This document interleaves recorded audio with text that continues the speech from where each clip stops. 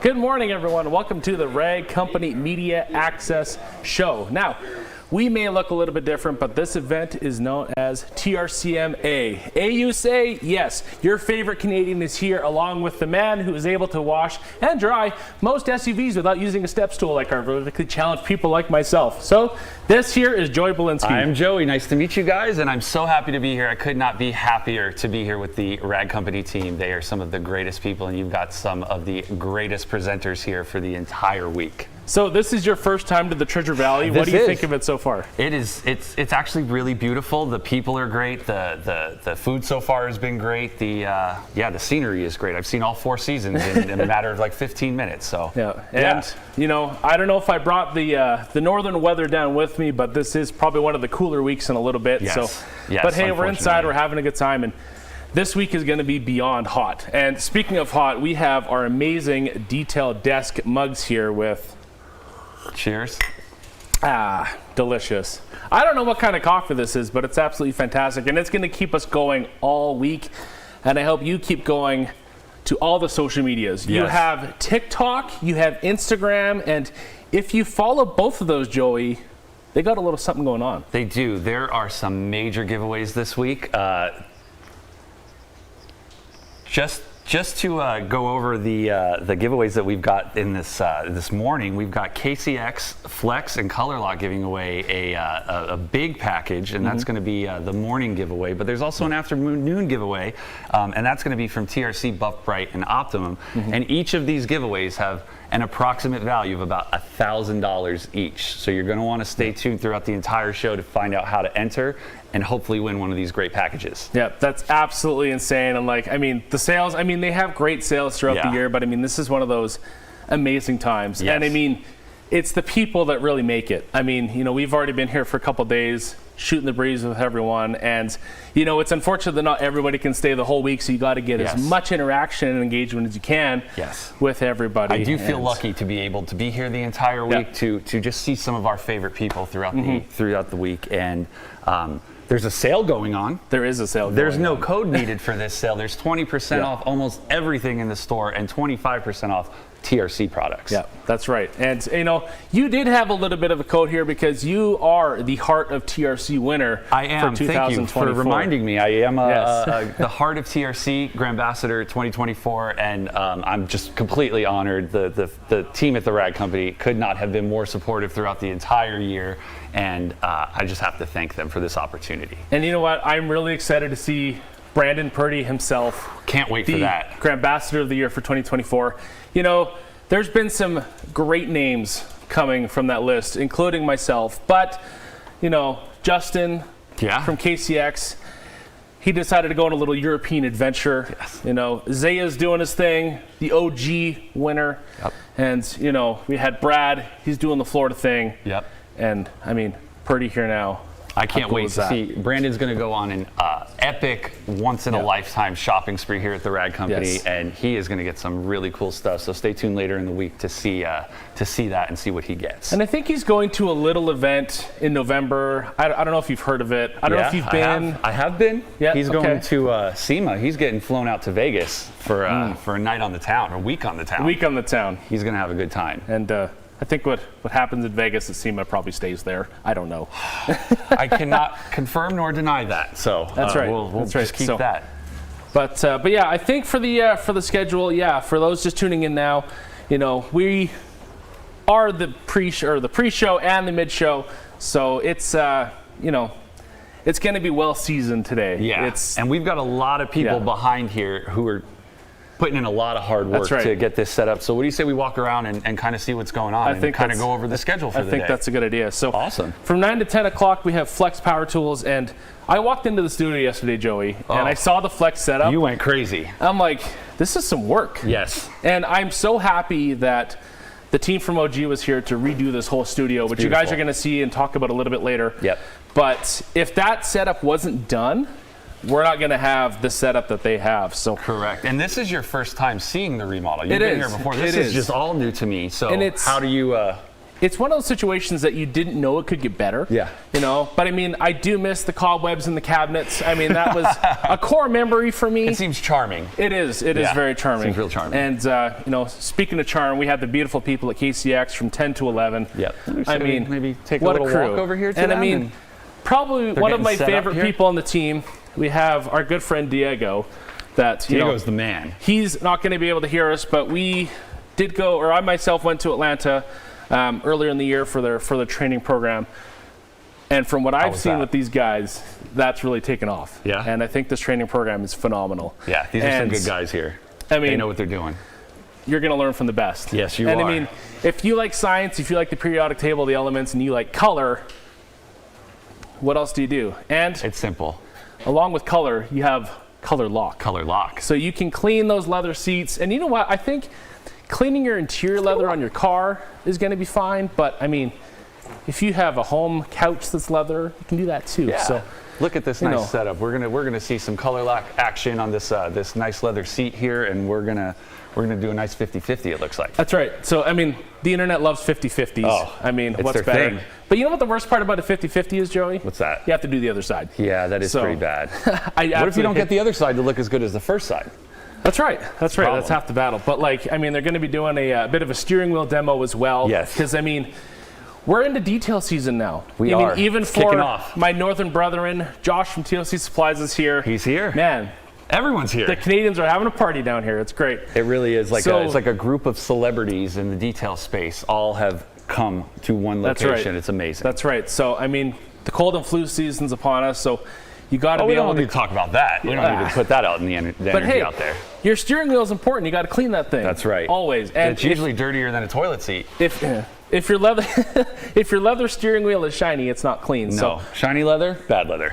yeah, so the combo KCX and ColourLock are certainly going to take care of that. Yep. So, and then, you know, kind of previewing the afternoon, I mean, we have some absolute bangers as We well. have an amazing halftime show. If you guys are Like- hungry, this is the one to be here for. I mean, years past the theme was you're hungry for trim, but today you're hungry for something a little bit different. Yes, Now, so please stay absolutely around. wanna stay I tuned. think it might be like one of the most unique segments of the entire week. What do you Yes, think? absolutely. Yeah, I think absolutely. so. You know, we're going to be really dialed in. Speaking of dialed in, we're going to have Obsessed Garage in the afternoon We from are.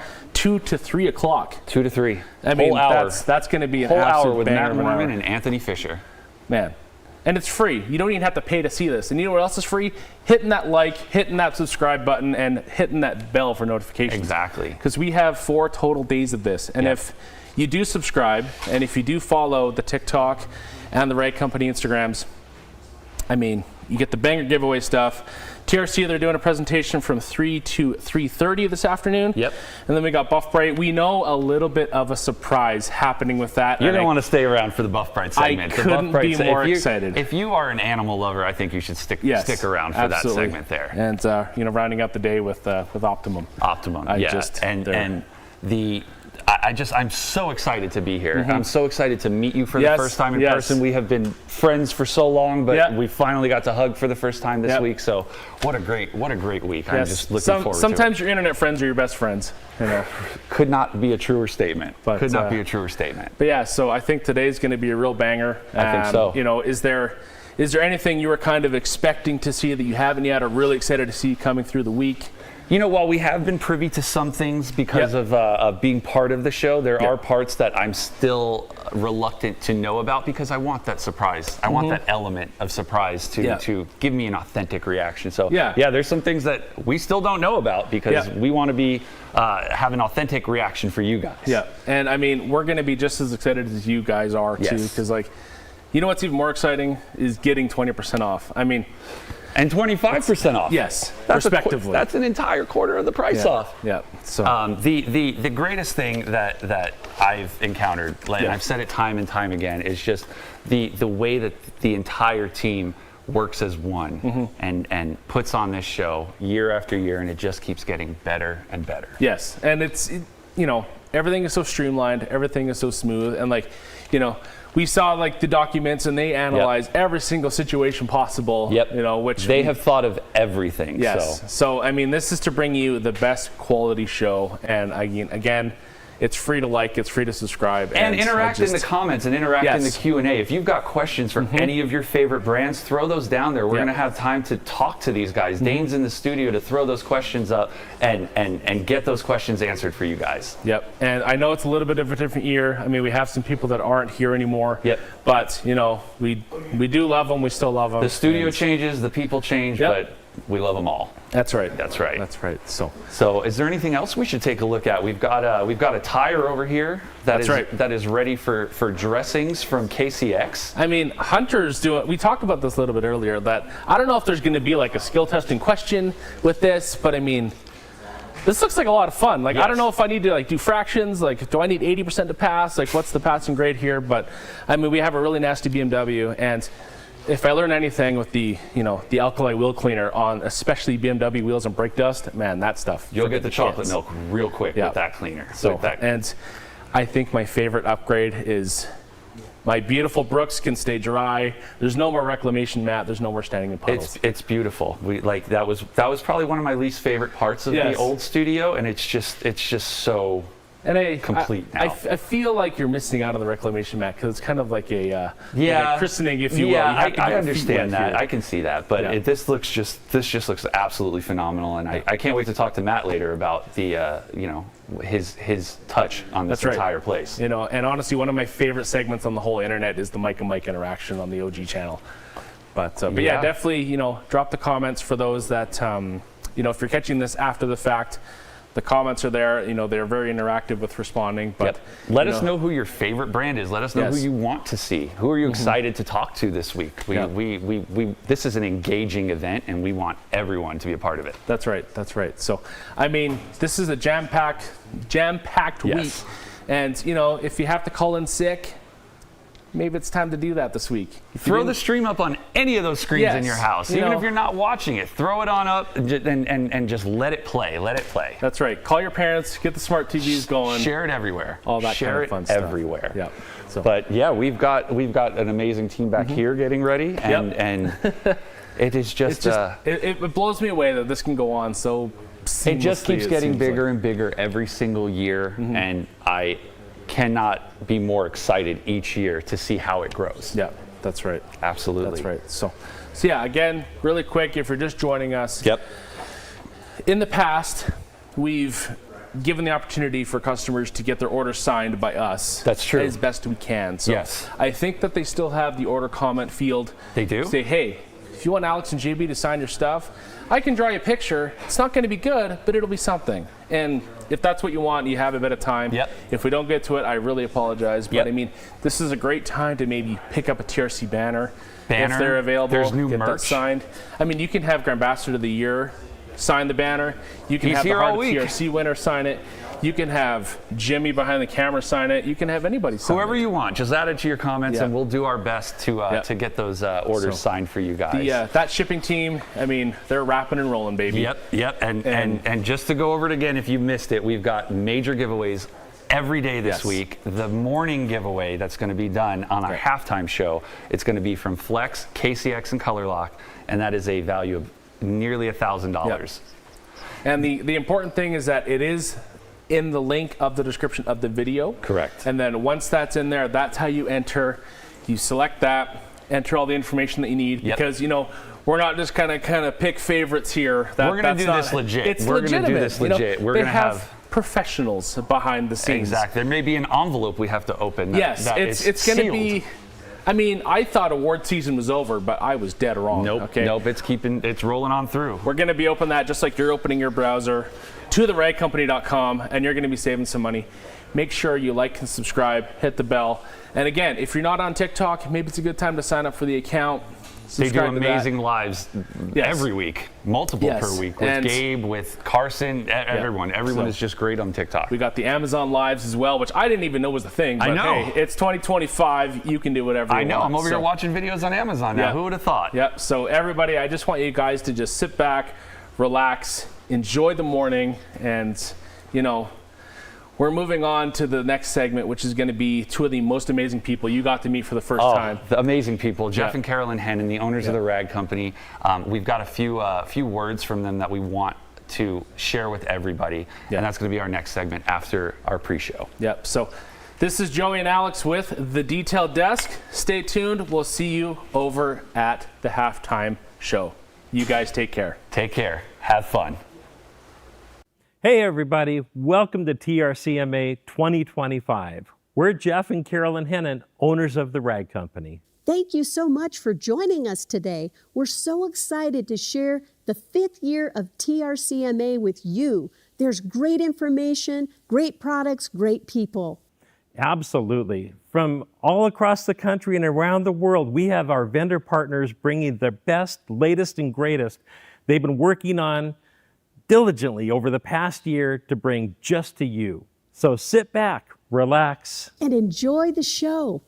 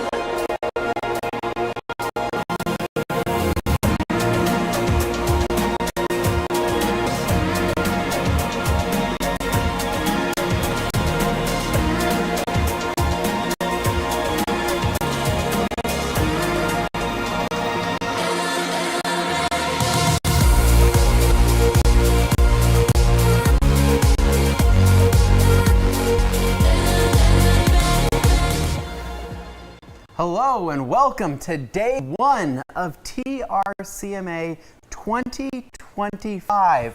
I am one of your hosts, Anthony Fisher. Next to me is Miss Sydney Bray-Gwynn, and we have Dane somewhere off in the ear. But I want to welcome you to the biggest, greatest live detail in history. And so this week we have so many amazing things planned in the detailing space. Every new tools, new towels, new chemicals, and a little bit of everything. I mean, there's going to be a lot of amazing information here. Sid, we've been doing this 5 years. Yeah, 5 years. Can you believe that? I can't. We've pulled this off somehow for the last 5 years, and it's just bigger and better every single year. Yeah, it's literally my favorite week here, but I think I'm the most excited for this year. It's going to be amazing.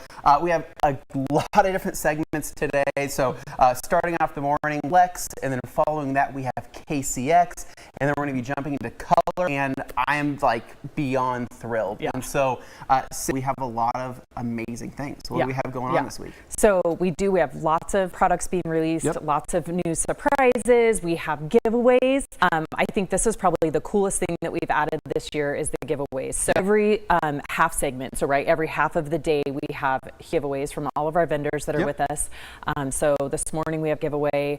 I'm super excited about that. And obviously we kind of know about the new products, so I'm really excited about that. So you guys are going to stay all week long for those. Yeah. I think actually it's like 8,000. I was doing the math in my head, and I'm like sitting here, you're talking, I'm like, giveaways, there's that. $8,000 in giveaways throughout the entire week. And so Monday through Thursday. And so the best way to enter into the giveaways is actually by clicking one of the links down in the description below. It's going to take you to trcma.com, and you're going to get a little prompt there. It says click here to enter. You're just going to put in a little bit of your information there. I think it's just first, last name, and then your email address. And then, of course, we're going to be going through the giveaways, I believe, every halftime, and then end of show, we're going to be doing the announcements, and it's going to be super, super exciting. And so speaking of the website, though, and speaking of other exciting things, is there something going on with the sale? Yes. So you will want to go to the Rag Company website. We have up to 25% off almost everything. So you'll definitely want to go check that out and stay involved all week, right? Because you get extra chances at the giveaway. When you do enter that giveaway, you stay entered for every single one, which is awesome. So really cool. Website's got all the information you need. Go check out the sales. Most of the new products will be on the website. So actually, speaking of new products, so I got the prompt. They're kicking me out. So I have a segment to jump to this morning to kick things off. So can you take it from here? I got it. I'll see you guys in just a minute. So yes, guys, make sure you follow all the links, like, comment, all of that. You get extra entries. We've got such a great week for you guys planned. So check the schedule. Make sure you can always go back and watch at the end of the day too. So check out the website. We are looking forward to you guys being here with us all week. So let's kick it off to the Flex guys. Take it away.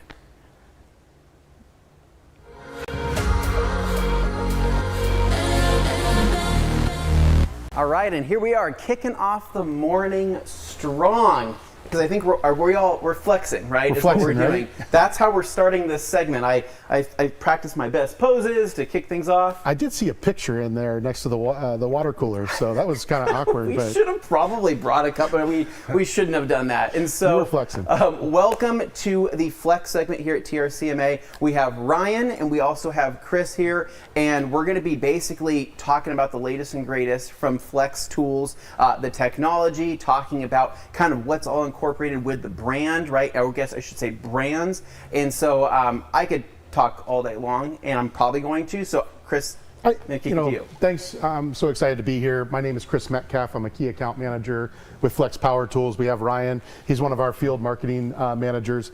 And we're both here to really introduce a lot of our new products that we have in the market.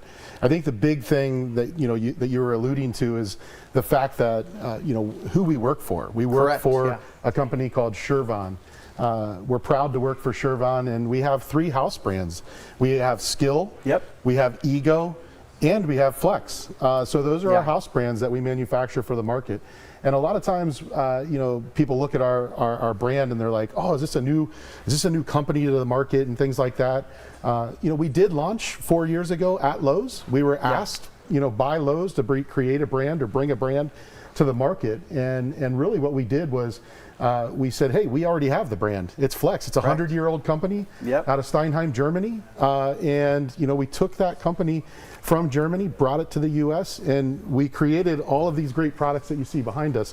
And really, what we're going to do today is we're going to start with battery technology and then work our way around to what our launch was at SEMA this year, which was our new car polishers. Yeah, and people are stoked on those, right? 24 volts, right? 24, yep. Pretty insane, right? A step above an 18, right? And so jumping into these, this is like, I think this is what most people are actually going to be here to see, right? Because cordless technology is better than it's ever been.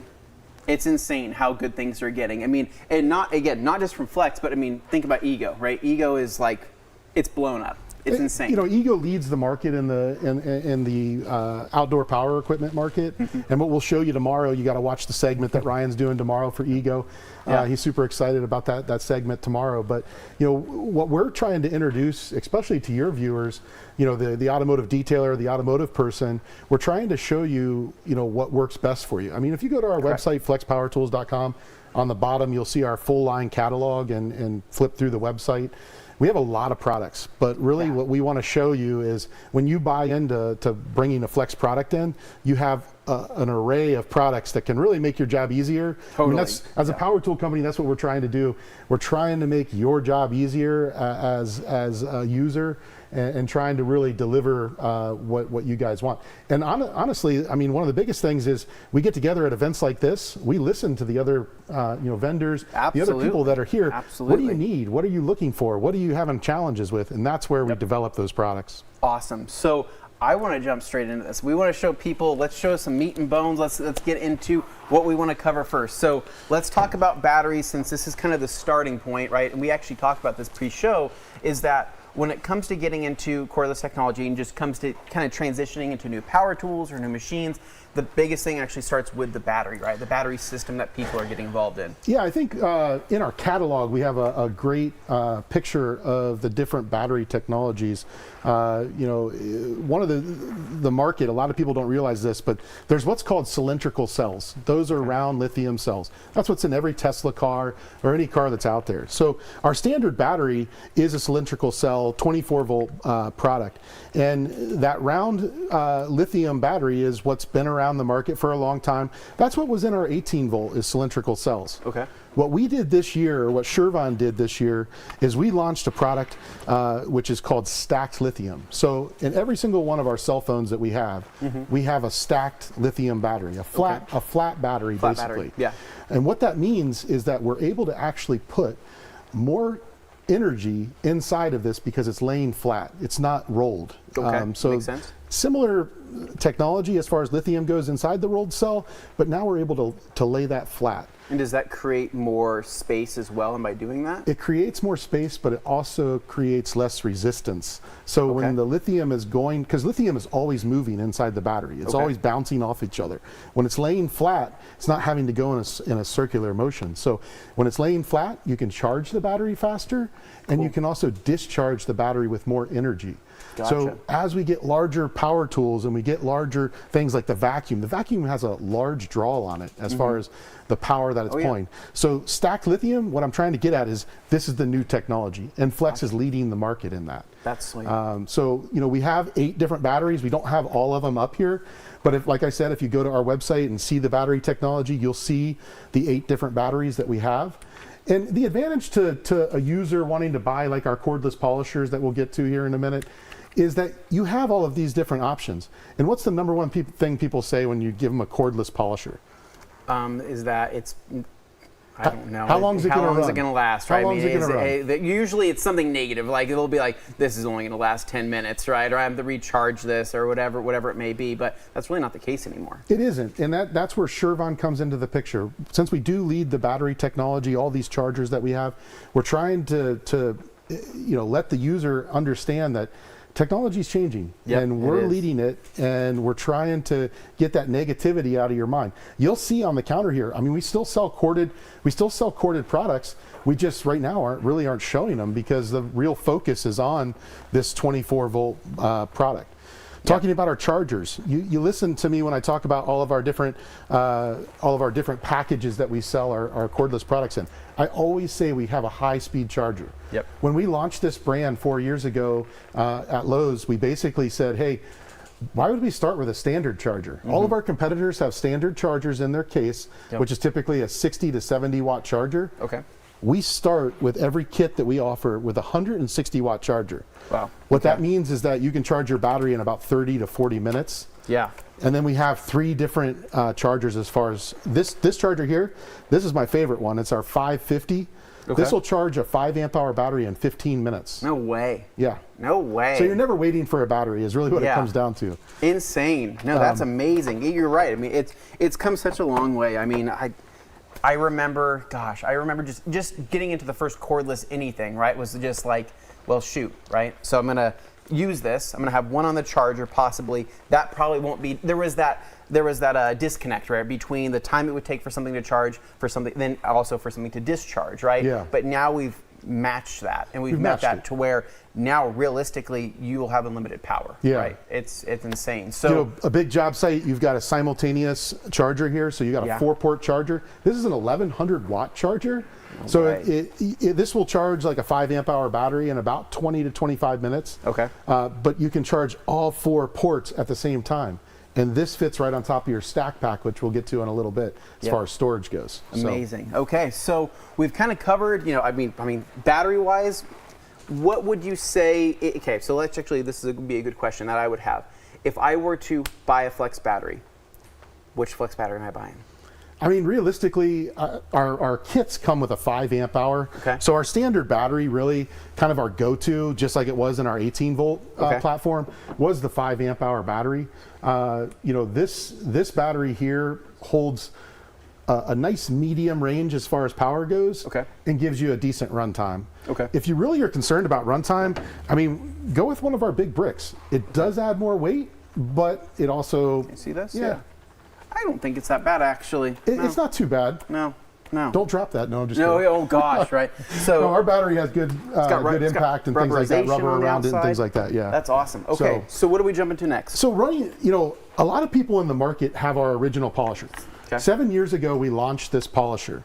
Yeah. It was a proven product at the time for a cordless polisher, And it was really, to be honest with you, I think one of the first cordless polishers out in the market. A lot of people followed our lead and came out with it. But one of the biggest things that we did, when we were developing this 24-volt platform, I was a part of a lot of meetings. Yeah. And the number one thing that I pushed, I'm like, look, we've got a lot of users that have this in the market. They've spent a lot of money on this. Yep. It's in their garage now. They're using it. So what can we do to help them come to the 24-volt platform? So what we did was we actually developed a transition piece. An adapter. An adapter. And this transition piece, you basically just add it to your unit, and this now, it adds a little bit of length, but not much. Okay. But now you're able to use our 24-volt batteries. So I can go, if I'm really concerned about runtime, I can grab that bigger battery, put that right on there, and pull the trigger. Okay. This is stepping down the energy to the 18 volt, because the motor obviously is an 18 volt. So this has like a step down system in it that we designed and came up with. But this will actually, I don't know if I'm allowed to say this or what, but this gives this tool about 15% more power. No way. To be honest with you. So, if you have this polisher today, I say on speed 4 is where the 18 volt is. Let's listen if you can hear it on the mic. Now we'll swap out. We'll go to the 18 volt. So I don't know if you can pick that up on camera or on video, but basically, I don't know if you heard it. Yeah, there is a noticeable difference there. When I go straight over to that, you hear it Oh, pick yeah. So, all of these tools are brushless technology. Yeah. Whenever someone says brushless technology, basically what it means is that you have a computer chip inside the motor that's telling the energy how to cause the magnets to turn, more or less. And the battery itself has a computer chip in it as well. It's always communicating with that tool, and it just makes everything work the way it's designed to work. But that's a nice transition piece that really brings you to the 24-volt platform. Oh, absolutely. And so, it gives you that opportunity there too. So if you go to say, hey, I have to buy another 18-volt battery, you could say, well, I can actually just get the adapter, jump to the 24, and now it's a small cost to really utilize a tool that you may have had for a few years. Yep. It's a small cost buying this adapter to really bring you to the next generation of batteries. Yeah, absolutely. So speaking of the next generation, can we jump to the we can, sure. 24s over here? Let's do this. So this is going to be the latest and greatest and what everybody's been talking about in terms of the Flex line for detailing. And so one of the biggest things to note is the color change. Yeah, so obviously when we were asked to bring the 24-volt platform to the U.S., there was a conversation, I guess, with people that were looking at bringing the 24-volt in, and our standard color was red. It's been that for years. Yep. And really what we did was we said we want to kind of spice it up a little bit, bring a cool color to the market, and that's where the black and gray comes from. It's a nice look, and it feels good. It looks pretty menacing. I think it looks awesome, and this feels really good. When we designed this product last year on the program, John Carnival was here. We were not allowed to talk about this last year at the show because we hadn't quite launched it yet. This was launched this year at SEMA, but since SEMA, these have been flying off the shelves, and really the people that have gotten them have called out what we originally wanted for these products. Obviously, 7-year-old polisher that didn't quite meet the corded version.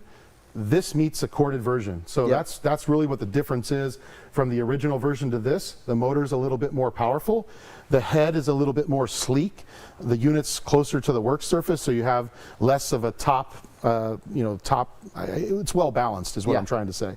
Brushless technology as well. Similar feel. I like the way that feels. I know everybody holds polishers different. But I mean personally, when I'm holding it, just that grip on the front does feel nice when you are holding it. Some people that like to hold around the shroud, that's a little bit different, but So I'm kind of like a ring finger underneath, but I actually can find my grip pretty well, resting my pinky there. And so I actually feel like that feels pretty balanced there, but it really is going to depend on preference, right? On how you like to hold things. And so I think that feels awesome. So out of the new 24 volt machines, right? So we have the DA, we have the forced rotation, right? Which is the 3401, really direct comparable, right? Yeah, this is definitely the comparable unit. We also added on the new models, we added the number. This number indicates this is 8 millimeter, throw. And you just know that in the 8 millimeter flex, that's going to be your gear-driven tool, whereas that's a 15 millimeter throw. We have the rotary as well. The biggest thing, everybody asks, when do you have a 21 coming? We plan to have that larger throw coming out to make it a fourth polisher, but right now, these are the 3 models that we launched, and it's been a great launch. This rotary feels good. This feels really nice. This has gotten a lot of traction on social media, people that have been using it. You can swap the battery, throw it on that rotary real quick. It has a planetary gear system in there. That's one of the unique things that Flex has over any of our competitors. It's very smooth. And what you're going to notice when we use it on the hood is the torque and the power that it does have for a rotary. That's really... And it's got a variable trigger on there, so you can actually control the speed there. So right now I'm at a speed of, I'm at between 1 and 2 right now. So that's cool, you just mentioned that. So if you look, we actually have 11 speeds listed here. So the market's used to seeing 6 speeds for a polisher. Yeah. So another comment that detailers always say, I need just a little bit more power. Or actually, this has just too much power. I need just a little bit less power. So now we have a half speed. So this 6 speeds with a half speed. This is pretty, okay, so I'm holding the trigger at the exact same spot right now. So I've kept it the same, right? I'm actually rotating through speeds, right? And that variable trigger is just so precise that it's keeping that exact setting that I have, that pressure setting that I have with my finger right here. And only so right here, I'm at a 1, right? Kicking that up a notch, right? Only to the 1. And then I'll back it off just a little bit. And then I'll go to about, my finger's kind of moving now, and then there's a 3.5, 4, 5, 6, and we're whipping now. Listen to how smooth that unit's running. That rotary is just a precise unit. And honestly, the sound, that's a exceptionally tolerable sound, right? That's amazing. When you get into like the gear driven and things like that, you got a lot more components that are moving, so you get a little bit more sound. Yeah. But this still is reduced over the 3401 sound, so a lot of people talk about that. No, that's the trigger's amazing. Nice on the unit. I love that. As well as the clicking of the speeds. So speaking of detailing, right? So obviously these are going to be kind of the main thing that many of you are going to want to see, right? But we have a couple other accessory things here. So we have a flexible shaft here, and this is for the PXE80. Okay. So this is a mainstay product that Flex came out with years ago, and even last year. I don't know if we had this on the program last year, but this is a really cool product. First of all, if you haven't seen the PXE80, one of the biggest things, it's quick change. I'm pulling that collar back right there. It's amazing. And literally, I'm able to put this shaft right in there. And now you have all the finer details right here. And is this a quick disconnect right here as well? It is a quick, So you can pull that back, pull that there's out. A few different cones that you can get for that. And things like that. So amazing. So this is a super useful tool. So for example, if you're ever doing grill work, or if you're ever trying to get into tight, intricate areas and you just cannot get a full machine in there, but you have scratches and you're trying to get some type of correction, then there's different cone attachments for this, right? You can have actually a sharp angled cone, you could have more of a flat area right here, but this is what's going to allow you to get into a lot of the nooks and crannies that you wouldn't normally be able to get into. And so kind of a must have, especially if you already have the PXE, or the Pixie, you should say, and this is like an awesome attachment. And when you have an assistant like me standing next to you, you can say, I need a little bit more power there. Come like, Chris, crank it up a little bit, right? You know what I mean? And get in there. And so super, super cool. So that's going to be the PXE80 with the flexible shaft. And will that eventually, have a color change as well down the road? Yeah, so, I mean, there's something coming as far as that goes. That tool's been out for about 6 years. Been a great selling tool for us, and a lot of people have multiple units in their shop. Cool. So that will eventually be transitioning over to the 24 volt. Gotcha. Okay. Yeah. Now, speaking of detailing, right? So with the new 24 volts and just kind of this transition to, basically battery powered everything. People are on the go. People are mobile. There's more mobile detailers than there's ever been before, and so they have tools now that are meant for mobile. What else do you have here that's meant for mobile? You know, in the front here, we have our stack pack system. So let's move around the front here. Okay. Get a couple different camera shots here, but you know, this is really one of the biggest things that I like to highlight. This is storage, and you know, we have this great cabinet system that Matt came in here and did for you guys, and that is awesome. But it's not for every mobile detailer. You know, it's one of those things where this looks cool and has a great feel to it. But for a mobile detailer, you really need something like this that you're able to go out on a job site, have organization. Because, I mean, these are cool. Let's come around here and look inside like some of these cases. I have the 4-wheel dolly on this setup here, but then, you know, you've got all of your things right inside these drawers.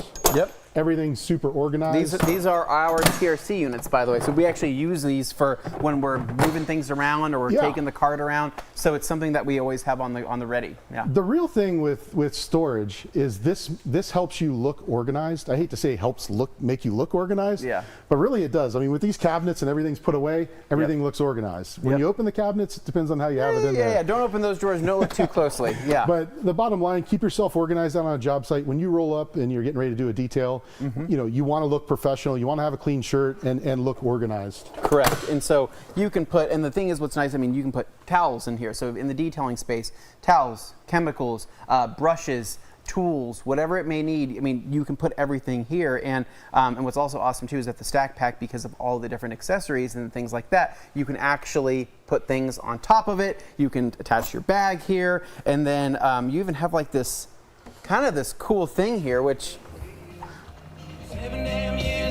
we got 15 seconds, Chris, before we get demonetized. So that right there is an awesome little sound system. This 7-speaker system has a sub in it. And literally you can have 2 of them running at the exact same time. Wow. Which is really a cool setup. So that's, you can have 2 running at the same time. Can you have them sync to each other? They're synced. Yeah, they're actually playing the same. Oh, right no now, way. So, yeah. That's amazing. Okay, so that's it's nice. It's nice. What we're trying to create is just a system for the user out there. You know, your bags, everything's locked on too, by the way. Even your fan is locked on the top here. Super easy to move this stuff off. Even like the cases themselves. I mean, this is full of wrenches. Yep. It's nice and heavy, but I'm able to unlock them, grab it by the handles, and literally move this, put this inside my truck, and just, you know, put it right back on top. And you can do it in reverse order, however you want to do it, right? They can go in whatever order you want. We can stack it to the ceiling if that's what you want to do. That is so sweet. That is awesome. So that goes in like that? Goes in the back first. Okay. And then Lock it right in. That's awesome. I mean, this is like it's like a mobile detailer's, dream, right? To be able to have everything you need here, and then ideally a drawer for snacks. Yeah, of course. You know, snacks, drinks. I'm sure you could probably throw some ice in one of these bad boys. I think it'd probably be just fine. And so, Ryan, what's out of all of these fun? I want to include you here. I want to get you in on this. Out of all of these fun tools here, right? Out of the stack pack and all of this, what's your preference? What's your favorite thing? So I love the bottom drawer system. In the past, you'd have to take off each top area to get into that bottom drawer. Now you have the bottom that rolls, and you don't have to detach anything. You could easily pull out this bottom drawer and get whatever you need without having to take off the bag, take off the radio, take off that middle drawer. So really just a great addition to this lineup of Flex stack pack tools. No, absolutely. And so this bottom drawer here is kind of cool too, because you can actually, I'll have you come around over here. What's nice too is that you can open that up, you have full access to that without having to, again, take everything off, right? So you can actually put your heaviest stuff down there, or you can really kind of put it anywhere in the, I guess, in the space on the cart. So super, super cool. Now, do we want to do a quick demo? Do we want to do anything like that? We can play with some things. You know, one of the things that I didn't highlight at the beginning, you know, one of the things that is kind of crazy that we can touch on a little bit, we have a lifetime warranty right now. I don't know if I told you that or not. I did not know that. I did not highlight that at the beginning of this. Lifetime on what, so, one specific thing? Or? No, it's really a crazy warranty that we offer, which is the lifetime warranty. And what that lifetime warranty is, when you look at our website and you see that warranty there, all you have to do when you buy one of our cordless polishers, go to the website. Within 30 days of purchase, you have to register it to qualify for the lifetime warranty. You actually see, when you scroll down slightly below the lifetime warranty, you see the 5-year warranty. That 5-year warranty is our standard. It's on all of our boxes and everything like that. That's our standard warranty. The lifetime warranty is what we call our founder's warranty. So even though we just launched this 4 years ago, we've been continuing to give people that lifetime warranty because it's been so successful in the sense that, you know, we haven't had a lot of failures, and we've had a lot of people that look at our brand. Because I think out of everybody that's in here, if I was to do a survey, a lot of people have a lot of different brands in their garage. You might have Milwaukee, you might have DeWalt, Ryobi, Rupes, whatever you have. But what we want to do is we want to invite you to our brand. Absolutely, and that's a that great invitation, a lifelong invitation. And what's crazy is, Ryan, what on the batteries and chargers, we can do that up to 3 times. 3 times. So batteries and chargers, we can offer you on that lifetime warranty. You can replace those batteries 3 times within your life, as well as the charger 3 times within your life. And actually, I know I don't want to bring up negative stuff, but when you guys did this cabinet stuff and things were moved around, I think you had a lightning storm or something, because when I came here, one of your chargers wasn't working. So Gabe and I were trying to figure out, like, what's wrong with this charger? We couldn't figure it out. But Gabe said you had some serious power issues here in the facility. And that's what happens with chargers and with batteries sometimes. They can get hit by lightning. And when that happens, it does damage the charger. So sure enough, I brought an extra charger with me. Sweet. Got rid of that charger. I fulfilled your lifetime warranty on that. Thank you. And it was hand delivered too. I can't say that's going to happen for everybody out there, but you never know. Chris is a traveling man. He's in everybody's neck of the woods, so you never know where he'll catch him. But no, that's amazing. So basically, you're buying into the tool, you're buying into the battery, and then register the product right within the first 30 days. You're set up for a founder's lifetime warranty, and then really at any time, what does that cover though? Like, let's just say I'm on a boat and I knock this thing off and it breaks, the backing plate breaks off, the gear breaks. I'm not saying that it would, but if it did.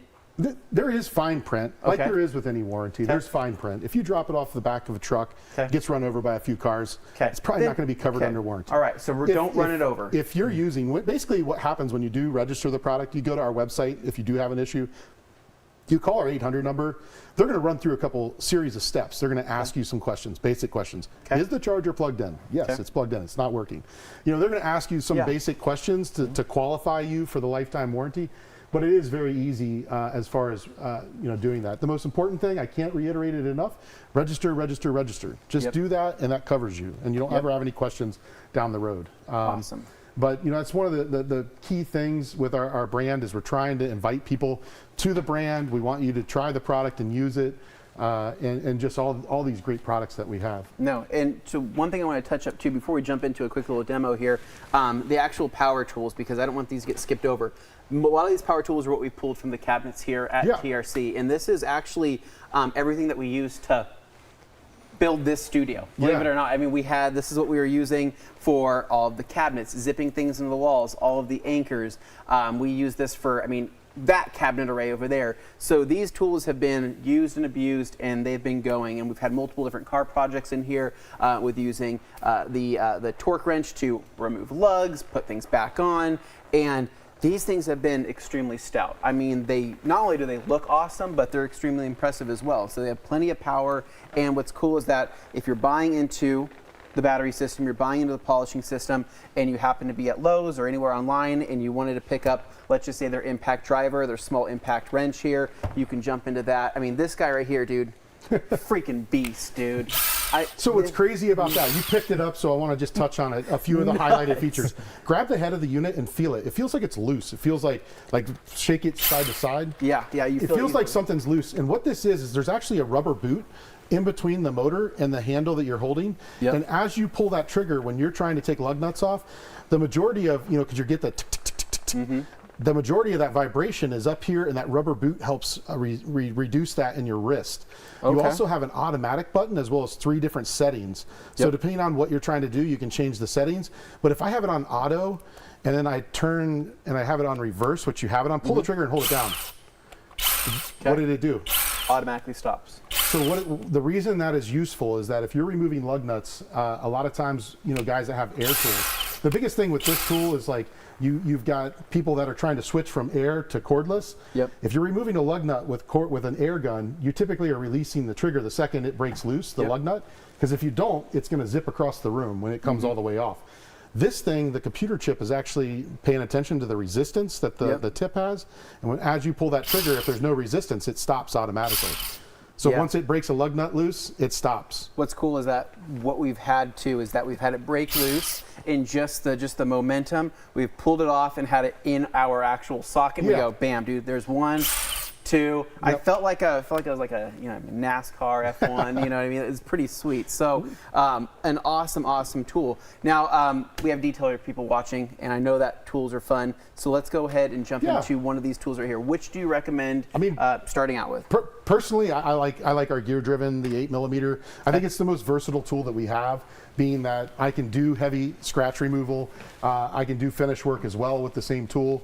Just changing the pad and product. And this does have the same power as the 3401. So yeah.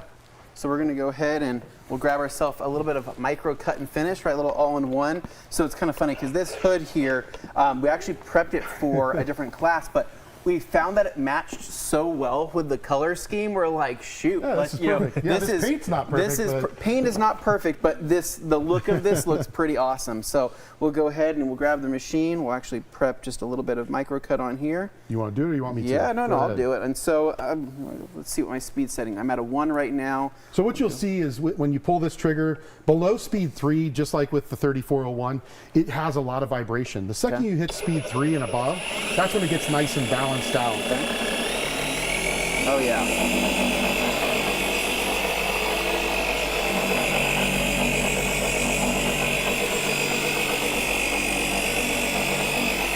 So what I like to do with this tool is I like to put it up to about speed 5, pull the trigger, slide your hand around back. You're going to have a lot more balance to it. Oh, there we go. Oh, trigger. There we go. Trigger lock right there, trigger lock's right there, right where your thumb is. I think it's a lot more balanced like that. Oh, yeah. So this is your stabilizing hand. That's your steering hand back there. Totally. And so I'm just literally with my fingertips right here, just guiding this exactly where I want it. The nice thing with a gear-driven tool, no matter where you are, you're not going to have the backing plate stall at all. Yep. And this will work through just about whatever. So if you do have a little bit of a scratch or something you're trying to work out, you can give it a little bit more pressure. You're never going to hear the motor bog down. I'm pressing pretty hard, Chris. I mean, I'm on it. I'm so much so that I'm denting the hood.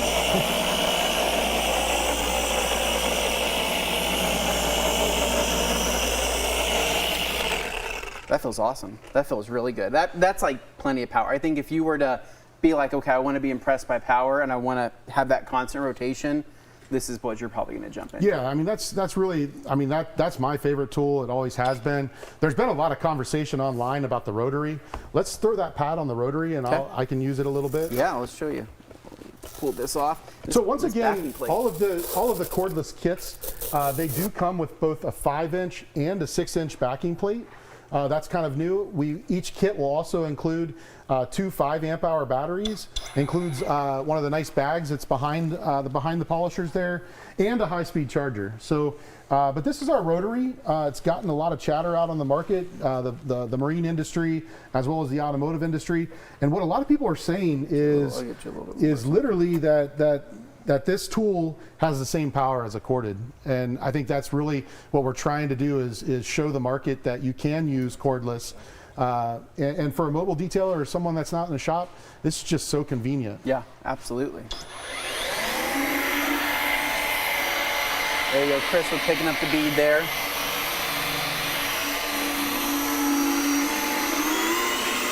Oh yeah, man, that's smooth.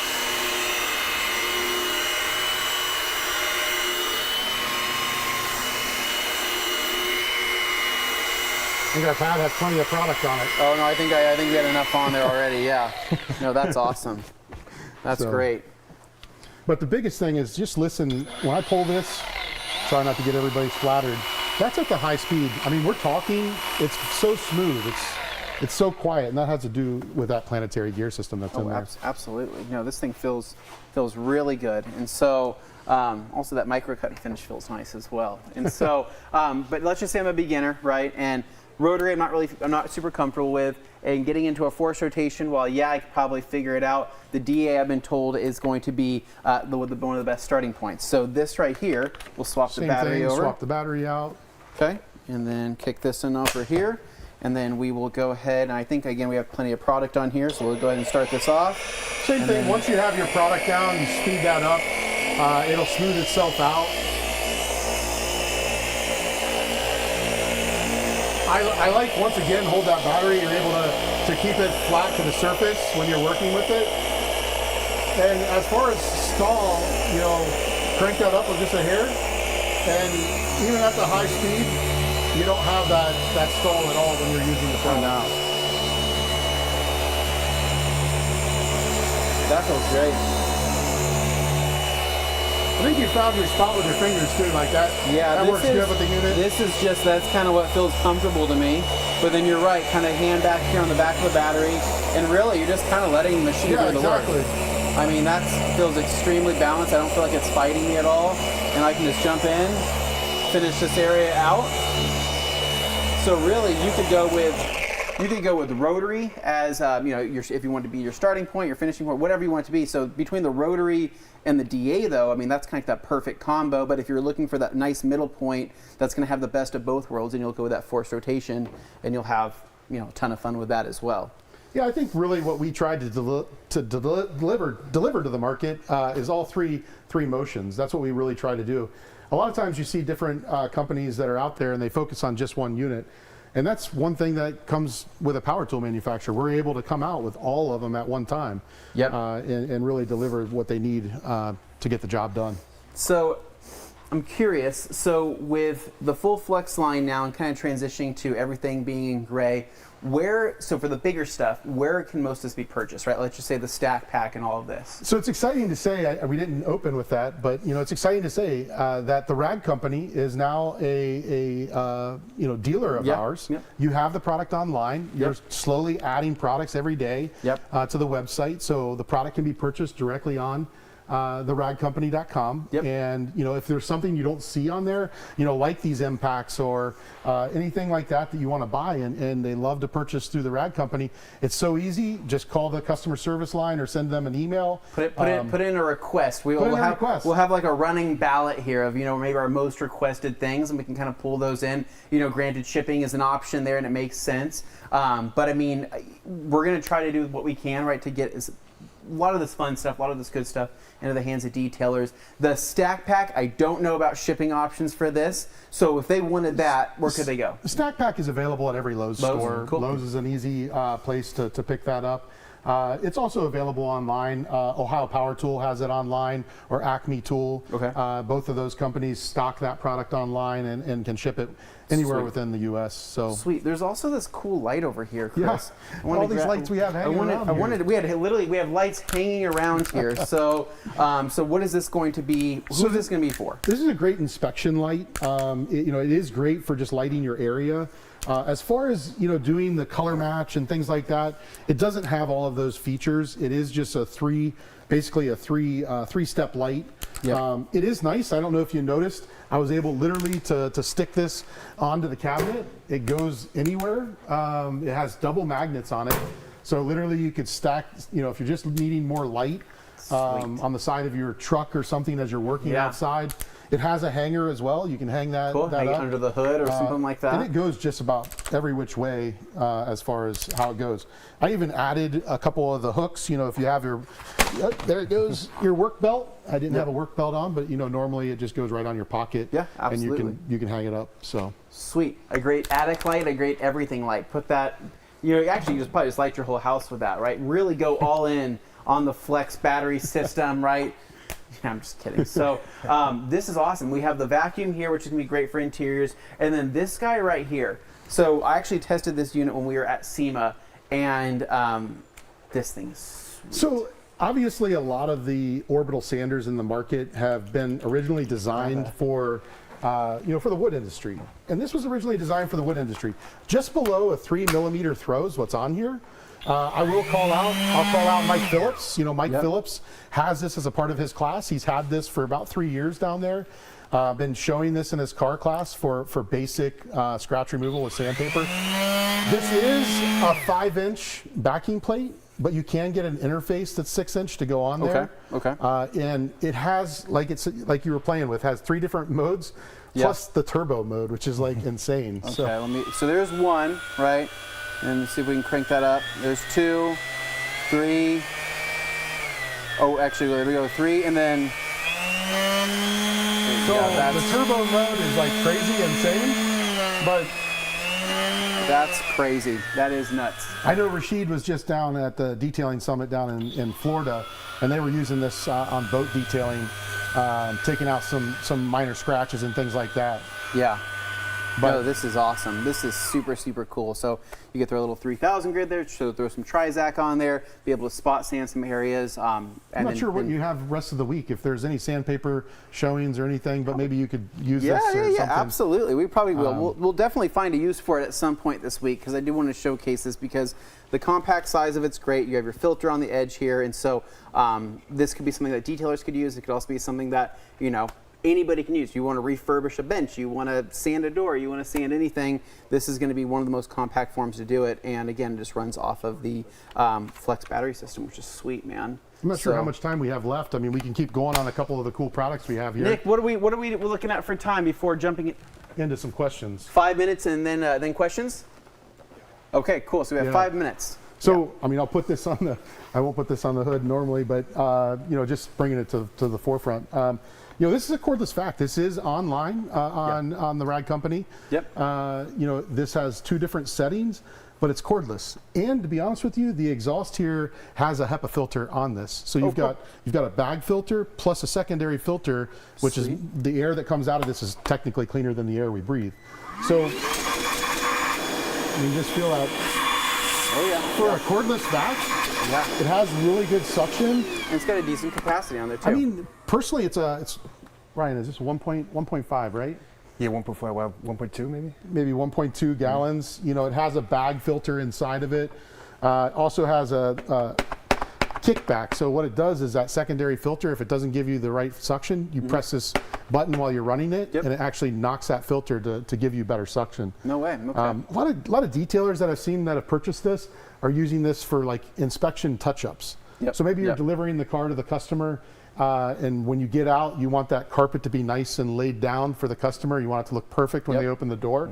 That's where this cordless vac would really give you that option, or boat detailers. And you got your different attachments all attached to there. So you have your crevice tool, we have your brush right here, then we have, I think that's just a little smaller adapter cone and things like that. But just to be honest with you, a nice cordless vac. No, awesome. I dig that for sure. And so you have a lot of amazing stuff here. What's your favorite? You have to have a favorite.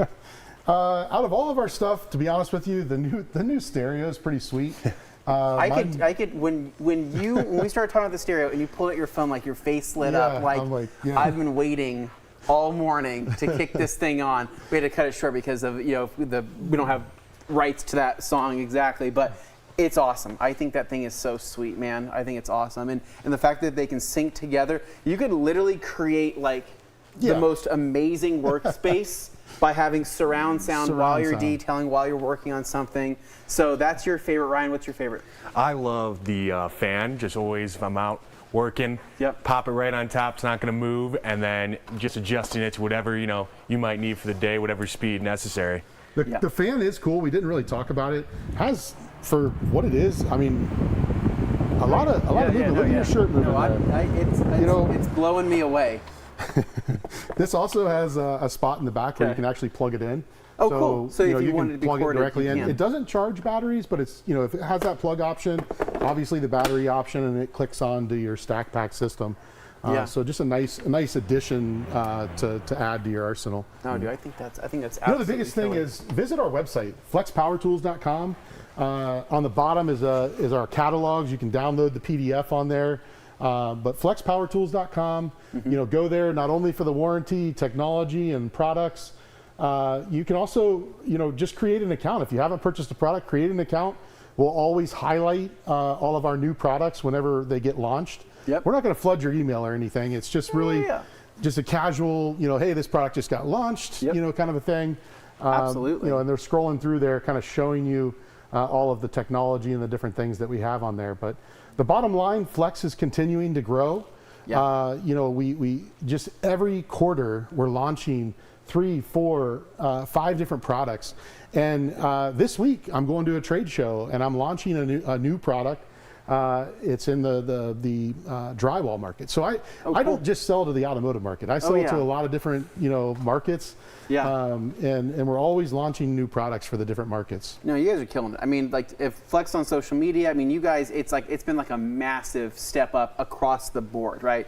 You guys' social media, your video work, the photos, everything like that you guys are doing is just like, you can tell you guys are in it for the long haul. You guys are really building this brand to be, I mean, one of the greats out there, and it looks and feels that way. And so I'm super pumped for you guys. So Nick, I think it's time to, I guess, give the people what they've been wanting. I'm sure is just getting their questions answered. So what kind of questions do we have over there in the ether? All right, so we do have quite a few questions here. Let me go ahead and start pulling those up. I can start right here. We've got Carson, most recent comment asking, plans for a cordless blower. That's the only thing stopping me from going full flex. I would tell you we did not bring it. We do have a nice handheld blower. You can see that on our website. That handheld blower is a nice, powerful blower. It really spins off of our Ego blowers. I would tell you that we have a lot of new products coming out for the automotive market, and a blower isn't out of the picture. A larger blower possibly. So, all right. We're excited about what's coming in the future. Sweet. And then a question about the tower light, because I think people have seen that one prior. They were wondering if you brought it with you this year. I did not bring that. It is sitting back in the corner there. That product was actually recently discontinued. What's crazy is we just launched this brand 4 years ago, and that product was recently discontinued because we are launching a new one. Okay. So that was a 4-year-old product that we were just relaunching a new product. Okay. And we ran out of stock, to be honest with you, and the new one isn't here fast enough. Let's put it that way. Nope, no problem. That's why we're asking. We get the good and the bad questions. That's just how it is. Sometimes you get a little disappointment, but there's good stuff on the way, you find out. So a lot of people are on social media. That tower light's been a hit on social media because when Lowe's found out that we were discontinuing it, they dropped the price to $100 for that tower light. So if you haven't gone to your local Lowe's, go to Lowe's. You might find one of those tower lights for $100 because they still have some left, right? Yeah, you might find it just sitting on the floor, ready to just take and go out right the door with, because they're continuing to lower the price as the days go on, and they're still in stock. So definitely go out there and try and look to see if you can find one. Sweet. No, good deal. And then I've got Steve here asking, are all of the cordless tools brushless? Is there any regular maintenance needed, such as grease swaps? Not really. Honestly, with that lifetime warranty, I hate to say this and use that, but if you have a problem 5 years from now with a lifetime warranty, you can call us and we'll help you take care of that basic maintenance, I guess. Totally. The tools are all brushless. The newest technology that's out there, so there isn't like brushes that need to be changed or anything like that. Yeah. I mean, should be pretty maintenance free. These are great questions, by the way. Yeah. Things I haven't thought of. And as far as like constructive ones, I've got a ton of people showing love for Flex, obviously, but let's get to a constructive one here. A ton of people, because we have a detailing audience primarily, all wondering about the Pixie. They want to know, when are the upgrades coming? What's happening there? You did hint at a 24-volt upgrade eventually sometime in the future. I expect that to come before the end of the year. The 24 upgrade on the PXE80. I think it's something that our product team is working on diligently, and I know that they're continuing to listen to the market, because that's really what it comes down to. Is we want to go out to users that are currently using the product and ask them, hey, what are things that you want to see changed? And so I expect to see that soon. Sweet. Nope, that's a good one. And I had several questions regarding the Pixie, just about the stack battery, all that stuff. Clearly people love the tech. They just want to see it adopted to more things in the line. Then we've got, where am I? Oh, I had one here. It was as simple as people going, the color makes them want to switch from the current ecosystem they're using to the new stuff. So speaking of colors, though, that's kind of my segue. You mentioned it during the show, but go ahead and reiterate, please, for the people, the difference between the red and the gray lines and why there's a difference in the colors. There really is no quality difference or anything like that. I always like to point that out. Some people think all the red stuff is coming from our German factory. The black and gray stuff's coming from our larger factory. To be honest with you, when we put the name Flex on a product, it has a standard that it has to meet internally. So, you know, all of this has gone through our normal standard testing and things like that. So when it has the name Flex on it, it all meets the same standards. Gotcha. And the color change was really, to be honest with you, just for the launch of the 24 volt. We knew that if we were going to start coming out with drills and impacts and things like that to go against our competitors, we wanted a unique color. Especially with if it was previously red. You know what I mean? You want to stand out. Red is red, and we're trying to, like, you know, keep that, you know, straight and narrow. So Totally. Absolutely. All right, and then going back here, I've got a question regarding availability.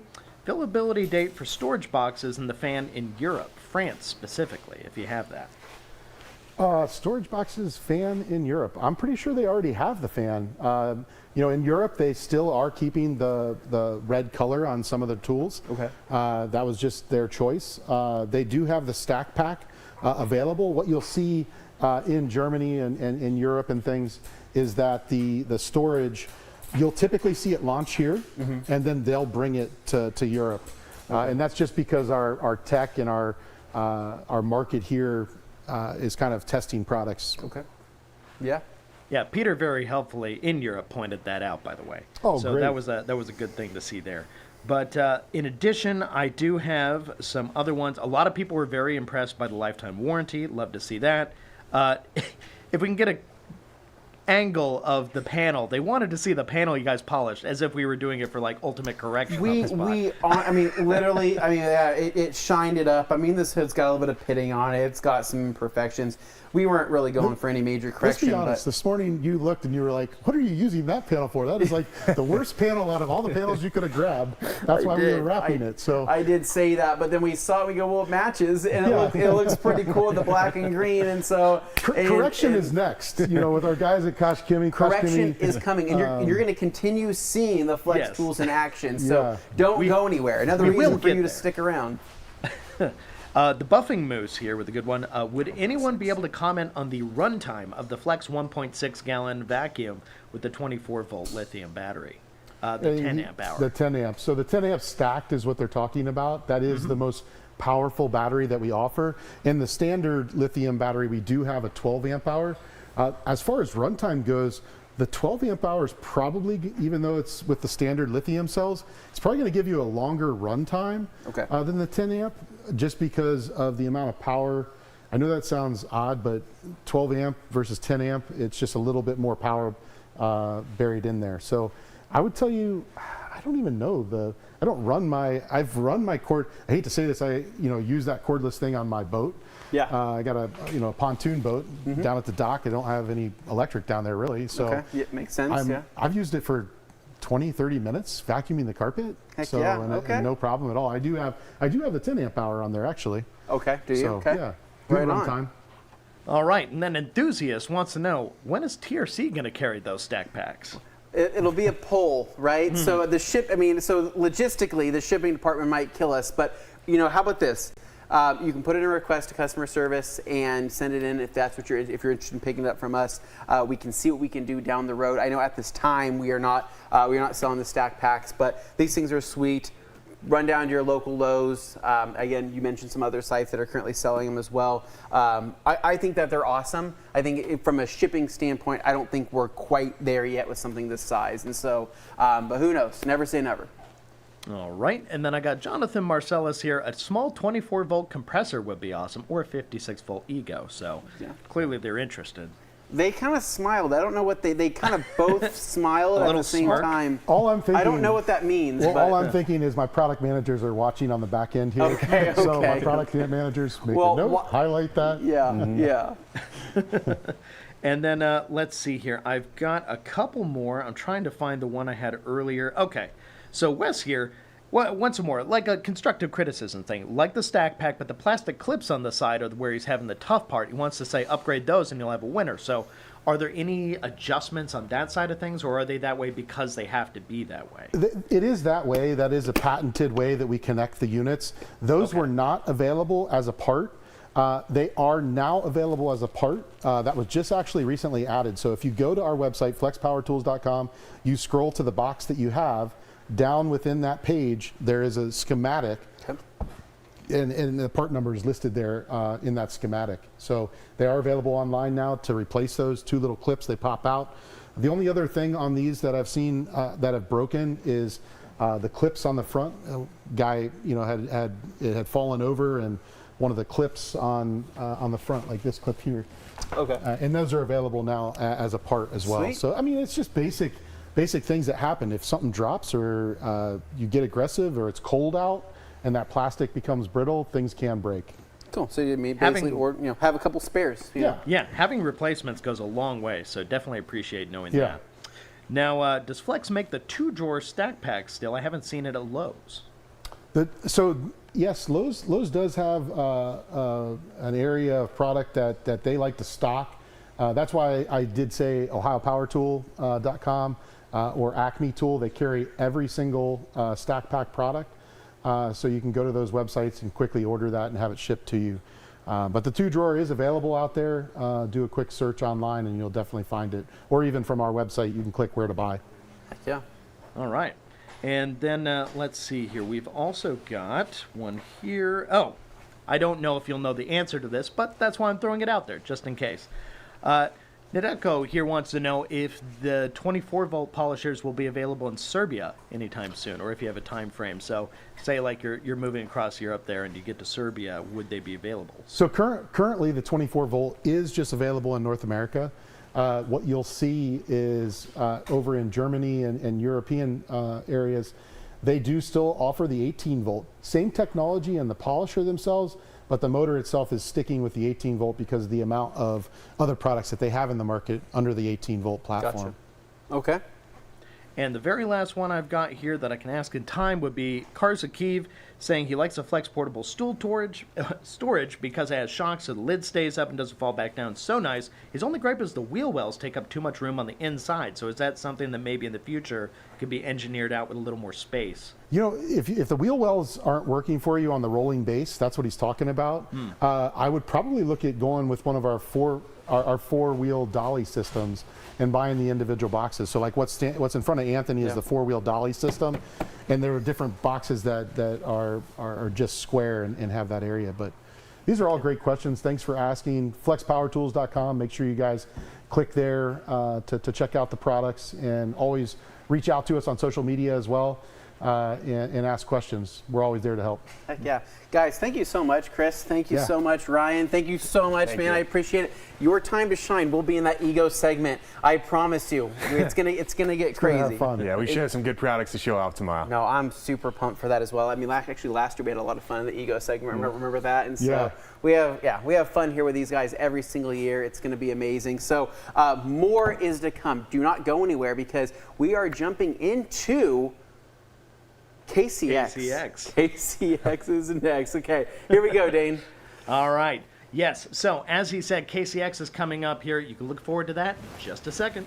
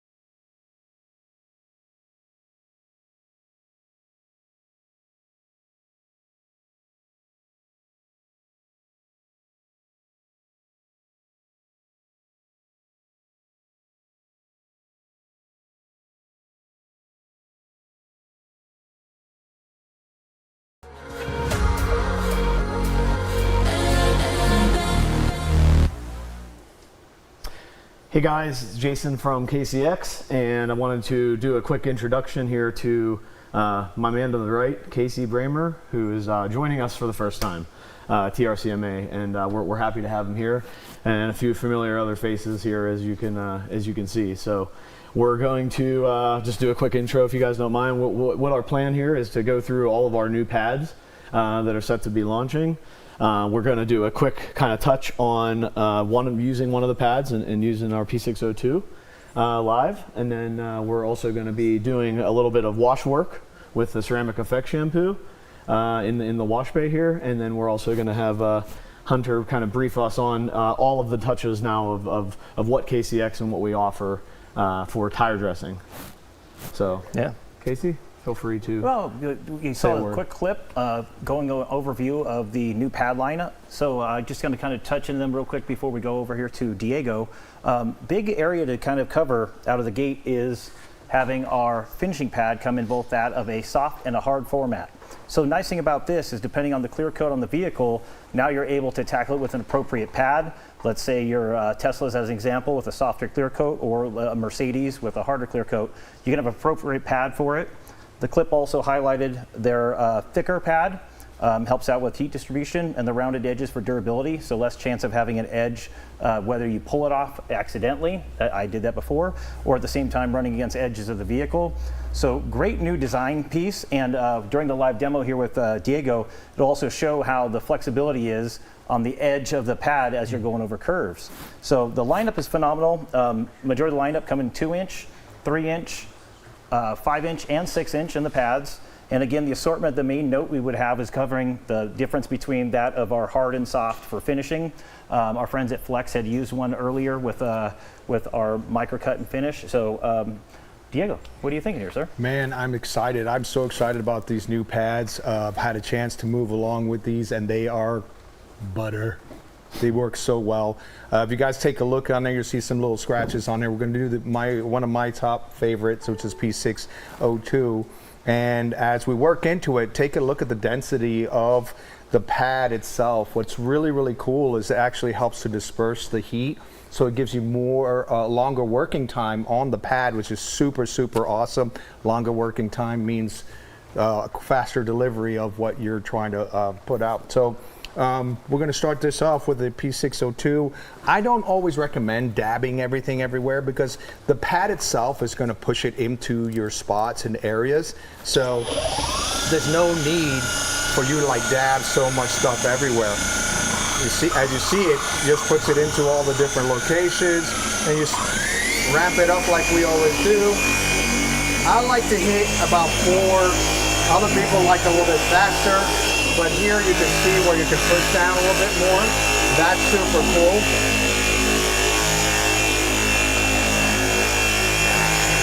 Of course, the great Flex tool allows you to work very easily and do the work for you.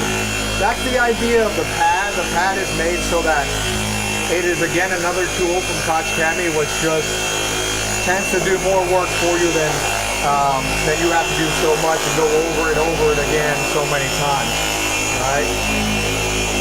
We got some big gouges on here. One of the things, if you got a chance to visit us at SEMA, one of the things I did was just stand there and talk to everybody. We're like, hey, everybody's like, hey, you're about to burn. You're about to burn. Well, what I would do is I would end up doing that and say, hey, somebody touch that, see if it's hot, and it's really not. So it's amazing how much displacement of heat that these pads do. I think that's probably my biggest thing I love, the fact that I'm able to give a little more work time on what I consider one of the biggest parts of a car, which is making sure that the paint is looking pristine. Yep. Displaces the heat, the thicker new modeling is good for the durability side of it too, as Casey had mentioned, and we're super happy about what this brings. And just to touch on like my side of thought process for you guys that are familiar with a newer car and you're going to ceramic coatings now, right? It's obviously the most popular way for keeping a car protected long. So the hard and the soft is awesome. There's even like a little diamond and a little feather, so you can tell the difference once they're open and out of the box. But think about that, how unique that is for you to do usually like, just a quick one step before you'd go to coating. You're able to really, we gave you the option to really target what that can do for you. And there's no guessing, it takes guessing out. So. Yeah, and with a new product launch, obviously there's a lot of excitement. So this is something that is brand new for everybody to see today. We did have a soft introduction at SEMA show where we did go through the lineup, but nice thing about this product will be launching here very soon. So please stay tuned here at theradcompany.com for when these are going to start shipping. Fantastic. What do you guys think we move over to? So we have MZR up here just so that when we get to the Q&A portion, we're not going to do any kind of demonstrations on it. But because it is a newer product launched and we're having a lot of success with it, there's a lot of questions. Just, hey, when should I choose that over Polestar? Hey, when should I choose that instead of Green Star? What is the main differences? So we brought that up just to be able to have a bottle for reference and discussion and ask away, ask questions. I'm sure Dane will queue them up for us and we'll take a look at them and hopefully get you guys answered on some of that stuff too. For sure.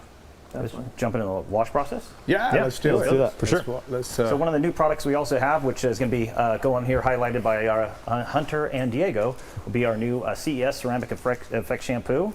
And they're going to go do some live demo here for you. Yeah, and get to work with this. So CES Ceramic Effect Shampoo just came out just a couple months ago. So what's really great about this is it's going to be packed full of some really solid polymers in there, giving you some really nice, strong protection. It's super slick in a bucket for your contact wash, things like that. Super easy to use, smells great. People ask, hey, can I throw it in a foam cannon? We recommend just keeping it in a bucket rather than a foam cannon due to the protection aspect of the product. It's not going to foam quite as well just because of that side of things. So we recommend throw it in a bucket, go panel by panel, and you're going to get some really great results. Durability, you're looking for up to 10 weeks of durability out of this. So again, really stout protection, really great gloss, slickness, and of course hydrophobics. So we're going to take you a little bit through it and show you how to use it. Yeah, one of the first things I want to point out is, yes, this car is extremely dirty. I would knock off a little bit off of that before we start actually wiping on it. But one of the things I want you guys to really keep your eye on is please notice how the displacement of the water is actually happening at the time. All right, we're going to go ahead and start here.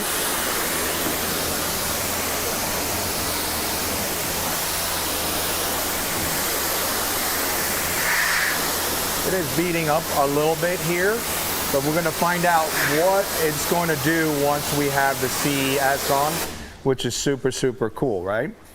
So going to go on.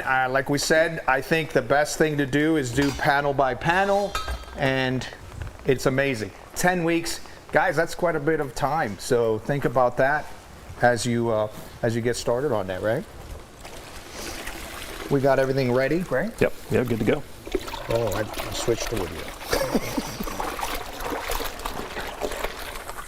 So we're just going through, you can use your wash medium of choice, whether you want to use a microfiber wash mitt or even the Ultra line of sponges is going to be really great for this application. I mean, immediately, even on a super dirty car like this, you're feeling how slick the soap is, adding that lubrication that you need to make your wash process really safe, not worrying about marring the paint going through with your dirty panels. So recommend, of course, your traditional 2-bucket method.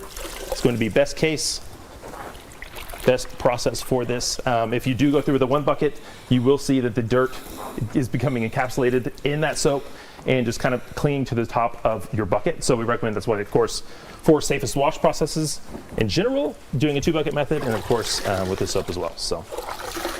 And I'll say sensory-wise, standing here to the side, the actual scent is amazing, just like the rest of the lineup. So all part of the experience as you're going through the wash process is having something that is basically highlighting not just a phenomenal product, but giving you something to go beyond that with the experience side while you're doing your wash portion. Right, yeah. And so as you're going through with your mitt or your choice of medium, you're going to see as you come across it, as you're washing it, it begins to separate from the panel a little bit, starts to kind of space out, and that's telling you that the protection aspect is taking effect to the surface. So it begins to separate, and you're going, cool, now I can go ahead and wash this off, and you're going to get your great results.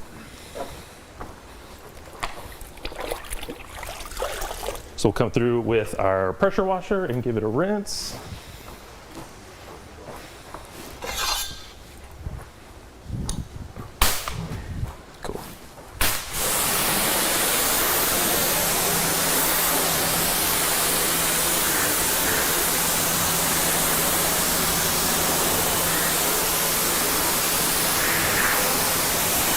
just like that, you'll begin to see immediate hydrophobics, water beading, sheeting running off of the car, giving you that ceramic effect, giving you that re-up on protection for your coated vehicles, for your uncoated vehicles. Now this soap is geared towards your coated vehicles as that maintenance piece.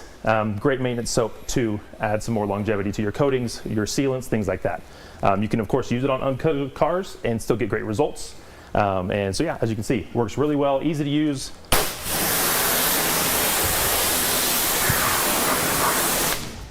And really awesome results. So we'll come through and we'll dry this hood off. Here. Thank you. I think anytime you're looking at when you're applying something on an uncoated car, right? Yeah. Essentially, even if you're just doing some kind of a little wash clay seal package in your shop or in your detail environment, the cleaner the surface, the more you're going to get probably better bonding and better reaction out of the product. Yeah, so if you have a car that is super contaminated, has a lot of stuff embedded in the clear coat, it's going to be best case to, of course, pre-treat the vehicle first with your, say, Multi-Star or Super Foam or something a little bit stronger to eat at those contaminants to break down. We recommend taking the surface as close to neutral as you can before coming back through with CES. That's why it's a great maintenance piece. You don't need to pre-treat with something too extreme first, and you just come through with your tube backup method. So as you can see, immediate gloss improvement, getting a nice clean panel that is now protected for up to 10 weeks. So really solid stuff. Yeah, to highlight, we have a lot of, we're going from products here. So we started out with that of our pads, did a brief mention about MZR. I'm sure we're going to get a lot of questions about that. Now we're showing this ceramic effect shampoo.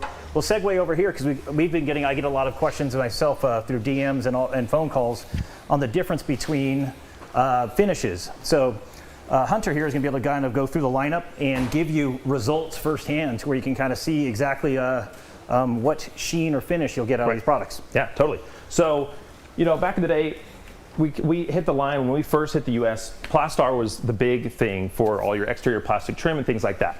Everybody loved using it for tires. That's because we didn't offer a tire dressing at that time. So people came through with Plastar, used it on tires, and had really great results. But the thing is, it's not technically made for tires. So tire glaze is where we introduced a couple year and a half ago to fill the gap in that dressing segment. So you're getting the same really great look and quality of Plastar, but you're getting the longevity on the tire with tire glaze. So people really like those, but with these, there's really not a dilutable aspect to them because of the chemical makeup of them. So that's where we came out with Hydroplast Care. So this is a new product to us, released here in the US about 2 months ago, and was announced at SEMA. And so what this is, it's a water-based dressing, which is really great for multiple reasons. One, you can use it straight out of the bottle, just as you would tire glaze or Plastar, but you can also dilute the product down to your liking depending on use case. So with this, we can dilute it, say 1-to-1, 2-to-1, 3-to-1, 4-to-1, depends on how much level of shine that you want on that tire. So with your tire glaze, you're going to get a bit more of a wet tire look, get some nice depth out of it, and of course you can layer that to get a little bit more shine. But with Hydroplast Care, same thing. So say I cut it 4-to-1, I'm going to get a really great satin look to my tire, not glossy or anything like that. Now, of course, I can come back and layer that and get a little more sheen out of it if I would like. So I'm going to take you through a few applications. So we have everything taped off from your Plastar section tire glaze and then through Hydroplast Care at all the dilutions, just to give you an idea of what they look like and how easy it is to use them. So first, we're going to come through with a little Plastar, because I know Anthony loves Plastar on a tire. He's a big Plastar guy. Pop that off. So I'm just going straight onto an applicator, coming right in to my tire.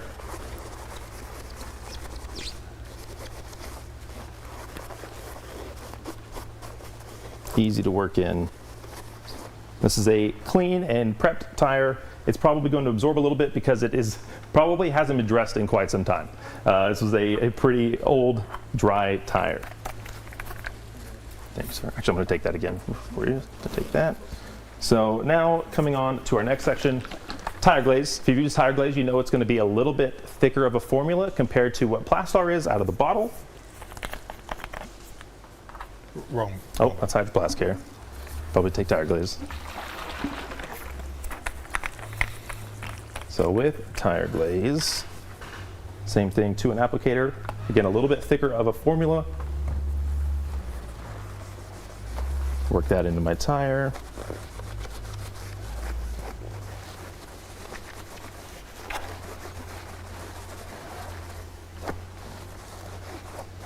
There we go. Now, let me ask you a question. Yeah. Is that your absolute favorite way to apply all of the dressings on there, or are there several different ways to do it? There's different ways. So in the past, I've used a lot of these Pearl Weave microfiber applicators, things like that. They work really great. Now, another option I like is actually our foam block. So it's just a solid foam block. Really great because I don't feel like I'm overusing product. It doesn't absorb quite as much as, say, an applicator. And so I like using those a lot. It helps me spread the product nice and even over the surface. And then for my chunkier, my knobbier off-road tires, I will come through with a brush, say like a blue Ultra Utility brush, really great. Grab that and just knock it right around the lugs. Super easy to use. That's awesome. So our Plastar, our tire glaze with that one there. So now into the Hydroplast Care. Again, you can use it straight if you'd like.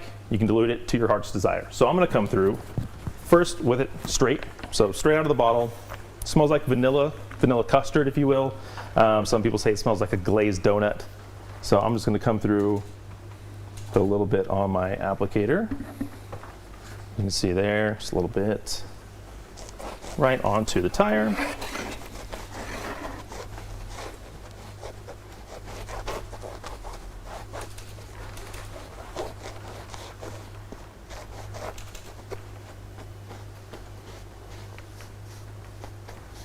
Cool. There we go. Easy to apply, goes on really nice and even, and of course it levels out nicely too, so you can let it go around, hit all 4 tires, come back, and it's going to have leveled out quite nicely. I say give it, if you want to apply a second coat, give it 20 minutes, let it kind of set up on the tire, and then come back and reapply some more. So that. Also want to add on that this is really great for your faded trim, plastic trim pieces. This is your go-to stuff, and you can leave it with whatever sheen, right? That's what you're going to go into next. Right. Yeah. So we're going to start getting into the dilutions of the product, and so running back out of the tread. There we go. So next, Hydroplast Care at 1:1, quick and easy dilution. You can use your favorite dilution ratio calculator of choice. You sit down, pen and paper, and do your math if you want to. But super easy to use here. Make sure we're primed. There we go. Just a little spray into my applicator. Coming right through at 1:1. I need a little more.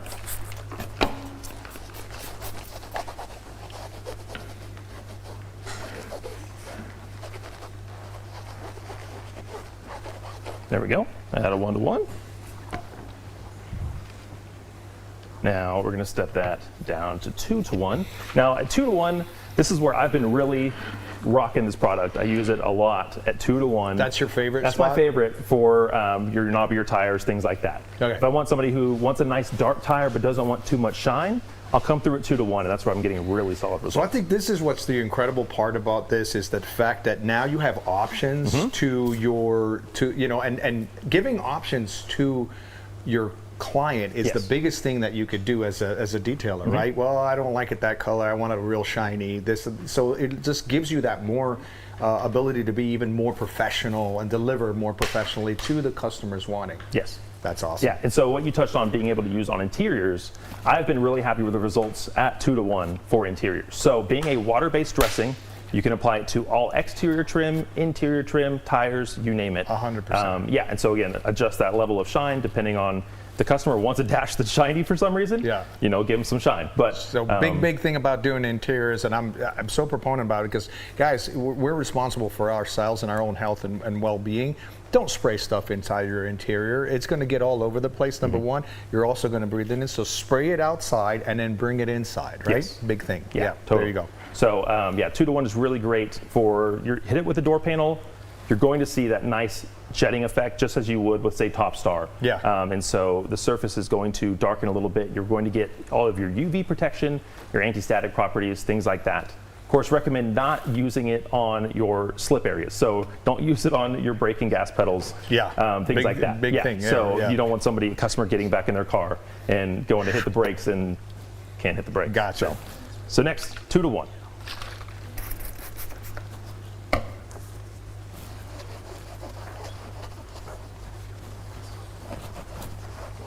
Coming right through with 2-to-1 on the tire.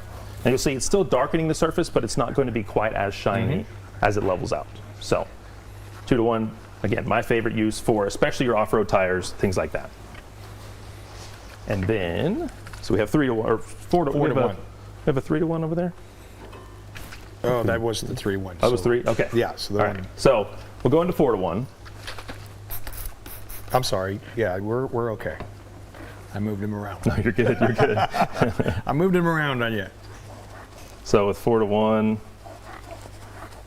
again, super easy to apply. I always tell people, less is more. There's not a need to over soak a tire, because then you're just going to get it in all the little cracks and crevices, the lugs. It's going to take extra long for that product to set up. And if you do it, say, 10 minutes before a customer drives off, you're going to be getting some sling down the side. Yeah. Now, of course, this product does dry to the touch, so you're not worried about that sling or anything like that.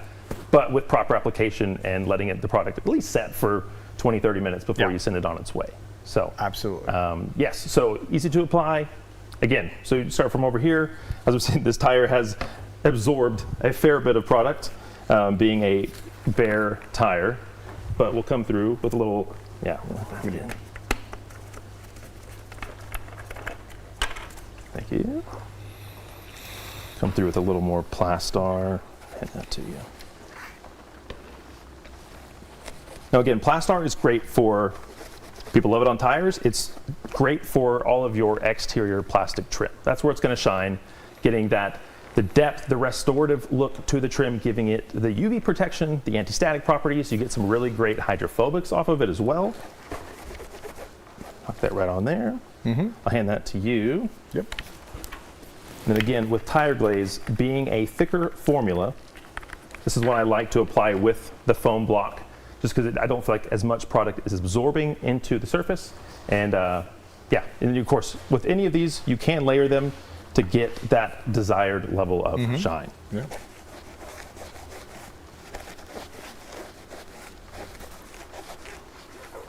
There we go. And of course, if you know how Plastar or tire glaze smells, it's got a good scent to it. But with Hydroplast smells like a vanilla custard. It smells great. Muffins in the morning. Muffins in the morning, glazed donuts, you name it. It smells really, really fantastic. There you go. And so, of course, with being a water-based dressing, you may not get quite as much longevity compared to tire glaze, being a solvent-based product versus water-based. Sure. But again, great results, and the versatility of it is huge, because you have people who are running mobile rigs, things like that. They don't want to have to stock 75 different products in a van where they only have shelf space for, say, 12. So giving them the capability of using Hydroplast for your tires, exterior plastic trim, interior protection, it's a really great versatile thing. I've had people ask about floor mats. Not for floor mats. Floor mats, that's where we keep Gummy Fix. Gummy Fix is don't home. change a win-win-win situation. Exactly. Yeah. So I've had people ask about that. I say no, not for mats, but Gummy Fix. So easy demonstration, showing you kind of the look between each one, and So I'm military, and this is what I love about our products is getting as much armament for me to go do what I need to do, is being prepared for whatever I don't know is coming down the road, right? So being prepared and having the right tools and having the right product is going to make a huge difference as you start doing your detailing and becoming more and more intricate as growth in your detailing experience, right? Super cool. Yeah, and it's in my home garage. I'm always using Plastar for exterior trim, always using tire glaze for those people who really want some extra shine, some depth. They want that wet look, I'll give them a couple layers of tire glaze and really work the tire. There you go. But then, of course, keeping your different dilutions of Hydroplast is great to have always on hand, just in case you need it. You never know. You may have a customer that comes in and just wants something super matte. Like, cool, I got you 4-to-1. It's just squared away and the tire looking really nice. Always produce.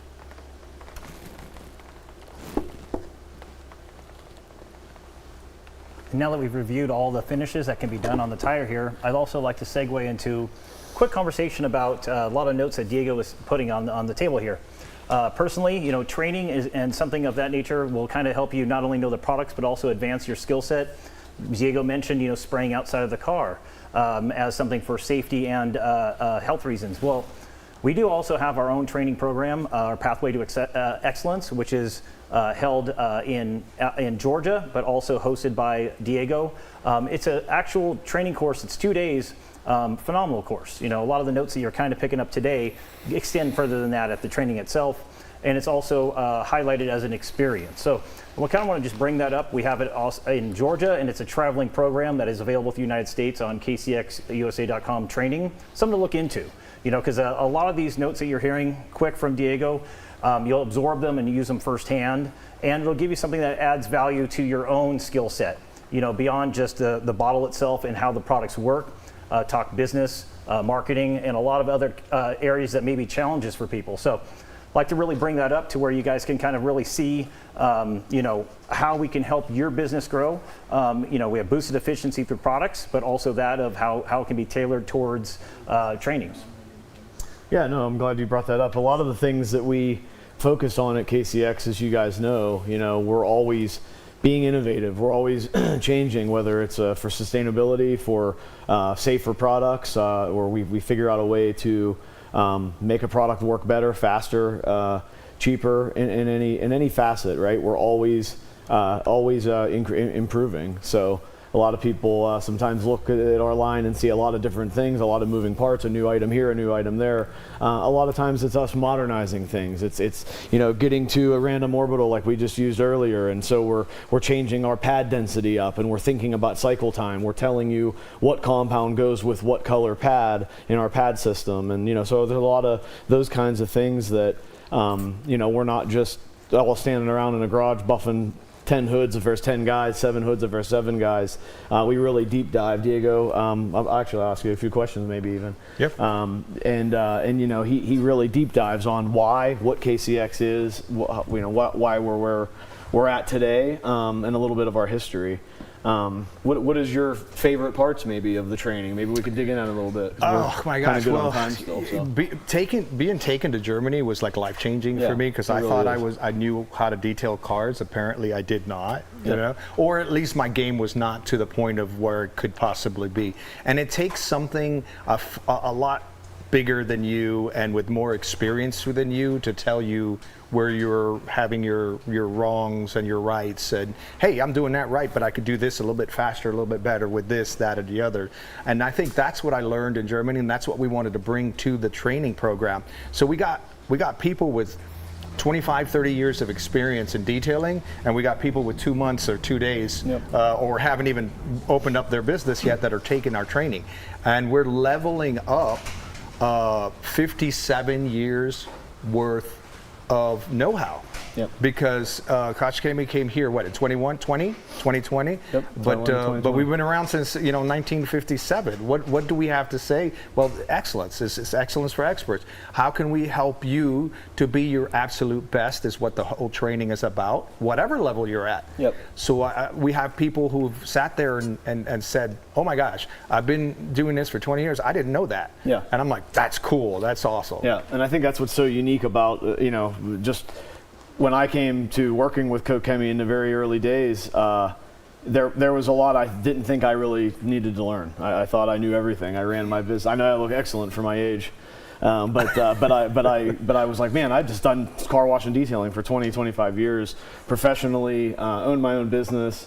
I mean, I know everything, and you learn so much. Just all of the different, like you said, the wide range of people in Germany as well, training and working in the R&D, and we have polishing robots. We have immense research and development going on there, that it's really cool to see all of those different perspectives kind of combine and turn something into what I feel is just a great brand overall. Obviously, it sounds biased working for them, but it really is. It's impressive to see I'd encourage anybody to even just watch videos if you can't even actually we could talk about that too.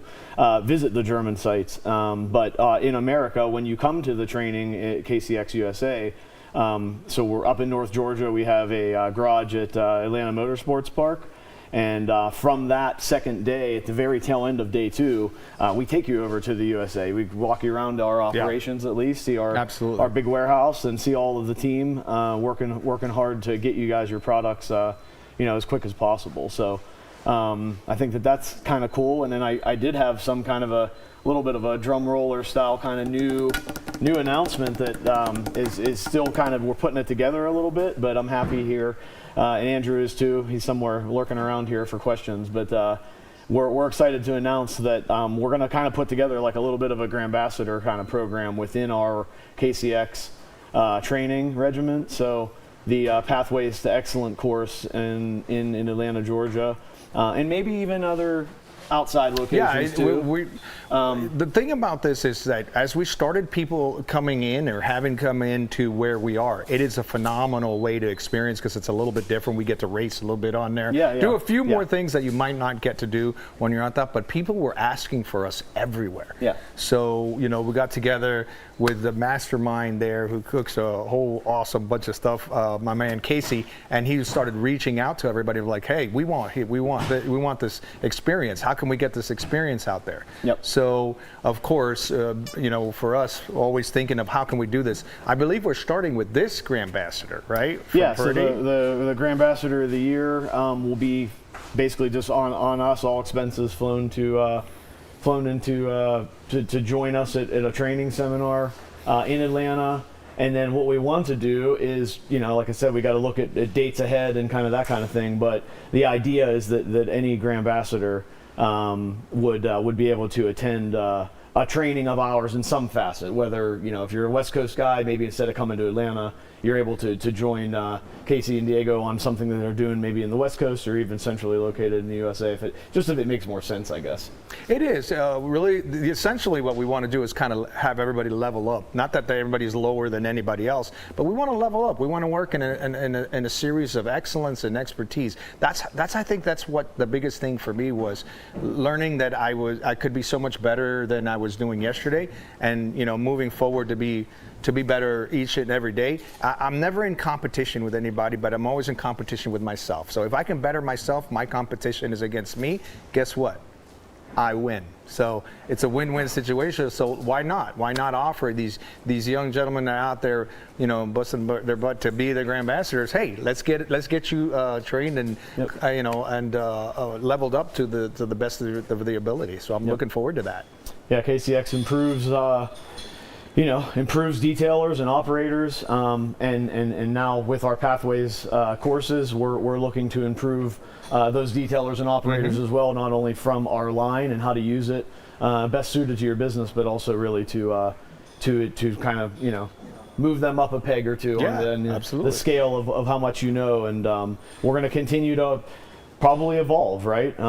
We have a lot of up and coming excitement with around training right now. We have ColorLock following up here shortly behind us. There's a lot of ColorLock trainings we're looking to implement. There's a lot of fun, exciting things ahead for KCX. New building, new warehouse. Hopefully, some kind of a competence center-esque style thing, like the way the Germany has it.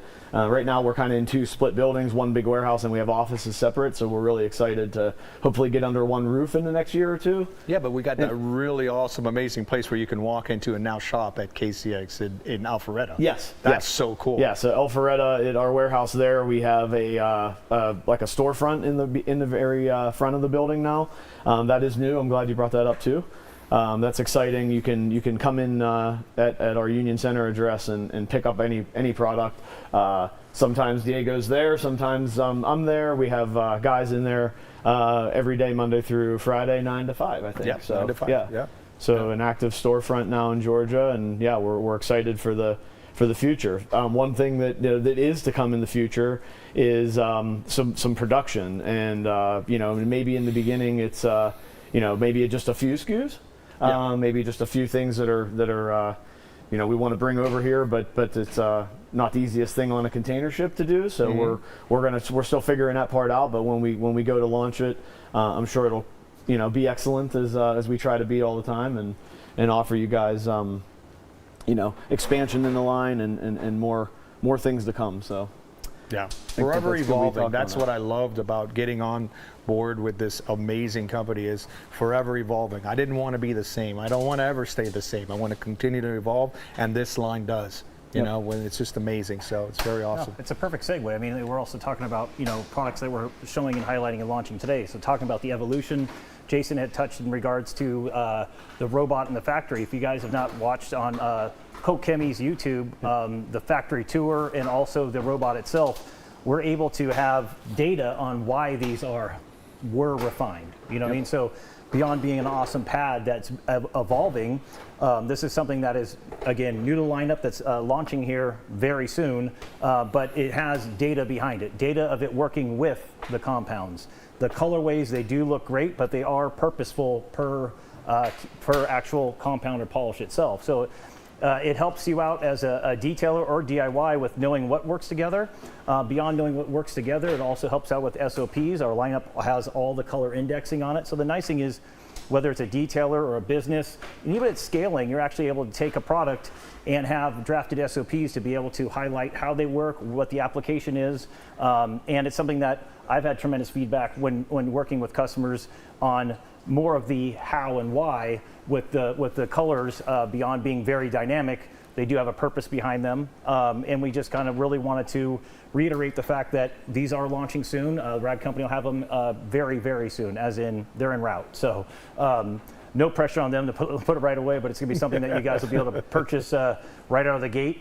And again, highlighting, revert back, because I'm sure we'll have some questions, but we do have the two finishing pads here, the purple pads, which will be a soft or that of a hard index, indicated with a feather or a diamond, to really help you out with the products and their application based off of the clear coat and what you're working with. So it's something fun, in a sense of adding something new to the lineup, but beyond that, it's really to help you with mastering and giving the finish that your client deserves. Absolutely awesome. And we had started with the demo, and just kind of a quick real recap. Started with the demo, polishing a panel with the new pads. Had great, the Ceramic Effect shampoo over here, highlighting the, spoken by Hunter, the lubricity of it. It's something that sensory-wise, it's a great product to use, because then when you're actually tactile and working on the finish, you can feel that of the lubricity, how slick it is, and kind of like I mentioned, is more the scent is something that's great as part of the experience itself. Then went through the lineup, highlighting the difference between the finishes. I know with a lot of clientele I had with European vehicles years ago was they wanted more of a matte or natural look. So the nice thing about the steps that Hunter had walked through over here with Diego is you're really able to break down, with that of Hydroplast Care, what you can use it for and dial it in for your client. So there's really no questions. You can just, as simple as, how do you like the finish of your tires? And if they're like, I don't want anything on there, well, I have protection for you. So, to mention Hydroplast Care one more time, getting great results on trim, Sprinter vans, Plastics, and all those too. yes. So great product, has a lot of versatility, something that needs to be in your arsenal. And again, the finishes show you firsthand kind of what you can look at when you're working with customers. Beyond that, segue wise, I'm sure we're going to get a lot of questions on MZR. Looking forward to that. If you have any questions on Ceramic Effect shampoo, one note that I like that has worked well with customers is also on our product line, anything that says shampoo works great in a bucket. So it's kind of a quick little note. We have active foam, gentle snow foam. Anything with foam would be purposeful for a Canon. So it's as easy as reading the label on which application would be best. Yes, it is because the amount of protection in it. Hunter mentioned that it's 10 weeks. So great amount of protection, and it also does stack well on ceramic coating. So a lot of unique touch points between the chemicals, highlighted that of the pads with the demo, and really looking forward to going through questions. You have anything to add, Hunter? No, I think it's a really great recap on everything. I know people are really excited about these pads. These pads are fantastic. He was busy at SEMA show the whole time. Yeah, I didn't want to leave the pad station. I was like, I'm having a blast. It's just, we all know when we're working on paint, you kind of get lost a little. At least I do. And I'm like, oh, this is phenomenal. I love this. Lost in the gloss. Lost in the gloss. Ooh, I like that. I've got to start a shirt with that. Trademark. Trademark. It's trademark. You can't use it. Do you want to? I'm sure questions are starting to kind of rack up. Dan, Yes. are you ready for us? So we've definitely got some questions here that have been coming in throughout the segment. I'll start off with a really easy one. Kevin here wondering, hi, where can we purchase merch from KCX? They want to know where they can get some swag. Great question. I mean, honestly, KCXUSA.com does have some limited amount of swag on there, and that's ever expanding with our marketing director. As of today, we all look good in our swag up here, and hopefully we get some gear out to you guys as well. Yeah, there's I get a chance to sit next to him and my desk, and there's some really cool stuff that he's been working on that not a lot of people do, and I'm like, that looks awesome. I want 4 of those. So get ready, guys. There's some lots of new stuff coming. Yeah. Yep. All right, and then I've got another one here wondering when the new pads are going to be available. I believe you mentioned earlier, but let's go ahead and reiterate for people joining in. Just they're on the way. So as soon as they land, I mean, literally, it's distribution in different retail stores, and people that we are in business with can put their orders in, and shouldn't be very very long at all. So. All right, and then MB Auto Detail wanted to know if you guys offer a glass polish. Specific to glass, we don't have a glass polish, but application-wise, what would you think would be best for that? Do you mean using the in our current cleaning? lineup, what would work well for polishing glass? Well, honestly, I've used H9 and P6, so this one kind of leaves a little bit of a glare on it, but H9 cuts it really, really well, and it cleans up real well on there. Less is more on that, so it'll go over quite a bit. So you don't have to use a lot on the H9 to pick that up, but it does clean up rather well. Yes. Excellent. And then I've got Really Good Auto Detailing here wondering, would HPC work on floor mats, or is that more of a gummy fix thing? Well, I'll let Hunter jump into that one because he already kind of touched on it a moment ago. But yes, great question. Yeah, great question. So it's definitely a gummy fix thing. With Hydroplast Care, it's with the protection that it's leaving for your exterior, your interior plastic trims, your tires, it's going to add a little bit of slickness. And so you don't want to put that on those floor mats. And so I recommend sticking with gummy fix. You're going to get just as good, if not better results than you would with Hydroplast Care or any other dressing, and leaving that mat nice and non-slip, so you don't have any customers not being able to hit their pedals when they go to brake. Yeah, so. safety is a big concern. Yeah, That's where Gummy Fix really will help out not only your business and the finish of how the mats look. 80% of the vehicles now have a rubber style floor mat in it, but it's the safety concern. Yeah, love the business name too. It's awesome. Yeah. Now, also, the thing with gummy fix is you don't want to use a lot. I see a lot of people just spraying on there. It's just spray it on there, move it into the spots, and you get a professional look. Get nice even coverage. Yeah. And then also on the gummy fix angle, they were wondering if it helps to dilute it. Well, less is more on the application side. So I wouldn't recommend diluting it. Right. I'd be just, I would go piggyback for what Diego was saying. Just apply less of the surface. It has a long stretch to it. So it's something that a lot of people are starting to use trigger sprayers for more of a mat that has a lot of grooves to it. Just mist it gently over the surface, put it on whatever your applicator is, and then evenly distribute it. Yep. So you're not having to saturate the mat. Okay. Then I've got Aaron Bauer here wondering, I like the simplicity of the minimum difference of pads. At what point do you think expanding a pad line is too much? Seems like you end up with too many in-between pads where it complicates things. Diego.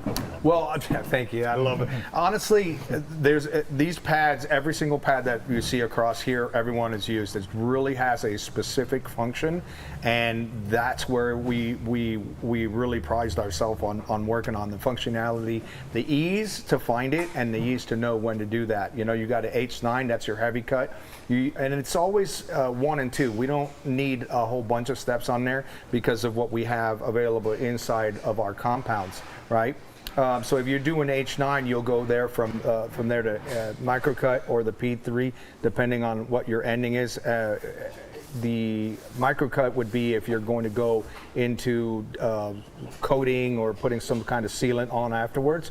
But then if you have medium, you don't need a heavy cut, then you go to the the yellow F6 color, and it's just from there to either one of those two. So we didn't purposely put a whole bunch of pads, because really it is just within this line is all you need for you to have a great outcome, depending on what your detailing is. So no need for all that. It's just sizes, really. That's the only difference. Yeah, and also too, each color is representing a direct kind of correlation to what compound you're using. So yeah, it looks like there's a lot here, but the one cut and finish that we have that's in front of me that he was using on this panel here to my left, it is a slightly different density in the pad and the way that the pad's used versus somewhere in the middle range of like what Fine Cut offers. And then we also have lac polish, right? So lac polish is a quick, you know, shine up on the hood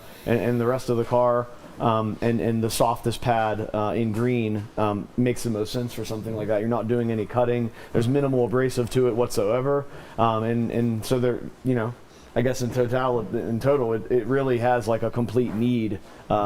Each one has a need, absolutely. Each one is needed depending on what kind of detail you're performing for the client. Yeah, and basically the complexity is the clear more than the products. Yeah, absolutely. Because you're tackling what the clear is telling you need. So having a diverse range of vehicles and where they're manufactured, this is to fit into where you can have everything in your arsenal. Yep. Absolutely. Nope. Excellent. And you guys have had this one up on the screen for a minute, so I know you've had a chance to read it, but I'll read it out loud here anyway. Yeah, the new cleaner has me a little confused. Why Polestar, Green Star, and the new one? I would like to know a more detailed explanation on when to use each.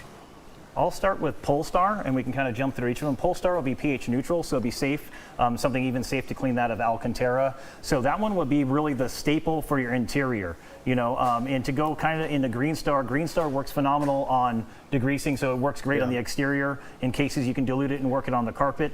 MZR, which I'll pass over to Diego, will be something that's the same pH level as Green Star, but kind of hint on what it'll do in the interior. So these are, the MZR is going to be more for your trashed out interiors where they really need a little bit more of a bite. You need something that's a little bit more pulling out. MZR is the way to go. But now, let's say you're going to use something that you need to clean on your leathers. You want to make sure that you follow up, because it's such a high pH, MZR with a damp towel to bring that pH down.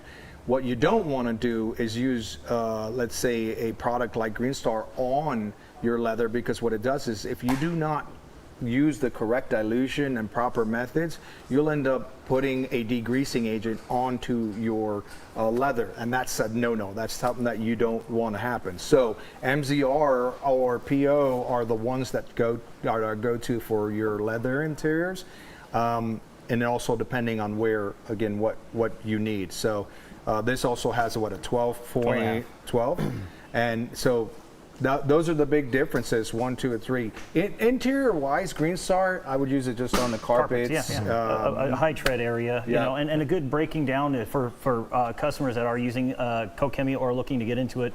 Multi-Star and Green Star, phenomenal on the exterior of the car. Different dilution ratios, clean the engine bay, clean wheels, tires, etc. Very versatile based off dilution ratios. Now flip it to interior based off this question, and then you'll isolate Polestar and MZR for your interior cleaning. Yep. The German translation for MZR is literally multi-purpose cleaner. So, you know, think of it in that light, where Polestar is more dedicated to your Alcantara and leather textiles and stuff, where this is going to give you everything, you know, in addition to that. And the pH level is important. That's why we put it on every bottle if applicable. So excellent. And Lloyd G, I'm really glad he popped in here, because he asked this question during Anthony and I's Q&A, our weekly Thursday Q&A, and we said wait for the segment with KCX, so I'm going to pop it up right now. Lloyd G asking, pose this question: does KCX have any chemicals in the line that have rust inhibitors in them? So it's something that has a preventative effect on rust. Well, a great question, and depending on the substrate and where it's at, I mean, I don't want to answer the question with a question, but the hard part with rust is preventing it in the first place. But any of our, let's say SO03, any of the sealants will help with reducing the chance of rust. But honestly, that's something, you know, just in my opinion, is more along lines of routine maintenance to get the grime off, and then also, you know, on the maintenance side, Diego, do you know of anything lined up that might be more rust inhibitors? You want to inhibit rust? Wash it, decontaminate it, then seal it. I mean, it's just as simple as that. Take it all off as much as you can. That's why I during the trainings, I always tell everybody, dude, remove all the rust that you can off of that paint, no matter what you're doing. Even if you're not sealing it, at least you're removing that. Now you can put on a protectant like Protector Wax or SO3 to inhibit it happening. Why do I say that? Because I live in Florida. And that's, that's all it is ocean, air, and 90% of what I was doing was trying to help people, scale back from their rust happening since we're close to the ocean. So something that you might want to think of there. Yeah, and anybody in winter weather, RS is great for taking off any of the grime that you have from your salt in the area because it's acidic, so it's something great for removing that film driving through the snow. And then we can dive into Plastar for the trim around the doors. So winter-wise, again, it's talking about versatility. You can take one product and use it summer or winter in different factors. Yep, absolutely. Excellent. And Details Official here asking, is CES formulated to be used on coated or uncoated vehicles, or both? Great question, and honestly, it would be working well on both finishes. The main thing is on uncoated vehicles is possibly prepping them. If it's something that's really gritty and you can feel that it has a lot of contaminants on the surface, just to have the best application of the product, you're probably going to give it at least a quick little clay to where you're taking some of that industrial fallout off the surface before you're applying something that'll have a good finish to it. But great question by our friends over at Details. Excellent. And then I've got HyperRocks with a follow-up on another CES question here. Can I use CES for a bucket, then spray protector wax in the foam after the rinse, then rinse again? Technically, yes. Technically, you could, Yes. yeah. So CES is going to offer longer protection and longevity compared to Protector Wax or SO03. So with Protector Wax and SO03, you get about 5 weeks worth of durability, where CES you get double that. You get up to 10. So there's not necessarily a need to duplicate the protection aspect on that front. Yeah. It can be done, but you're using more chemical. I mean, it's something that Protector Wax will have a shorter amount of protection time. So if there's a want and need, it can be done, but it's not necessary. One thing I'd like to point out, if you start using too much protectant on top of protectant, the protectant is supposed to protect, and then you put more protectant up on top, it's not going to be able to adhere as much to it. So to me, you'd be kind of wasting a little bit of product out there. Yeah, So. you're using product. Yeah. All right. And then another follow-up here for Ceramic Effect. After using Ceramic Effect, is there drying aid or LSP indicated, or will you get streaking and smearing if you try to top it? Application-wise, go with you again, Hunter. I can hear the gears turning in his head. Yeah, He's ready to roll. Realistically, with CES, you can just go straight into drying. Of course, I always say you could definitely come in with quick finish if you want to get just a little more lubrication on the towel as you're drying. But the extra slickness that you get from Ceramic Effect shampoo really does help with the drying process. It's pretty much immediate. Yes. So or my only thought would be like maybe, what are your conditions that you're in? Are you outside in the hot sun? Is it, you're not undercover on a mobile job? If you're trying to look to, maybe accelerate it a little bit or something, maybe you'd think about using some kind of an aid. But usually we don't teach it really to use one. Yeah, it's controlling the panel temperature and going from there. All right. And then I've got Josh here wondering if lac polish contains protection. Not really. There's a little bit of some lasting effect, but it is literally just from the way that the baseline ingredient is in it, with a little bit of like a silicone kind of to create the slickness and kind of the luster that you get in the paint. Depth of color. Yep, depth of color. So you might get some beading off of that, but then once that wears down with either washing or weather elements, it would be diminished pretty quickly. We don't say it has protection because of that. All right. Then I've got Chuck here asking, I keep my black truck outside and I'm curious what I can use to clean that fine layer of dust without damaging paint. RRW, I mean, you can do rapid rinseless wash. We have wash and finish if you're looking to do something quick. There's versatility in the lineup based off of what your wants and needs are. Obviously, with a black vehicle outside, just make sure it's something that the panels are cool before you're spraying anything on it. That will lessen the chance of any streaking just because the product will get warm. But overall, I would start with those two, and then beyond going into a wash process. Right. And mitigate with how much dust you have on there before you're applying something that's a spray and remove. Yeah, throw rapid rinseless wash in a pump sprayer, go around and spray the entire car down. If the panels are cool and out of the sun, I mean, it is a the formulation of it, you can use it in the sun without any issues. And so even if it does dry on the panel, you're getting polymer streaks or polymer spots that wipe right off compared to hard water spots. Yeah. But again, pump sprayer, spray the entire car down with your working conditions, and so that way it's starting to emulsify, encapsulate that dirt, and making your life a lot easier and safer to remove that dust. Yeah. Excellent. Emulsification is huge, right? Because we need that separation off of the top so that we don't go ahead and put more scratches on it. So very important. No, and then I've got Jonathan Navoso here saying, what wheel cleaner do you recommend for high-end wheels with carbon fiber brakes? I love your products. I've been using your products since I started this year. Magic Wheel Cleaner. Magic Wheel Cleaner. Jump right into Magic Wheel Cleaner. We have a lot of really phenomenal detailers out there. Look through the socials. You can follow a lot of them that are doing highline cars with brakes that are beyond anybody's budget just in brakes. But yeah, that's something that is a great question. Magic Wheel Cleaner will do a lot for you. Obviously, you'll have the odor of it taking the fallout off the surface, but the byproduct of it is it's safe on the surface. And you know, whenever you have an area that you're questioning, it's great to test out any sort of product before you're using on there. But you'll have some really good results with Magic Wheel Cleaner on your highline cars. Excellent. Then I've got Enthusiast here. I think this is a fun one. You guys might have different answers, but he's wondering, what 5 items should I pick up during this TRCMA sale? Because he's never tried KCX. Well, each of us should take one then. Go for it, Jason. My favorite 5, you think, or what? We'll do one each. Oh, okay.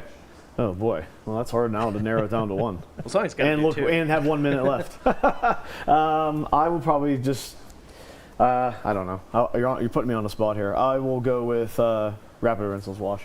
It's been very successful so far. I think Magic Wheel Cleaner all day long, every day, is one of my all-time favorites. I'll throw 2 out there because I started years ago when I first was using the product myself. Was P602 or H902. Start with those, depending on if you're wanting to do a cut, because you don't have to be scared of this cut. If you're new to the product line, this is a very forgiving and fun to use heavy cut. But P602 was a moneymaker for me for quite some time. And I think, with the 250 milliliter bottles, buy one or a few just to try them out, and then you can get complementing pads. Yeah, definitely. So mine, I would probably go with Gentle Snow Foam. If you haven't tried any of our soaps, the OG Gentle Snow Foam is a tried and true car shampoo that is super slick, foams really well, smells great, and just being pH neutral, you can use it for so many cases. Maintenance washing, neutralizing a surface after using something a little more, higher in alkalinity or more acidic. And then I'll throw in one extra just in case. I really do love all-around surface cleaner. ASC is a great back pocket item that right now. I can never not have it in the garage because you can use it for your nav screens, your gauge clusters, but then you can clean your entire interior with it, anything. So don't be scared of that piano black. It'll clean it right up. Exactly. Yeah. All right, I apologize. It appears my IFB pack went out, so I couldn't hear you, but I'm just going to ask the next question here. I'm going to get this going. Let's see. I've got a question here from Todd, wondering how he can remove pollen safely. Jeez, pollen. You want to wash that off. It's the best way that you can. You don't want to put any soap. You don't want to put anything on there. Wash that off before you start attacking. So important also, one of the big things that we learned in Germany was doing the pre-wash, right? This might be the time. So wash that off if you can. Anything heavy, grit or anything like that, wash all that stuff off. Then go ahead and do the pre-wash, and that's going to help you get ready for whatever's next. Pre-wash is never touched. You wash that off, you'll see a lot of it come off as well. So it's really awesome. Being a higher alkaline, let's say Multi-Star or Green Star, either one of them will help start breaking down the organic products on the surface, rinse it off, then you go to your contact wash. Yeah, and just like I know Anthony's mentioned in the past, not just spraying the car off and leaving it.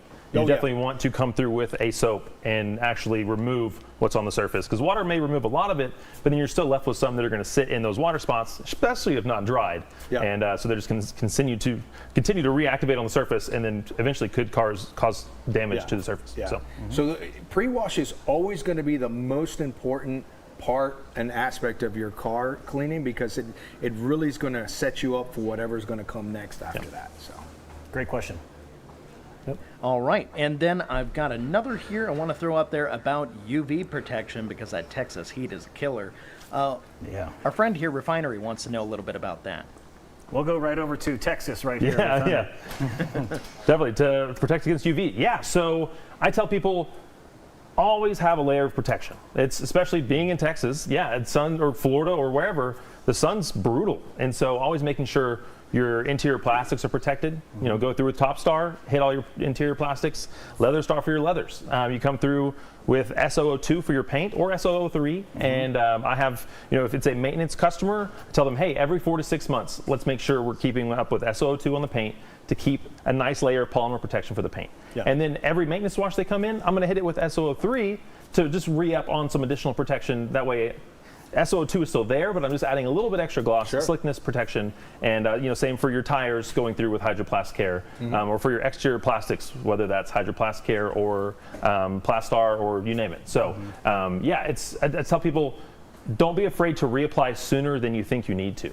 So if a product says, hey, it gives you 6 months of durability, in Texas heat, it may not last quite up to 6 months. So making sure you've cleaned, you've prepped your surfaces, and then you reapply that protection when needed, as often as needed. So. Yeah, and also make sure that you bring your client through this information because they won't know. Not everybody's like read up or looked up or anything like that. This is where you can distinguish yourself from maybe somebody that's just a regular car wash. You can come in with the expertise and say, listen, this is what we are going to come up with you for your best scenario to protect you because of the weather. In Florida, when I would talk to my clients, I would say, listen, we need to put a little bit heavier protection because that salt air goes in 10 miles. Oh, I didn't know that. Well, now you do, and this is the plan that we need to make sure that we're taking care of you. And prep is key, making sure that the surfaces are properly cleaned and prepped, ready to accept that protection. Because if you throw SO2 or something on the paint, if there's a lot of contaminants that are embedded in that clear coat, it's not going to adhere as well or last as long. So making sure you come through, hit it with an iron decon, hit it with a clay scrubber, clay bar, and then going through properly and adding that protection. Yeah, easy analogy is sunblock for your car. Yeah. We need sunblock, your vehicle needs to block the UV, so great question. Makes perfect sense. All right, I got Brud Jake here asking, can I use rapid rinseless to wipe off compound? I mean, in a lot of cases, I've heard of people doing it. Depends on which compound. I mean, the nice thing about ours is you're not having the dusting or maintenance of removing it. But depending on what you're doing, I mean, anything can be really applied to a microfiber towel to help pull some of the compound off the surface. The main thing is there is some protection in that. So depending on what your next step would be, you want to be able to panel prep if you're going in through a full paint correction. You want to be able to make sure that you're taking off any of the protection that might be left behind while wiping the compound off. Totally. I was going to say, I did mobile marine detailing back in the day, and when you're doing a bigger boat and you're up on like a scaffolded, kind of setup, I always did keep like a pump sprayer of O&R on me just because I would simply be doing a lot of heavy compounding, and then if it was really hot and the panel surface was hot, I would just spritz it and do a quick wipe just so that the compound didn't get super dry on there, and then move my way down and around. So I mean, I used to use it in that way, and I mean, there really isn't a reason why you couldn't. So I was going to say you're really subject to where you're doing your detail. If you're inside, I don't think there's a need for you to be able to do that. If you're outside, that might make the difference in larger areas too. You're doing the larger vehicles, so I think that's subject to what you're doing at the time. Excellent. And I was told one last question, so here's actually a very nice comment to end us on here from Logan Does Life. Thank you, KCX crew. I've been considering getting into the detailing game, and I've heard a lot about you all. Glad to see the community involvement and education come together for something dope.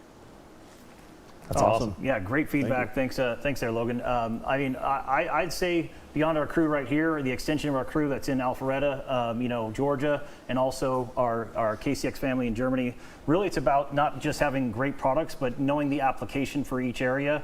Community involvement and education. We have Diego traveling. This guy is booked all over the place.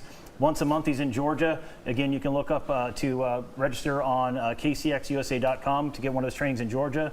Or you can also look through the lineup there. We do have him traveling next week here in Florida, correct? Yeah, we got one in Lake Worth coming up next week, so make sure you get it on there. Yeah, so you can kind of it's a good page to look at. It's ever evolving. We do have let's say 4 more stops in California, 2 in Texas for Diego on his rock and roll tour here of providing excellence in education for everybody on his Pathway to Excellence tour. So, one thing I want to point out, it was so imperative when you spoke to me about it. It's imperative that we get the attention, hold the attention, and give attention to our class that's there. So if we fill it up with 10, 15, 20 people, it's just you kind of lose that a little bit. So 8 to 10 is the sweet spot where we can just give like really hands-on, one-on-one instruction, and we want to help you to be your absolute best. That's essentially what the training's all about. So perfect. It's awesome. All right, guys. Well, thank you so much for a wonderful presentation. We really enjoyed it. And I knew there were a lot of questions about some products that, frankly, aren't quite happening in your segment, but I think we may see it coming up very soon here at ColorLocks.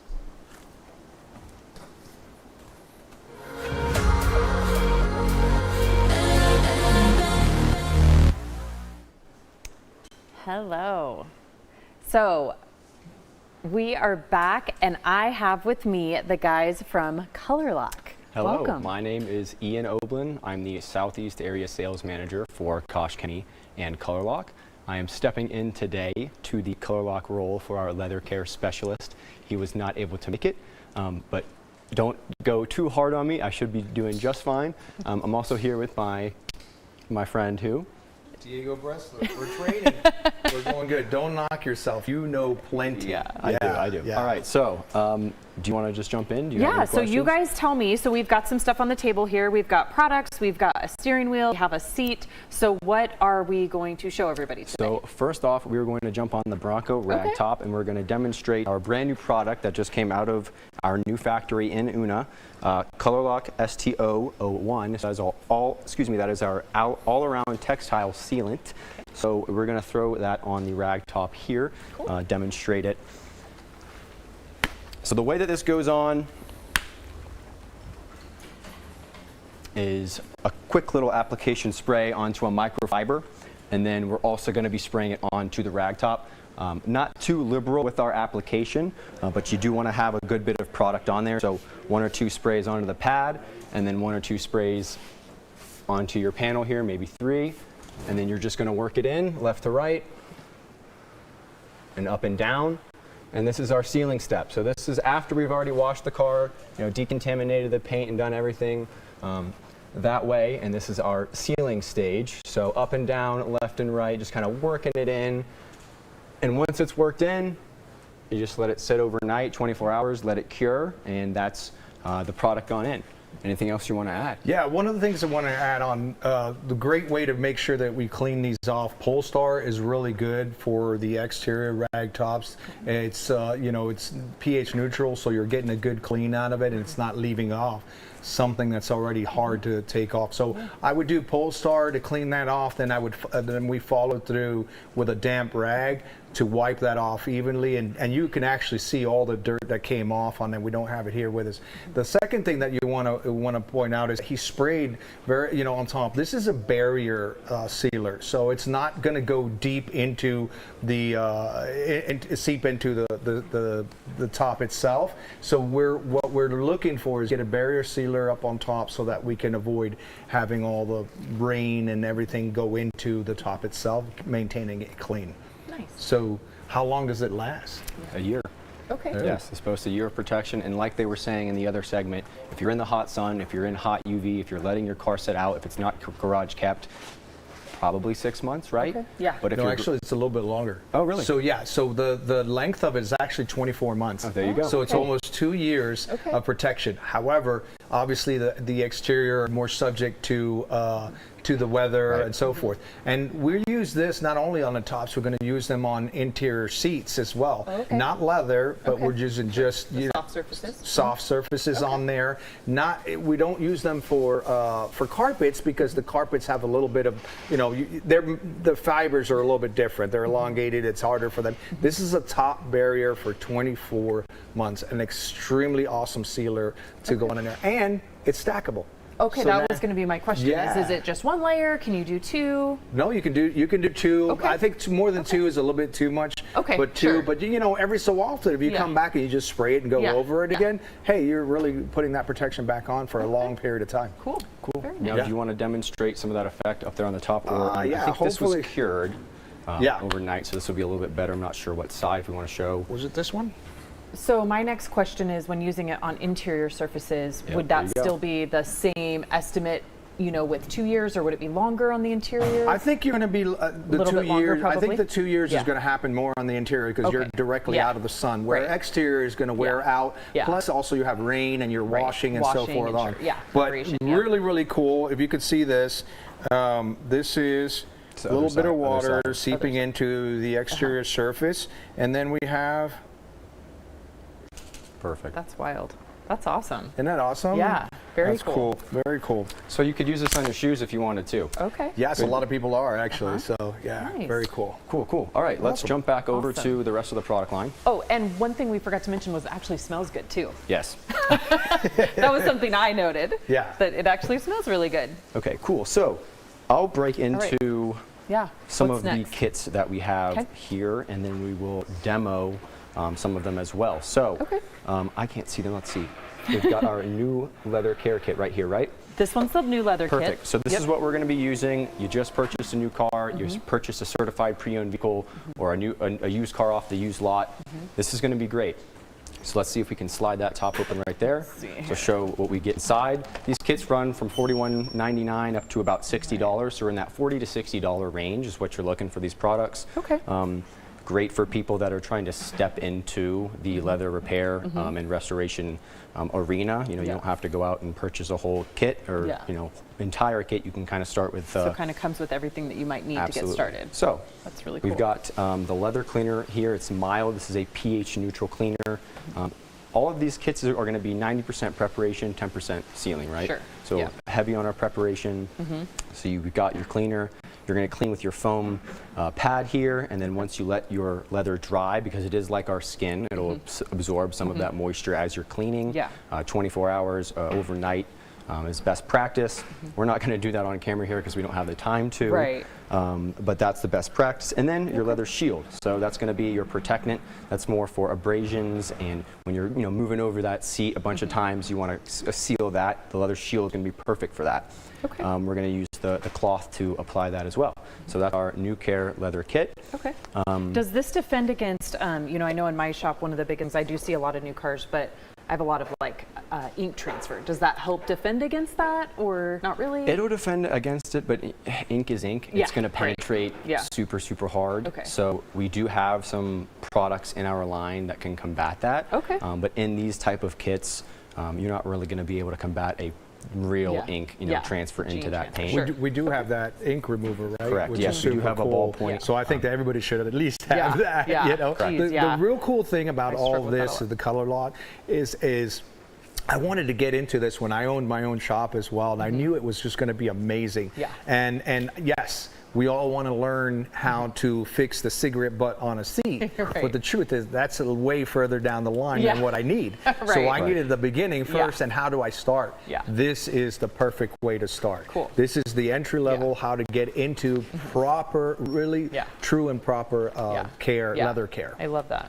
I love that. Awesome. Okay, cool. We'll jump into that next So kit next there. up, we have the clean and care for vegan leather. Correct, yes. So not all cars coming out of manufacturers these days have real leather. Your premium options are usually going to be your full interior leathers, but for most cars, like the one that we have here, this is a Toyota Senna seat. The top side is leather, but the sides are what you would call vegan leather. You can treat the seat if it has both real and fake with just a new care kit. You don't need to buy two and divvy them up. But if you have a Tesla that has those notorious white seats, you're going to want to get the vegan kit. Okay.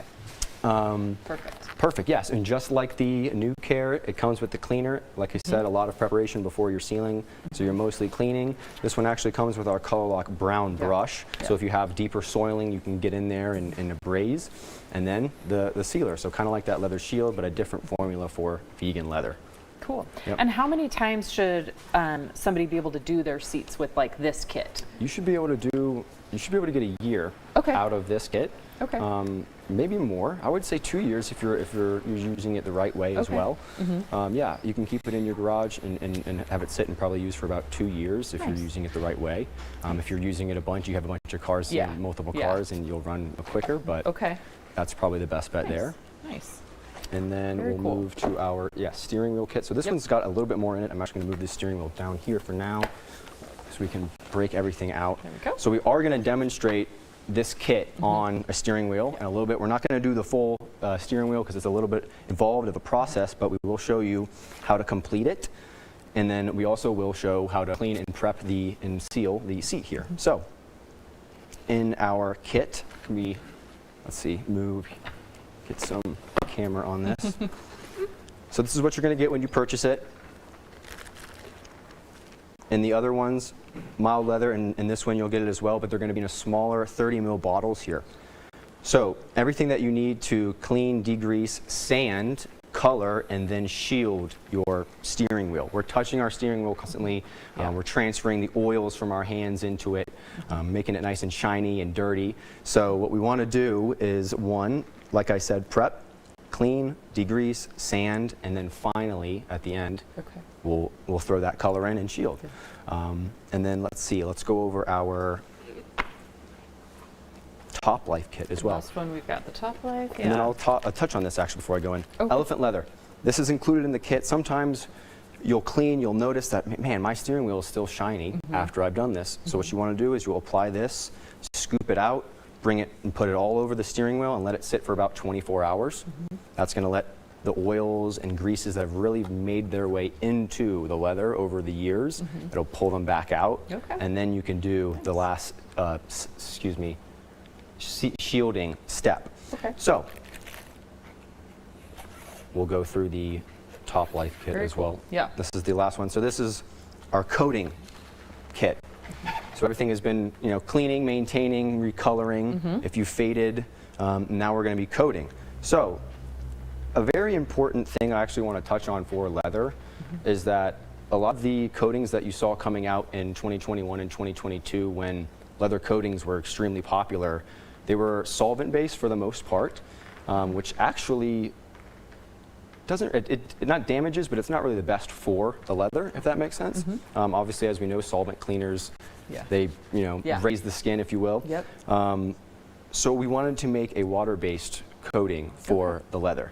The way that we're able to make this work is actually after you've done all of your cleaning and prepping stage, your preparer goes on kind of like a degreaser or a solvent, if you will, but it's not, right? So it's just a degreaser. So that degreaser is going to lift the pores, open the pores up of the leather, and make the sealer accept a lot easier. So that is pretty much the not full, but 4 of the kits that we have in the ColourLock line. We also have some of the 1 liter sizes to show that some of the bottles that come in the kit also are available in different sizes. And then I'll also touch on this GLD cleaner here. So this is our solvent cleaner. Maybe we can get our camera on the back of the chair at some point during the show to show that there's a little bit of color transfer in the seat. So you'll get reds, blues, dye transfers, sometimes on your leather, which is going to be incredibly difficult to get out. So sometimes GLD will be your solution. Like I said, that solvent kind of opens the pores of the leather and of the skin that you're touching, and then you can bring a cleaner, a pH neutral cleaner over it to get out some of the color. So that's kind of an overview of what we're going to be doing here. Diego and I will start jumping on the seat and then the steering wheel, and then you guys can kind of come in and see what we're doing. You can ask questions as we're kind of doing it, and we'll get these 2 demos going. Nice. And if we can get a close-up of this seat, seat, I know it's always hard, like we always get asked, like, why don't you do dirty stuff? But you guys, this seat is, honestly, it's so dirty. It was. So it's pretty hammered. So it, like Ian said, came out of a Toyota Sienna and clearly has had children sitting in it for many years, and it looks like it's never been cleaned. So I'm super excited to see how that one comes out, but that seat is actually very dirty. Perfect. So let's go ahead, if you don't mind jumping on the seat. I'll start on the steering wheel, and then they can kind of see a combination. So we'll do Diego, so we'll jump this guy open.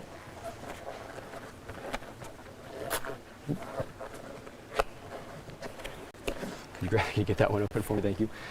And then I will start with the steering wheel kit. We'll kind of put these down. And get us some space here. Here, I'll move that for you. Perfect.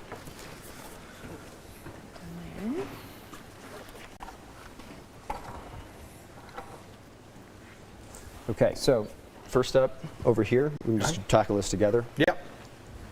We're going to bust out our cleaner first. Obviously, everything, like I said in the beginning, is 90% preparation before sealing. Before you even jump to this, you're gonna open up your vacuum, turn on your vacuum, and get all the crevices and all of the loose debris in the crevices and cracks of the seat before you do this. But we'll jump in and start cleaning right now. We want to foam the pad, not the leather surface. If we foam the leather surface, you might hyper clean one certain area and then the rest will be dirty and you'll spend the rest of your job trying to clean that. Oh, don't do it. Yeah, Totally. We've all done it. We've all done it. So always spray on this. If you have a ColourLock black or brown brush, you can use that as well, depending on your level of soil. It's not going to damage the leather at all, or plastic bristle brushes. They also don't heat up when you're using them because that's very important. Heating the leather is not something that we want to do. Okay. So if you don't mind, I'll give this to you. If you want to start scrubbing. Which side do you want me to do? Yeah, just go there. Okay.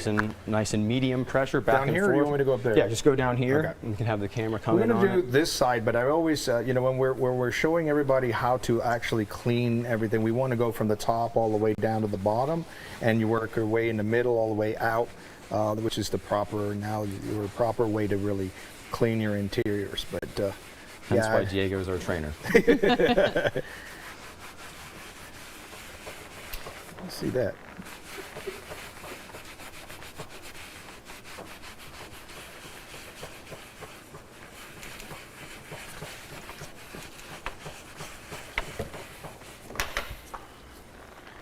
We good? Want me to continue, or Yeah, just let's do that. that whole section? Yeah, and then we'll let's coat do it all. that. Let's So on a seat like this, where we've got obviously discoloration, lots of ground and dirt, is it, at what point do you recommend people like maybe step up to a, like something like this, like something that's going to do a little bit more cleaning, and then do you go Absolutely. back with the mild? Absolutely. So you always want to start with your mild just to see where you can get, sure. right? Yep. And then we have strong leather cleaner that's actually a step before your GLD. Okay. It's got a little bit more of a soap additive in there. And that's what you're going to want to use before you try a GLD. Okay. Yeah. A GLD is more or less going to be, Right. I'm looking at a little, like your last resort. a little Yeah. damp spot, and I'm just cleaning it and cleaning it and cleaning it, and nothing is happening. And I'm Right. using both of the cleaners. Yeah. Then you're going to pull out your GLD. You'll put it on a little spot of microfiber or on one of these cloths. Yeah. Wipe it, and that, like I said, is going to open up those Yeah. pores. Okay. And then you can actually go back with back, yeah. a strong or mild cleaner on top Okay. of it, and that should help pull a little bit more out of it. Okay. You'll see a lot of times when we're cleaning and we're detailing, you just keep scrubbing. We just keep scrubbing. We Right. just keep scrubbing. Yeah. And we'll notice there's actually just color missing from this seat. So you could try and clean this forever. Yeah. Right. But It's unless not you don't coming add back. Yeah. any color back to the seat, Right. it's just going to look the exact same. Yeah.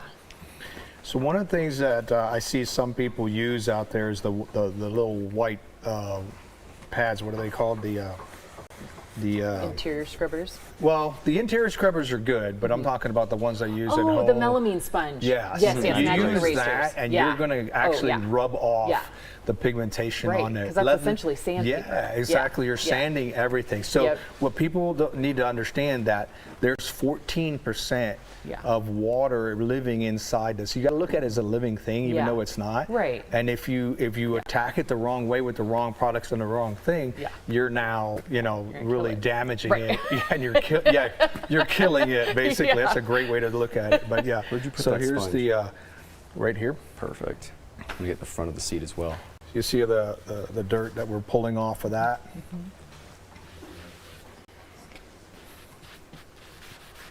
And we're demonstrating this with what you would purchase if you didn't need or have the brush available to you or didn't want to spend the extra money Yeah. and just wanted to get the bare minimum. We're showing you, hey, you don't need to have the brush. You can use the foamer. You can get just as good as a result.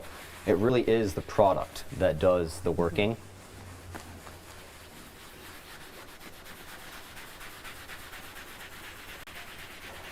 So one of the things while he's working on that, you mentioned you have your shop, right? when do you add something like this on it? When you're doing a more high-end Yeah. detail, and you're like, listen, we can clean your car, we can make sure that it looks absolutely fabulous, but what about if we just bring it all back to recondition? We can work on so much more in depth. Obviously, this is going to be more time, and more time would be more money, so it's something that you can add on to your expertise. Yeah, and what I noticed too in my shop is that, you know, I have a lot of repeat customers. Yeah. And what I always tell them, if somebody comes in with, you know, leather that's really damaged like this, I explain to them that we're going to clean it and then protect it. And actually the next time they come in, it gets a little bit cleaner, right? Yeah, because it gets a little bit more hydrated, it gets a little bit cleaner. So I always let them know, like, it's going to be a work in progress. Sure. You know, but I definitely do notice that, you know, once you get to a certain level and you rehydrate it and it starts to kind of come alive again, right? I think that's the beauty in leather, is that you can kind of rehab it. And, Absolutely. And so then you just talk about proper care, right? And continual use of the products to, you know, keep it moisturized. It is like our skin, right? You can rehab your dry skin. Absolutely. So think of it this. I always think of it this way when I like to teach. Every time you wash your hands, you want to moisturize, because if not, you're drying that out. Same thing with the cleaning of your leather. Yep. So the one thing I am noticing on this seat, whoever sat on it spent a lot of seat time on it. There's a good bit of cracking within the leather here that actually still makes it appear dirty. Yeah. So if we get this camera super close on this leather, it kind of still looks like there's dirt in between the grains of the leather, and that really is just cracking. Yeah. And it shows wear down. Right. Yep. So as a detailer, like I was saying, if I'm sitting there and I'm cleaning, I'm just pulling more and more and more and more color out of it instead of making it look better. Yeah. So someone buy this kit and go, I just did this and it looks like crap. Well, honestly, you've got a seat that has color that needs to be added to it. Yeah. So you would, you know, order a color from us, or you know, buy one on our website. Sure. Yeah. So what's really interesting is if go ahead and take that and then go over here. Oh yeah. And now like go over here. Yeah. It's like when you clay the exterior of a car, right? Exactly. You feel all that contamination and grabbiness, right? Which when you have grabbiness, this is just going to pull more off of our clothes and skin. And yeah, this is super smooth. So it is very similar to like when you clay a car. Even though it might not look at it to the eye, you will essentially have a cleaner, surface than it was before. So perfect. Sure. Okay, so that's the cleaning stage. Cool. And like I said earlier, you'd let this cure, you let the leather dry overnight. Okay. Because it has accepted a little bit of moisture and it is, you know, wet essentially. Now we're going to go to our sealing stage. So this is your leather shield. Great for abrasive resistance. So when we're slipping in and out of the seat, it's going to be good for that. It's just a good protectant. This is a 6-month protectant. If you're putting it on the driver's seat, we probably want to do it 3 to 6, but the rest of the car, there you go, 6 months. You know, if the kids are in the back seat, maybe a little bit more, but it's based on the usability of the leather. So I'm going to go ahead and demonstrate here.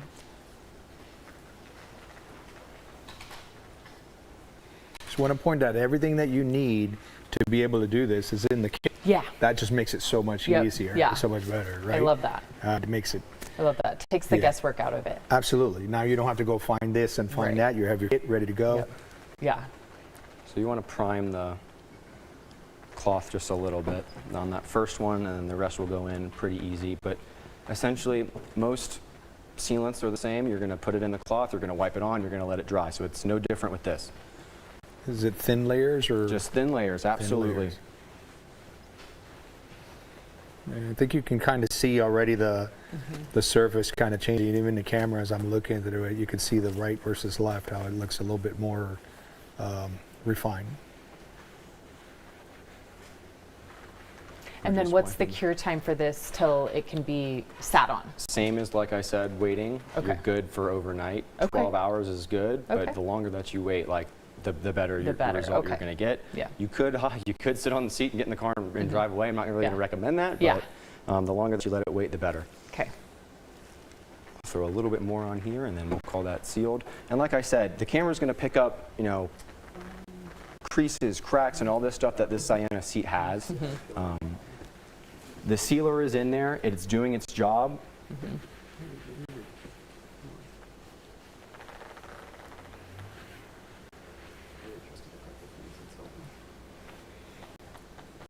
And this is self-leveling.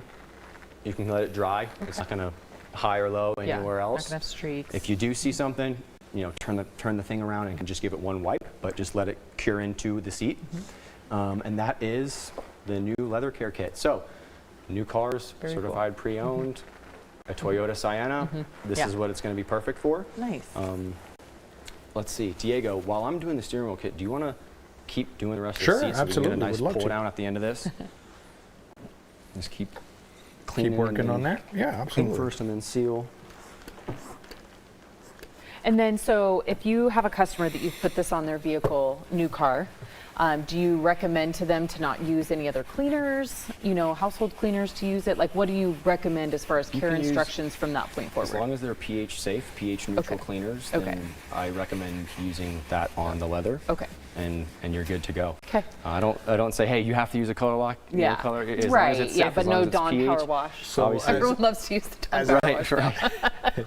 As a former owner of a place where you bring it to me. I will be more than glad to take care of it for you. Professional. Yeah. Yeah, you could kind of add in like, well, now you're not going to need to clean it until it comes back to see me, right? I'll take care of it for you. Yeah. Okay.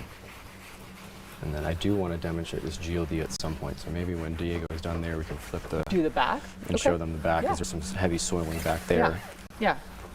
We're not going to use the elephant leather preserver on this show today just because we don't have the time. It would be an overnight dressing. You would let it sit on, pull out more of the fats if you're really looking for that perfect finish. Yeah. Okay. I've used that stuff. It's pretty legit. It's really nice. Yeah. There's also another one that we have. It's a grease absorber paste, which is kind of like a degreaser, but in a... Nice. Kind of feels like peanut butter. Cool.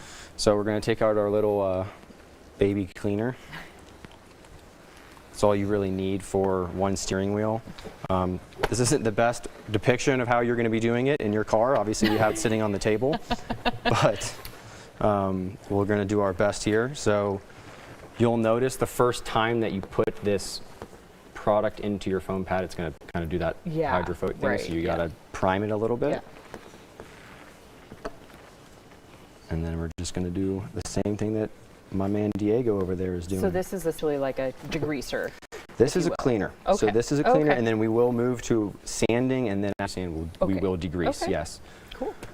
I think this is one of those things that, as a detailer, people don't realize how nasty their steering wheels are. Oh my gosh. I mean, so nasty. I mean, people have makeup on their hands, oils on their hands, and they're they driving think every that day. it's the leather's missing, and you're like, no, that's actually that's a layer. all you. That's a layer of skin and makeup. Yeah. That's all you transferring onto there. Yeah. I think everyone should be doing this to their steering wheel at some point. Yeah. Or how many taking people it somewhere. eat on the run, eat in their car, French fry do all the stuff. You got grease. kids, you got, so much going on in life that, it's going to be a place where it really needs a deep clean. Now I'm going to pull the brush out of this vegan kit because I know a lot of our customers and people will be using a brush, so I just want to demonstrate how it looks. I do love the brush. And then I'll actually use the, we'll just go in like that. All right.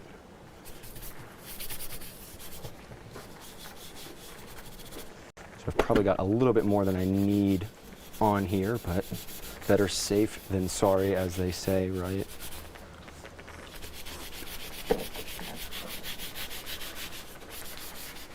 And this is a little bit awkward for me because it's not attached to a steering column. But I do think this is probably a little bit better than having it be attached. You can see the back of it. That's always the hard part. There you go, inside the car, right? Instead of looking up under it. So have you used much ColourLock in your arsenal? A little bit, yeah. Okay. Yeah. I actually have everything that we've had shown here today. There's some stuff like I've not broken this out yet. The GLD is awesome. Yeah, I think you should definitely try that at some point. I've not had a good subject that I had to resort to that yet. So always want to have something to test this on as well. Yeah. Good piece of leather to just test and try it on. Okay, so spending a lot of time on the cleaning stage there.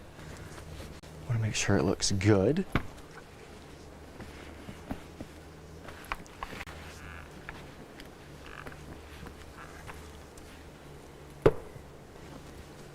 So you can kind of still see that shininess, right? Yeah. So that's where the elephant fat would come in and be awesome. Okay. But now we're going to jump to our next step, which is our sanding. So yes, we're going to sand a steering wheel. Okay. Don't be scared. It is not anything crazy. This leather, just like our skin, is from a cow, and they had to color it. So you can take color out of it. You can put color in it. Yeah. You don't have to be scared saying, "Oh, I'm sanding my steering wheel." Yeah. It's kind of like paint. Okay. So you can kind of treat it like that. Okay. We want to put a cushion in between the sandpaper so as to not come in really hard on a certain angle of the steering wheel, so we have a little bit of padded pressure. So I'm just going to lightly sand. And do we know approximately what grit sandpaper this is? This is about 500-ish. Okay. Yes. So this is just kind of taking that rough layer off. Yes, yes. You're exfoliating that You're prepping the surface, right? That's kind of how I like to. Yeah.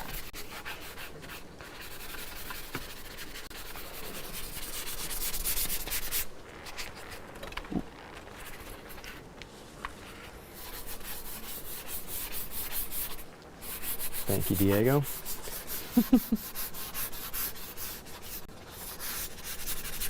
Diego can be the steering column. I am correct. Yes.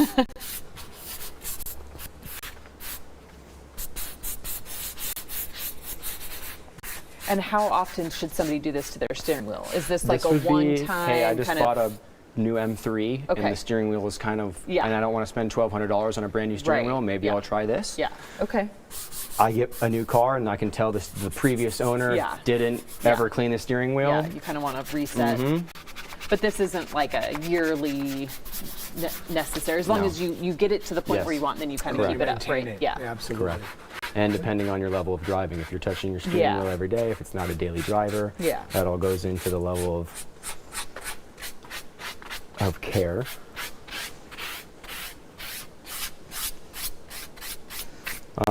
The first time I did this, it felt wrong. Yeah. And it probably will when you do it. But just trust your gut and have confidence, and it will work out perfectly fine, I can assure you. So like in areas like this right here, is this something that, do you feel like that's compromised and you want to stay away from that? Or is that something on the surface that you could go out a little bit harder? Like how do you know, oh yeah, that took it right off. So how do you know kind of on those imperfections? So sometimes if it's a high spot or a low spot, if it's a low spot, it depends on how 100% you want your repair to be. Okay. Am I okay with coloring that, having a little tiny mini indentation that really no one else is going to see except for me?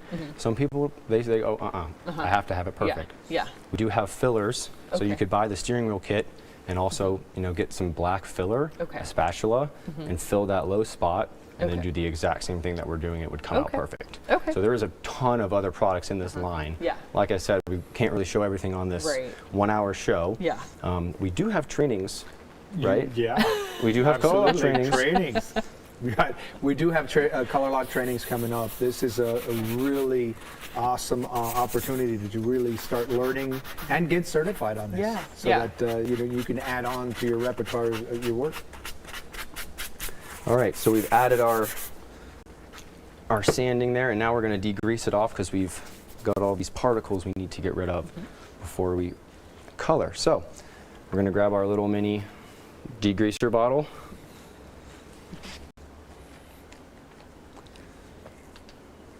Don't get this on your hands. It will take the grease off of your hands. Yeah. You can, just be careful. Yeah. Let's see. All right. You don't get the biggest foamers in this kit. They do the job. We have extra ones on the website, but these do the job.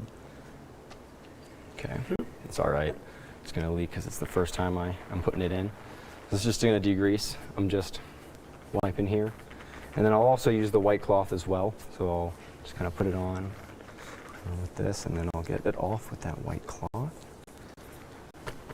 Yep.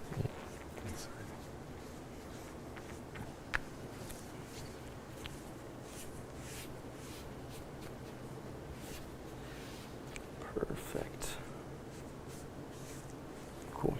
So grab this. the same, and then we'll be able to see a little bit of that. Just put a little bit on your Mhm. on what you're using. Let's flip it over to the front here. You can smell that degreaser. Yeah, yeah. You can definitely smell Mhm. something in there's working.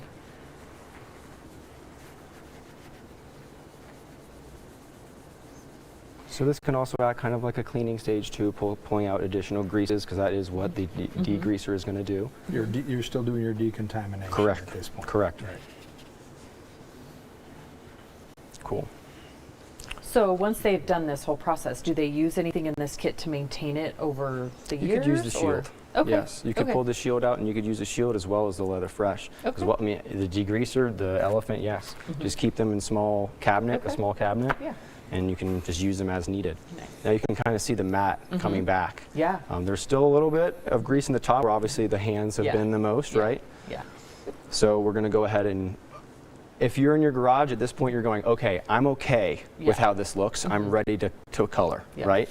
So let's see, let's grab, just so you guys know, I shouldn't have used this foamer. Go in with the white cloth on the degreaser, because this is what you're going to use to color. You're going to use one of these Okay. foamers to color. Okay. I'm actually going to pull it out of the elephant fat here just to Make sure we give myself a fresh one. Always shake your paint, right? There's a binder and pigment in here, so we want to make sure they are happy. Now, so you mentioned this is paint. So is this black?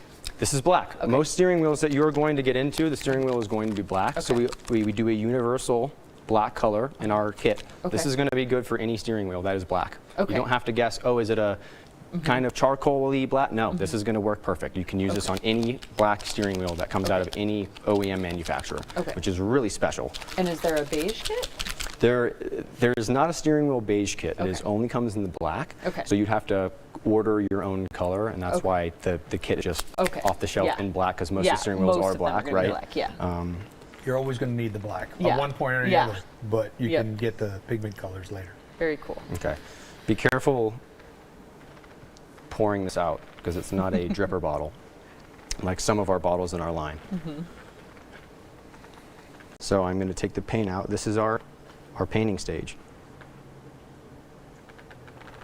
So I'm going to take the paint out here, just a little bit. And just like you were painting spray paint, you don't spray the whole bottle, the whole can on first. Right. The first Yeah. coat is just to get it on, and then you just play with it from there. So if you want to get the camera in on how it's recoloring, you can kind of just see the wetness, right? So that's the color just going on. And we'll reapply as needed.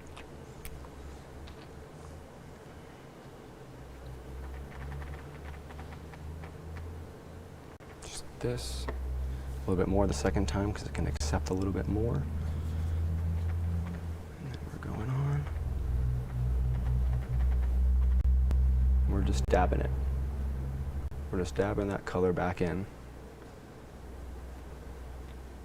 And we're just adding it back. Because over the years, we've been taking it out, right? I want to get the camera right here. This right here is the ideal repair for what this is going to be fixing. The key, the fingernail, that's taking color out of your steering wheel and literally devaluing the inside of your car. This is the fix that we want to do. And Diego and I were talking earlier, this is a great way to step into the line to get one of these kits. You don't need to go out and purchase $5,000 worth of leather repair equipment and then get burnt out in a weekend because you think, oh my gosh, I can't do this. This is a great way to step in and give yourself the confidence. I've definitely gained the confidence to do this. And again, no one's perfect.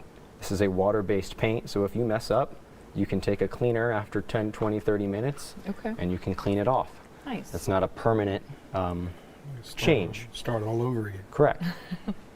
You don't want to do that, but hey, it's better than ruining your whole surface, right? Right. And then See how you can see these bubbles here? You don't really want that. That might have been a little bit too heavy of a touch. You want to go back and level that back out.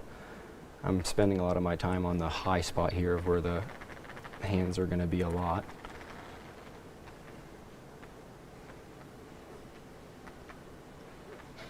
But we're just making it look good.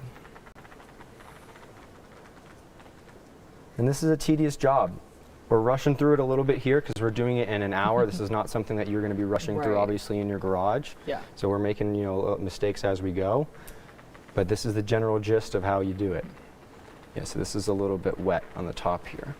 Yeah, but it's starting to It's all level right. off, which is good. So it tells me, okay, hey, I put a little bit too much here, but that's all right. I'll move somewhere else. I'll let it dry. And this will dry like matte? Yes. Not shiny? Not going to dry shiny. It's going to dry like the paint should, and how, you know, if you were to pick the car up in the showroom floor, it's going to look like that. So the general rule of thumb, if you see a shiny steering wheel, it's because it's dirty. Yeah, yeah. That means there's grease waxes on it. and things of Yeah. that Right. nature. Yeah. So you want that professional look, that professional outcome. Obviously, this takes your detail to a whole nother level. Yeah. You know? Perfect. Now, if you have a heat gun, it makes this job quicker. Yeah. You can actually heat dry this paint and just quick heat, and add your second step. We don't have that here today, so we're going to play it slower. But that's how you would kind of expedite this process if you wanted to. Not that we want to expedite this process in any way, but you can use heat if you would like to dry the paint a little bit quicker. Okay. Get in here.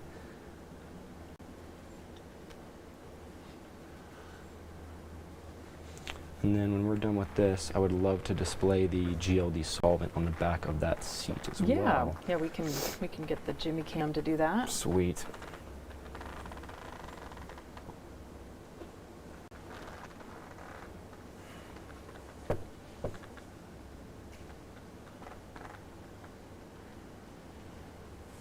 We're just bringing it back to life, right? That's the name of the game. Yeah, and I think when it comes to like projects like this, so it's really just like patience, right? Patience, time, you know, paying attention to detail. And it's, yeah, like you said, it's not something that's going to go by super fast. This is something that you're intentionally restoring their steering wheel. It's not a quick fix. You know, so it is something that, you know, is a process that you want to learn and take your time and, you know, let the customer know exactly what's, you know, what you're doing. Because it is not just wiping it with a towel. Right? No, obviously not. This is restoration. Yeah. This is honestly restoration work, which is what I absolutely love. Yeah. It's most of what I've done during my detailing career was restoring old cars and getting them to look worthy for the show. Yeah. That they might get hit on. Yep. You know, if you know anything, you know, I'm sure you know about how they judge. So they they look at everything and then you get the points and so forth, so on. So. Yeah. One of your details just won an award, right? Yeah. Yeah, it's pretty cool. That looks really good. So we'll do a little bit more on that left side, but that's mostly the gist, and we can flip it over maybe two. But yeah, you can really see where it's starting to settle out up there. It looks really nice. Really nice. Flip it over. Sweet.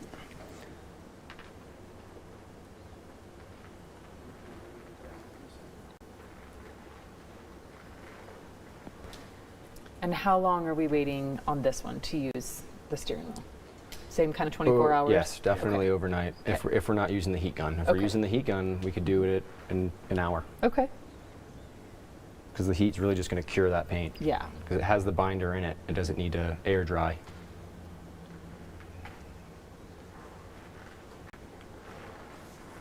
And so if you are incorporating the elephant, is that after this?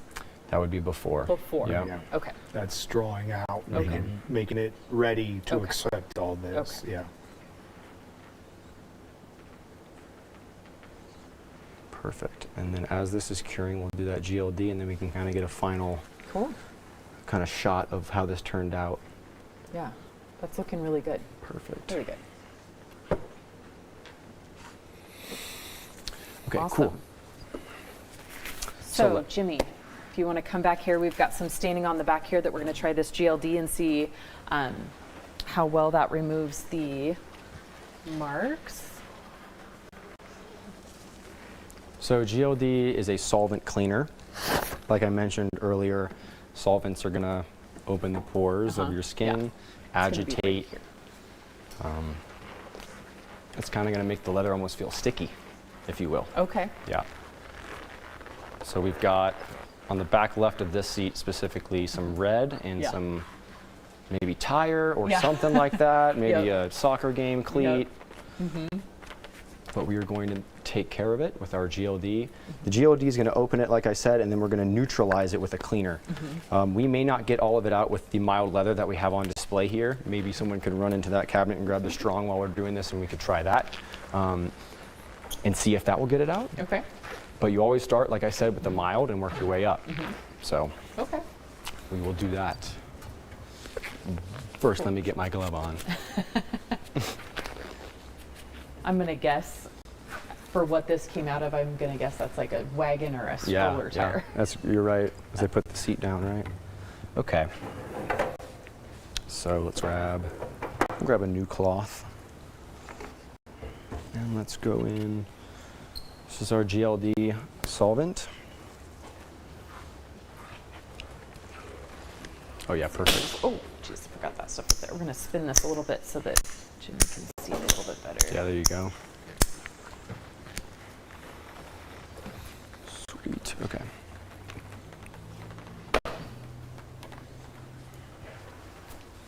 And these are just cloths.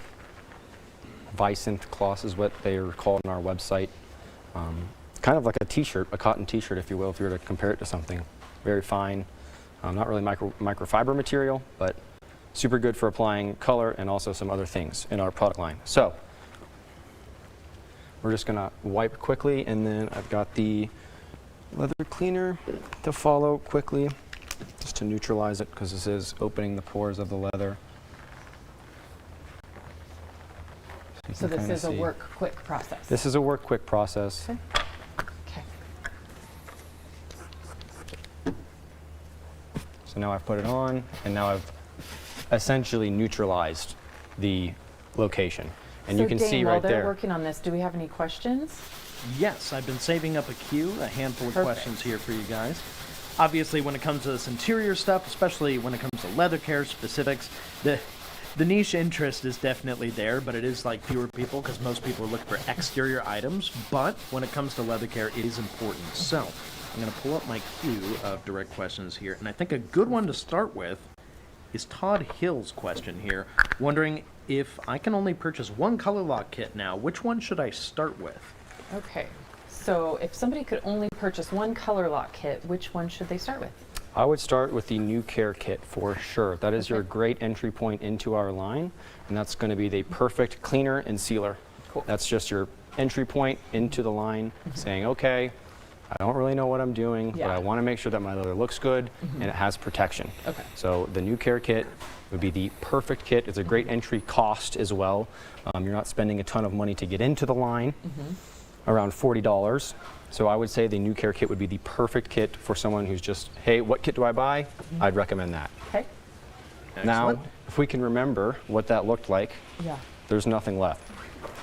Yeah, that worked pretty fast. I mean, it basically, those marks like disappeared right when you hit it with that. Oh, that's gone, yeah. That's very gone. That's wild. And most leather cleaners may or may not be able to take that out. We just tried the GLD first. We didn't try the leather cleaner. Right. It could have, the mild leather cleaner could have taken it right out. So I don't want to say, oh, hey, GLD is the, you know, the winner here. Yeah. But it did the job perfect. There's still a little bit more, so you could do a second iteration.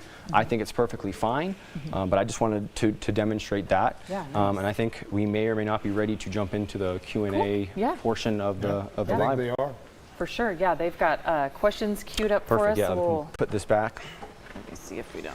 I'll try to not run over this stuff. All right. We'll do that. I'm going to grab this stuff real quick. And we are ready. Dane, we are ready for questions. Excellent. Well, I've got Mike here, and Mike was wondering, is this the process to use if I've worn the outer layer off of the top of my steering wheel? Yeah, so is it the process for them to do if they've worn out the whole top layer? Right. So we've all seen those ones with, you know, what appears to be Mm-hmm. chunks of leather missing. Would just that simple sanding step take care of a lot of that? Like, we're not talking like the deeper Absolutely, grooves, yes. but Now with that, I would actually recommend definitely the leather or the elephant preserver or the grief absorber. Okay. Because that's just leather that's beaten, battered, looks bad. Yeah. Yeah. So you're going to want to pull that grease and that stuff out of it. So that's what I would say. Yeah. Okay, cool. So yeah, absolutely. If you have issues on your steering wheel, I think the steering wheel kit is probably going to cover, you know, it's got everything in there for you that you're going to Absolutely. need. Excellent. Then I've Right. got Rick's auto yes. detail here. So this is always like the biggest challenge, right? Would the sealant help with jean color transfer, especially on those white Tesla seats? So we kind of touched on this a little bit. It's probably not going to help with the transfer, but I'm sure like anything else, the more cared for and hydrated you keep your leather, the easier those jean transfers are going to come right off, right? That's what I always try to explain to my customers is that the drier it is, it's sucking moisture out of whatever is there, right? And so the more you keep it hydrated, even though it's still going to stain, the stain's going to remove easier. Correct. Because the leather's hydrated. Now, let's say for a horrible reason that stain stays. Yeah. And you just can't get it out. Yeah. We do have a product called Blocker. Okay. So if you were to put Blocker down over a jean dye transfer that is stubborn, you can't get it out, then you'd throw your color over it. That jean dye transfer isn't going to work its way back up. Okay. So that's what that Blocker does. Okay. All right, and then kind of going back to the sealant earlier you're using on the top, there was a question UV about protection? Yes.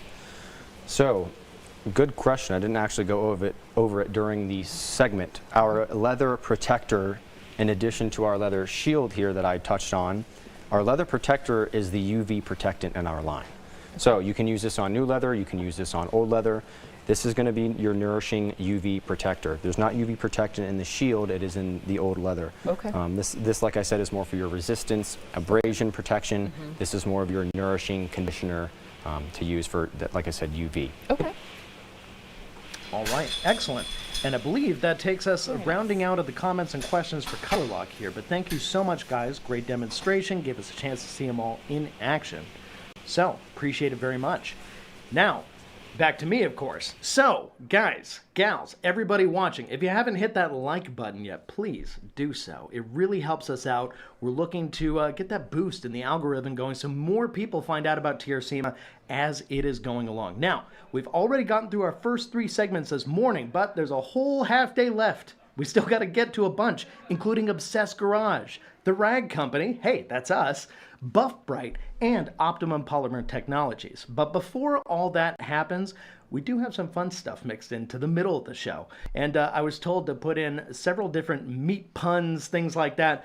I couldn't imagine why, but I'm sure we'll find out as we get closer to this afternoon. And don't forget, beyond all that, there is a sale happening right now, all this week. Crazy big deals. There's giveaways happening today too, in fact, and they're between $500 and $1,000 each day, so it can get pretty crazy.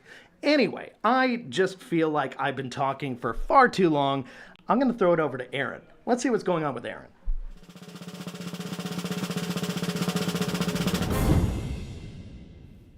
Dane, did you say something? Oh, well, hello there. I didn't see you guys there. I am beyond excited to be with you guys. It has been far too long. Looking forward to it just being the two of us. Hope you didn't miss me too much. How about day 1 of TRCMA? I hope you guys have been enjoying the morning as much as I have. We've got some great things coming down the pipeline for you. We're gonna get some reaction to Dane's first YouTube video. We're also gonna see how well we know you guys with a special treat. You're just gonna have to stay tuned to see what that is. But first, let's reflect on some of our accomplishments, such as the great studio upgrade we've had, not too shabby. We've also been able to surpass 100,000 subscribers on our YouTube channel. But now, we need to reflect on all that we have lost.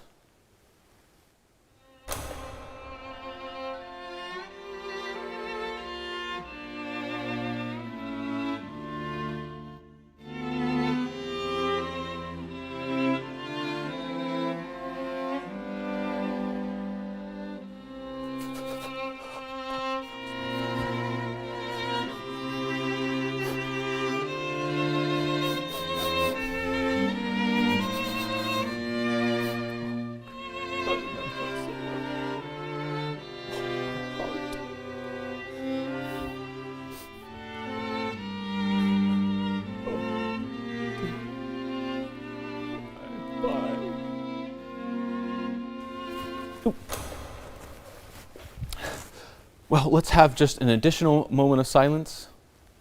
All right, and now, as we take a trip down memory lane, let's see what started it all. But first, what is our Rag Company logo? Let's find out. All right, so here we are again for another React video, and hopefully you guys love these as much as we love making them. Yeah. The media team has put together these special things for us to, sit down and enjoy together. All we see here is a black screen. Do you have any idea what it is? Yeah, we're supposed to just be caught off guard, like whatever they choose. I was told they're digging into the archives, though. So it could be an old video. I don't know how old, Hopefully they're not digging too deep. You know what I mean? There's Like some maybe- stuff back there that, we may not want to see. It's all out on the channel. People can find these, right? Let's just do it. Let's find out what it is. 3, 2, 1. Oh, Yes. no. I know This. that music. Oh. This is an oldie. No, this is like real old if they're using this intro because This might be the first Dane. I just made a little looping like beat. Oh, there okay. is. That's Baby Dane. Baby face Dane. Infant baby Dane. He was just learning how to walk. He learned how to walk and then he grew facial hair. Oh man. With just a plethora of towels behind him, sitting on a very uncorrected Honda Element with faded trim. It wasn't that faded. That looks pretty element, the windshield was, but the trim on the actual sides and the other parts looked great. I took care of that thing. Headlights look pretty good, though. I took good care of that Element. I love that thing. I am 25 in this. You're 25, this is 10 years ago? And I'm 35 going on 36 now, so that's 10 years ago. What's happened to us? My jawline got worse, I know that much. I want that face back. It's on its way back, right? I could do, the facial hair could improve. I would actually say you're hairier. You've grown more hair, right? Well, it's because I did the mustache thing a little while ago, and then I let it grow back to mustache thing. Well, I don't think male pattern baldness is in your future, so let's go ahead fortunately not. And continue. A lot of questions about but a faux hawk is. Specifically, what is it? Hi, I'm Dane, and today we're going to Hi, I'm Dane. I'm Dane. This is my TED Talk. You know who shot this? Who? Gabe. Gabriel Garcia. Oh my gosh. Who's behind the camera for this one. Before he was the man in front of the camera. Yeah. Before he was the TikTok legend. Yeah, no, he's like live on TikTok for TRC all the time now. Gabriel was once a teacher. He was. Once a cultivator of young minds. Okay, I was going to say children. Can't say that. But we're going to say a cultivator. Don't put those words together. That's not young good. minds who got these kids together to create beautiful things, and then he hired them, and they now work at the Rag Company.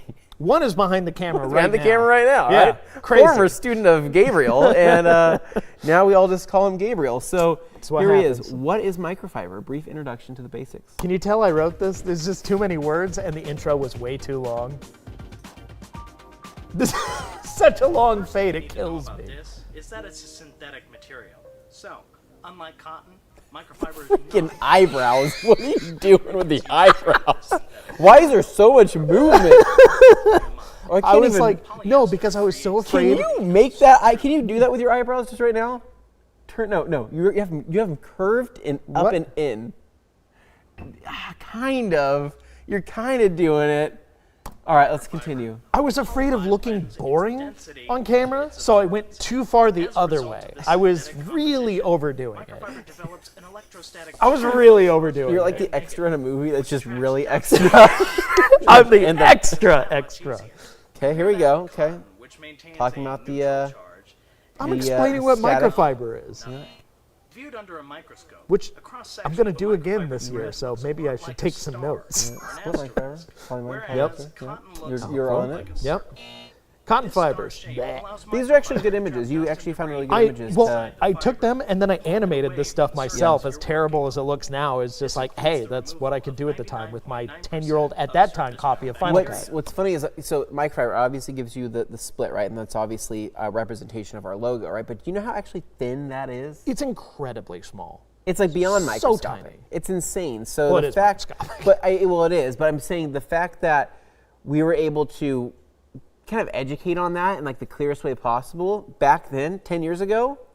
I don't think anybody questions it now. No, I think people go microfiber. When It's safe. when I edited this, I had a deep need to make sure what I was doing was going to be like the definitive resource on what is microfiber to people who went to YouTube, because there were some videos out there, but it was like people in their living room just talking to a really basic camera. It wasn't like dressed up like this.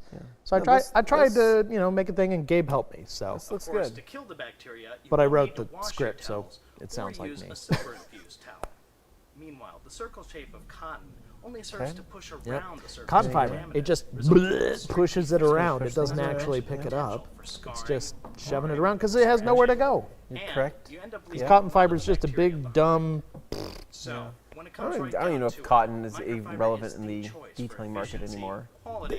There's some people out there who still, technically, for some you can reason, still buy, like if you go to AutoZone, if you go to like O'Reilly's, they used to have like little cotton. It's like a bundle. It's just a little cotton piece of cotton. I mean, you go to Home Depot and you look at the paint section, you can get like those towels. Yeah, but I mean, I don't know. I feel like 10 years ago, you had to push this because cotton was a competitor. No, it was in terms very of important the to talk market. about then. But now, 10 years later, I don't think that's an argument that we have to really fight for or try to persuade people. I think it's believed now by pretty much everybody, microfiber is the way. I like to think we had at least a little influence on that, but we were small at the time. I hope. So If There we you're go. interested in learning more about microfiber, such as what to use where, or just want to know what More of the eyebrows. More of the eyebrows question be mark. sure to check out all of the other videos we have right here on the How Red long did this Company take you to edit? YouTube channel. this one was pretty quick for me, but these intros and outros I made were atrociously long. Oh, even the outro here. Look, I thought that was the end of the video. So dumb and unnecessary. And I just made these little beats because I couldn't get the rights to any music, so I just made these super clunky things. I was like, oh, But the God. Rag Company logo existed all Yeah. those years ago. Dane, did you ever think that Rag Company logo would be as famous as it is today? Okay, that's something I'm really proud of. I made that original logo, and I'm surprised we're still using it to this day, but then I'm not surprised because it looks different than the way other people have done their logos. It was a timeless design. Yeah. I think it aged very well, and I think that when people see it, they know. And I mean, it's on really every. It's There's on all kinds of It's on. I'm not wearing a TRC things you shirt can today, do with it, yeah. But it's on everything. Yeah. And we've had a lot of different iterations of it, which has been really fun. All right, so let us know what you think about taking a walk down memory lane, and let us know what you think about 25-year-old Dane and his overactive eyebrows in the comments below. And let's get back to the show. Yeah. I guess we all have to start somewhere, right, Dane? Did you guys catch that? The Rag Company logo is a cross-section of a microfiber strand. Pretty cool, huh? For this next segment, have you ever asked yourself if our satisfying Saturday washer, Josh Brodel, is capable of cheating? I never thought in a million years I'd have to ask myself this question. But indeed, this segment was supposed to be clean, family fun. Exactly. And it was injustice. I cannot even believe that this would happen to me. Something that I'm in charge of, and the cheating goes on, and it's just absolutely ridiculous. I can't even wait. I'm sorry. I don't usually like to use my big voice. Let's let you be the judge in this next segment. Yeah. Well, hello there, and welcome to Detailer's Disputes. I've got on either side of me two teams of your favorite TRC cast members, starting with Team Shagrag. And Team Chill. Team Chill, who will be battling it out for detailing dominance and this grand prize. But first, the rules. We will have a representative from each team come down to the table where I will ask a simple TRC related question, and that will determine who will go first. We have asked you, the audience, what your favorites are, and we'll see how well our detailers know you. With the number 1 answer awarding 4 points, the number 2 answer awarding 3, the number 3 answer awarding 2, and the number 4 answer awarding 1 point. If they don't get anything on that list, that's 0 points. At the end, we'll calculate to see which team has the most points, and that will determine who will receive the grand prize. Alrighty then. Will each team please bring up a member to the table? Gabe, you go first. What the? You got this. You got it, buddy. These are gonna be easy. Come Okay, get him. Cheater. Team Shagrag, Team Chill, are you ready? Absolutely. Like PNS. Rinse this one. All right. What is a rinse aid? Gabe. A rinse aid is used like Glad. It's something you spray on the car while wet, and then you wipe down. It is something that you spray on the surface and then rinse again, and it helps the water come off. That is correct. It's different. Gabriel, we're disowning you. You kidding me right now? I feel like I'm on the spot. Gabe, that's the game. Oh, shoot! That's the game. You're on the spot.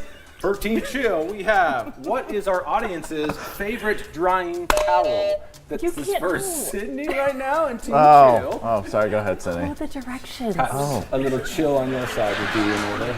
That's okay. All right. Yes. Okay. What is our audience's favorite drying towel? The liquidator. 3 points. All right. Liquidator. Okay. All right, Gabe. The gauntlet. The gauntlet. That is 4 points. Very Wow. nice, very nice. All right. And now, Sydney, do you have another answer that could potentially get you more points? Ooh. Is the 1500? The 1500. That is 2 points. Very nice. All right. And Gabe, can you get the last one of our audience's favorite drying towel? The double twisters. I know it. 0 points. All right.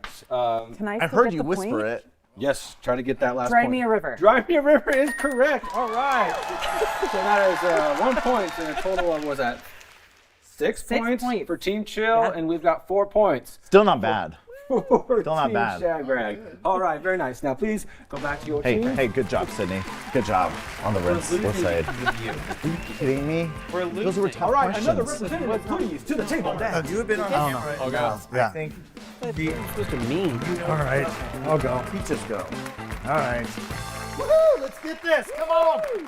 Let's go, Josh. A little bit of excitement. Let's go, Josh. Let's go. Let's go, Josh. Let's go. Name one company at TRCMA. Lucas. G-Technic. All right. I didn't even hear his buzzer go off.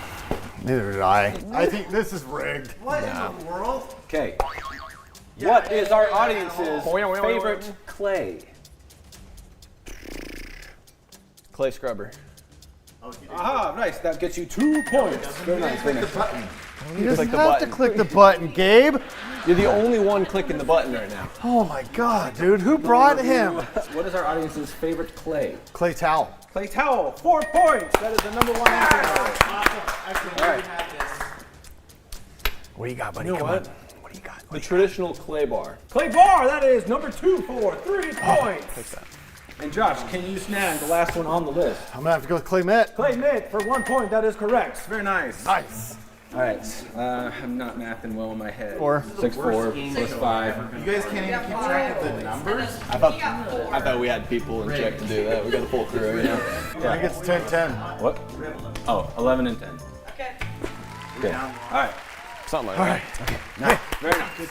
Right on, guys. Yeah, I got this. Ladies and gentlemen, we are now 11 points to 10 points. It is a close detailer's dispute. We do. Come on. With our last round here, please, representatives, come to I the think we table. got this. quick. All This is me. How fast? Like real fast. Like lightning. Like ninja quick. Okay. When was TRC founded? Josh. 1999. 1999. That is correct. All right. And for our final question. I didn't even hear his buzzer. Yeah, I didn't either. I don't think it even works. Can we get a slow-mo playback on that? Absolutely. Let's do that. What? Challenge! Button didn't even go off. We appear to have a challenge on the button off. That's right. Can we get some footage, please, Jimmy? Come on.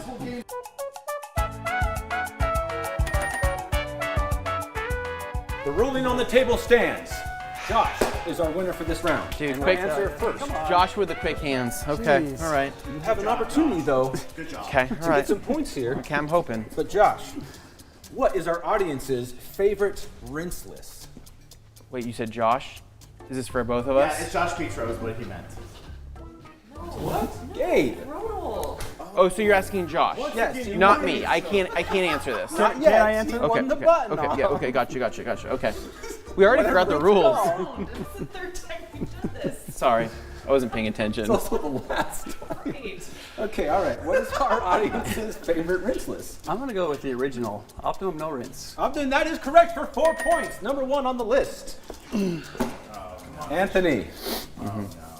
Audience's favorite rinse list. Can you get number 2? Absolute. That is correct. 3 points. Guys, come on, this is down to it. Okay, Josh. What would be number 3 or 4?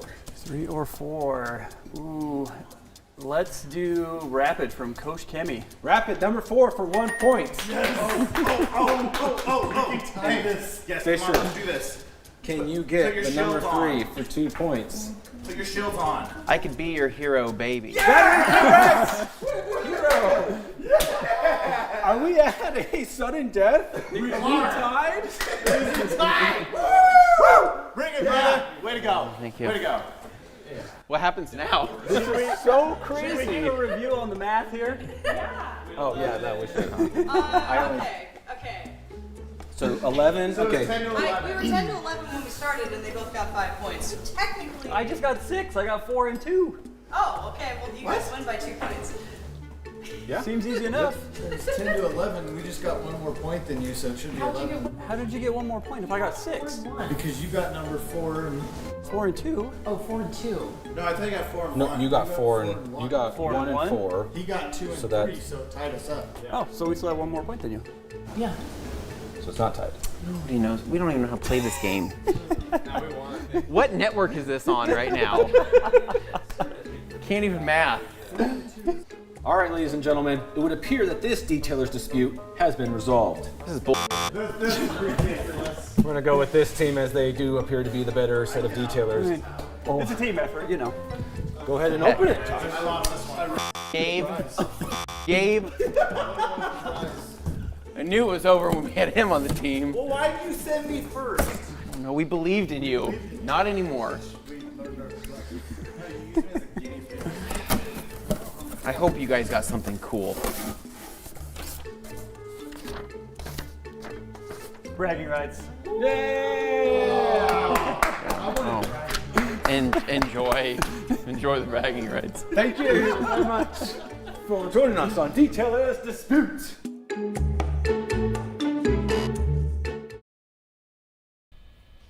All right.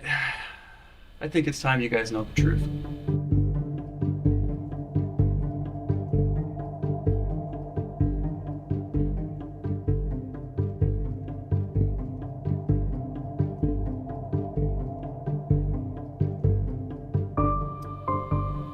There was some cheating that happened during the game show. This is hard, Glenn. After the first round, when we were adding the scores, I said that Team Swagbag had 10 points when they only had 9. I wanted it to be fun. I wanted us to have a good time. I didn't want it to look like we were just so much better than them. But it's just not fair. You guys deserve to know the truth. That's crap! I can't believe you guys cheated to win. This is ridiculous. All right, I'm not mathing well in my head. Is it 10 and 10? Yeah. I think it's 10-10. What?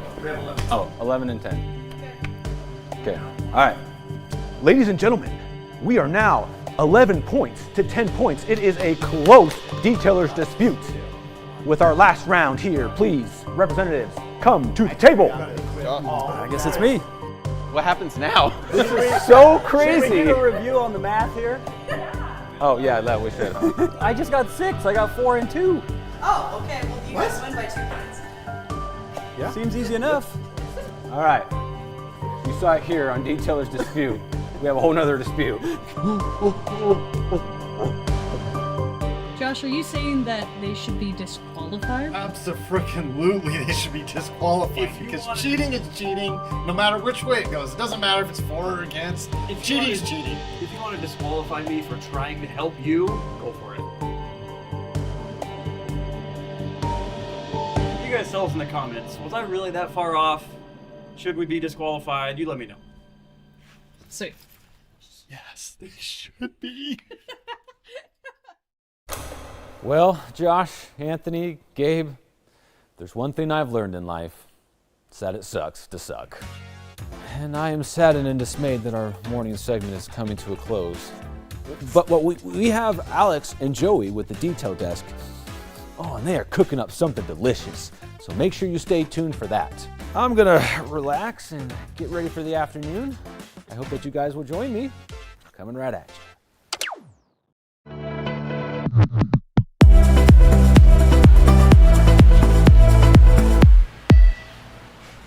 Welcome everyone back to TRCMA 2025 Day 1. We are at the halfway point.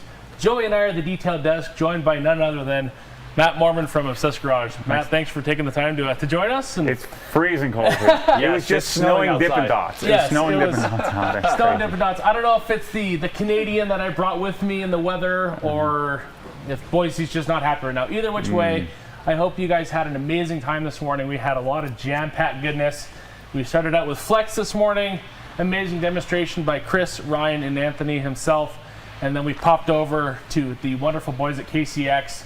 Diego, Hunter, we had Casey as well, I believe. Yep. And Jason as well. So, I mean, an amazing crew over there. KCX is making phenomenal products. You know, they had great demos of tire glaze, tons of good PSS. stuff. And, you know, if you like the glazed donuts, maybe. Do you like tire glaze, Matt? I like the periodic table from Koch-Chemie, but yeah, I do like. You do like that I one. can't eat them, but I like them because I'd eat the whole darn dozen. Yeah. I've realized that the older I get, the shinier I seem to like my tires. I don't know if that's like a common thing with age, but that's where I'm at right now. Yeah. So. Yeah, but with tires, I like satin. Yeah. Satin. You know. Yeah. Yeah, because the hydroplast plastic hair, product, you know, yes. it's the naming convention can be a little bit tricky for some, but I mean that product being dilutable, you guys saw on the wheel and tire combo that they had. You know, they're doing straight 1-to-1, 2-to-1. So They said it's a lot like, for those who've used hyperdressing, Yes. Mars hyperdressing, it's similar type of product that you can use on things like bed liners and it's tires and plastics, and I think they said you can use it in the interior too if you want. Tons of uses for it, and I mean that's economical, right? It's one bottle you have to have on your shelf, and not a whole bunch that you can run at different dilutions. So. Exactly, and I mean on the body they were kind of showcasing their CES, not to be confused with the Vegas show, but this is the Ceramic Effect shampoo. So I mean it's an option for those individuals that has a nice sweet almond berry scent. I think that's what it is. It's really unique. So I mean if you're into scents, Matt, are you into scents for products, soaps, things like that? It's always cool. I mean, I want to not be, but you kind of can't help it. The whole experience, right? But there's certain things like the drying aid that I buy from B&B, we had to take the scent out because it made the product unstable. And I'm still okay with that. But yeah, scents make the experience. If the product is pleasurable enough to use on its own, scent really is a secondary thing to me. I think that some companies, that's all they got is scent. And they're missing some of the chops. Yes, exactly. Exactly. It's cool. It's interesting to see. I'm sure that Andrew and the team has a lot of influence on that because the Germans probably don't give a crap about the scent. Yeah, definitely. And so, but like GSF smells amazing, and then GFX, amazing too. Christmas one. You can have Christmas in July if you want, which is phenomenal. I still have some of that left, so go to obsessedgarage.com and buy it. 'Cause I think I have like 400 bottles left. Gotta get through them. 3,000 or something like that. It's got to get through them. And like with KCX too, they do have their full line of new pads that are coming out. And I mean, if you like a simple color-coded system, it's a great option. Can't really beat it. You have the color of the pads that coincide with the actual liquids themselves. And then obviously they were kind of showcasing the ones, because they do have polishes with and without protection. So for those that didn't know, any iterations with a P in the name is for protection, and then everything else is just kind of straight up. So, I mean, if you like a simple system, I think it's good. I know, Matt, with Obsessed Garage, you guys kind of have developed a system with, a lot of the Rup has yellow and things like that, and you kind of have your system that works. So kind of, what are your thoughts on like the color coding system from KCX with their pad lines for, whether it's beginners or shops or, Yeah, I mean, I think, again, the periodic table is super cool. It just makes sense to me. It speaks to me. That's why, when I first heard of Koch, I don't know, 5-6 years ago, something like that, I'm like, this really appeals to me. And so that idea of, purple, green, red, the yellow, you have the different nomenclature. I think just I like those kind of systems where it's labeled, it makes sense. Not much thinking involved. You just you know what you're looking at by the color. I haven't, like you said, I'm using Sonex Perfect Finish and Griot's Fast Correcting Cream, but I used just the other day I was polishing. What's the red heavy cut? What's the red one? H902. Yeah. I was using that the other day. That's my rocks in a bottle. So I think that if you're starting out, I've told this to like Anthony and the team. I said if I was starting out, I could only pick one product line. It'd either be CarPro or Koch-Chemie. Cool. Very cool. And so I think that having a polishing system that makes sense. It's just it'd be a lot easier to start, especially if you're starting out. Well, speaking of systems, Matt, there's a beautiful system that you've installed here, there, everywhere. What do you say we take a little tour of what you've done and get these? I'm proud of the guys. They haven't trashed it yet. No, I wonder you've if they been just cleaned them. it. I wonder if they just cleaned it up for TRCMA. It's possible, but like what if we come across an awful drawer now?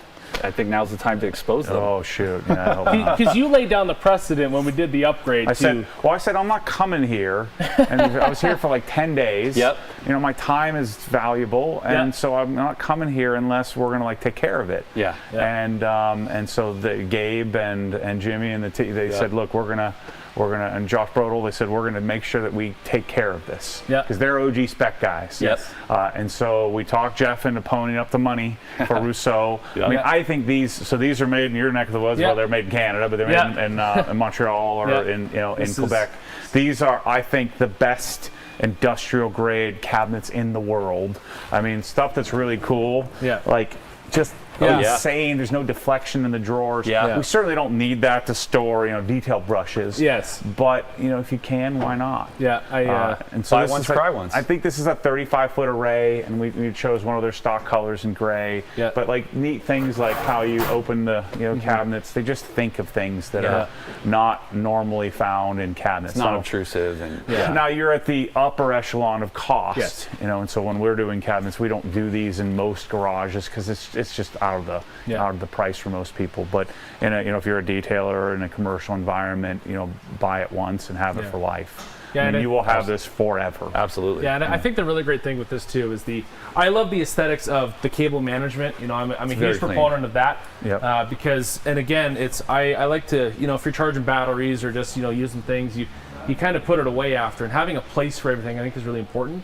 Which with the tool grid systems and just the cabinets in general and the drawers, if you have that ability to keep a system, then I think it makes your life easier. Absolutely. And it's been a long road that everybody starts somewhere, and this may not be the first step, but it's something you can work up to. And I think that was one of the things that I provide people advice on with cabinets is like I would wait.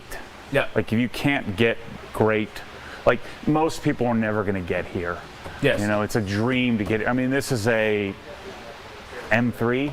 Exactly. This is a nice E46, maybe 60,000 mile M3. This is the $35,000 rig cabinet, something like that. So that's not in the ballpark, but we also have brands like ProSlad and Sonic that have some more cabinets. And you're a big proponent of the PPF on the surface, right? Well, if you have stainless, it just makes it way easier to take care of. It's easier to clean because you can just do a single wipe down. A stainless, you got to kind of buff it. And then once it's scratched, it's toast. But PPF does really well on countertops. So it's actually really nice. Did I think this is Avery Dennison that they put on here? I think so. And then we have some in the drawers behind you. We did some of the Sonic foam inlays and stuff like that, where you have the tools dialed and organized. When you came here on Saturday, I was testing the deflection because you speak about it in your videos, but actually being able to test it out, it's actually kind of wild. So Rousseau has their own glides, very similar to the Austrian glide. It's some Lista and some other cabinet, but they developed their own. I think maybe even before the Austrian glides. And there's a brace that runs across. And so there's basically a drawer inside of a drawer. And so the carrier carries the drawer, and so that's why you have that 440-pound capacity, but with no deflection. Again, doesn't really matter. But it's those like little deltas to get to functionally excellent are it costs a lot to get there, and we have that with the lighting here too. I didn't realize I'd seen some photos of how bad the lighting was before. Of course, they had hex lighting in here, which was terrible, but I didn't realize that they had like it was like a dungeon, dark and dingy in here. And so Jeff, I had to sit him down and say, look, you need to spend the money on Cree linears. And the camera guys didn't listen to me. They don't need it. Sorry, they're listening on the mic here. They don't need any of these lights. they're duping Jeff and Anthony because they like lights. Yes. You wouldn't need any of these fancy extra lights, but the linear fixtures that run, you know, horizontally, or I guess long ways in the garage, they're 5,000 Kelvin. You know, so that's the color temp that we generally So like these for are the garage. sufficient to light it itself, you're saying? Oh yeah. Okay. Even on camera, you know, and for detailing, I have all these fancy scan grip lights and stuff. And when I'm polishing a car in my garage, I find that I don't really get them out. Because you got it all around. Because I got all these fancy lights that are designed for correction, and I very rarely use them. Let's take a stroll over here and see what else you've done. We've got a lift here. Well, we won't talk about that. They screwed that one up. But let's for another day. I will give a shameless plug to the Swiss tracks, which I prefer the rib tracks versus the smooth that they had before. You know, it's nice on the feet. I have pretty much the same Rib Tracks Pro. I've had it for about 5 years, and I pull it out every spring, wash it out, sweep up the garage, and I mean, it honestly still looks brand new. And I mean, I like it from a safety perspective. You get out of your car, you're not stepping in the puddle. You know, you already had a long day at work, and you're not going to be frustrated, you know, because your feet are dry. And this tile is crazy dirty, but it doesn't look it. Exactly. You know, it hides it well. And that's the most common misconception is that, you know, the dirt goes under it. What do you do with the dirt? That would drive me crazy. I said, but when you have an epoxy floor, like, you've got to clean it like once a day if you want it to look nice. This you clean once a year. It's about $5 a square foot. They come in, each tile is 1.7227 square feet. So it's, you know, a 1 3/4 square feet. So each tile is something like $8 or something like that. So it's not cheap. But the other cool thing is you can take it with you if you move. And the problem is no one will ever let you do that, because as soon as they see it, they're like, I'm not buying the house unless it stays. Keep it. Common. Keep it. So we've got our air compressor back here, polisher wall, but this was kind of like your other baby, right? I mean, washing is how I got started, right? And so I just set my camera up. I have an obsessive compulsive disorder, and I was having a really tough time, and this was in 2014, and I had my blue GT3 at the time, and I just set the camera up and just started talking to it, and it changed my life. And so I've been chasing things like a great hose reel, like the Cox reel, Mosmatic boom pole.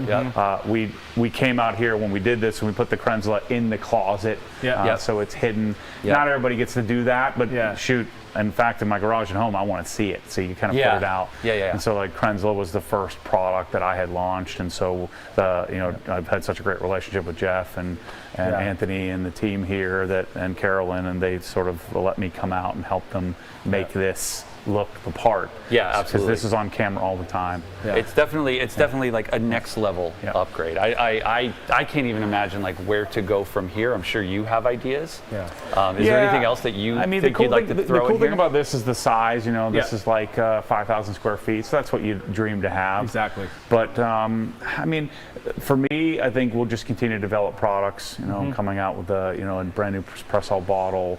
You know, just chasing those little deltas, those little diminishing returns that get to an excellent experience.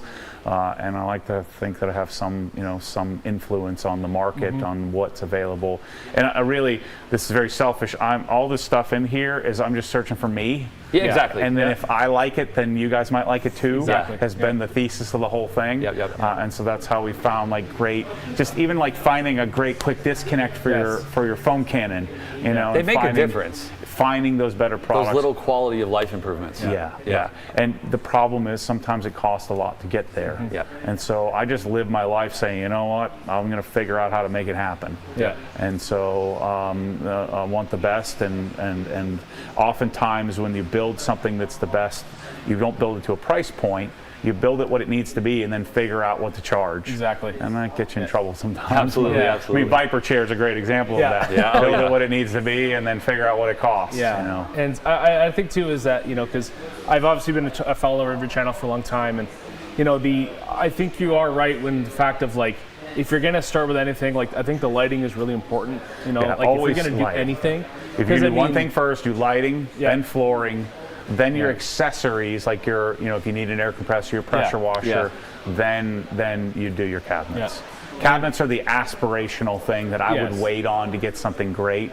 So I would skip over the new age and the husky and wait and save and do the do the cabinets last. Yeah, maybe get yourself a nice toolbox or something to go get a Harbor Freight Icon box or something to hang on to until you can swing. Yes. Again, Rousseau is the aspirational, but get something like Pro Slide or something like that. Work your way toward that. I think you're better off buying something better and skipping that entry level step and going to like a mid-tier cabinet. Yeah. Sure. And then with the hope that you make it in life and you can get some Sonics or some Rousseau. That's the goal. Yep. Exactly. Should we take a look at the pressure washer setup? I think we should. I gotta show them real quick. I know we're on a time crunch here. We have Prevost, Jimmy in the closet. Prevost piping in here to run all our air lines. This has a really cool air compressor as well. Yeah, the Werther. It's called a Compact X. Yeah, so this is a silent piston compressor in a silent shroud. So this operates at like 60 decibels. That's quiet. For an air compressor, which is awesome. That's quiet. And then you have the K1322, which is the pressure washer that I worked with Krenslip to make. One thing we noticed that we liked was the buckets aren't in there now, but the 3 buckets are the perfect width of this entire closet, and it kind of makes it look even better. Yeah, so Mike came in here, Mike Figueroa came in here and set this all up, and we used the Prevost piping. This is actually air piping that we use for water as well. Yeah. You're not supposed to, but we did it anyway because it looks cool. It's aluminum piping, crazy expensive, but most people again aren't buying that, but I think it's worth the payoff to have this look of aluminum, powder coat aluminum, look. And then the Prevost S1 couplers, and so we're feeding air, and really air is for interiors and blowing out pads. I mean, that's what us car guys are using air for. Yeah. Because now with electric tools, with the Flex was here this morning. Exactly. I mean, it's hard to beat just buy a Flex Impact versus an air impact from like Chicago Pneumatic or something like that. It just doesn't make as much sense anymore. Yeah. You don't have to carry the airline around and all that. And one thing I really appreciate on the airline side of things is if you are in a space where you're kind of having a fight, if you have a reel on each side and you run Prevost to each side, it kind of saves a lot of frustration, from getting your air hose caught and just like it drives you nuts and it makes you not even want to do it. So I love the additions kind of like all over, and just understanding your space and knowing kind of what works for you. Yeah, and removing those frustrations. Like we put the air rails on either side of the cabinet, so that way you could, they're not. Hopefully, you're not tripping over them. And then we put some extra additional lines, just in strategic places. But you don't need to do it every single spot. Yeah. The 50-foot hose will get pretty far in a garage of any size. In fact, in a normal like 2 or 3 car garage, a single 50-foot reel will cover the whole darn thing. Yep. Very cool. Yeah. So, so that's a bit of a tour. I think we're just going to we're going to cut over to Nate, and then we got a bit of a surprise right after that.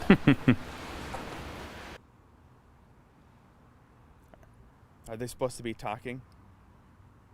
Hello? Oh, thank you. Nate here from the Rack Company on location for the TRCMA sale. I think I hear a lot of hubbub back there, and we're pretty busy. We are 20% off almost everything, and up to 25% off all TRC microfiber goods and accessories and tools. And man, look at this. We're just pumping out packages here today. You hear that? He's stoked for the sale too. Come on, let's go check it out. And we're back. We're here cooking steaks with Matt Moorman. I'm sure none of you expected this, but we have 4 very beautiful Wagyu ribeyes that we are going to cook with the man himself. But not just any. They're from a very special place. Yes, these are Snake River Farms. Yes, and you have a bit of experience with Snake River Farms, and you're a bit of a connoisseur yourself. So these are strips, not. Oh, that's right. We were looking for the ribeyes. Yeah.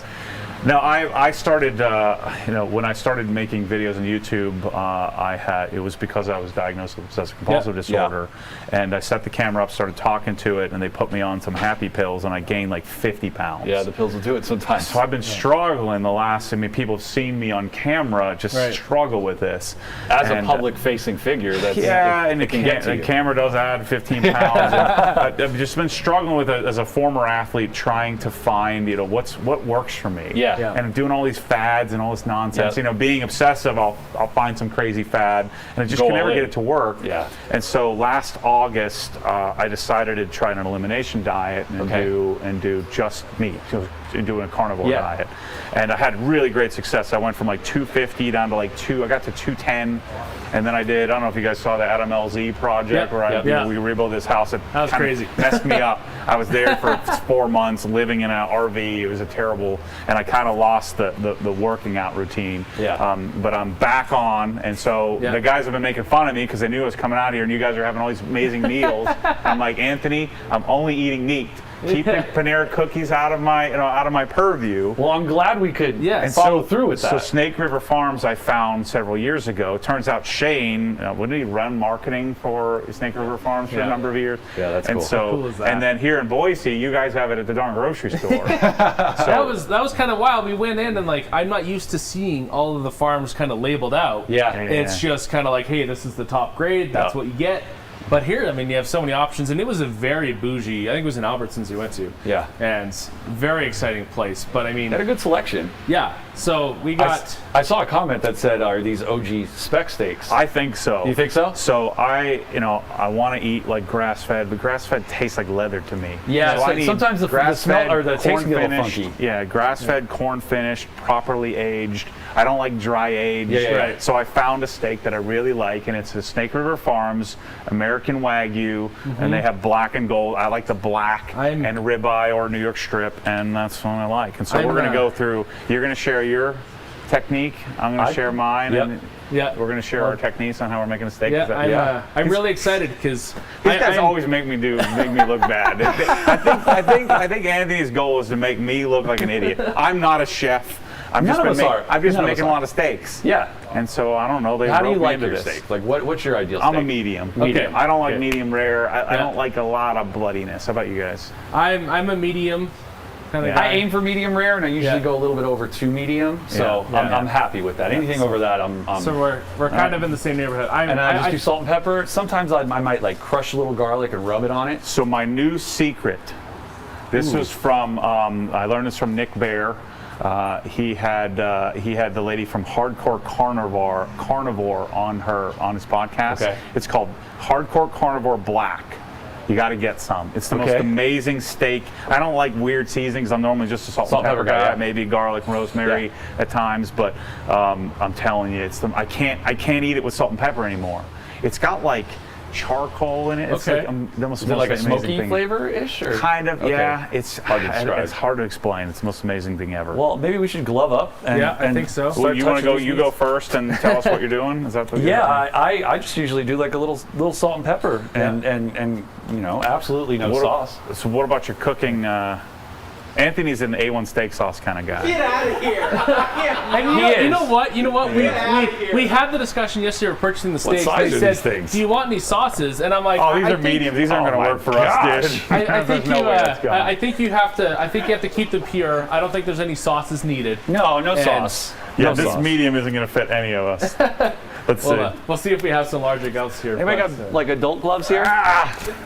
We do have an apron here. Yes. These are Anthony. These are your hands, aren't they? What the heck? You got small hands. Oh, yeah. I think you have an apron that you got to put on. I'm not putting that on. You want to wear this? No. Why not? No. Somebody has to wear it. No. It's $30. You have to. We don't even need. I'll take one for the team. I'll take one for the team. So and then I know it's not all about the meat, but I figure a nice compliment is some nice asparagus. Not from Matt. Okay. Well, I guess Joey and I will rock the asparagus. We'll eat it. I don't know. The only thing worse than asparagus in the world is Brussels sprouts. Oh man, Matt, if they have you're bacon? breaking my heart. What if they have bacon? You don't do Just bacon? eat the bacon. Why are you going to eat in the garbage underneath the bacon? Oh my gosh. Okay. All right. I'm going to throw some salt and pepper. Okay, you do your thing. Which one do you want? I want this one right here. That's yours? All right, I'll take this guy here. I'll take this guy here, and I'm just going to do a little salt and pepper action. Somebody had told me, some actual like real cooks, not like us. They said that you should pepper afterwards. Yeah, because some people don't like it burnt, but I like that flavor. I do too, yeah. I think it brings something to it. It lets me know that the pepper's there. Yeah. But yeah, I've also heard that. So I'm prepping the asparagus. You got to give her a little snap. Let's keep asparagus that away bottom from off. my steak. Okay. No cross-contamination of asparagus here. Are you like I don't like my food to mix, so like I keep separation. Like if I had mashed potatoes, I eat all those first, right? And then I would eat like all of the steak. Do you have like the lunch tray plates at home? Like the division plate, the portion control plates. The child plates. I normally eat standing up. Are they like this? Are they plastic? No. Okay. No. My current favorite plate, and it's actually pretty economical, is Crate and Barrel Aspen. That's very specific. What? That's very specific. I mean, I'm a. I have the whole spreadsheet. Send me an email. Matt@obsessedgarage.com. I made a housewares. Where did you say this was for? Crate and Barrel? Yeah, Do you have a promo code you want to tell the people? No, I don't get anything out of it. What's your idea on promo codes, Matt? How do you feel about promo codes? No. Yeah, or these. So affiliate codes, like people don't go back and search for your code. Okay. I don't do that. So for I the always do longest salt time, my first. ambassador code was one of those honey codes. Okay. Yeah, we don't want to go there. No, we don't need to open that can of worms. Okay. I'm gonna throw the asparagus on real quick. Do you do the fat cap as well? Oh yeah. Okay. I'm gonna do all 4 sides. Okay. Or all 6 sides, I guess I could say. Let's see here. How do you not have a preferred plate, Anthony? Because I'm a man and I just eat off the normal plate. Anthony, do you just eat your meat on a cutting board? I heard it tastes better like that or something? I often do that. You do, right? Yeah. I just eat off of normal plates. I just walk around and eat with my hands. I don't even need to sit down. I'm telling you, Crate and Barrel Aspen is a great line. That's looking pretty good. Crate and Barrel. What is the average cost of one plate? Like $12. $12. That's not bad. You would think that I would be like It's cheaper than going out. It is cheaper than going out. Like so, you brought up DoorDash earlier today, and how do you put your DoorDash on those plates? No. I don't DoorDash. I just like the DoorDash here because you can get whatever you want from. They have DoorDash grocery. Yep. It's amazing. Yep, absolutely. How are we looking here? Very cool. Isn't this the sear station over here? So we also do have It's been preheating for a while. high quality thermometer to make sure that we're doing this safe and effective. Did you pick your steak? I think these are. No, I haven't. I've been too busy with the asparagus. Well, that pick only your you and I steak. are We have gonna a eat. 4th one, and we'll This is going to contaminate me. Okay. We'll kind of So I'm gonna take these. All right. You take that I'll guy? take this guy. I think. That's a good one. Take that guy. That's a good one. All right. Do we have any comments on the stream here? How do you not have a preferred plate, Anthony? I'm shocked at this. And you know what? Crazy. I'll send you my spreadsheet. Yeah. I can't wait to It's look at it. it's got pillows, Oh, yeah. sheets. Telling you the best sheets. The Egyptian linen, 1,000 thread count, the heavy duty. It's the most amazing sheet ever. I second that. I've been searching forever. I can invest in sheets, not plates. They're actually not that expensive either. See, I'm an economical kind of guy. I'm a fan of a plate that's also kind of a bowl. It's kind of got the curved edges on it, and then you don't really need to you can kind of scoop everything. I'm a fan of those. I gotta get some darn microfiber towels for my hands here, Anthony. What's going on here? All right, There's sinks right there. What do you say? So which one's whose? That's Matt's. This one's Matt's. I'm afraid to put that on. I don't want to. Okay, I'll put yours on. Put mine on. That's fine. I'll season this 4th one. All right. So what's your? How do you do this? Yeah, don't mess with mine. I'm not. Oh wait, move that. I might get a couple salt granules on So his. move Matt's over. This is supposed to be the searing area, isn't it? I just put the asparagus there for now. So we'll have. Hey, Gabe, isn't this how you sear? Isn't this supposed to be like the hotter section? There we go. We got some salt. We got some pepper. Can I borrow those tongs? This is gonna be terrible. So here's how I So like to Joey's do on the steak. far right. I'm on the far left. We'll put Matt right in the middle.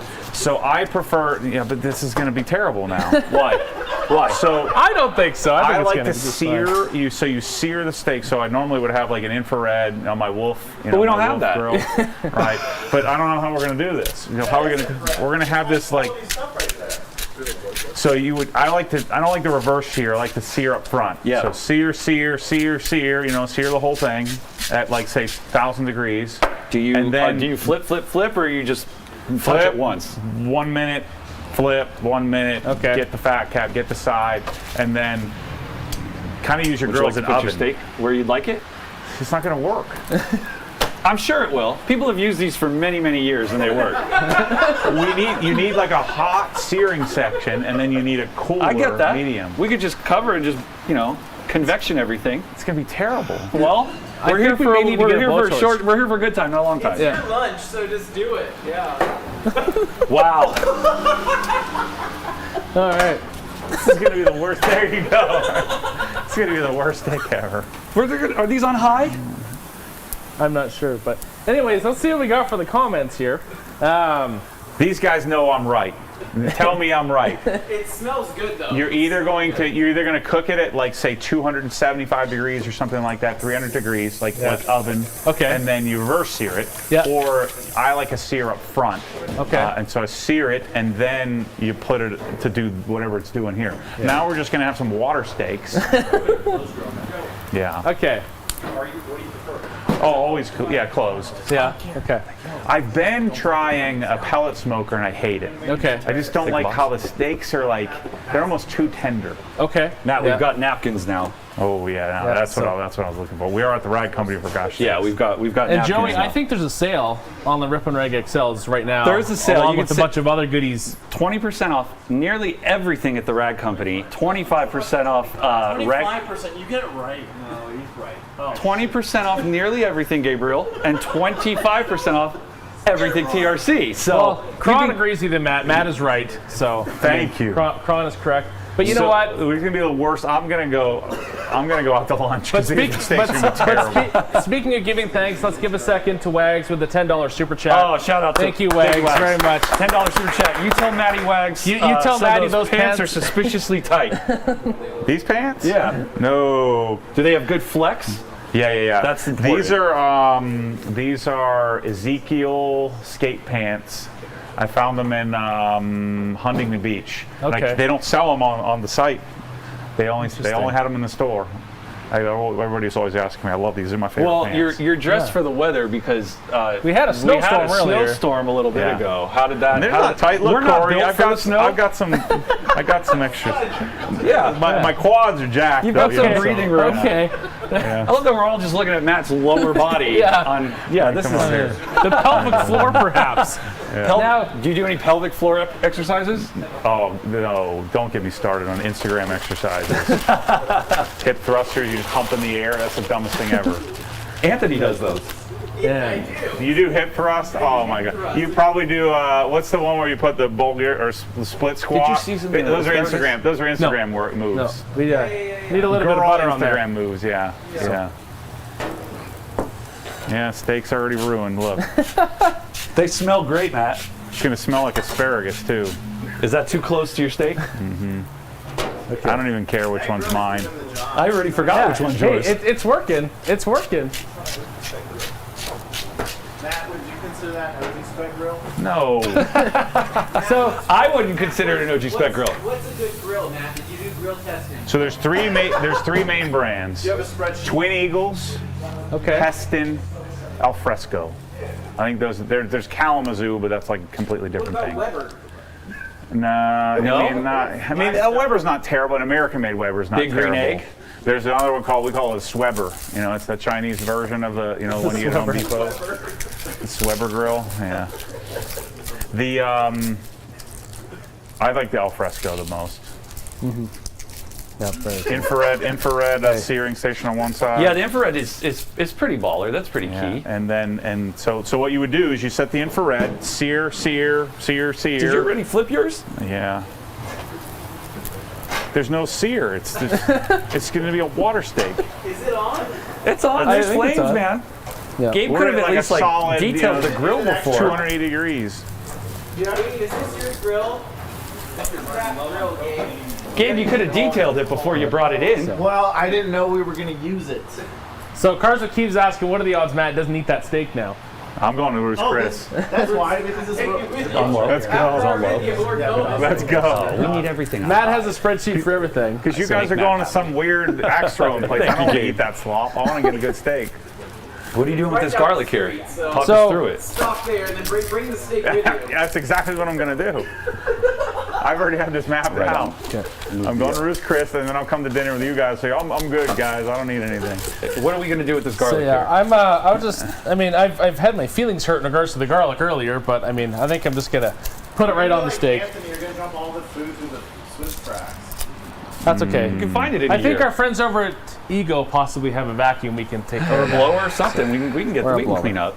So it's definitely on low, so that's why. It's definitely very wild, like coming to a microfiber event and putting on a cooking show. yes, I was not anticipating to travel internationally and start cooking with. We may have offers from the This Food is Network. the Who knows? opposite of a cooking show. This is an atrocity.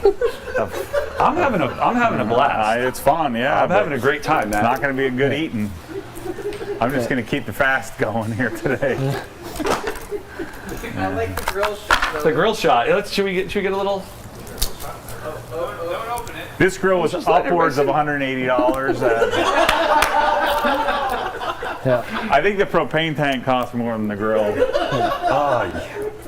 Cool. Are you gonna rub these on the steak, or are you placing them? I think I'm just gonna rub it on and then. Yeah. What are we? So doing Matt, here? you're not a fan of the rosemary.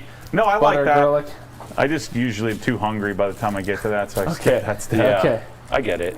But yeah, you put your butter in the pan, right? Yeah. and Which you then can't do rosemary, here. and you flop it around. So we needed a little baster here. Yeah, we have to improvise a little bit. Yeah, so I'm interested to see what you're planning here. So I'm letting him just take the reins. I think here. we'll kind of break the garlic up a little bit and then rub it on the steak. It honestly feels like You one can of do those the like old, rush do cooking the shows on the old- news. Oh, there you go. There you go. Hey, that's a much more effective method. Yeah. So. Joey, I'll let you hit those You want next me to two. smash these? I I can don't want smash my these. hands smelling like garlic all day. Yep. I'm gonna let you do it. Since my steak's gonna taste terrible anyway. We do have some crispy shots here, though, I must say. Yeah, that's nice. I'm gonna start. There's a lot of backseat chefs in the chat here as the Ray company's chimed in, and I think this is probably certainly the highlight of my day. These for people sure. aren't. Sorry, I didn't mean to put garlic on You're your steak. fine, you're fine. These people aren't wrong. They know. They're agreeing with me. What do we got here? Yep. You can put We're those. cooking now. We got flames. Yeah. So. Matt, you're in the way of the shot of the camera. They can't see what you're doing. There we go. There's some lines there. Let me flip these bad guys here. This is Some slight grill marks, unbelievable. Look at that sear that grill is doing. First of all, what does this have to do with rags anyway? What are we doing here? We just have to eat lunch. Is that the deal? We thought we'd do a bit of improvement on the Portuguese beans. I know that was fun. We have a saying in Obsessed Garage. It's called "Lunch is for losers." What? Oh yeah. I'll never work there. If you eat lunch, you're probably losing at that time in life. Skip lunch. Do Okay. something. I'm always eating. You gotta smash the rosemary to release it. Case in point. So Matt, someone told me you're not like the most heavy-handed with your seasonings. No, I'm in medium. You know. Medium. Yeah. Like you don't want to oversalt. You can always salt afterwards. You can take it out. Do you if you cook someone a piece of meat and they season it afterwards, are you offended? Oh, I don't give a crap as long as I like it. I'm not very hospitable. Okay. So. Anthony could have fooled me, Matt. Anthony was very sad that I didn't have ketchup for him for a steak. No, it was burgers, but I don't like ketchup. At We all? don't even have ketchup at my house. You do homemade ketchup? It's next level. Yeah. Oh man. So do we like want to put ketchup. steak or rosemary in all the steaks? Yeah, I'll use the tongs. I don't want you to burn I don't yourself. understand what you guys are planning here. I don't either. You just So we put it can- on top? What is that going to do? And we can. It's like the essence of rosemary. I don't think that works. But hey, we're doing our best here. I think we can have like the rosemary essence on the smoking of it. Let's so. check the temp of my steak here. It's Okay. going to be 10 degrees in the middle. Essence of rosemary hot on might the be a new outside. PNS scent. Yeah, later in the essence week. of Who rosemary. knows? There you go. So PNS is going to be coming up later this week. Yes. And it's Yeah, I knew it. We're well done on the outside, and it's 80 degrees on the inside. Perfect.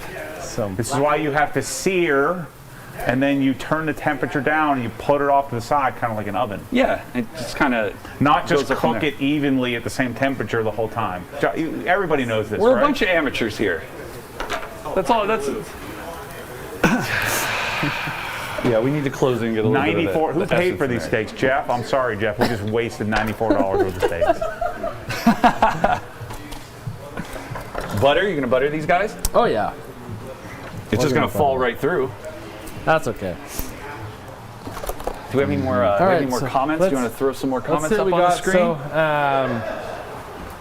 yeah, there's a lot of certainly enjoyment with this.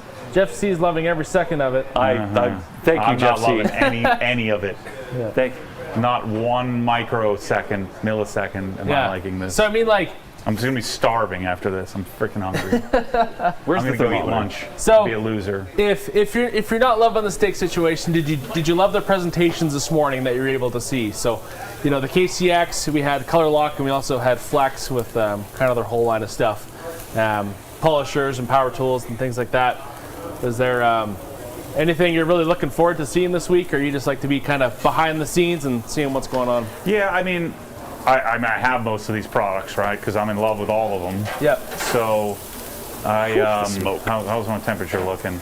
This one? Yeah. 126? I don't think you're deep enough. Am I not deep enough? I feel like I'm gonna go through it. Okay. Ooh, smoke. It's not too bad. Not too bad. You took yours off already? I took that one off. I don't know whose it is. I think this one's mine. Yeah, I know I was on the far left. Sure. And then I'll eat whichever. Whatever. Fourth one. Give me a bite of that one. Which one? The one that's out? It's got to rest a little bit. Let it rest. I want to bite Yeah, this little one's done too. Okay, let's pop that bad boy off. With your Christmas tree on there. Yeah. You would also, so when you take your steak off, right, you let it rest for every minute you're cooking it, let it rest for that same time, and I usually wrap it in aluminum foil and let You don't feel like it overcooks it while it's resting? I don't. Okay. I feel like it keeps the heat juices in and the heat, it gives you a little more time to let it rest a little longer. Right on. Right on. I'm most impatient on Thanksgiving letting the turkey rest, because that's next level. That's like an hour. How are we looking here? 128. So yeah, That's pretty good. Yeah, I could come up to 10. So Joey, again, just to kind of touch on things. That poor asparagus is very charred. We have a bit of a giveaway that's been happening as well. And we've had some numbers of the giveaway in terms of value. Today is kind of insane. We're about $1,000 worth of giveaway options, and I mean today's stuff includes a bunch of stuff from our friends at Flex. There's a gear-driven polisher from KCX. There's a bunch of pump sprayers, the CES shampoos, ceramic body and wheels, and then from ColorLock there's a steering wheel kit, the ST01, and the leather coating kit. So we did have some stuff, and how to enter the giveaway, because obviously today's morning giveaway is complete. That's done by hitting the link in the description of the video. So there's a morning one, then there's going to be one later this afternoon. So you'll be able to click that link and then go through the prompts, and they pick one, and then they give us the beautiful envelope. Show them that beautiful envelope, Alex. How cool is this? So they go to they click on the link and they go and give all their personal information, and then that's how you get. It's Anthony's trying to get their email so he can email them pictures of himself. Is that what the goal is? I mean, that muscular photo of him that's gone viral over the internet is quite popular. So and so somebody had gone in and filled out the application or just put their email and contact, and then we have the name in here. And so we're using a random number generator or something to draw the winner. It's a very sophisticated process that only Gabe knows about. Yeah. I don't know what that process is. Gabe, what's the process for choosing the winner? Basically, you click a button and it's random number generator. So it's completely random, completely fair. So you're not like cherry picking your friends. It could be anybody. Cool. Anybody's name could be in here. So it'd be worthwhile, because you're giving away a lot of fancy crap. Yeah. It'd be worthwhile to go put your name in. Is that what you're saying? And ideally, and if they follow us on YouTube, Instagram, TikToks, all that jazz, they get more entries. I'm most excited I'm going to be eating plastic on this as the steak. We've all got microplastics in us. I keep derailing you. All right, go with it. There we go. Yeah. All right. So we'll reveal the giveaway winner here in a few minutes. Someone's going to win these steaks and a prize. Okay. I was so excited. I thought you were going to pick the winner. Let's. I think you should do the honors. My doppelganger won the last giveaway. We'll let you read this winner, and just to reiterate, what's the prize? This is the winner. So this is my doppelganger. Yeah. So it's one 24-volt flex polisher, gear-driven, KCX pump sprayer, CS shampoo, ceramic body and wheels, ColorLock steering wheel kit, ST01, and leather coating kit. And the winner of this, the name I could not believe it, Matt. I'll let you do the honors. Is this my doppelganger, Matthew Mortman? Yeah. Matthew Mortman. So this is not my alter ego. We kid you not. I don't want any of this stuff. I already have it. yeah, so Matthew Morton, you are the winner. They're going to be reaching out to you. Mortman, M-O-R-T-M-A-N. I'm M-O-R-E. It's only one letter difference. That is why. Is this your burner? Is this your burner account? Yeah, it must be. Yeah. So is that why you were late showing up? You were busy entering the contest. Yeah. So congratulations to Matthew Mortman. Mortman. $1,000 worth of stuff. Yep. How's he get it? So TRC is going to reach out to him. Okay, and then we're going to ship it to him. Yeah. Okay. Yeah. They're going to reach out and send it. Absolutely. Congratulations, Matthew. We really appreciate you paying attention to the show and interacting with us, and you've won some really good stuff. So, what do you think? I think. I don't know who wants to eat the steak first. Anthony We don't know or Matt? who's who now. We lost track. Yeah. Why did we do that? They're all going to be terrible anyway. It doesn't matter. That's true. So we don't have a fork. Slice into use the tongs. We don't have a fork. It's going to be terrible. We don't have a fork. I didn't even think about that. I mean, we have +1 for Rick's out of detail for +1 Matt eating a piece of steak. They really want you to eat a piece. I'm going to. All right. Yeah. All right. All right, Do you there we which go. now that we don't know can which just is use which? a knife. We can just stab it like this. Right on. Which one? Do you want that bottom one? I think this was mine. This one? Yeah. I'll give you a clean plate. Go ahead and slice that. You want the tongs to slice it, or I don't know. Yeah, I guess two I'm gonna have knives? to. Yeah, let's do this. Do you want a screwdriver from the? So the other thing, you know this too, right? You cut against the grain, not with the grain, right? And that's how it gets a little more tender. That'll so screw up the entire steak. The grain on this is running this way, and so you're gonna you do some kinda, longer slices. Let me hold that plate for you. I see some red. It's not terrible. I see some red. That looks pretty good. We just don't have a sear, that's all. Yeah. All right, here we go. First taste. Awful. Not good. I think I'll cut off a piece for Anthony. Anthony, do you want the same steak?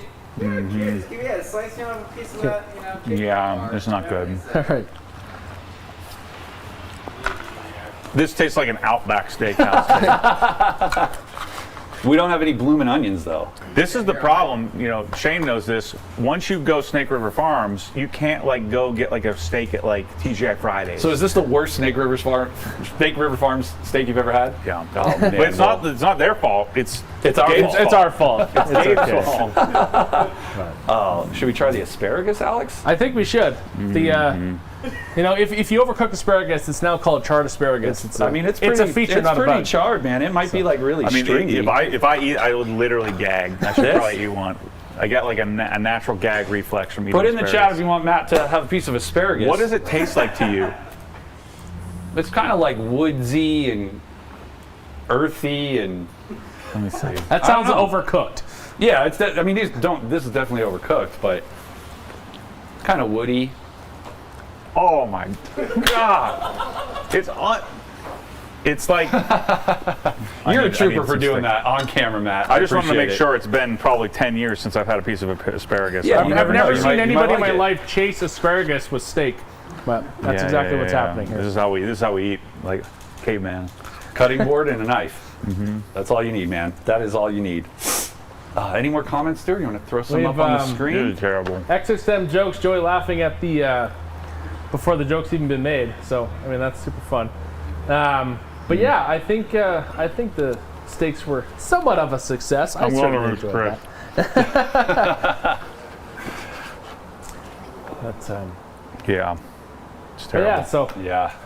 While they're enjoying that, Joey, I think we'll touch on a little bit of what's coming this afternoon. Let's talk about it. it. We've got a heck of a show. It's not a small afternoon by any stretch of the imagination. So I'm part of this afternoon, aren't I? You are. You're coming up next. You are. So I mean, we've got Obsessed Garage, Matt, with Anthony, directly after this halftime show. All the people that think I'm insufferable. Schedule is like, up on I the got screen 2 for you hours guys. of this Joker. Yeah. So he's from. I'm sorry. He's from 2 to 3, and then TRC from 3 to 3:30.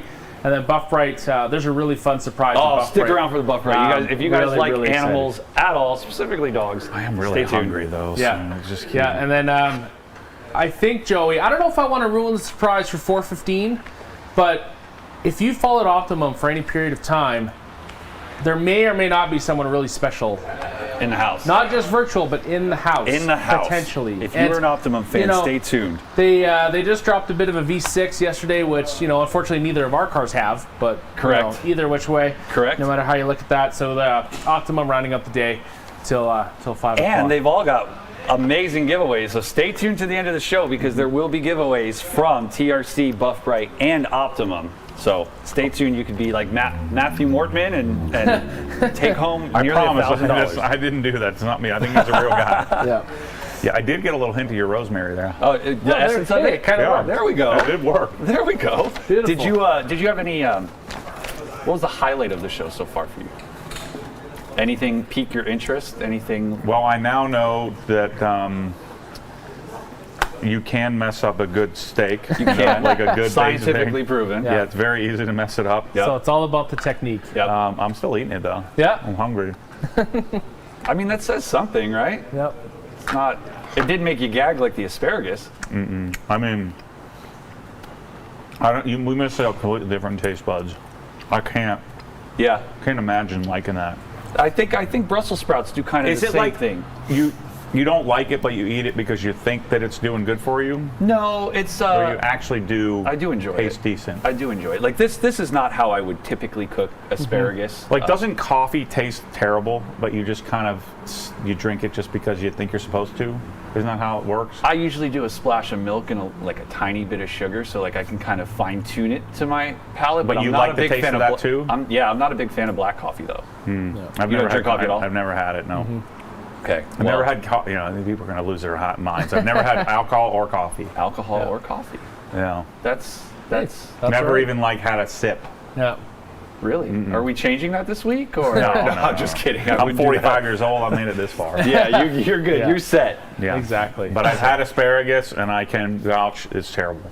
Okay. Will not eat it. Very cool. I'm not I don't eat eggplant. I can't do eggplant. It tastes like a sponge to me. Yeah, it's gross. Tastes like a sponge to me.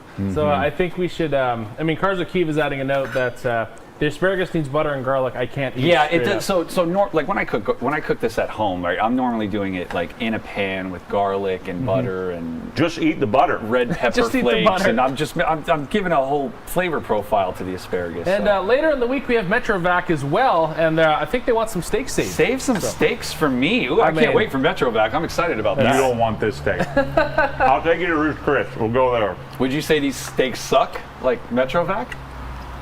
I see what you did there. I'm not gonna do it.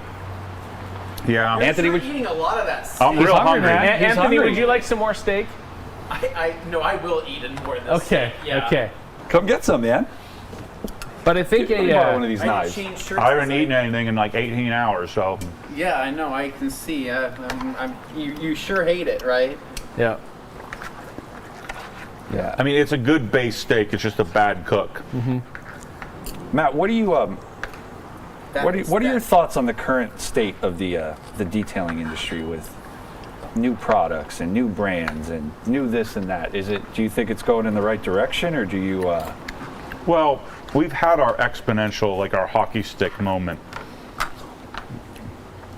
So I think with detailing in general,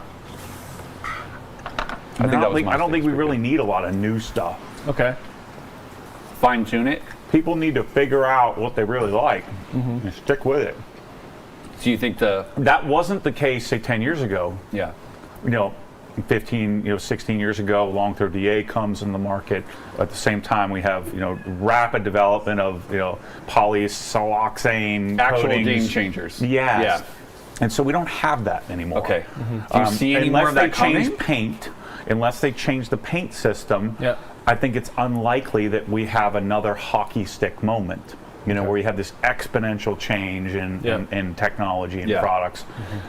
We also didn't have, I had a little part in this, but like pressure washing short gun, it wasn't like people were using their gas pressure washers or they're using their garden hose.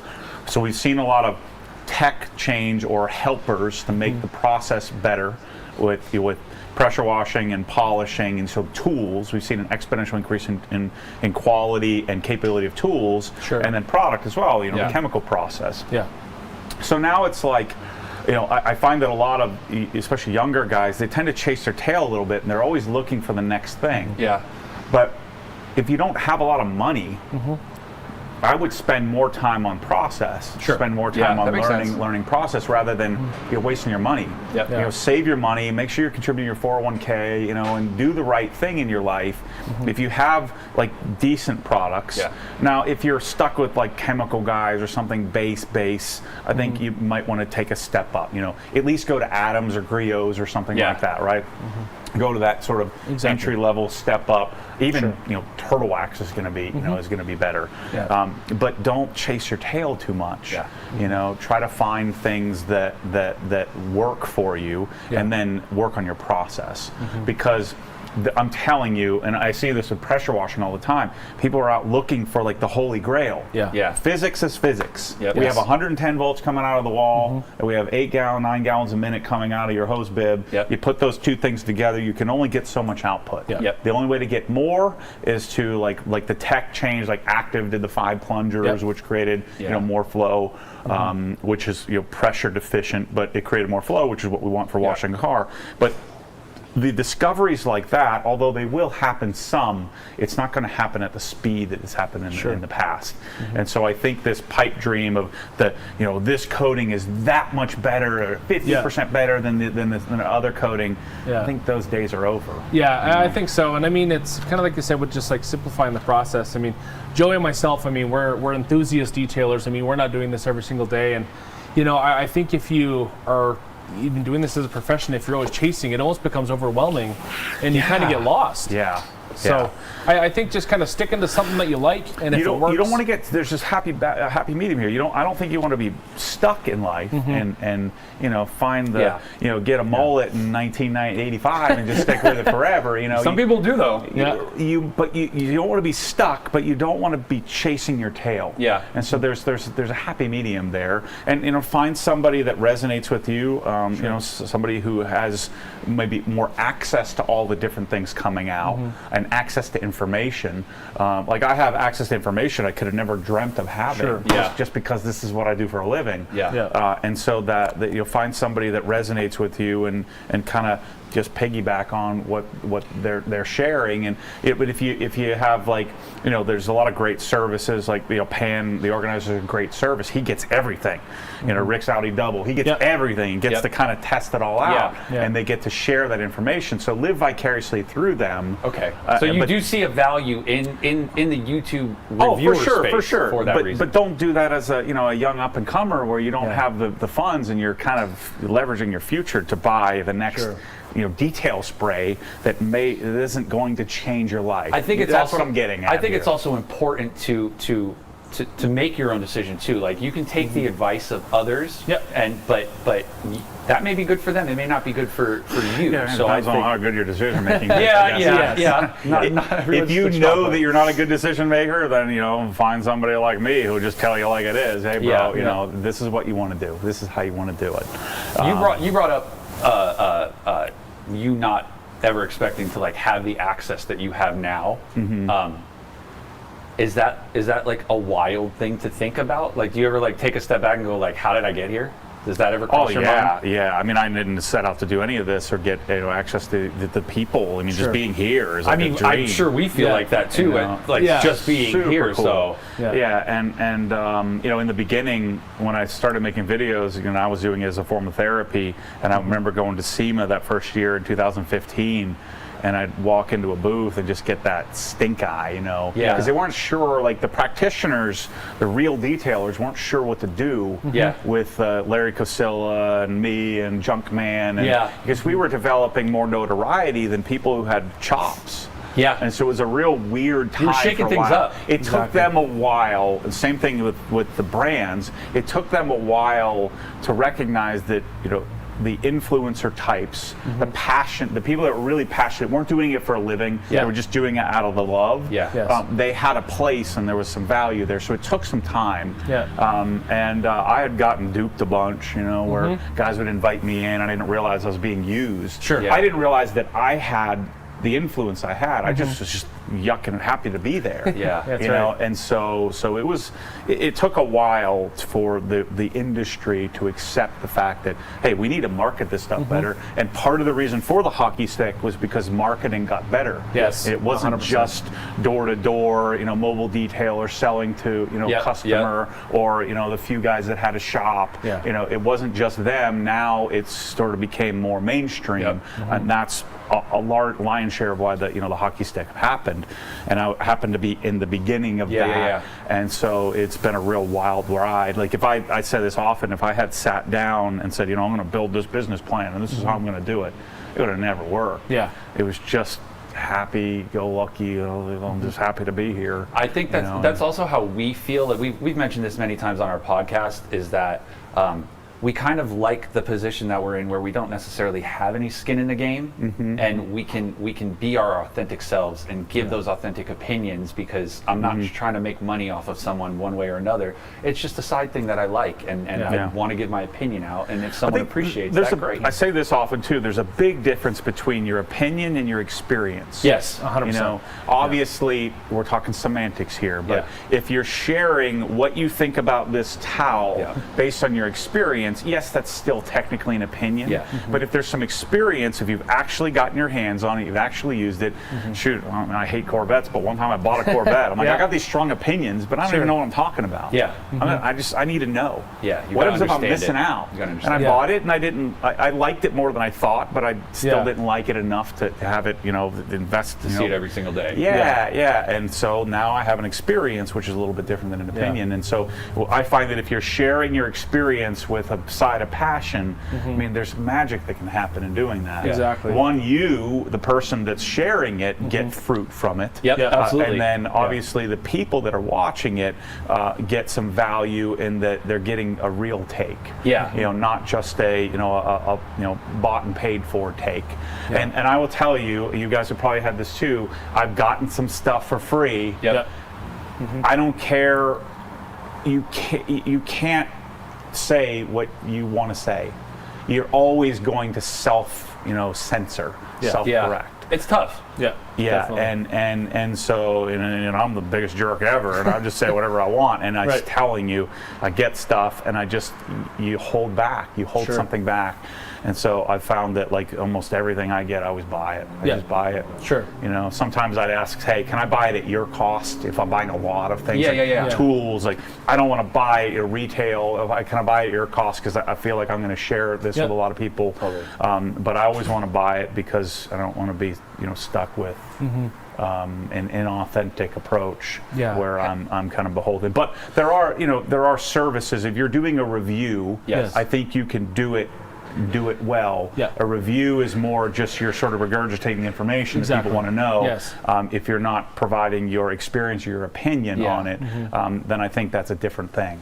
You know, different than what you're talking about, where you're sharing your authentic experience. Same thing, Obsessed Garage. Like people say, oh, I appreciate the review. I'm like, I don't do reviews, so I don't know what you're talking about. I'm just letting you know what I bought. That's not a review. It's just I bought it, and here's what I think about it. That's you know, more an opinion piece, you know, an editorial, if you will. But hopefully with some experience behind it. I think too with a lot of products is that, you know, events like this, and even, you know, with as much, you know, organized chaos as there is, even if you are local or just kind of visiting or can go somewhere where they have a lot of these tools, if you can touch and feel everything and like feel the quality for yourselves versus just kind of being like, you know, told about something through a screen. You know, I'm a very kind of like, you know, I want to touch and feel things, and even just for Joey and I were talking the other day, even just like something as simple as the Cox hose reel or, you know, the Mosmatic gun, and just things that are just such a high level of quality, and just having that difference of like, okay, you have kind of the you know, the regular consumer level stuff that you can really get anywhere, but then you kind of try that next tier, and it's like, okay, this is the difference. And even the pressure washer, I mean, the Krenzla, I mean, you've been using those for a really long time, and you know, and because some people just look at it as, okay, it's water under pressure, and then, you know, think, oh, I can go get, you know, the $80 one at the big box store, but then you actually try Krenzla, and it's going to last you a really long time, and I mean, the thing just rips, and it's awesome. But you may try it and say, you know what, it just isn't worth it to me. You know, they're pretty much everything I'm interested in is their diminishing returns. Exactly. I mean, that tripod right there, a Sackler tripod, that's a $3,500 tripod. just holds a camera up. Yeah. Yep. One task. But I'm telling you, if you've used the Sackler versus versus just like a, just a base like Manfrotto or something like that, you're talking about 4 or 5 times the price. Yeah. But if you are a practitioner and you're a camera operator, or if you're just a hyper camera enthusiast, those diminishing returns may have value to you, and sometimes you need to put your hands on it because it may not make sense just looking at a picture. Well, these look the same. Yes. And then if you don't value that, I really value washing my car and taking care of my stuff, and so I value detailing. So I'm willing to allocate probably disproportionate resources to a really expensive pressure washer. Whereas if you're just trying to get the job done, yes, you're right. I mean, you're just moving water and pressure, and I can get pretty much the same experience, and I can just throw it away. I understand that. It's taken me a long time to understand that. Yeah. I just couldn't relate to that because I just thought everybody thought the way that I thought.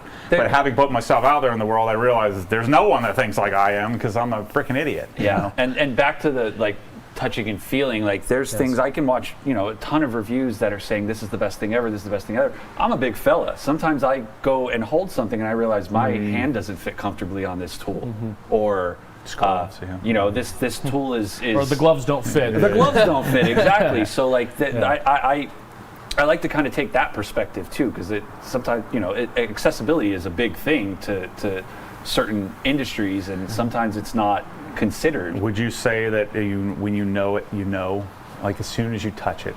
Like for me, as soon as I touch, like if I was using tongs or a knife, as soon as I touch it, usually before I even use it, just know. Yeah. I mean, even if it's something as simple as pants, pants aren't easy to get for big people. So when I find that pair, I go, that's the pair. That's the one. Yeah, and so in detailing, I think that to answer your original question, I mean, I think that people will they get scared they're getting left behind by some new thing. Yes. Right. When if you really just say, well, you know what, these pants really do fit well. Yes. This soap just works. Yes. And how much better could it get? Right. And if you're really honest with yourself, and now, if you see that the general consensus is out there, everybody is like this is just amazing, this bottle. I have a couple of the Built Hamber stuff. Yes. This is just different. Yes. It's just different.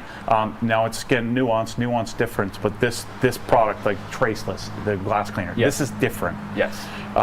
It's still cleaning glass, it's still getting the job done, and the general consensus, you start to see that confirmed by multiple people, the sources that you trust. Sure. Okay, maybe it's worth me taking that flyer. But to just jump from polisher to polisher to polisher to towel to towel to towel, it just doesn't. I think that people make a mistake in that because the hockey stick. We're now more of a slow upward trajectory of just slight improvements. I think there's also a fine line of it becoming just collecting. Yeah. Just I need to have stuff, right? I need to have this latest stuff to say that I have this latest stuff, but it may not be the best stuff. And I think that there's definitely a culture of just let me collect as much as I possibly can. I find that can be real problematic. I mean, then you have too much choice. Yep. One of the worst things you could do is have too many polish options. Yes. Too many polishes. I don't like to stand in front of my I'm certainly shelf. guilty of having a whole ton of options. And you're just jumping around. You're not getting anything done. I don't like to stand in front of my shelf for 30 minutes and go, what do I want to use? It feels like a waste of my time. So figuring out your system and figuring out the products that work best for you. If your tendency is to have a lot of stuff, then I think you need to err on the side of having minimalistic tendencies. Sure. Yes. I am a minimalist that makes me feel good. Yeah. So I can't take access. I can't take credit for that obsession of keeping things I only have one soap. One brush.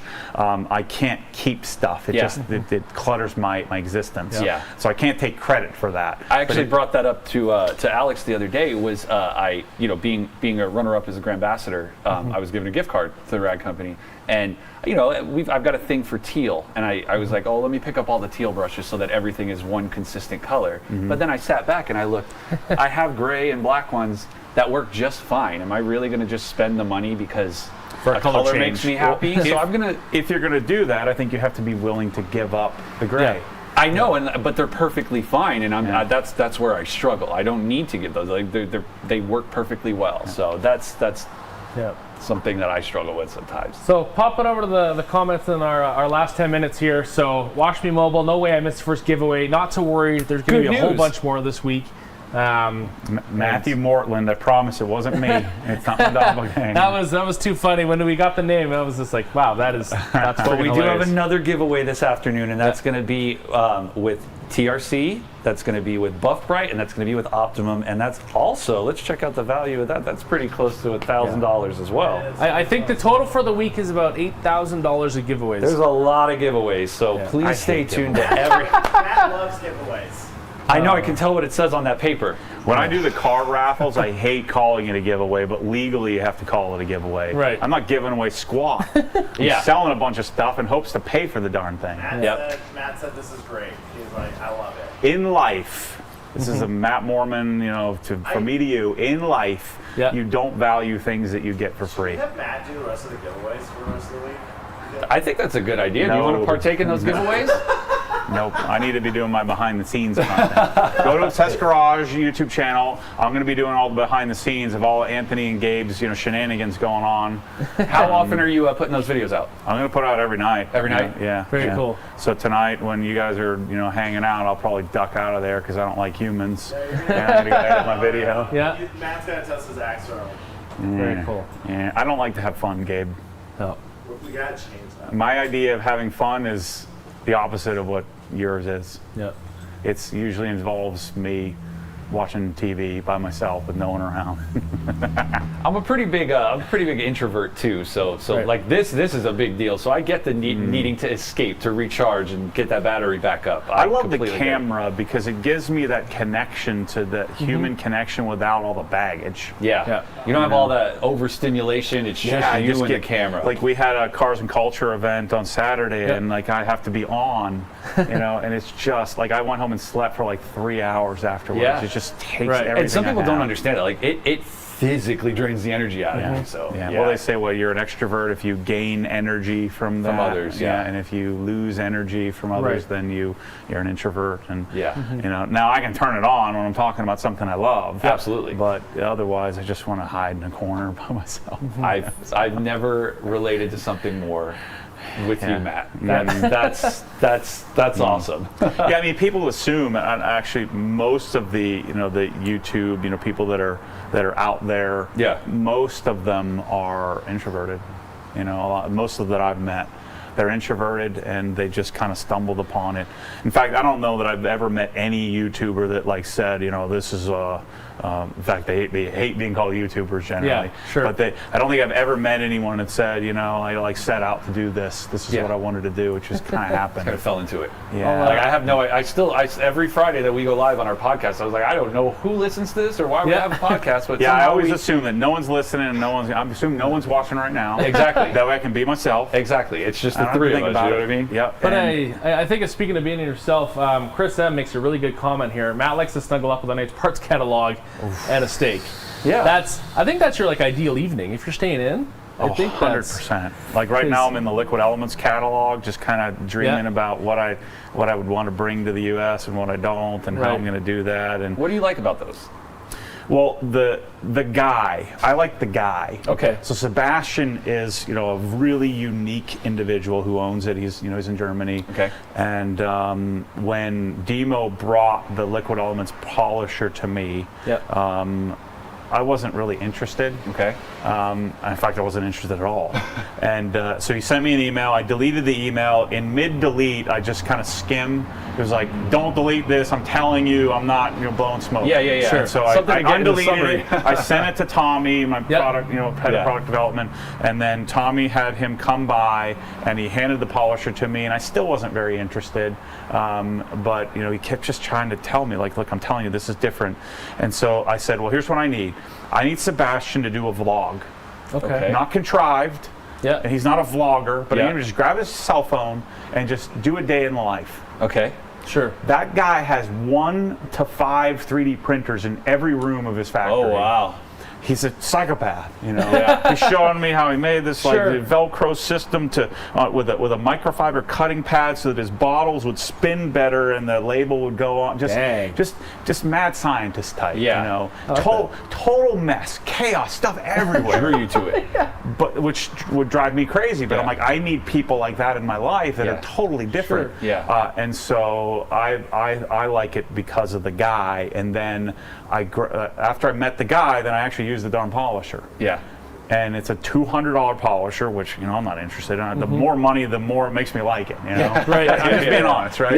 And so it's a bit fancier, chances are I'm going to like it more. But I started polishing the front, and I was going to just do like AB, Rupes, Mark III comparison.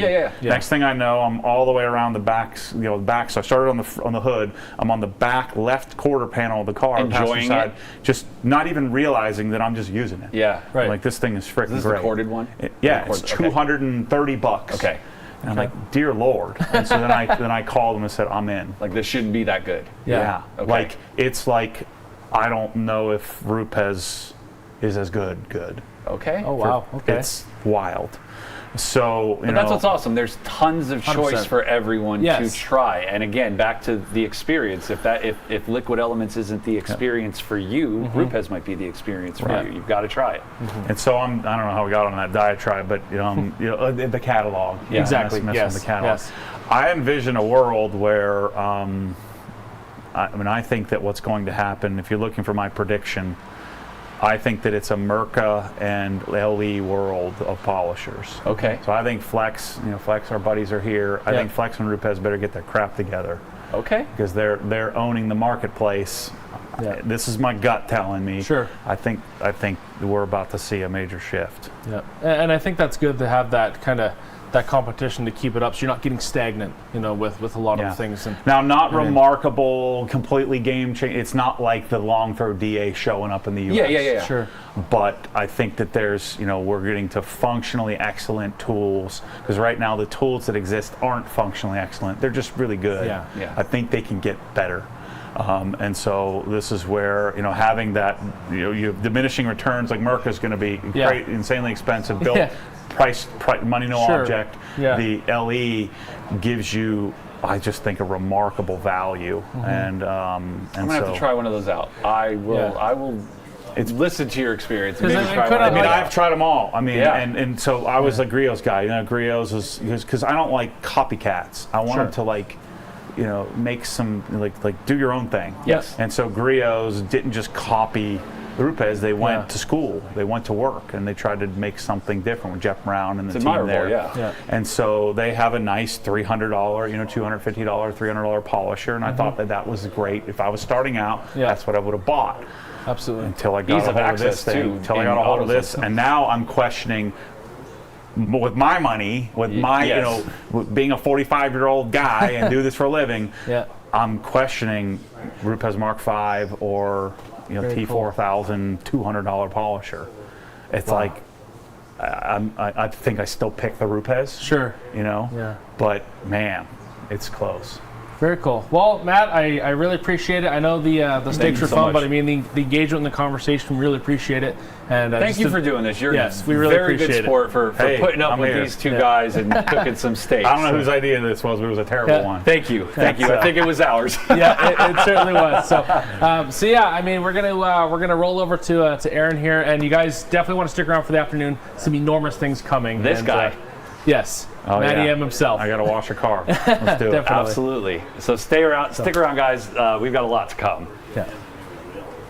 How about that halftime show? I watched the whole thing.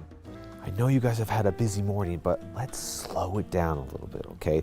I've got something exciting for you. It's one of my favorite shows. You guys have to come check it out. The boys got this Subaru and they fixed it all up. They threw all the videos up on YouTube, and it is so cool. You're gonna like it a lot. Ooh, I'm so excited.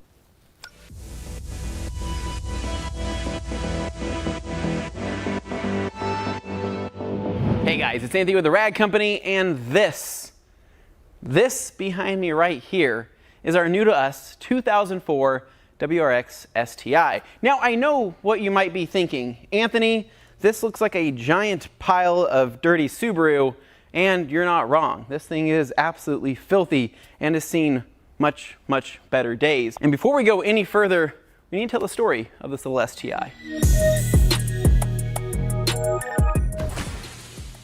Thanks, Anthony. So, story time. Let's start off the story by saying there was a car Anthony had found in his usual searches online, and his wife told him he couldn't get it. We bought it, and I drove it back here to the Rag Company Media Studio, where we promptly parked it outside and let it sit for a while until we could tell you guys about it. So I'm just going to turn it over to Levi because he can tell you a little bit more about what's going to be all involved.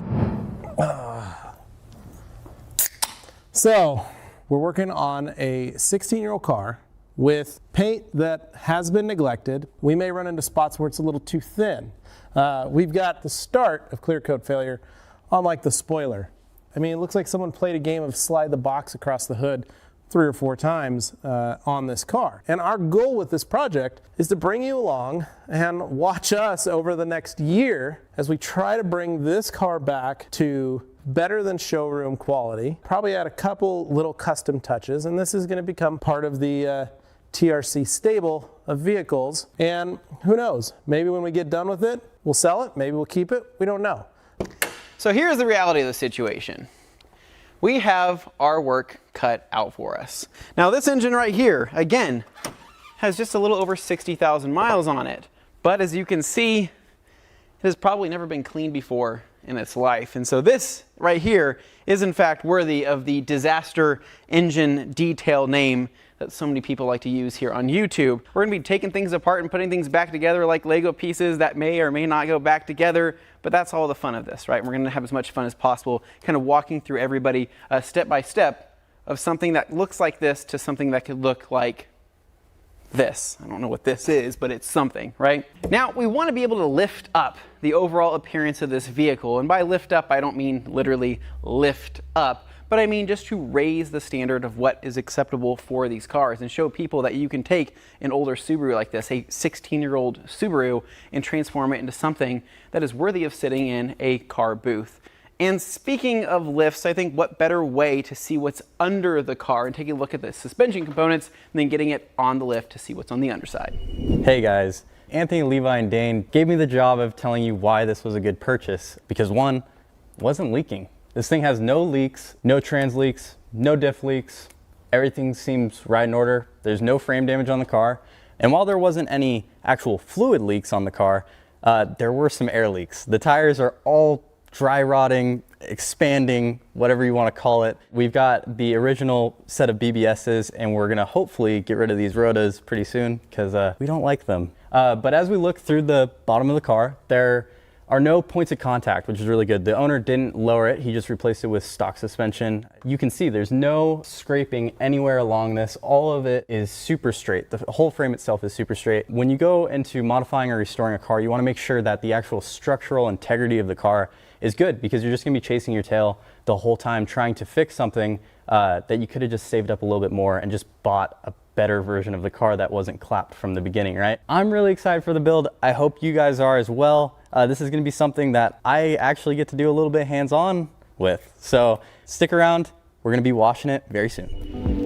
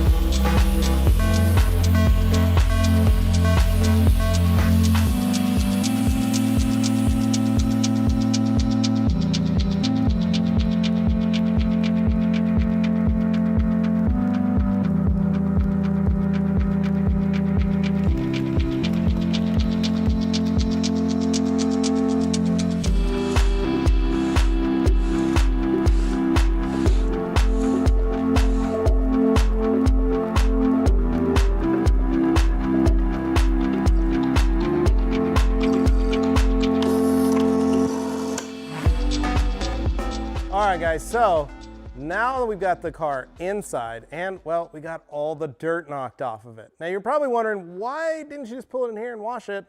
And then you wouldn't have to do outside where it's cold. Well, there's two reasons. One, that car is filthy.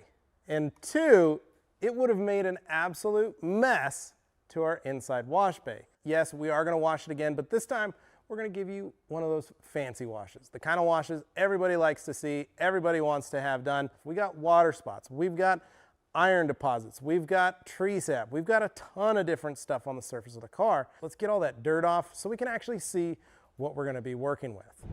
All right, guys, so Levi is doing a pre-spray on the STI with some power clean, just kind of dislodging all the extra stuff that we couldn't get off outside there in the outdoor wash bay. While he's doing a mitt, I'm gonna be coming through with a soft bristle brush, so I'm gonna be using the Detail Factory Ultra Soft Bristle Brush along with some more Green Star. So APC can't hurt this situation at all whatsoever. There's so much ingrained dirt on every single area of this vehicle. So he's gonna keep spraying down, start foaming, and then I'm gonna be coming in there with a very handy brush and getting you some very, very satisfying shots.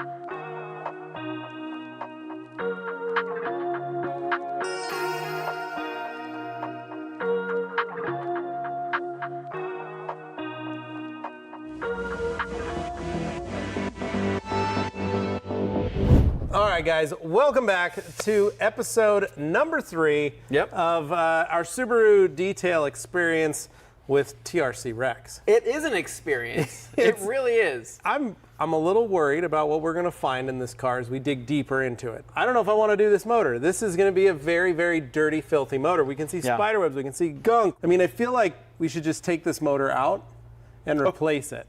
Yeah, I don't know if we can financially justify that, Levi, but we can at least clean it, right? We can clean it. The only concern is possibly this alternator, but here's the deal. The alternator, it's dirty. It's got to get cleaned, you know. Okay. So we're going to watch out where we spray water. We're going to make sure that, you know, we are going to have to scrub just about everything to make sure it's clean.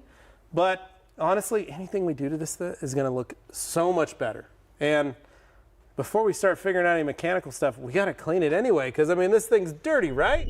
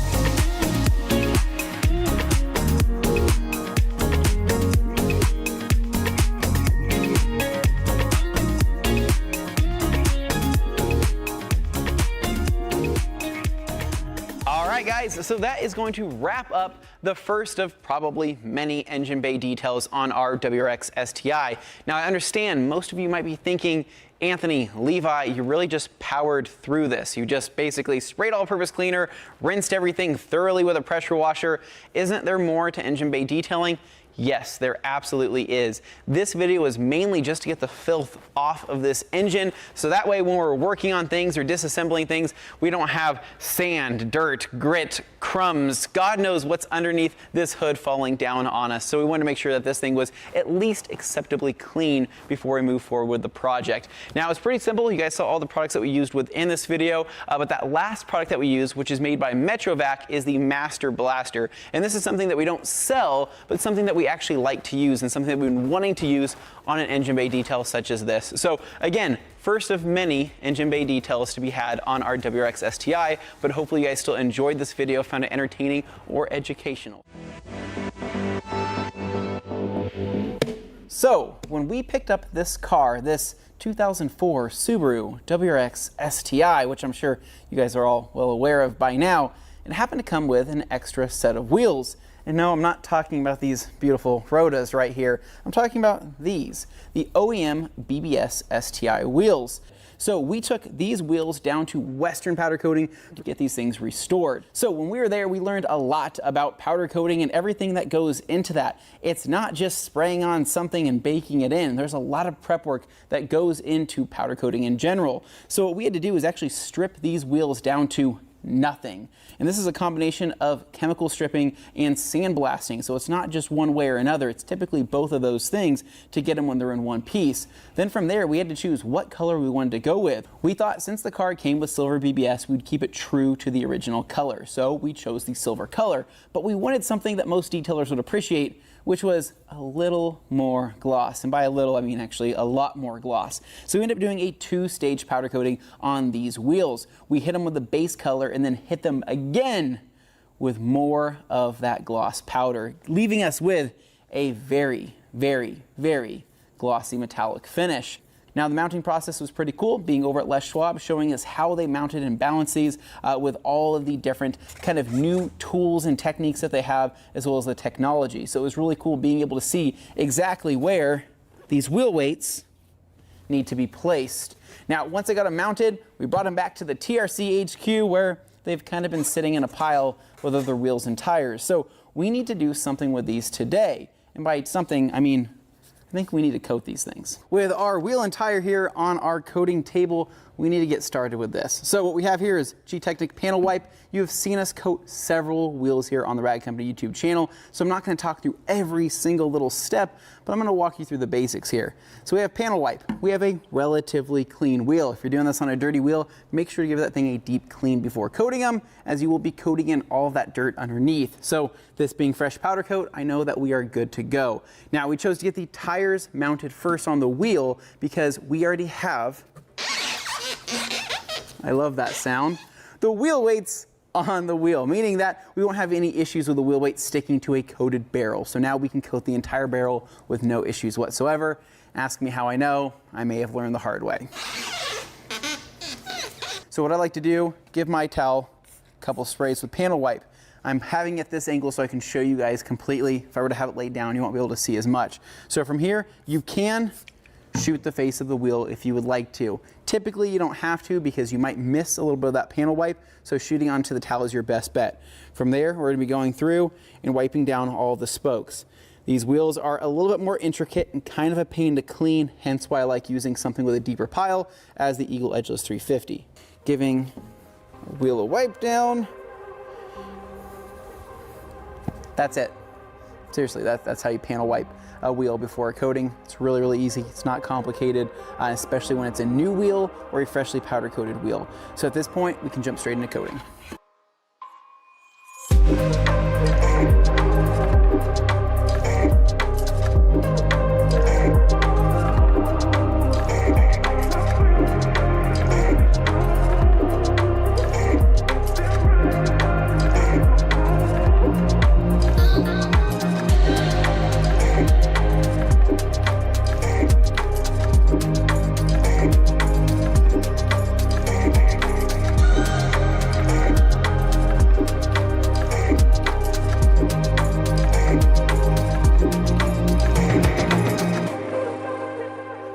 you've made it this far in the video, you're probably wondering, Anthony, what about the center caps? We didn't forget. We've been saving these things as the cherry on top because really no wheel is complete without that center cap, right? And if we didn't put a BBS center cap in here, these wouldn't really be a BBS wheel. Is that how that works? I'm not sure. But anyway, these center caps here are just as rough as the rest of the wheel, or were as rough as the rest of the wheel, or is currently rougher than the... There's some complications there. These things are pretty rough. These things are not. So we're going to be polishing out the center cap with our Rupes Hybrid Nano, the toothbrush polisher, with a wool pad and a little bit of DA coarse, then following through with some DA fine and a foam pad. Now we will be able to correct these. These have some water spotting on them, they have some scratches, they just really aren't as ideal, but they're in overall good shape. Now in terms of what these are made out of, this is kind of like a plastic overlay, but a very thick see-through plastic at that, whereas I think the BBS underneath is just a sticker. So we do have some room to polish this thing out. So what we're gonna be doing first is taking our wool pad here, a little bit of DA coarse, digging in, kind of getting rid of most of the major stuff, then following through and finishing it out. So enjoy the beauty shots. All right, guys, and that is a wrap. This wheel and tire looks pretty awesome. Just to think we have 3 more of these things and an another wheel and tire video on the way as well that I think you guys are really gonna like. For some of you guys that like to modify your cars, everything from wheels to really, really fancy and meaty tires. I think you guys are gonna like it for sure. So these wheels are awesome. I have to say, I love the OEM look. And so I'm gonna give a shout out to Western Powder Coating for getting these all done up, looking how they look today. They really do look awesome. And our friends over at Les Schwab for getting these Continental DWS mounted up here so we can drive that Subaru in all weather conditions. So as always, guys, if you guys like this video, make sure to give us a big thumbs up. Subscribe down below for more and stay tuned for more videos right here at the Rag Company. Woo-hoo-hoo. I can't even believe they did that. Ooh, that vehicle was dirty. Sure do appreciate you guys watching my favorite show with me. But don't let me keep you. I've got a whole afternoon segment to get to. And I got a little bit of a siesta to take. Welcome to the afternoon.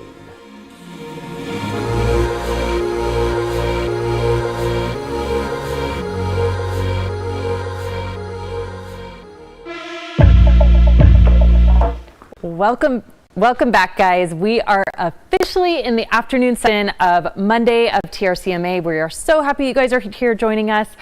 We had an amazing morning. We had KCX was here. We had Flex with their new polishers, and we had ColourLock. So it was an amazing morning. And then I don't know if you catch that halftime show, but it was amazing with the steak being cooked with Matt Moorman and Joey and Alex. They killed it. So this afternoon we have a great lineup. We have Matt with Obsessed Garage coming up. Then we have a very special surprise with the Buff Brite segment that I personally am super excited about, and then we have Optimum to close out the day. So we still have a really great giveaway left this afternoon, so make sure you stay tuned for that.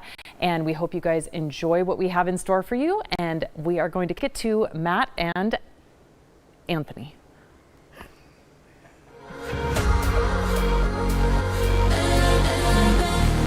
All right, and welcome to what could be the best TRCMA segment of all time. I said of like any segment ever. Ever. You and I together. You know, half the people hate you, half the people hate me, but we put us together and we end up. That's how you're going to open this up with the hate. Why can't you say half of them love me and half of them love you? Okay, same thing. Okay. You could look at it that Glass half full, Matt. That's how we're looking at this. I'm the glass half empty guy. You're the glass half full guy. Okay, sure. It is. Here we are. So we have Matt Moorman of Obsessed Garage here. What's up, he made his way out to Idaho. Again, second time within 1 year. I never thought I'd see the day. Mm-hmm. Yeah. I almost turned around and went home. I'm sure you did once it got below what, 70 degrees. Yeah, I'm a Florida boy now. I know you said your toes were numb. Just I like my styles. Look, I got my style game going on here, though. You know, that's the first thing he cares about, obviously. Like you. No, I normally don't care, but okay. All right. Well, I came here dressed just for you, just for this segment. I'm sure. So here we are, everyone. The moment you've been waiting for. This is going to be really what I would consider a special edition. this is a live wash and talk. This is the real deal. This is me and Matt in the flesh, in person. We have so many people here that are fans of both TRC and OG. They've been talking about this all day. They want us to razz each other, but it's not razzing each other. It's just us being us near each other. Me beating you at everything we do. That's what it normally ends up being. It's always, it always has to come to him beating me at something. How about it's me whooping you? It's me absolutely destroying you and everything that you do. Yeah. Okay. Okay. All right. We'll So here see. we are. So we have a full table full of some pretty amazing stuff. This could be probably some of the coolest, I guess, biggest, we'll call it maybe some news, maybe a little bit of teasing, kind of in detailing history here. And so we have some Obsessed Garage products that we're going to be using today. We also have some Built Hammer products that we're going to be demonstrating today too. So you guys have been pillaging me for years and selling me your towels and selling me all kinds of stuff. Yeah, we've been making a lot of money off of me. Yeah, off of you. But yet I don't get to sell you anything. And so this is the first time you that sold us a $30,000 set of Russo cabinets. Yeah, at cost. So I made $0. Not only did I not make any money, I flew out here and spent 2 weeks with you providing free labor. So I think I spent money to get you those cabinets. So this is a change in our relationship where you're actually going to start buying some of my stuff. It's true, right? We're finally giving back, and so we're supporting the cause, the Obsessed Garage cause. Yeah. And what's going to be pretty cool today is that if you are a big fan of TRC, but maybe you watched OG, then maybe you've seen a couple of these products in action. Maybe you haven't, but this is going to be, for the most part, kind of like a first preview here at the Rad Company YouTube channel of some of these products. And so we have this 997 GT3 behind us, right? It was out in the snow. It's got a little dirt on it. Yeah. People admit, so there was just like a catastrophic storm that happened. It was snowing Dippin' Dots out there. It was crazy. Not even an hour ago. And so we brought the GT3 in. So it is dirty. It's got pollen on it. It's got whatever the heck the trees were carrying. So this is in fact a dirty car. And so we're going to be going through and giving this a wash. We got a couple TRC products. We got a couple OG products. But what's cool is that we're going to actually be utilizing this studio space, this pressure washer setup, everything that's OG spec, and so it's kind of like a really cool mix of, you get a little bit of me, a little bit of you. Yeah, well, we've been working together for years, and so this is the start of us. Like, we're going to bring some of the OG products, which I'll tell you the story. They're not really OG products. Just collaborations with other brands. But there's something that you put time and effort into. Correct. They're something that I don't think there is a better product that exists. Otherwise, I would buy that other product and sell that instead.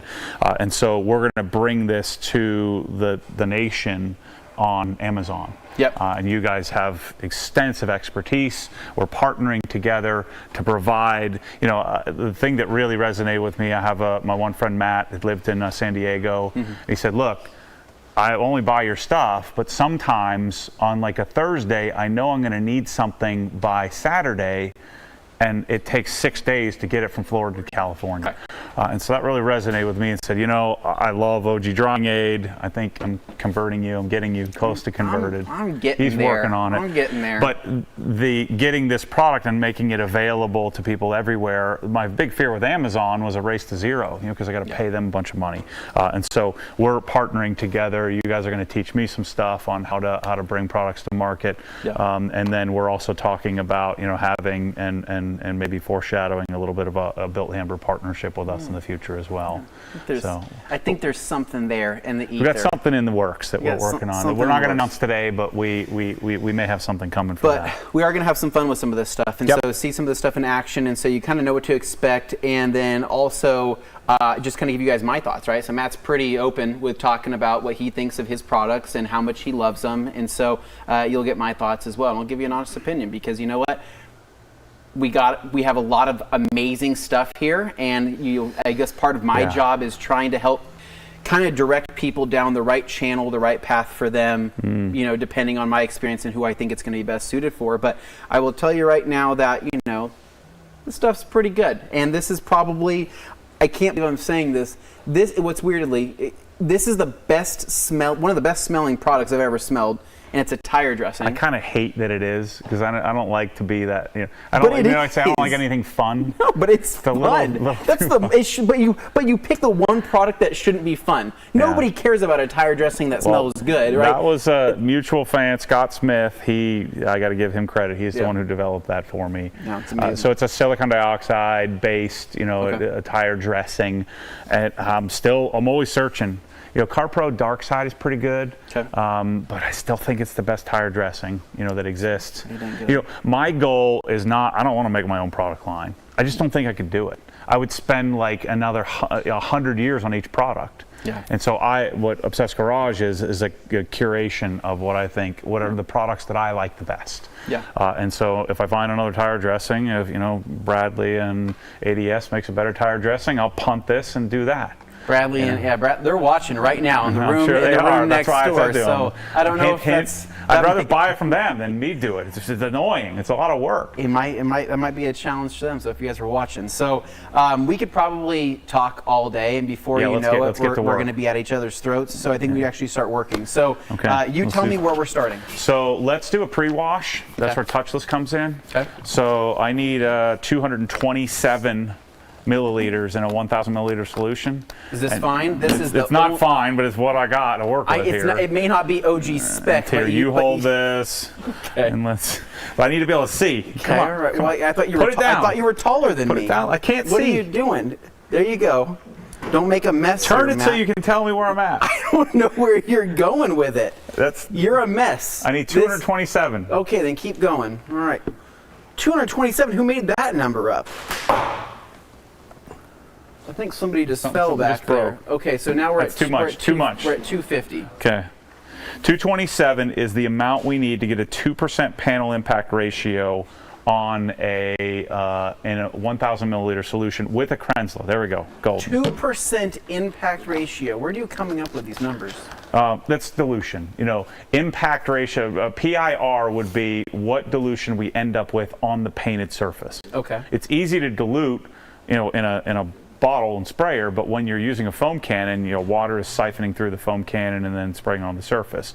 So it's grabbing some product, some water, putting it on the surface. So we're using quite a bit of touchless then. Yeah. Okay. Well, because we have a high flow pressure washer. If we had a lower flowing pressure washer, then we wouldn't need as much. Okay. So then we'll grab our foam cannon, which will have the remaining amount in water.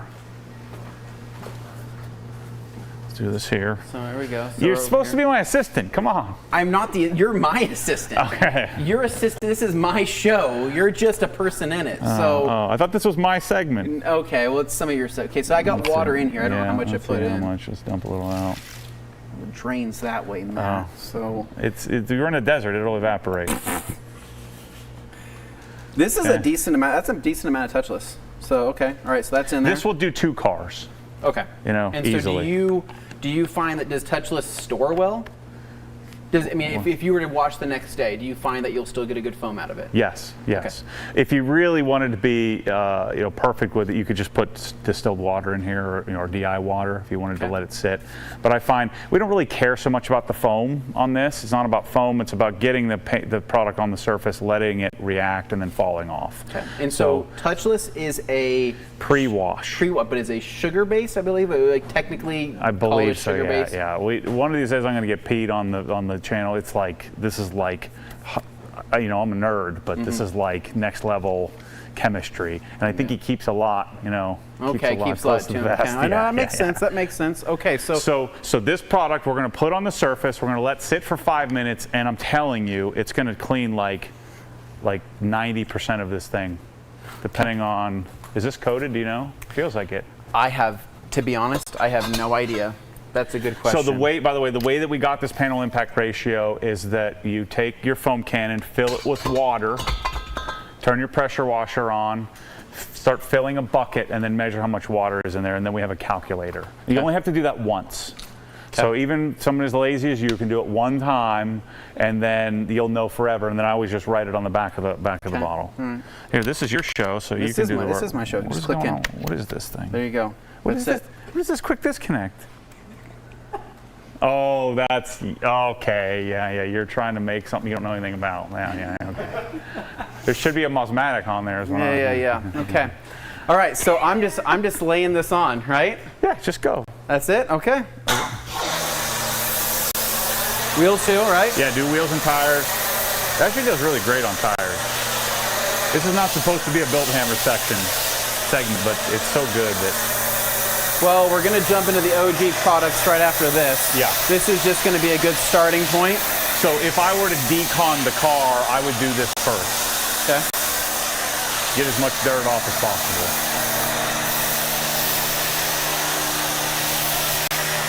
It's nice having the pressure washer in the room back there because it's real quiet. Oh, you know what we need? Do we still have the tire brushes where I left them, in the Rousseau cabinet? I need a tire brush real quick. Well, I put your tire brush out. I brought you yours. No, I mean a scrub, like a Detail Factory scrub brush. Yep, they're inside the cabinet right where Jimmy organized them for you. Nice. To make them matte, spec, and pure. Because we don't have time to do a whole wash, Anthony, I think we'll just skip the wheels, right? So we're just going to let Touchless do whatever it does to the wheels. Yep, we're going to let Touchless. We can agitate them if you want to agitate them. That's it. You're good. You're wasting product. But I'm trying to put on a good show for everybody. I think it's fun. Yeah. So one of the things you can do, if you were doing, let's say that you had, car was moderately dirty, dusty, you could do this, and let's say you had a deionizer like the CR Spotless or something like that. Okay. You could just rinse it off. So let this sit for 5 minutes, let it do its thing. It's not going to attack the coating, it's not going to mess anything up, but it's going to do, again, 90-95% cleaning. I wouldn't do this and then dry. Okay. So I'd do this if I was going to just go do a, just drive down the street, just do a quick wash before going to work or something like that. But this, what I would do oftentimes, where I'm not going to do the wheels, I just agitate the tires. This actually does really well on tires. Just agitate this real quickly, but then the rest of the wheel I'll just leave alone. For us right now. For us right now. Yeah, Okay. if we were just doing a quick wash. Okay. Yeah, I have to eat my words on this. I used to make fun of the Europeans who would always tell us that their dirt was dirtier than our dirt, and how, And now snow foams, and here I am, like the biggest proponent of a snow foam. Well, the problem with previous snow foams is they would strip. Yeah. They're just too aggressive. This is like freaking mad. But you're still doing a 2-bucket wash method, though, right? Oh, yeah. You still believe in that? Oh, yeah. Told you need to change. It's time. Ditch it. It's fine. It's time. I like the 2 buckets. They're pretty, red and blue. Does it comfort you? Is that what happens? Yeah. You feel comforted? It makes me happy. All right. You know what? There's something to be said about, part of this is making you happy. I actually hate washing cars, but I'm addicted to the result, Yeah, okay, all right. I especially hate washing a car with you because you just get me all wound up. I don't get you all wound up. I like to think that I just ask good questions, and I'm a motivator. I'm kind of an enabler as well. I think of it more of an irritant, but what do I know? Okay, anyway, so I'm just going to let that pass here on my show. So how much longer are you letting this sit before we rinse it? Another 2 minutes. Okay, 2 minutes. And let's get our decon soap. Okay. So the decon soap we are going to be filming You know where this came from? No. You know what this is? No. And this is like, this is... I mean, I do know, but I want you to explain. So this was Chemical Guy's Citrus Red. Okay. Back in the day. And so I was on I think it was the Renless forums when I got my first Porsche, and the guy's like, you need to try this for doing your decontamination, like before doing your iron removal and all of that. And right when I started to fall in love with it, they discontinued it. It's like the only good product they had, and they just stopped making it. They did. So they discontinued that out of just everything else they had. Yeah, they have 500 products, and they discontinued their only good one, right? Okay. And so I contacted them when I started, the YouTube channel, and I said, look, can you make me a batch of this? And so they made me a batch. They said, but you got to buy it in 55-gallon drums. was like, okay, let's do it. So I got the drums, I got the soap, I didn't know what to do with it. And then I just went and got an inkjet printer. I didn't even have a printer. And I just made like inkjet labels, and we called it, you know, citrus wash, decon citrus wash. And I numbered it 1 to 300. And I signed every one of them, and I sold it in 22 seconds. So I'm sure you did. I sold 110 gallons in 22 seconds. Okay. And so then they called me one day and said, you got to buy it in totes. I said, okay, send me the tote. And then they called me one day, they're just trying to get rid of me. And then they called me one day and said, we're just not going to make it anymore.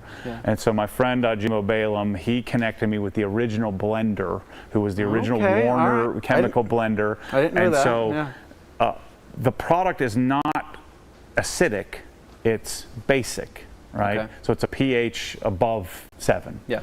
I think it's only a pH of 8 or 9. 8 or 9. Yeah. But it's a. Why would you call it citrus? It was a stupid name. And then why is it red? I don't like red, and so I made it purple. Purple because, you know, your iron removal turns purple. And so this is where it comes from. So my company Projet makes this for me. And I think it's kind of getting longer in the tooth because it will not strip a coating. I still haven't found something that I love prior to polishing, prior to decon. You'll see this soap foams well. It's super slick because it is, you know, alkaline. And I still haven't found anything to replace it yet. So that's the story. All right, rinse, quick. Don't fix what's not broke. Okay, cool. All right. I'll get to it. Can we get a close up here of the dirt? Let's see how it does. Right here, Anthony, right here. I like this. I'm the director. Okay, am I rinsing right there? I do the work when you're at my house, you do the work. All right, ready? Here we go. We're rinsing. Right here.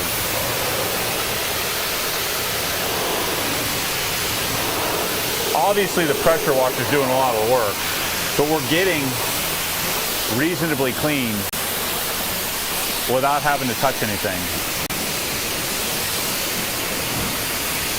You're not All doing right, a very so good you're gonna job mix. here. You're gonna mix Oh, that. the up. other thing I like to do. Stop. Time out.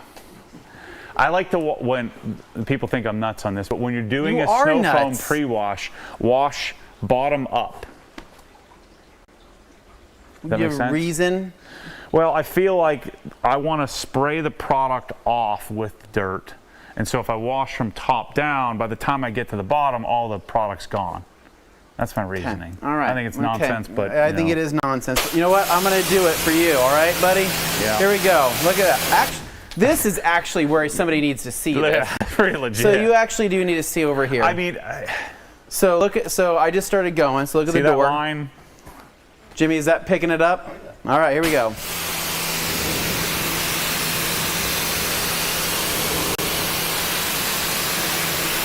Yeah, this is definitely coated.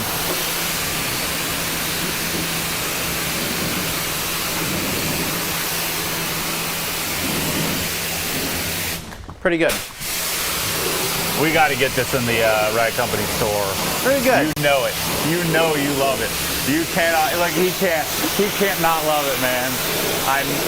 You know it. This will change your life, Anthony. You're going to be using this. You're going to be buying it in 55-gallon drums.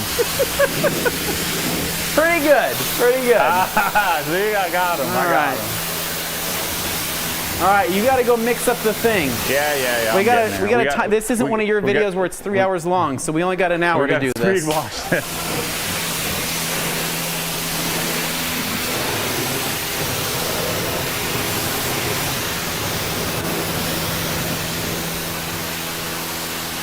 You could measure it out, but I just throw some soap in there. Check that out. That's pretty good. Who's the line right left-handed there? here? This is backwards.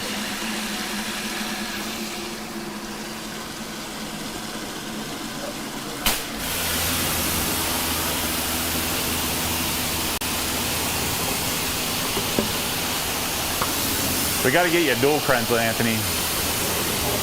We got to go to duals in here, you know. We'd have been done one rinsing already.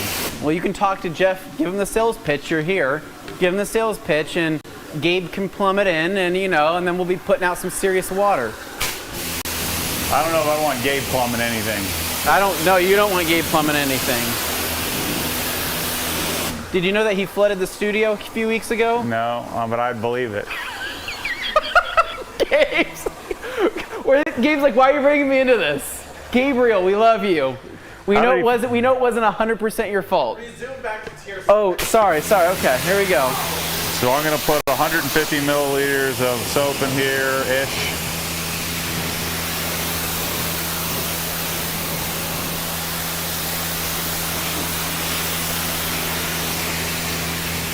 Have you ever used this? So I've never actually, no, to be honest. You're a terrible friend. Dude, I have three products in the world, and you've not even tried any of them. It's unbelievable. And I'm buying everything you sell me. No, I mean, here's the thing. I'm way smarter than you, so you should be trusting my judgment. Listen, I trust your judgment. You got 15 OG fanboys. One of them is holding a camera right here. He's spent more money with you than he has on his girlfriend, and so. But I think we need to stop, the personal attacks are getting kind of crazy here. So I think we just need to enjoy the process. Jimmy, I shouldn't have brought you in. Gabriel, I'm so sorry. You guys didn't deserve that. All right, so here we go. So this stuff is definitely thicker, right? Oh, yeah. Okay. 150 mils of soap in our 1,000 milliliter solution here. Okay. And this is safe in a bucket too, right? Are you throwing this in a bucket or you're not? Yep, I already put it in the bucket. Okay. And so wash mitts go in, right? Yep. Okay. So first we're going to foam it.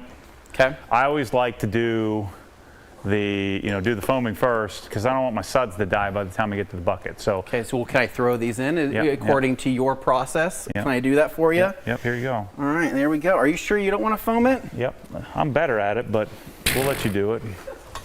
I'm about to leave is what I'm about to do. You guys are lucky I work here, getting razzed this hard. Okay, here we go. So you want me to foam it from bottom to top, or am I good to just this doesn't matter, yeah. No. All right, here we go. Top to bottom. Stuff goes on pretty thick, it's nice. I can't vouch for your foam cannon here. Oh yeah, there you go.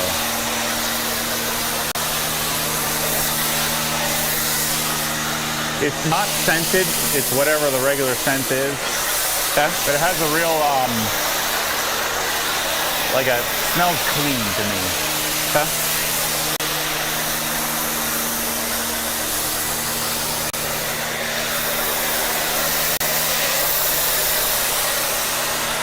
I'm proud of you are a good foamer though. Thank you. Nothing's worse than an Instagram foamer where they run around like crazy people and you just kind of wiggle it around.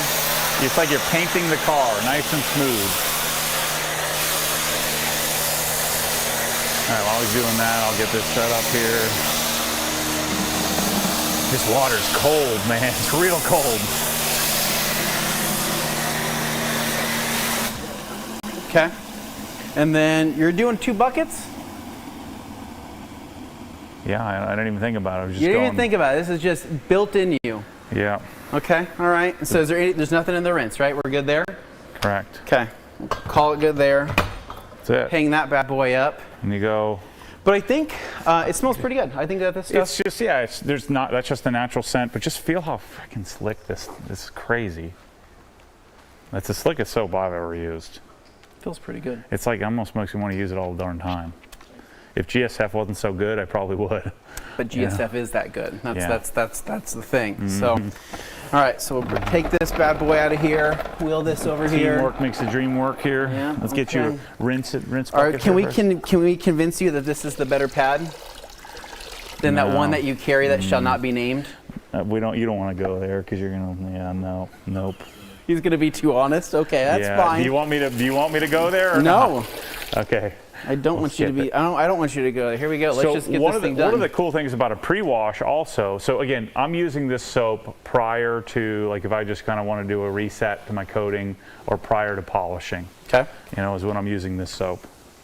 So this is But what? you can use it whenever you want with a coating. Back in the day, this would strip your wax and sealant off. Okay. But that was a wax and sealant. Now we're at a. This isn't even going to put a dent in the coating, but neither is anything else. Okay. So I'm not sure what to do, and I love the soap, so I just keep making it.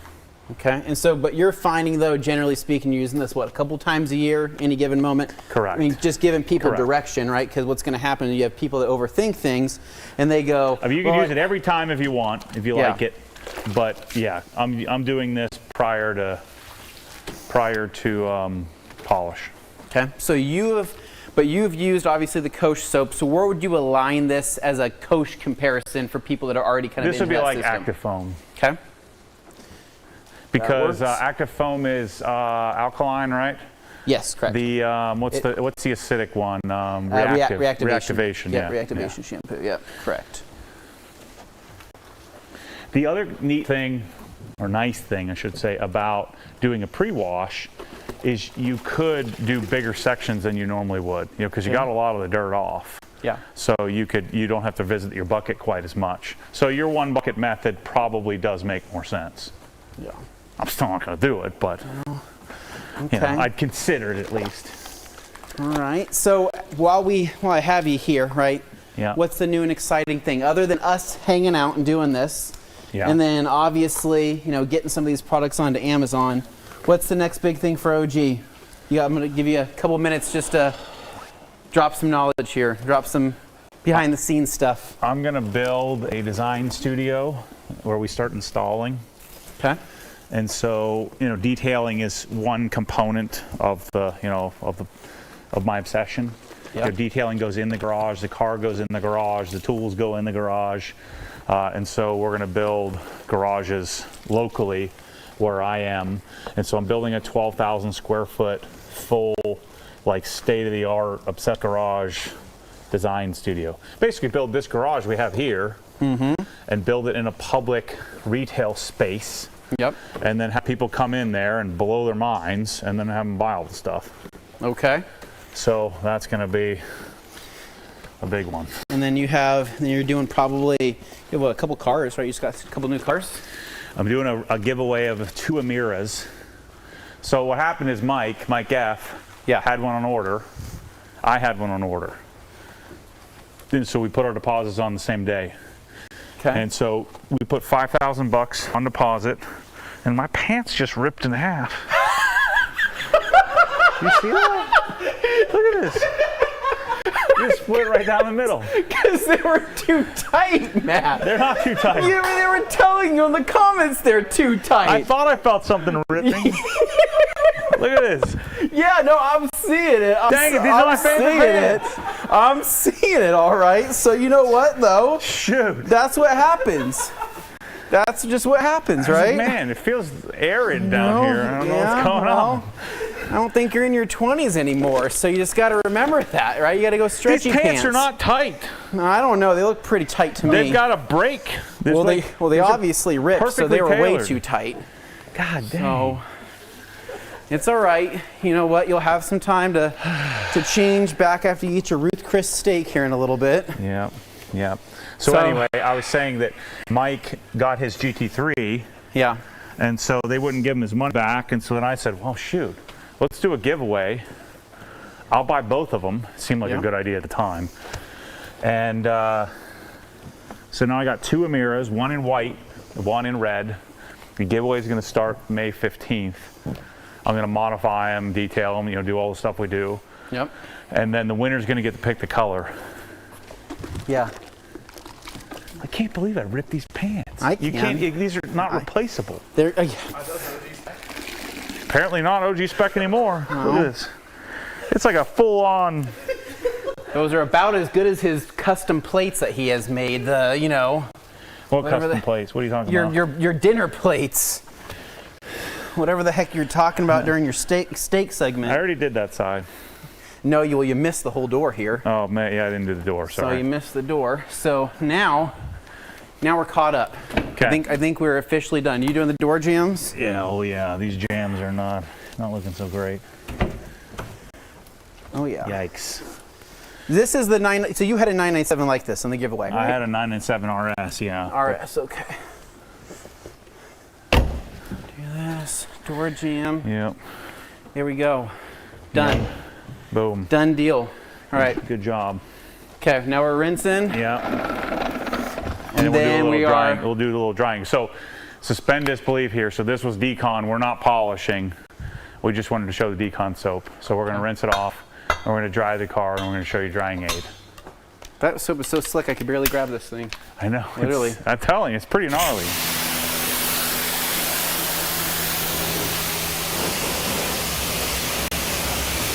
So it's just it's a good soap, you know? It is a good soap. I'm getting them. I think that soap, have you tried claying with that soap? Yeah. I don't like to do that though, because I mean, there's still sand and stuff left over. I don't like that whole. Well, no, I mean, like wash the car, re-foam it with decon, and then clay. Yeah. Because this soap is so slick that I feel like it would kill it with like the ultra clay bar. Yeah, the hardest part is trying to do anything afterward. Like I know, my hand's like, it's just slipping. Yeah.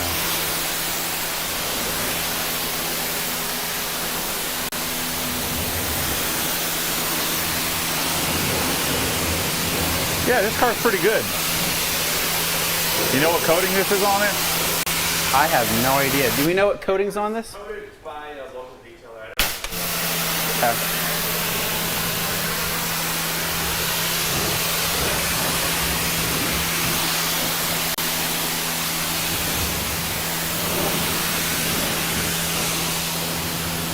You know what we need? Do we have an empty spray bottle? Yeah, an empty IK, yep. I won't hold the IK against you.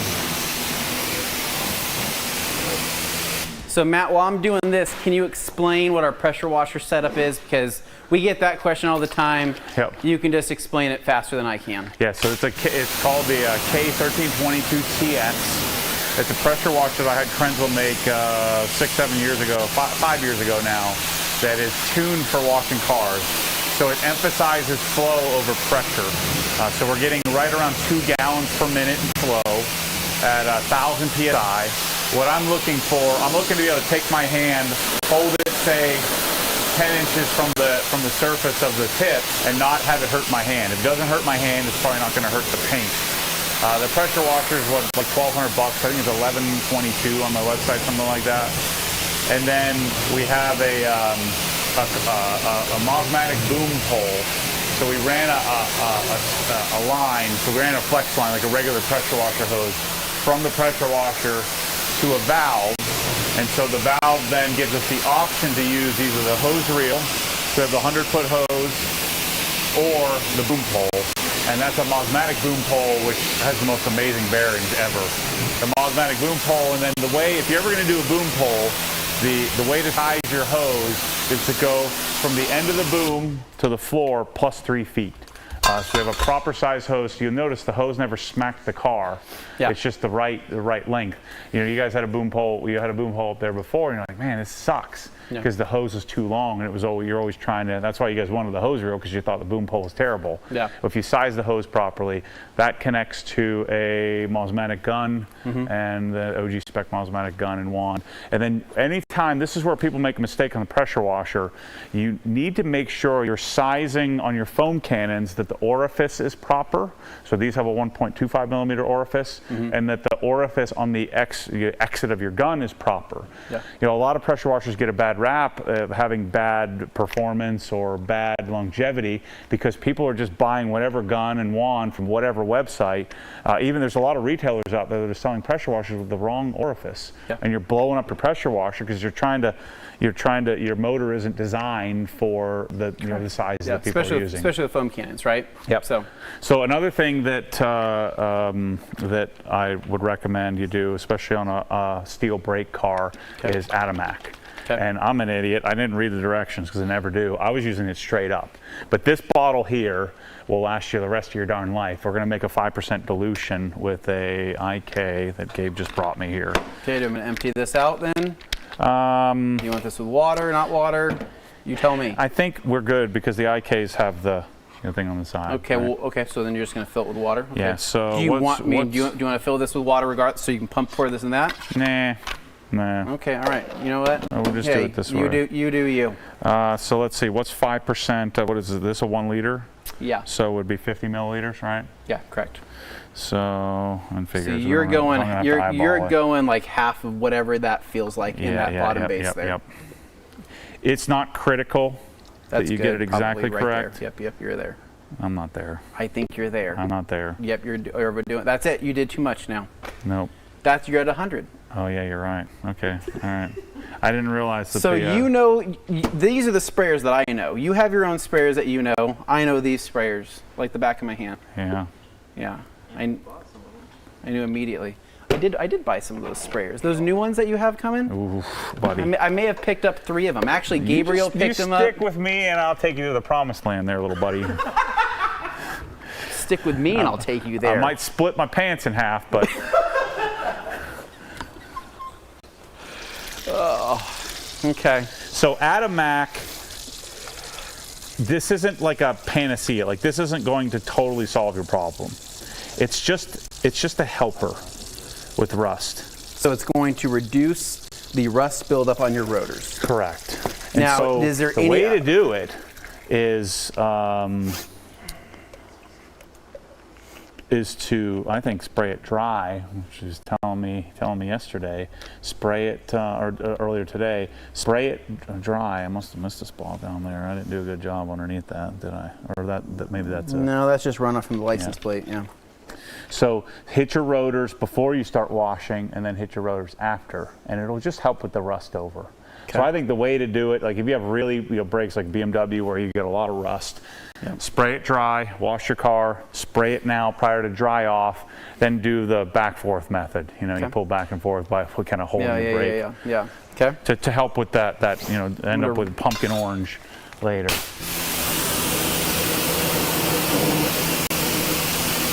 I don't know what that is back there. I think that's like bad PPF or something. Yeah, that's not coming off. So you're okay. I don't know what that is. This is always bad news. What's that? When you're on camera and your fancy sprayer doesn't work. It does work. That's a brand new sprayer. Well, don't say that. I don't know if it's a brand new sprayer. It might have been a used sprayer. Yeah, Gabriel, can we get a sprayer check? Yeah. Cut that part out. Oh wait, we're live. Shoot. They work beautifully. Flip it upside down. What are you doing? Why? What's upside down going to do? Give it some pumps. I've just pumped it 45 times. That one works. We may have tested that one with APC, Matt. Yeah. Okay, here, swap me. Oh, yeah. This has something in it. Gabriel, that's got like dressing in it. That's clogged it. There we go. So I always spray this on liberally prior to ego blowing off. Okay, and if you hit the wheels, it's fine. Yep. No negative effects. Won't hurt anything. Nope. Okay. So if it dries on the surface, and I don't know. Don't do that. Don't do that. Okay. But I think it's a good idea. You spray it on before you even wash the car. Okay. That makes sense too, right? Again, people get all bent on, this doesn't work perfectly. Well, it's, rust is kind of a hard thing to deal with here. We're just looking to help. You can use this underside of the car too. That's why I'm trying to get, I think it needs more purpose than this. This is, to me, is a hard sell. But if it's something like under you're the car, lazy, but for us non-lazy people. It's not that I'm not, I mean, who has time to do this? You do.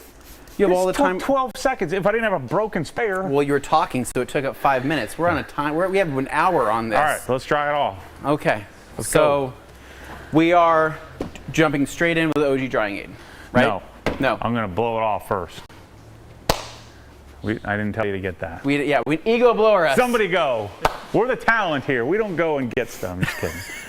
That's how Anthony acts, not me. Are you kidding me? I do all my own work. Are you kidding me? I don't have the. You guys can't see behind the camera. There's 45 people here to get him on camera. For me, it's just me. You're the one that has P.F. Chang's DoorDash to you. You have the guy, the front desk guy, Ruth's Chris. He delivers, handmade steaks to you every single day. Here we go. All right, you're up, Anthony. Let's go. Okay. Now it's me. I'm doing all the work here. I don't have any hearing protection, so I'm going to keep it low. Yeah. This could take a while.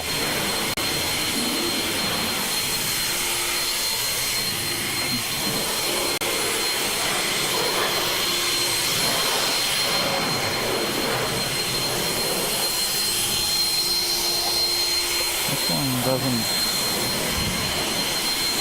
Forget the 997 mirrors. They don't fold. This coating's pretty good. It's actually cleaning up pretty nice. I mean, every coating's pretty good. You're gonna feel bad when it's Ceramic Pro.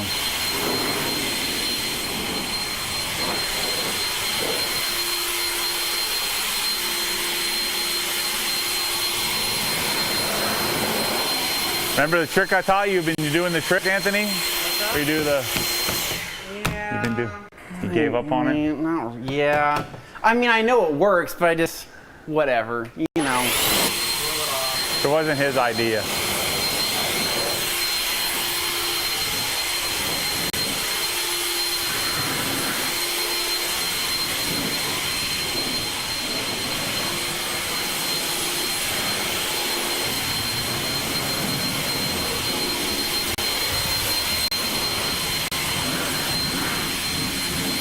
He's not doing a very good job of this.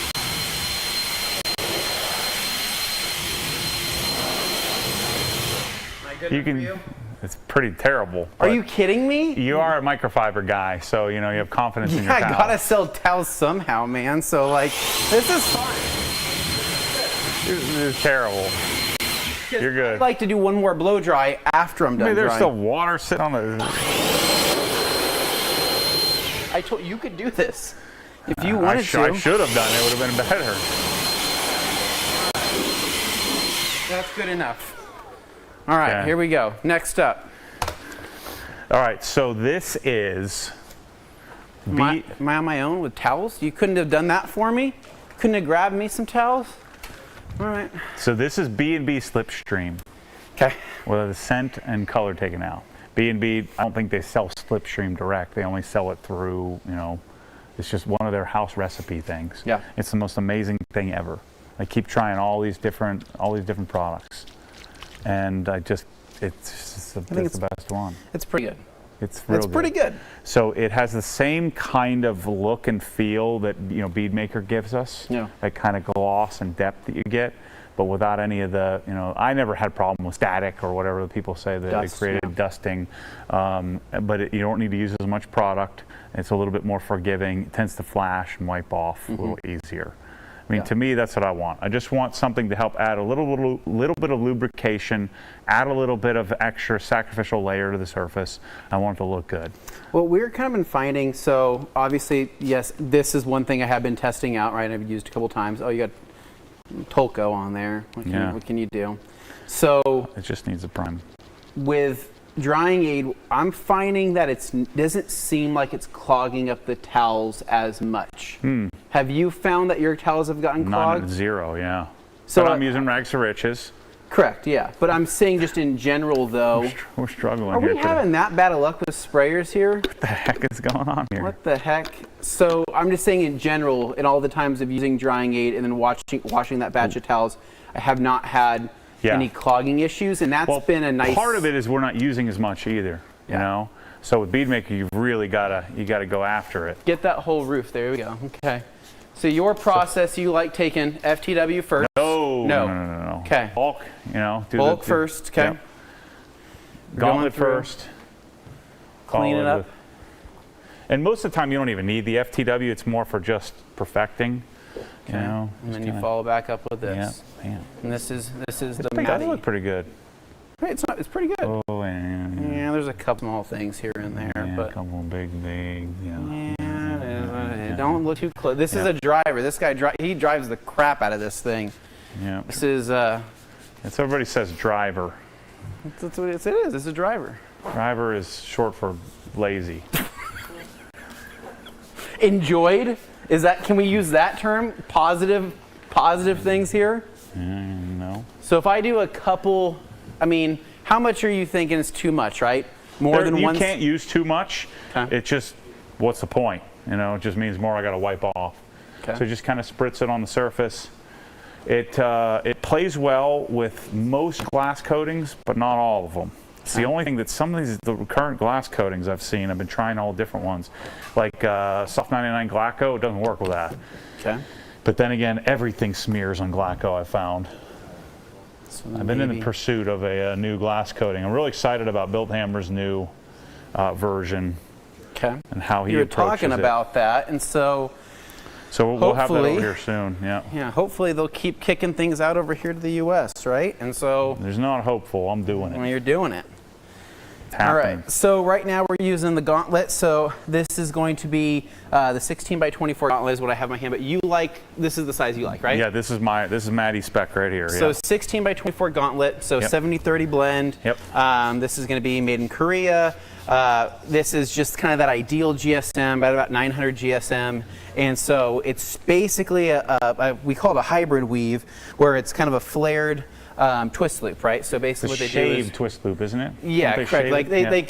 it's a kind of a, I don't want to call it brushing, but they do a process where they flare it out. So following that, we have the FTW, which is going to be a tight nap twist loop, and this is going to be that lower pile twist that kind of people look for when it comes to that flip of a towel that's going to have, you know, that lower surface tension. It's going to feel really, really good when drying, and you're going to get that best feedback for the slickness. And so I love it. I think that's why you probably like this so much, because it gives you that direct feedback. Mm-hmm. Yeah, and it holds a darn gallon of water in it, you know? Yeah. But no, this feels pretty dang good. So that's just so we put it in like a base Tolco bottle and sprayer. Yeah. But we have you know, press-alls coming, and then also we've made our own bottle that's coming here soon. It's going to be really cool. Okay. Like a cheap bottle to put it in. Okay. I know. I heard you talking about that the other day. Yeah. Bryce did a great job. It's really, you'll really like it. It's really good. For, you know, for like a throwaway. All right. So you need to flip the other way, Matt, because nobody can see you. You're blocking me. You're blocking my shot. Yeah, we wouldn't want to do that. All right, so definitely wouldn't want to do that. We're gonna knock this out. I'm just laughing, man. This is too much fun. So, you know what? I never thought we'd be doing this at TRCMA. And again, truthfully, I can't believe that you came out here. So, well, Matt, I was supposed to. Jeff was supposed to fly me on a private jet. That was the only way I was coming. But instead, I got on the budget train. It took me like 12 hours to get here yesterday. Well, yeah, because there's been cutbacks, okay? So we're doing what we can. And, you know, hopefully it was all right. So it was terrible. All right. I almost turned around and went home. Did you? In fact, really? After splitting my pants in half, I'm wishing I hadn't stayed at home. Okay. Well, we call it, you know, dinner and a show, Can we right? get a shot? Can we get a close-up shot? We don't. Nobody needs the shot. We're going to keep that out of this. We're going to keep that out of this. All right, so. Can we get a shot, Jimmy? No. It's in there deep. It's deep. It's deep. Shoot. I can't believe it split all the way around to here. Oh my gosh. All right, so. I was talking about how great these pants were. Here's what I'm going to do. I'm going to blow this off one more time. Right now. Can I do that? I'm going to blow this off one more time. That's terrible. Why would you do that? Because it's done. This is how you do it. I don't blow like this it. off. It's already slick.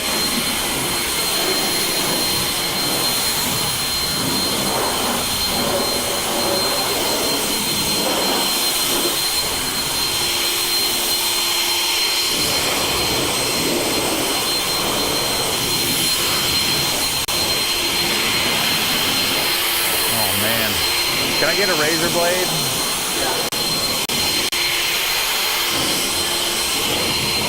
I gotta sit on a chair here to hide the holes in the pants. Again, this is like. If I wasn't live, I would have gone and done a wardrobe change. Yeah, so the reason why I like going back over it one more time with a blower after using the drying aid is because we've changed the surface tension, right? We've actually made the surface slicker. So at this point, that water is going to ski off that much faster and clean up that much easier. And then that way we don't have that issue where we have water sitting in badges, water sitting in cracks or anything like that, and then eventually dribbling down and then, you know, See, I would just take a little bit more time in the initial dry off.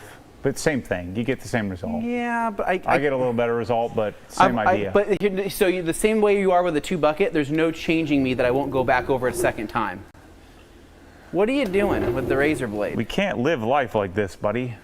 Like what? Where's Are you gonna cut the hole in the pants bigger? What are you gonna do? 12 by 12. This is the best towel in the whole lineup, though. I love this thing. Okay. The little 12 by 12 One of your gauntlet. favorites. That's. Yeah. I think Josh Brodel loves that towel quite a bit. It's amazing. Okay. So what I would normally do is do a little spritz of my wheels as well, because normally I'd have my wheels with Armor Detail Supply coating. They're a presenter this week as well. Their wheel coating is amazing.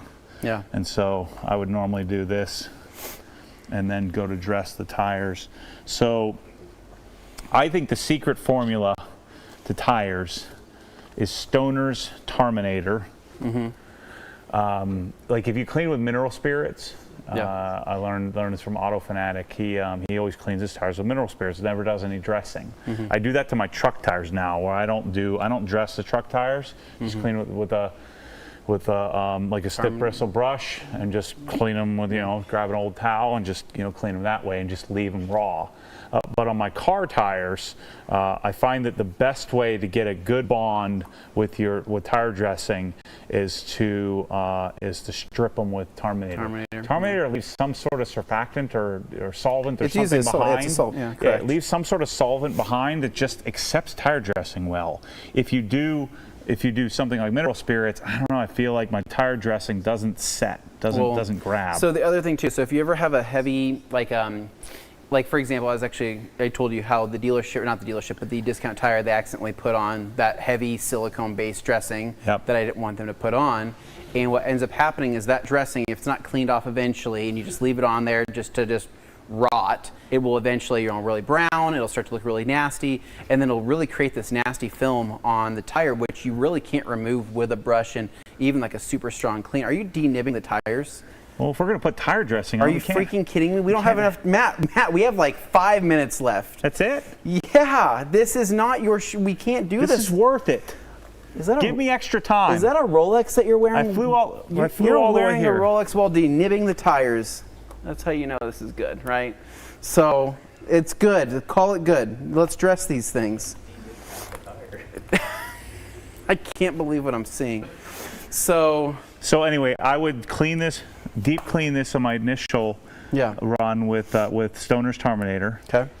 And then dress it. I dress it heavily and let it sit overnight, and then come wipe the excess off. And then from there, I don't want to strip my tires every time I clean my wheels. This is where Brake Buster's so great. I like Brake Buster because it's not a heavy duty tire cleaner, rubber tire cleaner. But it has rust inhibiting qualities, and I just think it's the best wheel cleaner. So especially for coated wheels. How long are you getting out of the OG tire dressing? Like how long realistically? Oh, you got to do it a week, every week. Otherwise, it's not going to work very well. Okay, so you get about a week. If you're garage kept, a month. Okay. If you're out in the sun, forget it. Halfway through the week, any tire dressing, you got to go and keep replenishing it. So I'm looking to keep my tire clean, not stripped. And then reapply tire dressing as often as I can. Okay, cool. And then, but with trucks, I found that it's just not practical. All right, so how much longer are you going to keep doing this for? Well, I got to finish the job, no? Am I really out of time? Do I have to do this off camera later? Okay, well, I don't know what the heck you're doing. This is Matt's show. He took over. This is going to be a logistical nightmare behind the scenes. I probably have Glenn and Nick yelling at me like, speed it up, but I got the thing in my ear. No one's saying anything. They know. They're all laughing. Time for questions. All right, I'll quit. Okay, time for questions. So let me put the tire dressing on. Put the tire dressing on. Give me the brush. Here's your brush. Okay. Show us how it's done. Little spritzeroo on here like this. Okay. And then I like to hold the bristles. Okay. Get them nice and tight. Yep. That stuff smells so freaking good. It is. I know what the scent is. I'm just a scent crazy person. I think it's like Fruit Loops or something like that. So technically, right? Can I say what it's based on? I don't care. Because I know what it's. So Anthropologie is a store, right? And what they have is it's a candle called a volcano candle, right? It's like a phenomenon that happened, and people love the volcano candle from Anthropologie because it had this really unique scent to it. And so right after that, that's when you started seeing a lot of people come out with a lot of similar scents. So like Fruit Slice is what B&B called it for a long time. It's called it Fruit Slice, but it is based on the Anthropologie scent Volcano, which is just amazing. Well, you know more about it than I do. Wow. Scents are for girls, so I'd let the girls take care. Just kidding. So what I would do is to put it on heavy like that, let it sit. I don't like that look; it's too shiny. Okay. But then I'd let it sit, let it set up, and then I would go and you could do it right now and just knock it down. You know, I don't want to buff it off completely, but obviously any decent gyro dressing doesn't sling. That's a thing in the 80s. Yeah. That's it. We're dealing with that less and less. That's so that it. looks good. Okay. All right. So let's answer some questions. But if you wanna in the background knock out a little bit of the is this the magic stuff? I know. I got to take a little hit right here. Hold on. One second. One second. Don't smell it too strongly. But man, that bubblegum scent is just. It is. Change your life. It's intoxicating. Yeah. Just, okay. No explanation needed. Go Dane, to obsessedgarage.com and buy I it hope right you've now. been just loving this. I've been loving this. This is great. I mean, from the pants ripping to the drying spec application, it has been nothing. To the denibbing. Pants ripping to denibbing. That's what we should call this segment. This is one of the greatest TRCMA segments of all time. So it will go down in history. Hit me with some good questions. What do we got, Dane? So I'm going to start with Danny here because he was asking while we were doing the wash. He wanted to know what was being applied, and I was going to say OG drying aid. But if you want to elaborate on that a little bit, go ahead. Yeah. So we kind of covered that is Obsessed Garage drying aid. So this is going to be Matt's preferred drying aid. There's no scent to it. It's everybody's preferred drying aid. They just don't know it yet. Okay. Can I talk? I'm just trying to talk here. So this is his preferred drying aid, right? No scent. It's really slick. It feels great. A little goes a long way. And I'm finding that this particular product really isn't clogging towels. In my experience with using it, I really like it as well. So pretty cool stuff. I think we might have a convert here. He just would never admit it. No, definitely not live. Just remember, it's not really mine, Anthony, so you don't have to feel bad about me beating you again. It's like, it's B&B's. Next question, Dane. All right. So how good is touchless in the direct sunlight? So touchless, I mean, when we were at his house just a few months ago, not even 2 months ago, we were there, and we actually used touchless with half of the GT3 sticking out. I found that it rinsed beautifully. It didn't leave any marks, didn't leave any streaks. But Matt, it's not pH neutral, so you don't want to wash in direct sun. Okay. But I mean, if you move quickly, I don't see a problem. Okay. But if you foam it on, then rinse it off. Yeah, I mean, drying. like the other day, I was in the sun. I did a wash in the sun, like literally, like that was the title of the video, and I just let it sit for 3 minutes instead of 5 minutes, and just got it off quicker. Nice. Okay. What else do we got, Dane? All right, so Chris M. had an interesting question, wondering, was mixing soap with warm water in the foam cannon a gimmick or just producing more foam? Was there a reason? Oh, it definitely will. It'll definitely produce more foam. Especially if you're having trouble with foam, like if you have really hard water and you use warm water, it'll make a big difference. Okay. I feel wrong on this side. I need to be over here. It's because I'm taller than you and you look shorter on that side, or is that what the deal is? Our floor here is misaligned here in the Rad Company, so I think I'm like 3 inches taller than you. No. Well, you got heels on. Well, you got what's it called? Spacers on under there. I know that they're platforms. Platforms. Oh boy. Okay. Well, then I got 402 Car Kid saying they need to start selling Built Hammer Dynex SCUBUC. They won't sell it from the UK. Never even heard of it. He asked us a few times, so I'm sure Matt knows what he's talking about. Everything will be here. Okay. Yeah, so all of the entire product, including the epoxy line and stuff. So Pete's original expertise, or like his original product line, was based on it's all based on corrosion inhibiting properties, and so that's his real claim to fame, his real expertise. Yeah. And so all the epoxy products, the Dynex stuff. I think, if it remind me, 402. I think that Dynex was the rust stripping product. I can't remember. He has like a super WD-40. Oh, really? I think it's called Ferrosol. It's amazing. Really? Yeah. That sounds pretty legit. Like WD-40 on steroids. It's so good. So I we're going to love bring the WD-40. whole line. Yeah. And we'll probably, we may or may not have it in Boise, Idaho too at some point. So that's the goal. All right. I'm told I can ask one more question, but I'm going to kind of like combine them into one. Basically, this is saying OG products on Amazon ? But a lot of people were saying, okay, so OG Built Hammer, is this stuff coming to the TRC store, Amazon, etc.? Just kind of answer broadly all those. We're working on it. Yeah. There's a lot of things moving right now. We're moving. Yes, it is. I'll just say it. It's coming. We're working on it. We're going to get it done. I don't know why he tries to be all coy, but yeah. So it's not because it's a whole team effort and people aren't stressed or anything like that, and we're trying to. I'm the owner. I don't give a crap about your stress level. In fact, the more stressed you are, the better I feel about life. Jeff, we're trying here. Jeff, if you're watching this, Jeff of the Rag Company. You've got 400 employees. 400? That's ridiculous. Why is it hyper zoomed to my face right now? Aren't you equivalent to like 20? Don't you tell me that all the time? You would be equivalent to having 20 other employees. No, I'm saying I wish I could duplicate myself 20 times. Oh, okay. Yeah, but I can't. Then you would add up to a single. We're kicking you out. So we're going to settle this tonight at axe throwing and ping pong, where Matt's going to get absolutely dominated, and it's going to be beautiful. So, guys, this has been a ton of fun, Matt. As much as it's fun as it is razzing each other, we appreciate you being here. Oh, thanks for having me. I'm excited to be here. It's a ton of fun. I'm here for the whole week. Go to Obsessed Garage, YouTube. Behind the scenes. Yeah, I'm going to do all the behind the scenes stuff. So I'm done on camera here, unless you come up with some other crazy thing to make me look stupid, like splitting my pants in half.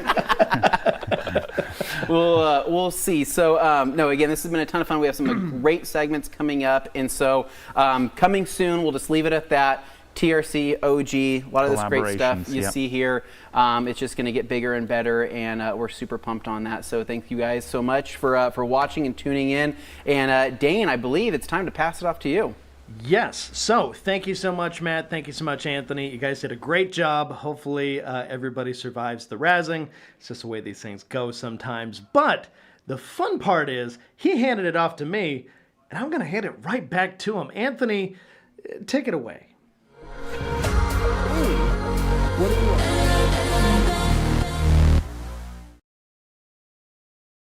All right, Dane, thank you very much. And everyone, welcome to the new product segment here from TRC at TRCMA 2025. It has been one heck of a show so far, with so many new products and so much good detailing information that it's really just going to continue to get better. But I'm hoping that you guys are going to enjoy this segment specifically for the microfiber towel lovers out there. Now, it's been a little while since we've released some new towels, and we wanted to change that this year with 2 new announcements. So in front of me, I got one in a package that I think many of you are going to enjoy, but I also have another towel here that's sitting on this table that you can't even see. It's really just blended right into this Viper cart. Okay, maybe bad joke, but here we go. So this right here is a camo drying towel. Yes, a camo drying towel.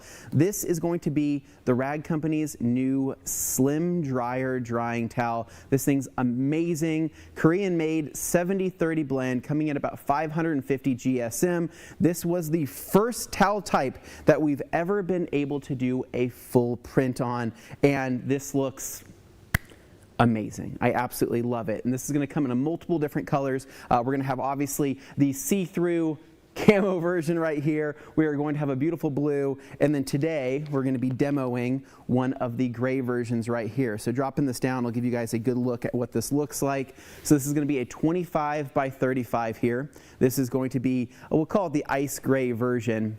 But it's got the really nice pronounced Rag Company logo right there saying the Ragco in the black, and then flipping around to the other side, we are going to have the twist loop weave.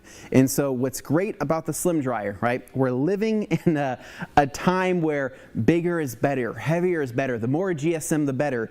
And while yes, there may be an example here on the table that I'll get to in just a second, this is going to be for the people who don't like big, massive, really heavyweight drying towels. We call them the Slim Dryer because it is going to be a slimmed down version of a premium drying towel that you can simply stow away. It's going to be really compactable. It's just an all-around fantastic towel, and we've kind of needed something like this because for many years, right, we are well known for the Drymere River waffle weaves, right, being a 70-30 blend. Those coming in about that 500 GSM mark, also had a suede edge on it. that towel is still amazing. We love that towel, and a lot of people still continue to use that towel because it's really easy to wring out, it's really easy to reuse, and it just doesn't weigh a whole lot, right? When comparing that towel to something like the 1500, it's kind of a night and day difference, right? The 1500 can be really weighty and really heavy, especially when wet, whereas the Dry Me River really wasn't the case. So we wanted to kind of replicate that same fill, but by incorporating obviously some twist loop weave here. So what's great about this, you're going to have kind of your medium piled twist on one side, and then your other side you're going to have that twist backing. Now this backing is still safe to dry on all surfaces, right? So you can use this on your paint, but what it really thrives is actually on glass. And so we really like this short pile here on glass, as it's going to provide a really streak-free finish, and we are going to showcase that today. So this is the Slim Dryer. I love this towel. Seriously, it shocks everybody because we always think the higher a GSM, the better it is going to be at drying. Again, that's not always the case, right? Yes, sometimes it's going to be more absorbent and it can hold more water, but that doesn't necessarily mean it's going to be better at drying, right? What we like about the Slim Dryer is that it's going to contour to a lot of edges and body lines, hence why we brought in this STI here, because it's got a lot of body lines, it's got a lot of box flares, and you're going to see that in action today. So this is going to be the Slim Dryer.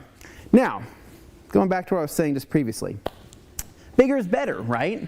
Everybody wants something that's heavyweight. Everybody wants something that's really girthy, right? Well, we wanted to make something that was going to be different than a lot of the other towels out there, and something that's different to the Rag Company lineup, and that is this bad boy right here.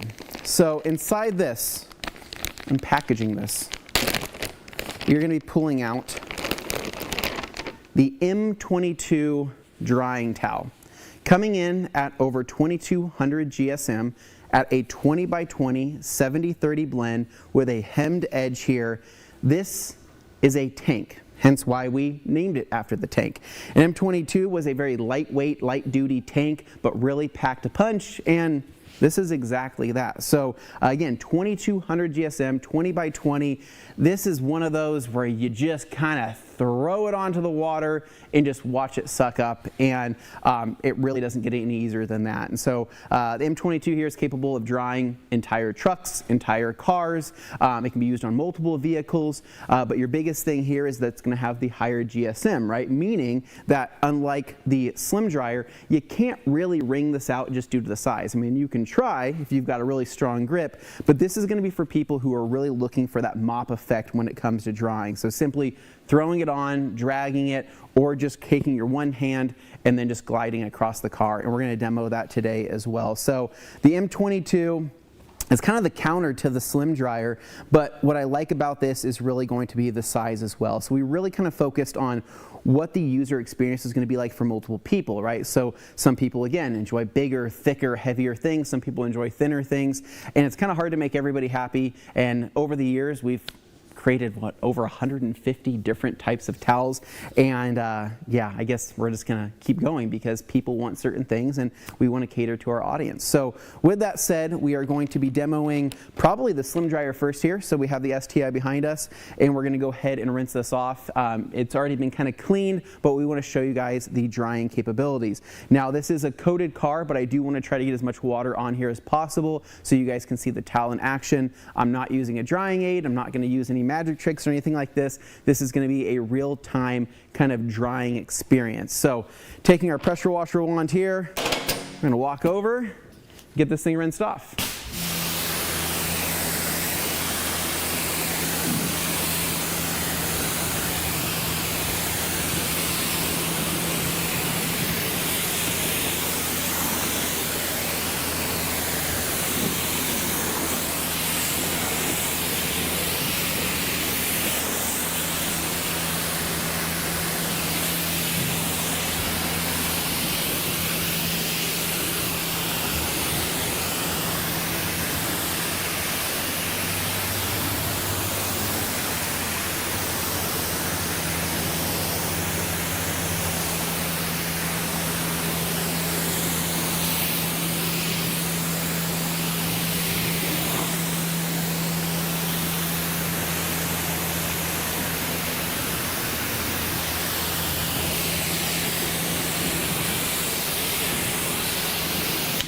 All right, so I think we got enough water on the other side. I was trying to stretch out this hose as far as I can go, and doing a quick check here.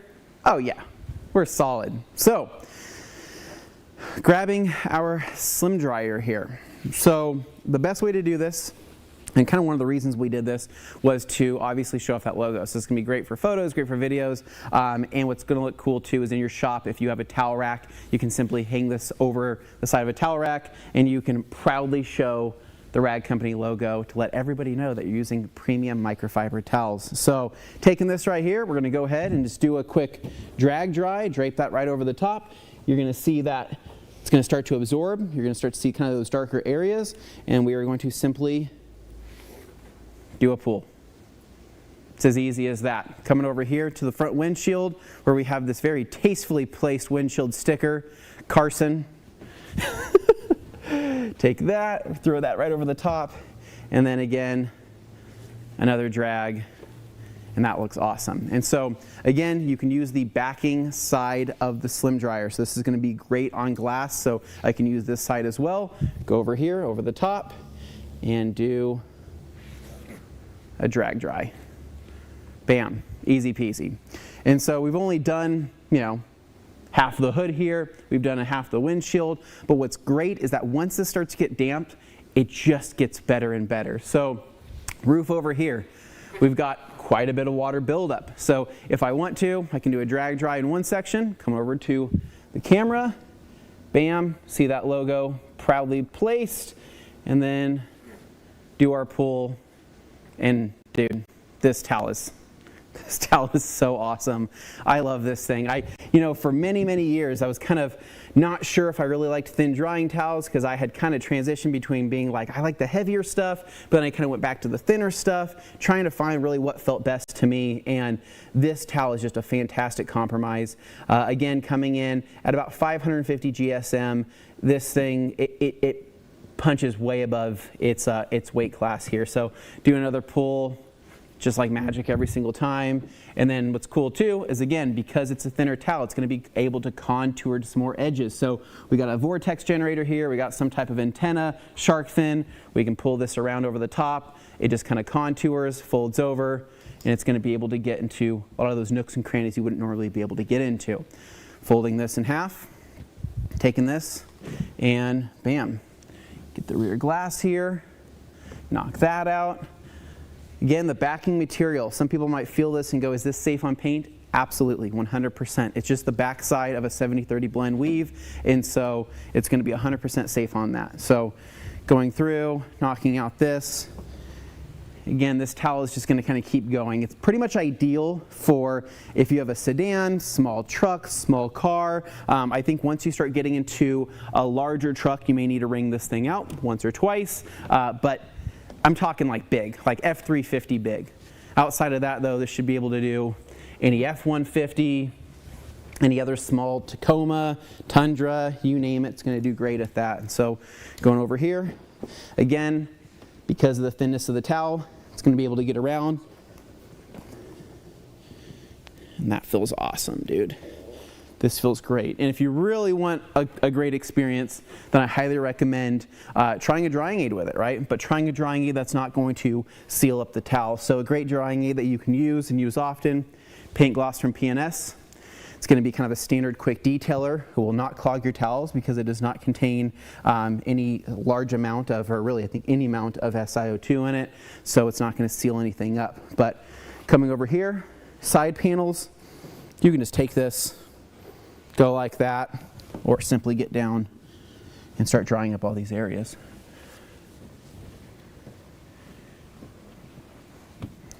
It's nice too, right? Door handles, right? We all know how door handles can be a pain. Bam, tuck that in, get that, take your other hand, tuck that in, get all that residual water. This towel, it's unbelievably thirsty. What's great too is that this is going to dry out faster than any thick towel, right? So in comparison to the Gauntlet or the 1500 or the Liquidator, you can throw this on a towel rack and within 30 minutes it's probably gonna be halfway dry depending on your temperatures. And that means that you can jump right back into using it again. So for people in shops, I think they're really gonna like this towel, not just for the branding, but just for how usable it is without having to worry about, having a big, heavy wet towel still for your next drying steps.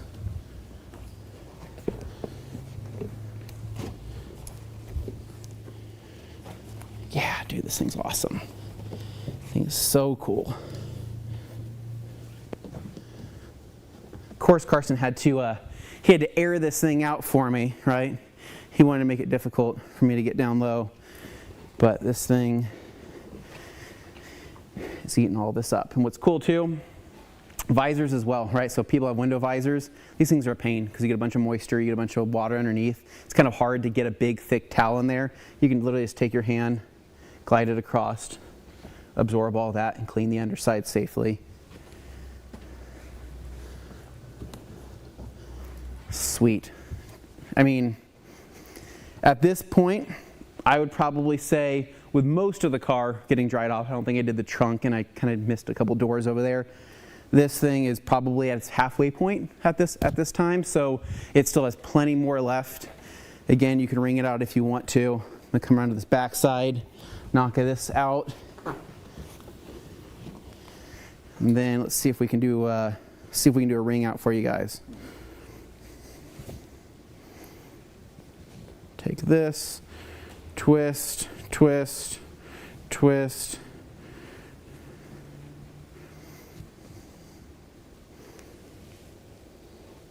I mean, it still has so much left. Wow. Yeah, it can keep going. It can keep going. So we're going to go ahead and probably call that good here because I think you guys get the point.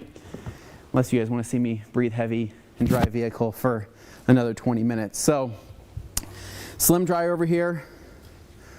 Take this and we are going to just hang this on our towel rack over here and let this dry. And we will save that for another day. Now, M22, the tank. This thing, you're gonna see what I mean. It's like kind of throwing a grenade, lands on the water, absorbs everything. It's pretty amazing. So we're gonna go ahead and rinse the car one more time.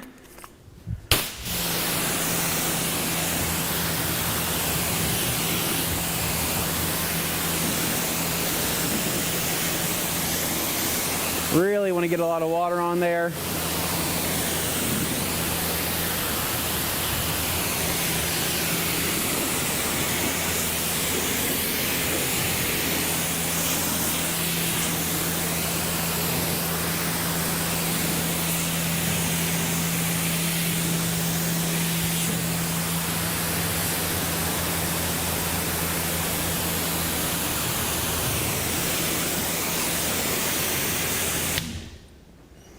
Okay, here we go.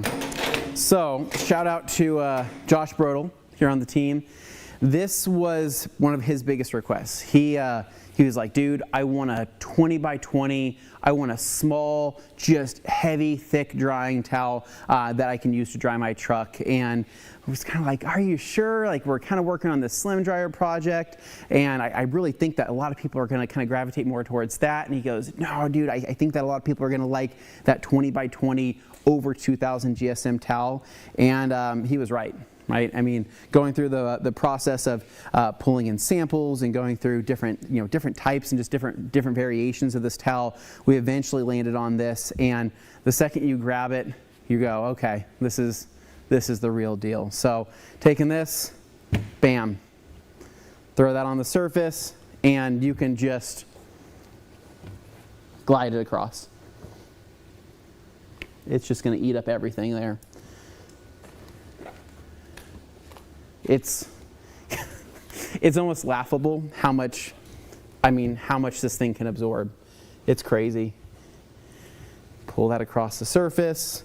And what's great too is that when it comes to twist loop weaves, right, one of the biggest complaints is that once you get into a longer twist loop, there is going to be the chance that it could catch an edge and it can possibly, fray a strand of the twist loop. And yeah, that's just probably the nature of the weave. I mean, it is the nature of the weave, but usually that happens because we have a big floppy drying towel that we're kind of like over here working and it catches an edge here and you go, oh, dang it, right? This is just going to be more manageable, right? So whether you want to pat dry it, drag dry it, or just scrunch it, bunch it, and send it, I think the likelihood of this catching an edge is going to be just lower due to the just the amount of more control you have of this towel. And then what's cool too, you can kind of bunch it up, tuck it down in some areas, and it's just going to suck all of that up. Now on glass, this is still going to be a great towel. I don't think it's as good as that backing material on the Slim Dryer. I think that that's still going to be just a better streak-free finish, but this is going to get you started, get most of this done.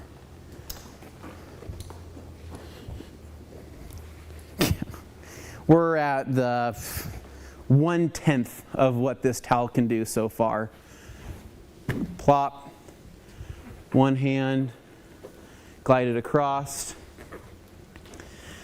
Now, the color of this is technically it is a tank green, is what we went with, and what's kind of cool is that the darker, I mean, I guess like the more water you absorb, kind of the darker it gets, the cooler it looks. But it's not that necessarily we were going for a military theme this year. It just, we all kind of found these colors and we're like, man, nobody's really done a towel in that color. Nobody's ever, you know, taken it to the next step and created a camouflage drying towel. Nobody's ever done that before. And we're like, we have to do it.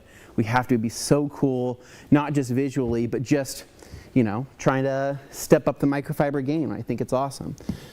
Going over here, picking that edge up here, tucking that in between. Yeah, this is awesome. For my truck, this is probably what I'm going to go with. I think that kind of as I'm doing this right now, my process will be, again, probably a drying aid that's not going to necessarily clog my towels. So this with paint gloss, this with maybe some OG drying aid, it's going to be awesome. But yeah, so we're going to go ahead, finish out this side right here. Actually knock out this spoiler here, Jimmy, if we can get a shot here, and just plop, done.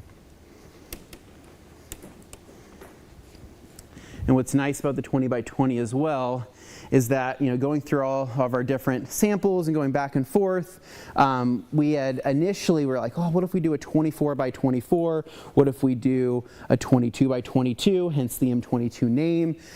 And the 20x20 is the sweet spot, right? 16x16 is going to be your standard towel size.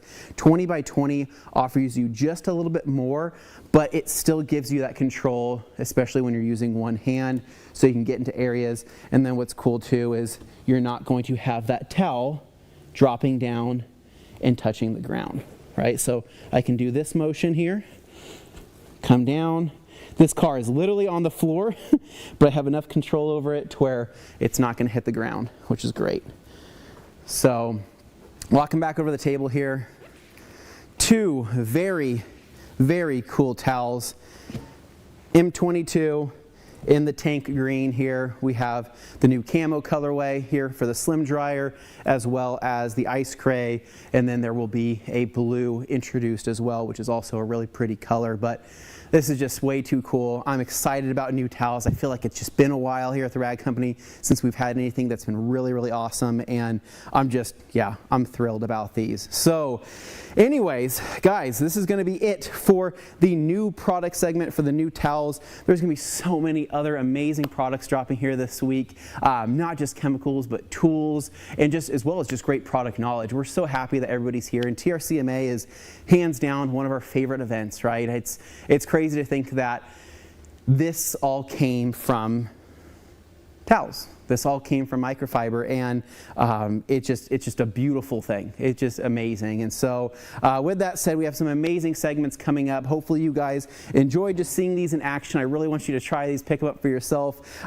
Please pick up the Slim Dryer. I think many of you are going to love this towel. Just throw it in the trunk of your car. Use it for a rainy day, literally, whether you're going down to maybe a spray and paint car wash, maybe you have some spot cleaning to do. This is just a really capable towel that could be really kind of compacted down and stored away in a really small area. And then of course the M22 here is going to be great for those people who just are sick of extra long, extra, just too much drying towels, right? This is going to pack a punch in a very small size, and just so cool. So as always, thank you guys for watching. We have so many amazing segments coming up. Don't go anywhere. Grab your popcorn, grab more stacks, because it's just going to get better from here. So that is going to wrap it up for me for the live demo, but I'm sure you guys probably have some questions or some comments. So Dane, what are we working with? All right, Anthony. Well, I do have some questions. A lot of comments, actually, but you did a good job showing it off there. I think people Thank you very much, Dane. Thank you. Appreciate that. So I yeah. am ready. Lock and load.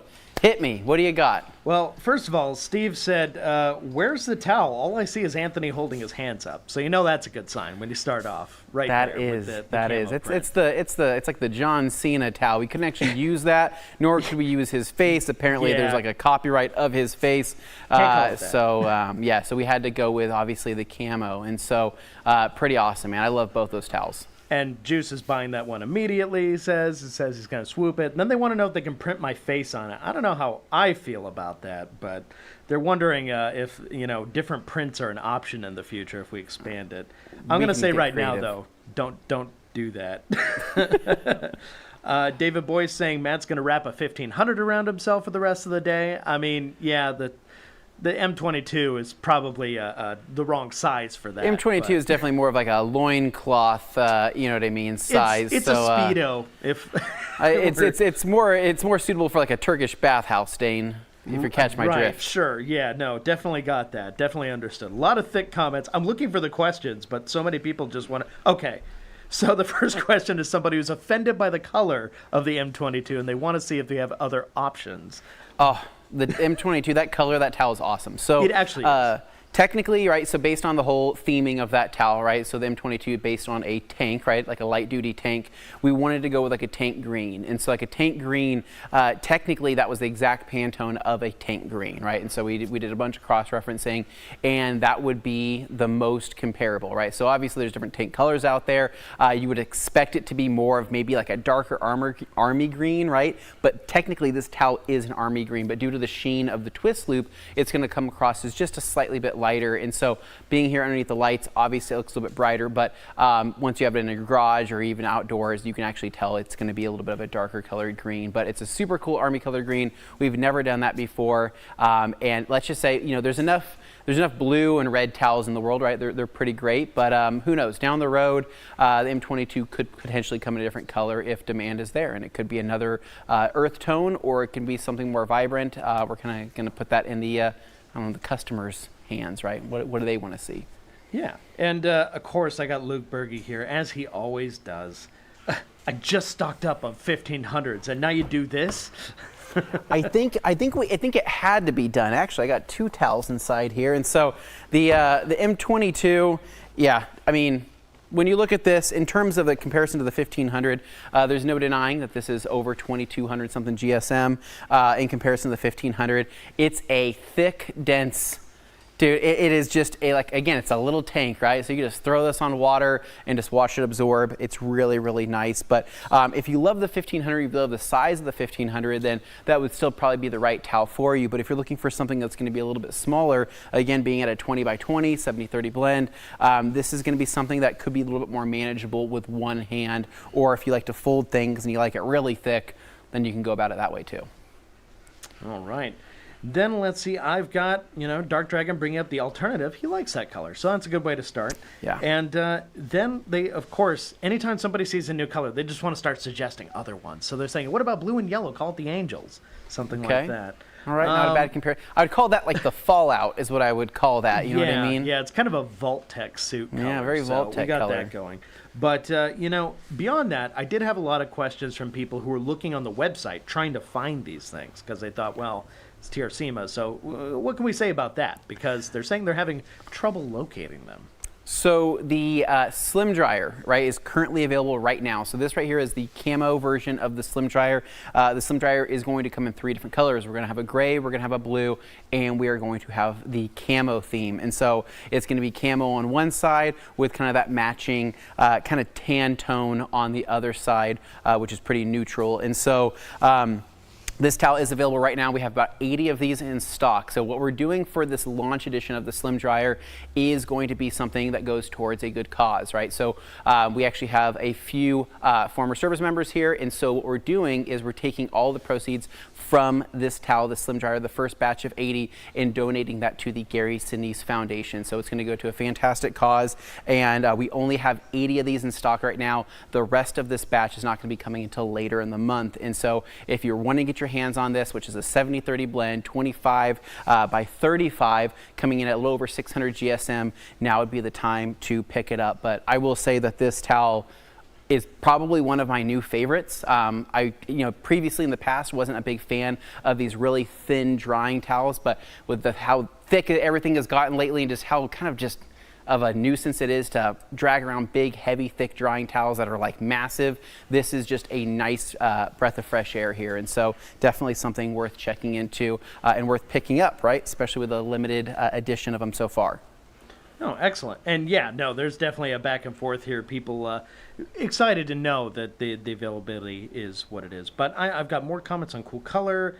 Tamra here was an Army brat, so she appreciates that, says she loves the olive drab. And I would say, yeah, it's kind of like a darker sage meets olive drab. It gives you a little bit of both. I think it fits into a lot of different settings. It's definitely more of your traditional, when you think of like Army tank back in the day, this is definitely the color that best suits that. And so, again, this thing's a beast. But the M22, if I didn't make it clear, the M22 will not be available until later this month. And so what you guys kind of saw was a nice preview there. They are on the way, and once they get, once they're stocked up, we're going to let you know. But for right now, check out the Slim Dryer towel, the launch edition. 80 of these towels available. Every penny of them goes to a fantastic cause. Don't miss out, because once they're gone, they're going to be gone at least for several weeks until the new batch comes in. So anyways, thank you guys for watching. This is a really fun new towel segment. I love doing this. Dane, I think you enjoyed it as well. Absolutely. I don't know if we're going to top the rip pants, but you know what? We're doing our best. We're doing our best over here. Not planned, by the way. That just happened, and we got to roll with it. But holy cow, what a thing to happen. But I'm sure we have, I'm not sure. I know that we have plenty more here on the horizon. The rest of this week's going to be absolutely crazy. And I actually have to start getting ready for another segment right now, but we have one more in between. So Dane, I'm going to pass this off to you. All right. Thank you, Anthony. So, yes, that has been a demonstration of some new towels you can expect to see here in the not too distant future at the Rag Company. But coming up now, we have Buff Brite.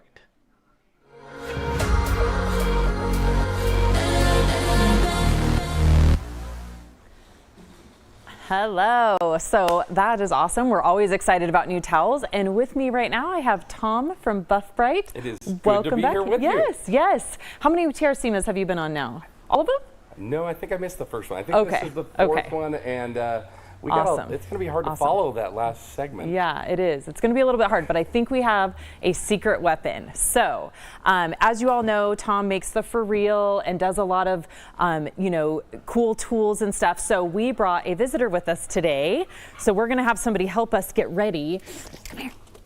So this is Miss Piper. Oh. And Piper is obviously a bulldog, and she's very hairy, so we're going to shake her out. We're going to get lots of hair all over, right? Oh, Piper, you're so cute. Oh, yeah. Yes, you're such a good girl. I know you guys can't see it. I know you can't see it, but there's white hair flying everywhere. All right. Oh, you're so good. Look at you. Oh my gosh, it's like all going everywhere in the air. All right. So Piper got us. You got us started. Oh wait, no, don't go that way. Don't go that way. Okay. I'll hold this. Okay. Say goodbye, Piper. Say goodbye, Piper. See you, Piper. Thanks for the help. All right. All right. So now we've got our surface covered in hair and ourselves, right? Always says that the short dog hair is the hardest, right? Yes. Oh my gosh. Yes. So when she goes in my car, this is what happens. It looks like this everywhere, right? And then it weeds its way down into the fibers of the carpet, and it's no fun. Well, and this is not your standard carpet. We've got, do you ever have, thank you. Do you have these kind of mats in your entryway? These are like incredibly hard to get. Yep. You can pressure wash it and it won't come out of there. Yeah. This is like Nissan carpet. I mean, there's no pile of that. That's like Velcro. This is Subaru This is Toyota like Tacoma. Okay. It's ridiculously, Okay. or Scion. And this is that impossible carpet on the back of a seat. Right, right. So okay. all you detailers will understand those are the worst of the worst. you run Yeah, into. yeah, your worst options that you run into, for sure. So- for sure. All right, so what do we have to do to get rid of this? Well, first, that's not bad. It's not that bad, but, Here, you know, let me get this. yeah. We always do this. I bring a bag of hair everywhere I go, so I know you guys can understand. So let's just get more hair in there. Piper's like, what are you doing? I did a good job. You know what? She did do a really good job. But you know, Matt and Anthony set the bar kind of high. They did. We have to go next level. I'm not going to split my pants, though. No. I'm not going to do that. That will live in infamy, won't it? Yeah. 20 years from now, we'll be talking about that. Yeah. So, anyways, All so right. that's So we definitely- got a good amount of hair. Yeah, and I don't mean to seem like an infomercial, but how does everybody like glitter? Yeah. I mean, glitter's pretty tough, Yep. right? Yeah. You run into, the thing I want you to understand, the For Real is excellent on pet hair. Yeah. But I think we named it wrong. It should have been called the For Everything. Yeah. Because it works on so much stuff. Now, Totally. Sand, dirt. Yeah, I love it. Okay. I have a confetti cannon here, and They said no. I was just told no. They Gabe said no. confetti cannon. He so, said you're out. All He said I'll right, turn well. the TVs off right now if you do Well, that. how about this? I brought some confetti in just a Ziploc bag, and okay. So let's just, confetti's There we go. kind of a All mess. right. Yeah. So It is prom time. I get a lot of cars after prom that have this situation going on with the glitter and the confetti. So yeah, and then Yep. let's just Yeah. really get all that down in there, because we all know that when you get a car in, someone didn't just lay it on top. Right. It's yeah. really down It's in grounded. there. Sure. Sure. So hopefully you all know what the For Real is. The For Real is made out of a polymeric silicone, and wow. I've outdone myself here, I think, but made out of polymeric silicone, so those are really soft, all those little teeth in there. And we create that positive airflow by keeping that gap. And then it grabs, think of it like a pencil eraser. You know how a pencil eraser has that kind of grabbiness to it as you're using it? It's the same way with the For Real. And as we go through that, it just pulls. I mean, we can take it out even without any vacuum, but why would you want to have to make a pile like every other pet hair tool to pick it up? Yeah, exactly. So I also want to show you something else new that we've got, and they have these here at the Rag Company. This is called the VarioMax. Some of you guys will run into vacuums, because there's vacuums from hundreds of companies around the world, and every vacuum company, they don't want to get along with each other, so they build it different.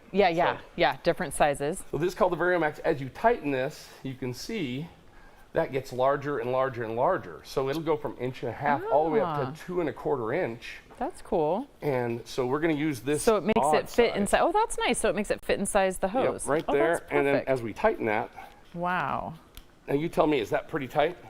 Yeah, there's not going anywhere. There's So no way you it's could a pull that out. perfect Yeah, seal. that is crazy. Yeah, and it'll fit all of our tools. So we'll kind of we'll kind of go through this. So let's go ahead and turn that on. Hopefully we have enough hose here. All right. I'm gonna give you a turbo. Let's make it tougher. Let's turn it on the lowest setting first. Okay. We'll do that. So all we're right. on speed 1. So speed Is 1. that very much suction? Not really. No, not at all. Not really. We're even going to take this vacuum brake and turn on. Now it's even less. Yeah. But I just want you to see that even without the suction, it's going to do a good job on the pet hair. Yeah. It's confetti. I don't know if that was a good idea. That's everywhere. It looks like it's sucking it up though. It is. But it'll do it even without. But go ahead and turn us on turbo. Okay, we're gonna do So we speed can 2 and turbo. Okay, there we go. Wow. Oh, here, let's close your. Close the vent. Close the vent. There we go. No, we don't want to get rid of it. Open it or You got it? There we go. There we go. So we can go back and forth with it. We can do whatever we want. And it's going to get the job done. But do you see any confetti in there anymore, really? Yeah, not really.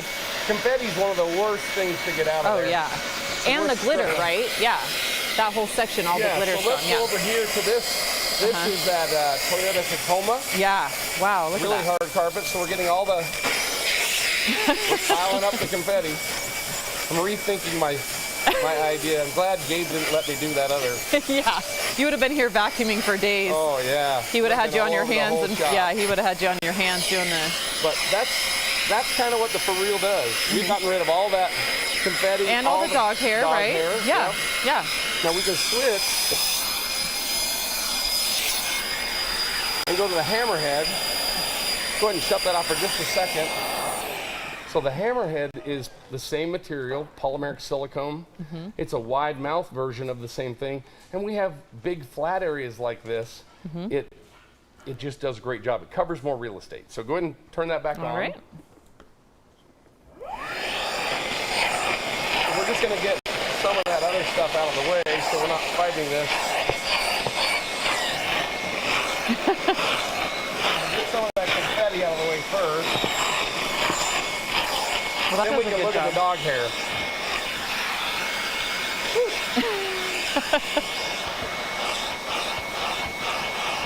We're just kind of going to make little passes at it.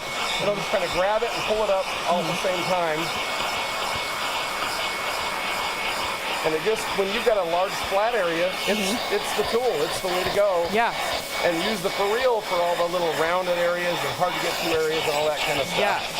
But we're always going to have some that we don't get, and that's what we're going to come back to in a minute. Okay. So go ahead and shut that off. We're not going to try and get every bit of that, and I think we're done with the vacuum for a second. Okay. But, you've used this tool. Oh yeah, for years. Yeah. For I years. think you got one of our first ones because you're right here in town. Yeah, I did. I've had all the versions, and I've always loved it. But obviously, the newer versions, you know, they hold up quite a bit better. Absolutely. The old one, that's the first one that you had. Yeah. And the new one, that one's a little, oh, here, let me grab this. If you want to get in here tight, you can see the difference. If you've had the old one, this is the For Real Pro, and then this is the For Real Pro 2. You can see there's just a little more meat on the bone. It's really got a lot more, you know, if you're buying tires, you wouldn't buy tires that look like they have less tread. You want something with some traction to it. For sure. But so it's been a super successful tool. People really love the way that it works. Yeah.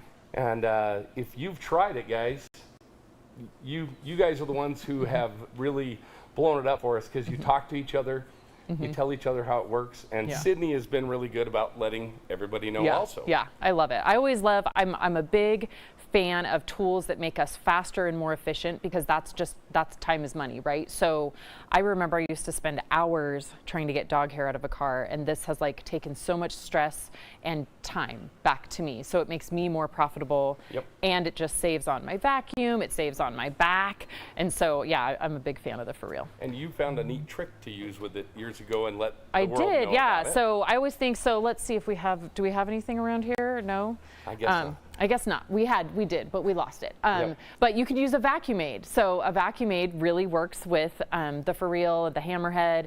It just kind of speeds you up that much more. It kind of gives you that, you know, lubrication on the carpet. Yeah. So that's always great. Vacuum and it aid's always neutralizes great. that static. Yep. So not just anything will work, but using the right product that has those anti-static properties really makes a difference. And I have a feeling that someone's going to come up with something soon that is just going to rock the world of anti-static. Yeah, hopefully. Yeah. All right, so what else do we got back here to play with? So some of the other things we've got for our retail partners, we have our new Fits-All kit. So that, it's not going to help the detailer, but if you've got a Dyson at home or a Shark or a Miele, or you can use this one for your rigid vacuum, the big vacuum hoses, that's a neat kit. Well, yeah, because we should mention you can use this inside the house too. I mean, you know, couches, blankets. Yeah, on the it's great. dog. Yeah. We should have done that while Piper. Where are you, Piper? Yeah, she would have loved that. That would have went really well. Well, we actually use this one on our German Shepherds, and they love it. But that's just another use you can get for that, guys. Take it home, use it on your dog. It's a great grooming tool. Another one we came out with that a lot of you have seen is the Sidewinder crevice tool. This thing will literally tie in knots. And so getting down between the seats, getting in those back windows, get that dead bee out of the back window, that's an amazing tool. Yep. So, and that'll fit just the same way. Another thing we've done, a lot of you have seen the orange crevice tools that a lot of you have, but if you have the the detailer kit, which a lot of guys have the orange Home Depot detailer kit, it won't fit because it needs to be 1.25 inches. Yeah. Ours will actually fit. Hand me that hose again. There we go. Just so I can prove it to these guys. So that's 1.25 inches that fits the for real. Well, this also fits that standard crevice tool. Very nice. So, and Very you can nice. put the for real right on the end of that. Yeah. You can even take your for real, you can sell these in your shops, guys, to your customers. They can take it to the car wash and throw it right on that crevice tool. Yeah, yeah, very cool. This is awesome. I love that. Let's see, what else have we done that's new this year? So That guys, looks fun. A lot of guys might have that. That's a Tornado minigun, and it's they've sold millions of them. It's a great gun. Yeah. But I was thinking one day, and I had a customer of mine call and was talking to a detailer out there out of Oregon, and they were like, "Hey, have you ever thought of this?" And we had thought about it, but we couldn't quite make it work with what was out there. Then they came out with this gun. So what we've done, this is called the Tornado. So you just take that orange off here, or excuse me, that red cone, and it spins off. Oh, okay. And then you take the Tornado and you spin it on there, and then this is the for real, same one. You just bend it, squeeze it a little, make it round, pops on there, and now you can take your air. That is super cool because, typically I will like do a pre-vacuum, then I'm using the air gun, and then I'm doing the for real. That kind of, I can see where this is going to cut out a little step and help, right? Well, it's like loosing it up. It's like having that Tornador gun, and the scrubbing power of the air, but now actually having the scrubbing power of the for real with it. So very cool. This will just slide on here, and then it'll spin just like you will with the normal Tornador gun, but you're going to get that scrubbing. So like in this really hard to get carpet right here, let me get rid of that first, but we've still got that embedded hair in there. Yeah, is Piper still in here? No, I was laughing because Gabe's going to love the glitter off of the floor. Let me apologize in advance, Gabe. I'm sorry. So as we go back and forth with this, it just kind of scrubs that really hard it out hair. Yeah.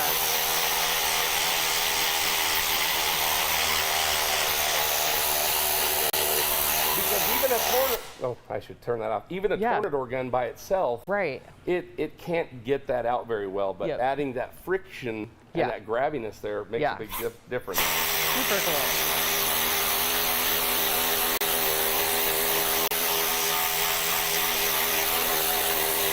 And that's that impossible carpet. Right, the seat back, It doesn't matter what we use this on, headliners, anything that has pet hair, it's phenomenal. If you have sand in your carpets, if you live on the beach, this, you just put that down there and go. That is super cool. Just brings it all up. Yeah, that is so cool.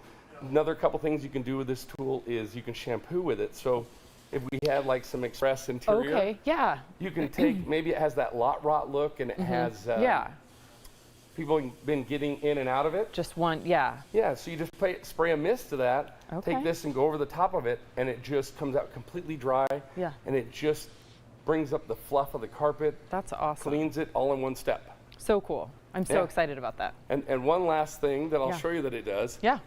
Let's grab this polisher here. Thank you. It is a phenomenal pad cleaning tool. Well, that's cool. Fluff up all those fibers and go through a foam pad or a microfiber or a wool pad, and it just, like nothing else you've ever seen, and it doesn't leave it wet. It really makes the polishing experience That's really cool. even better. Yeah, that's super cool. I like that for wool pads. That's amazing. Very cool. So that's brand new. We showed it off a little bit at Mobile Tech, but this is its debut. It's debut. So Cool. And when do those come out? those will be out in about 2 weeks. Okay, very cool. Very They cool. are on a boat. Nice. All right. They're working their way here.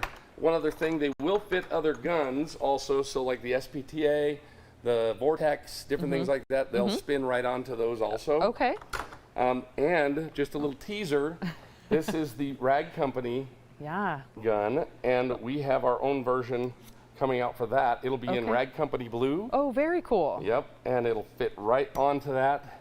And that'll be ready in about 6 weeks. Very cool. And now you'll be able to use that Ultra Air Gun to do the same thing we just did here. Nice. And it's going to be a game changer, guys. You're really going to love the way that it works. Yeah, that was crazy. I mean, I run into this all the time. You know, obviously I still detail, and I run into that all the time where you just have those, you know, where it's, I literally say to the customer, like, okay, we're down to the part of, like, we're doing tweezers now. Yeah. Like, how far are we going, right? And so that, I mean, geez Louise. I'm all for anything that makes me faster. Tweezers. And don't get me wrong, I love the air guns for hair removal, but when I always recommend the for real first. Right. Because the for real is what is going to get, you want it to go into the vacuum. Pull it out, Yeah, if you're going to use your air gun just to blow it, maybe it's not in the car anymore, but it's in your shop. Yeah. And it's just a mess. So vacuum it up first. Yep. That leftover stuff, take that Ferneo and go over it. Yeah. And I love that. It's going to blow your minds, guys. It really works well. I love it. I love it. All right, what else do we got? Yeah, we have lots of stuff. We have lots of stuff. What do we have? We showed this one last year. I know Levi he loved it, but we've sold over 10,000 of these, guys. People love them. Yeah. Let me put it this way. You all have a shop vac. Yeah. Yep. And my least favorite thing to do with a shop vac is clean out the filter. Right. Yeah. And nobody likes doing that. It's nasty, gross. It smells. It gets all over you. Yeah. But if you don't keep it clean, what happens if your filter's not clean on your vacuum? Then you lose half your suction.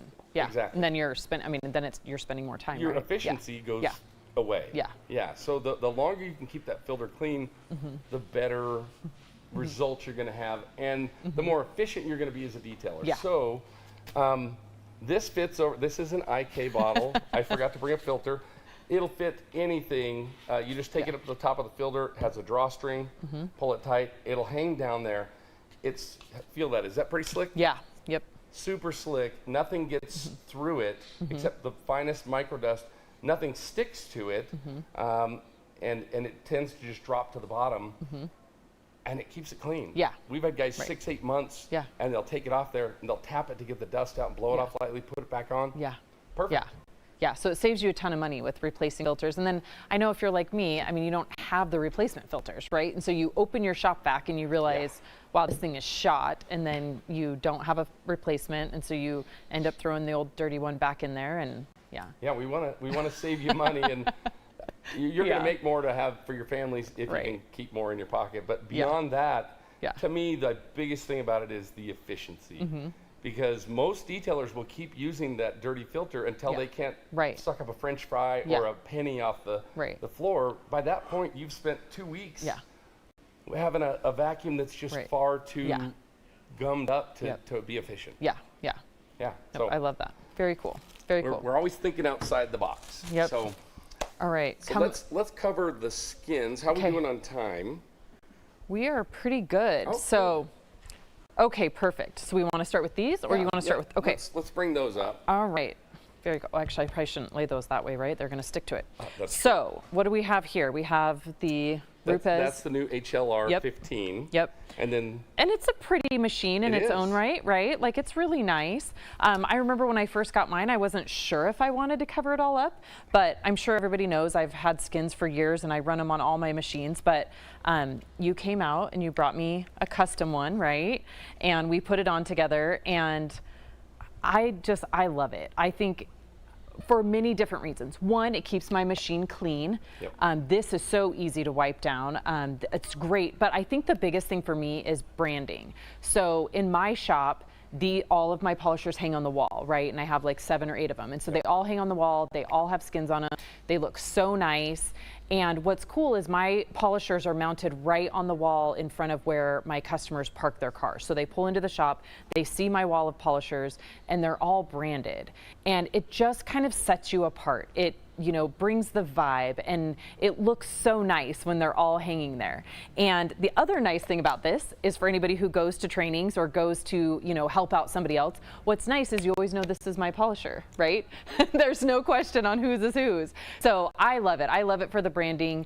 I've never had one of these fall off. I've never had one fail. I get them wet. But I just love that they keep everything protected. And then if I did pull these off, it would literally look brand new. Just like that. Yeah. So I'm a big fan of these, and I love the customization. I mean, that was kind of the thing for me. And they're not hard to install? No. Oh no. Yeah. Super easy to install. Yeah. So I love that. Yeah, I'm a big fan of the skin. So I think, you know, just when you compare the two, you know, this one just looks a little bit fancier, and we all like to be fancy. This looks like, it's great. I love what they've done with the polisher, Right. but it looks like every other person with Yeah. that polisher. Yeah. No one else has this. Right, That and is you're all and you're not covering up. And let me see if I can start this. You know how it turns blue. So can you guys even pick that up? How it's, you know, you see the blue line, which is so cool, right? So that made I think it made the blue line even more fun when it lights up. Well, So, and when you're on your social media, Yeah. there is no doubt this gets a little more Yeah. noticed than when you're, for sure, you know, slinging wax with Yeah. that. It Yeah. just, yeah, people are going to notice, and Yeah. that's what you want is Yep. that kind of wow factor, that Mhm. pop that makes people stop Mhm. and look at that time that you put Yeah. into making that Right. that Yeah. ad or that Yep. post. Yep. So yeah, definitely, and we do those for we've sold tons of these, but the detailers have loved them, and we love to make them for them. But if you have a company, whether you've got a distribution business, Yeah. whether you know P&S, maybe you're doing trainings, maybe you have a training center.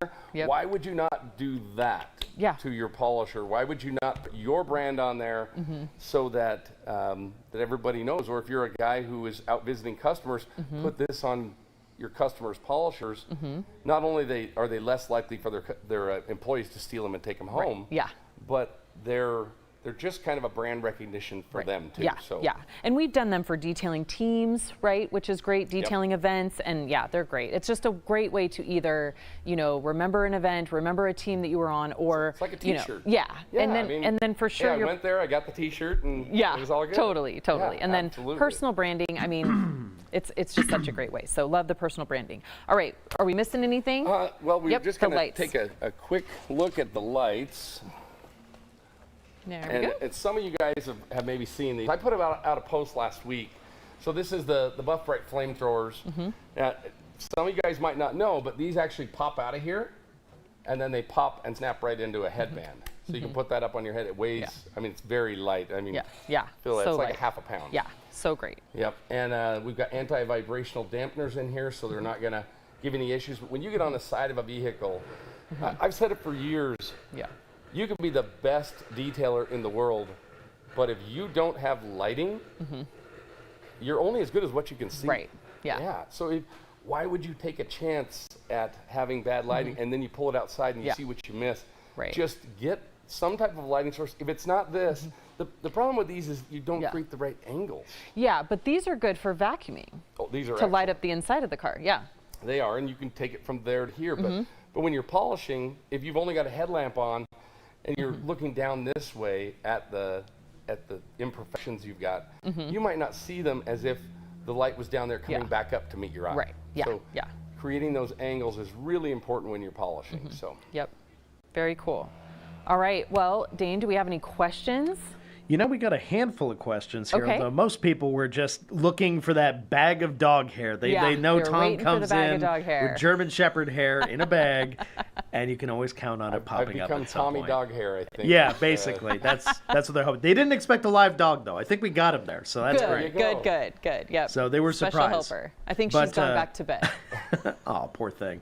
Well, did get some comments about glitter, that it was possibly the worst thing ever to deal with in Swiss Yes. Tracks there. But as far as, let's see, Hans here said he cannot work without a for real, Right. so there's Same. that. I don't think I could either. Hans. Yeah. I appreciate it. Yeah, honestly, why you wouldn't use it for every part of your detail? It's not just for pet hair. Oh, yeah. It improves every part of your vacuum job. Yep. Yeah. Mm-hmm. And then he also wanted to know what the reason for the quick disconnect with the headlamp machine mount. He said he likes the bolt better for some reason. Really? We just find the quick disconnect easier because it's really tight. It doesn't vibrate, but Yeah, it looks it like lets you take that off to go charge it or something, because when you have that hooked to the polisher, sometimes it's hard to, Yeah, and for me, I remember I had the first version, and it was just kind of cumbersome to have to try to find a tool to take it off. And then, it's always like anything that has, screws. You don't want to like end up stripping it and stuff. So I loved when the quick disconnects came out. Yeah, we've had really good reviews. And Hans, I totally understand what you're saying. It is nice to have that right where you want it, but a lot of times you'll be using it and you'll say, oh, well, I want to clock that in a different spot. Right. So you can put it up like this. Yeah. spin it around and put it up in the like this position. I've had guys who use it back here, down low, and then they aim it down at their paint like that. Yeah. So there's just so many more things you can do when you clock it to different angles, and that's why we did that. Yep. All right. Then I've got Xerxes here wondering, when will you have skins for Flex? Already have them. Yeah, that's what I thought. Visit the website. We have them for the new 24 volt. Okay. We have a Flex right here. That one's just branded for a company we did, but that's the older style. What is the XCE or something like that? Yep. And those are super popular. People love them. But yeah, everything that comes out, we pretty much try and get on it right away. We've got ones for the Atoms that just came out. We've got everything from Rupes, everything from Flex. I got to check out the new 24 volt because those are the only ones I have that are not, that I don't have skin. So Well, I'm it's gonna time we do get that. Yeah. I hear a new segment coming out. We're going to have to get together and get that done. Yeah. Yeah. And then Exodus also wanted to know if there were skins available for more machines than were listed on the site. So maybe like a request form or something they could do to you can throw it out there. actually send us an email, and we've had a couple of requests for like Festool and stuff like that. We have had requests for the guys who have the Harbor Freight stuff, but we just haven't really got into the Harbor Freight stuff. So we do have, if you haven't seen them, the Flex Packs. We do have skins for all the Flex Packs. Oh, and the stack packs. Yeah, the stack packs, yeah. And we brought out this year at MTE, when you order those, you actually get all these pre-made labels so you can stay organized with everything super you cool. have. Yeah. So you can just peel those out and put them on the top edge. So when you pull it out, and you'll know what's in there and where it's going to be at. Yeah, that's awesome. Nice I and love simple. that. And the stack packs look super awesome with the skins on them. They look really good. Yeah, It's a billboard. I'm always about the personalization, but those look really, really good with the skins on them. Yeah, they're fun. And then this one, less of a question for you guys, but I think it's important for just the general viewers of the show here to understand that, yes, we do have these being processed as soon as the stream is over. You'll be able to come back and watch these segments if you're looking for anything in particular. We'll add timestamps eventually, and also these will be available as standalone sequence in the coming weeks. So we'll be releasing these on the Rag Company channel as individual segments that people can go and check out. So, keep your eyes peeled.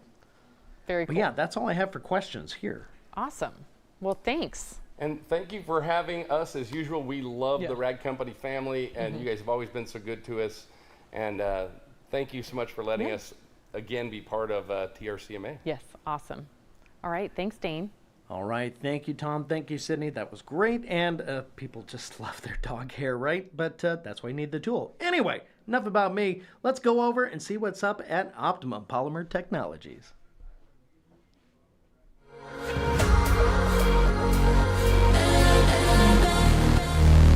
All right, and welcome to another exciting segment here.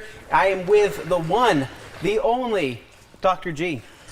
Good to see you. Happy to have you here. I was captivated by that segment over there. I was watching it. Next thing you know, we're going live, and here we are. And so we're super excited to have you out here. And obviously, we've been users and big fans of Optimum products for, how long has it been? 8 years that TRC's been carrying Optimum, which has just been absolutely amazing. And so today we are here to talk about several new products. Yes. And we're here to go over maybe a couple new and exciting things that people have recently found out about, right? Maybe few have had a chance to try, and we're going to be seeing all that live here today. So, Dr. G, give me a rundown of a couple of these new products here that we have on the table with Optimum.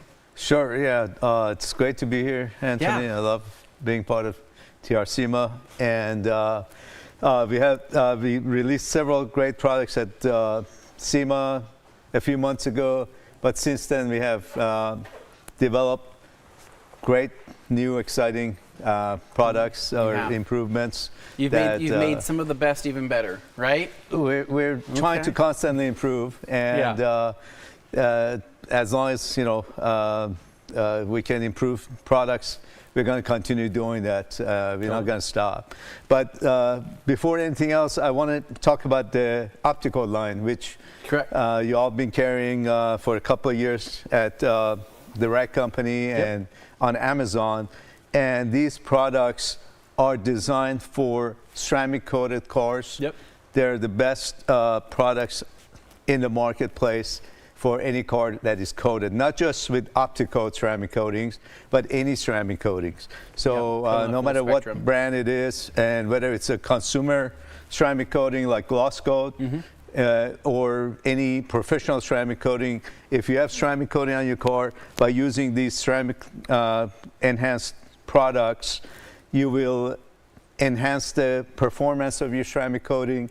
If it's a 2-year or 3-year or 5-year coating, these products make it last 10, 15, or 20 years. So as long as you own your car, by using these products, you can continue to maintain and improve the coating on your car. 100%. And recently, we actually upgraded the OptiCoat No Rinse, which is probably the best rinseless wash in the marketplace.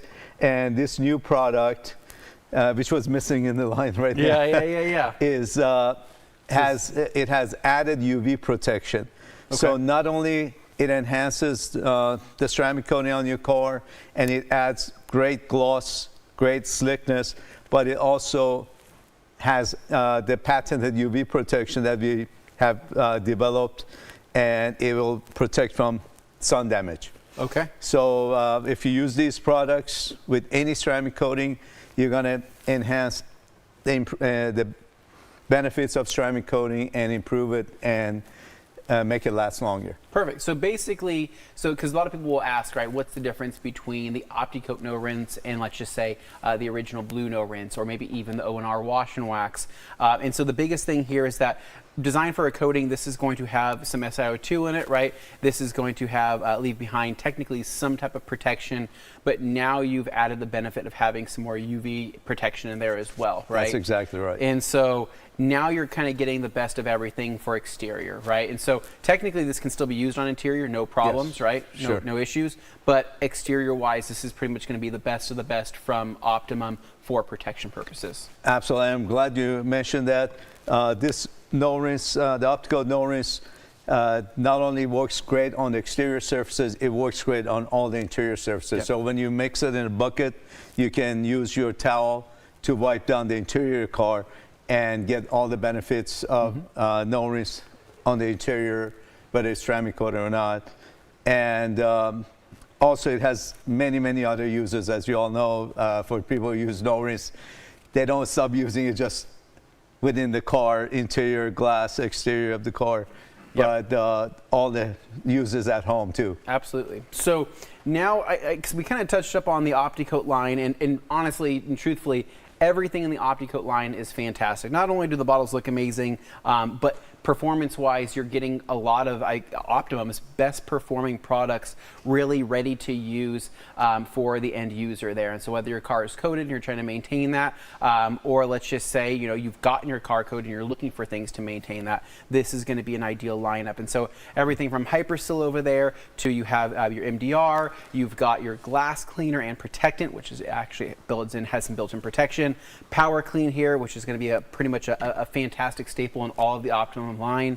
And then we have the Ferrix here, which is going to be their iron remover, along with the tire gel. And then we have the Protectant Plus, which is amazing. And then M-Wash here, if you're looking for a fantastic soap. And M-Wash as a soap, right, works great in a foam cannon, great in a bucket. This is going to be, is it pH balance on this soap? Right. Every soap we make is pH balance, including the M-Wash. Perfect. And then you have the Fabric Clean and Protect, the magic in a bottle. I mean, that's literally, it's been magic in a bottle. It's always been magic in a bottle. Where the dirt and stains go, I don't know still to this day. And I've always been amazed by that product, and I will continue to be amazed by it. So we kind of have an idea on some of these products here on the table, but there are 2 new ones that were launched at SEMA this year that people want more information about, because people are trying to find a process here in their, in their lineup, in their process, to fit these in, right? Absolutely. So first and foremost, we have touchless decon wash. Yes. The touchless decon wash is one of the few, if not the only, decon wash products that is pH neutral, pH 7 balanced. And most products are pH above 9, and they're alkaline. And if you leave it on the car too long, it can cause damage in the sun. This product not only is pH balanced, but it works better than any other touchless wash. You can spray it on the car and let it dwell. You'll see dirt just start coming off of the panels as it dissolves and encapsulates and comes off the car. And then when you rinse it, 95% of the dirt is off the car by that. Now, so pH, but pH balance then. So what does this use? I mean, is it using any type of magic or witchcraft or anything? What is it using to get off the dirt, right? Yes, if it's magic and witchcraft. Okay, is okay, what we do best. that is. It does say that on here in the SDS, magic and witchcraft. That's magic dust, but it's a combination of the right cleaners and surfactants and polymers that does the job. So we don't have to resort to going with alkaline products or acidic products to help boost the performance. Now, the reason we call it also decon wash is that when you spray it on, if you actually do a hand wash, it dissolves all the wax and sealants. So if you're prepping the car for polishing or coating, you want to spray this, foam this on the car, and then use agitation. That helps emulsify all the wax and sealants. Okay. It shouldn't remove coatings unless the coating is not a true coating. Okay. It will not touch a true ceramic coating. So optical is not affected by this. Okay. But but if it's a sealant polymer, it'll dissolve it. Then you have a perfect finish ready for polishing or waxing or coating. Totally. Okay. So that makes sense. And so we will be doing a demo of this today. And so we are going to be foaming on some of the touchless soap, and you guys are going to be able to see that here in action here on this. What is this? Is this a Land Cruiser? Is that what this is? Is this Gabe's? Did Gabe get another one? Oh, he did. No, okay. Nice. No. So we're going to be foaming this on, and we'll kind of show people that in action. But the second product that I want to talk about, which at SEMA, totally blew my mind. I was like, what the heck is this? And so we have the new Optimum Hyper Foam No Rinse. Yes. So people are calling it Foam and R. People have a bunch of different names for this. So give me the rundown of this. This is a foaming rinseless wash. Right. For the past 18 years since we came up with the original version of No Rinse, people have been asking me, can you make No Rinse foam? Can we have a foaming version? So finally, I rolled the sleeves up, went into the lab, stayed there for a few weeks. Didn't eat or sleep. Came up with a foaming No Rinse to answer those questions. So this product foams,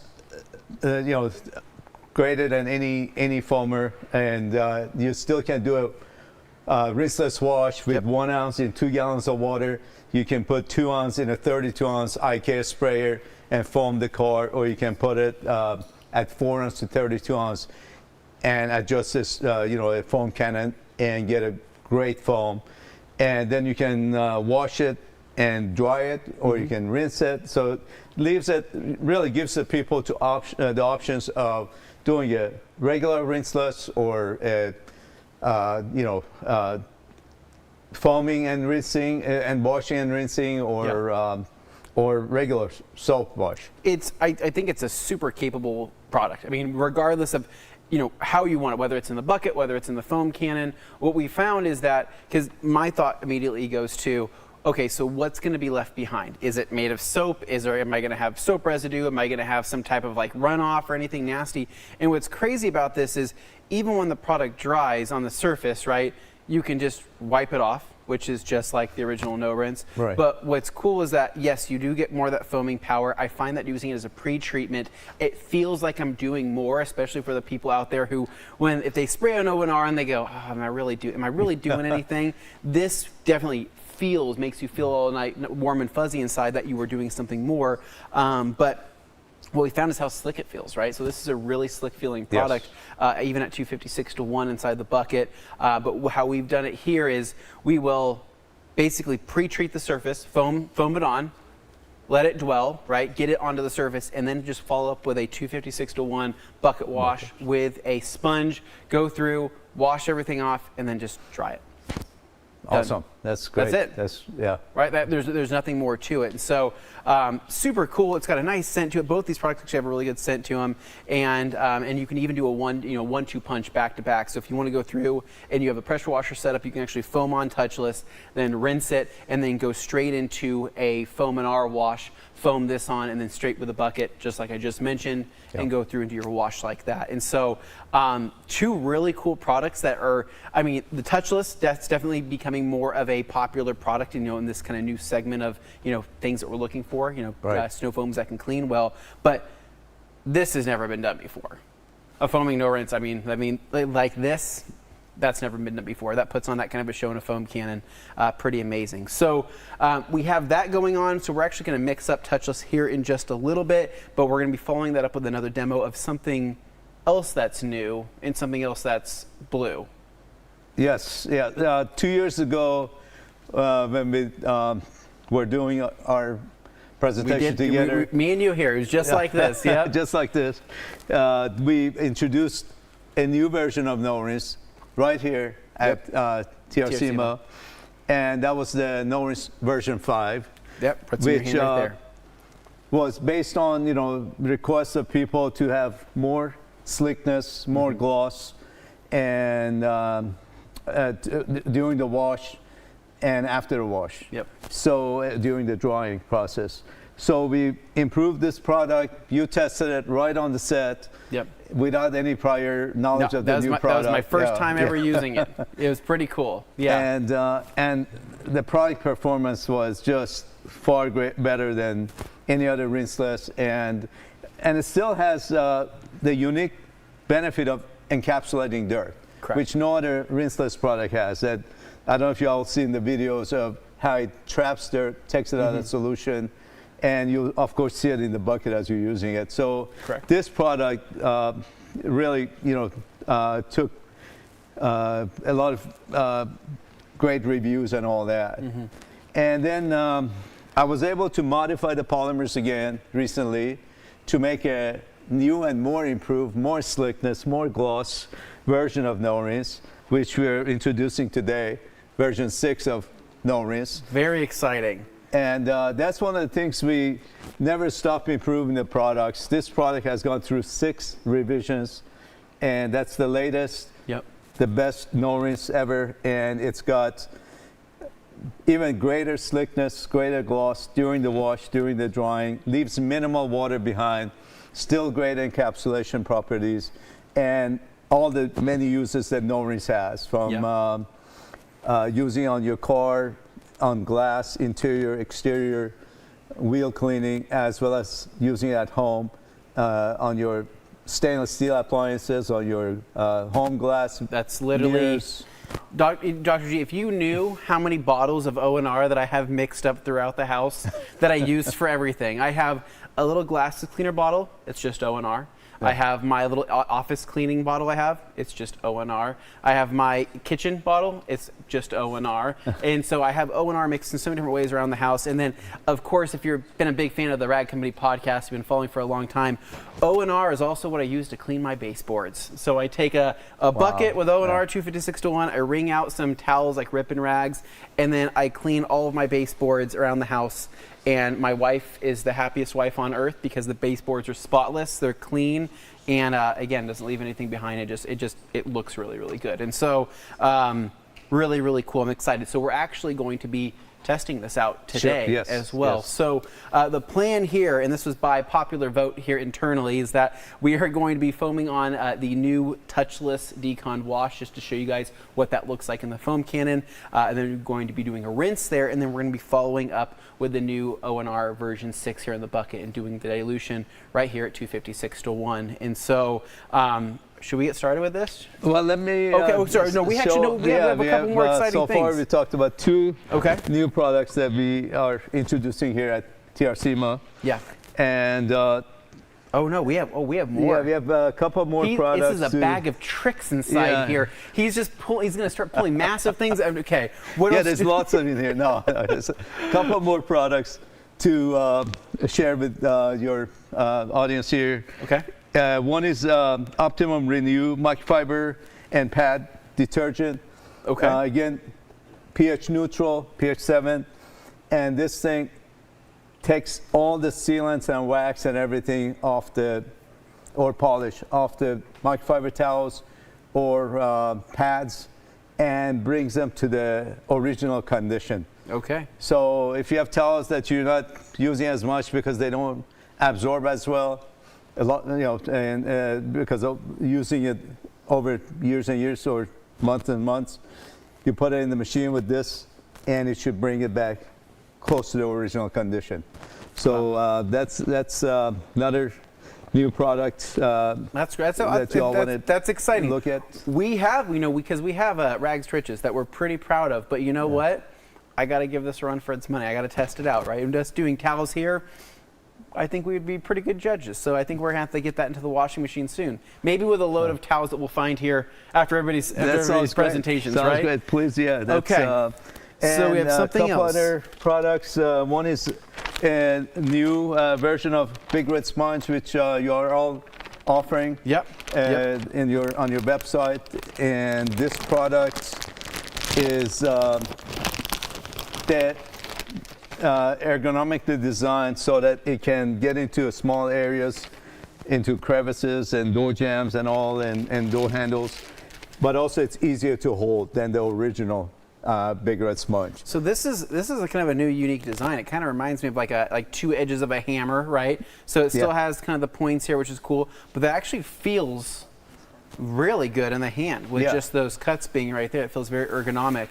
And to me, this foam, right, being the Big Red Sponge, this feels slightly softer than the previous red foam. Is this a new foam, or is this feels, I don't know, it feels softer to me. Same foam? Yeah, it's the same foam. Okay. And, well, the foam has, formula has been improved over time. So the regular Big Red Sponge, which we still offer, is the same foam, but it's better than the one 2-3 years ago that you might have looked at. And with the design improvements, it's easier to hold, as you said.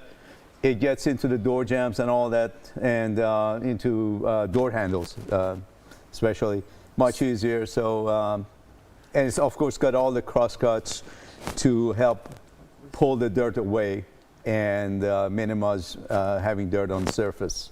So what's kind of cool here is people are kind of picking on camera here. I feel like I'm a proper hand model here. This is the cuts here are going to be all diagonal, which is really cool. So this is going to be unique. So rather than being just crisscross, this is going to have some nice dimension to it. It's going to be kind of at this angle. But no, this feels great in the hand. And so actually, we should use it today. We're going to use it today. So we'll go ahead and mix it up. Do you have any more tricks up your sleeves, Dr. G? Last but not least, it's a new ceramic coating that we're offering the consumer market.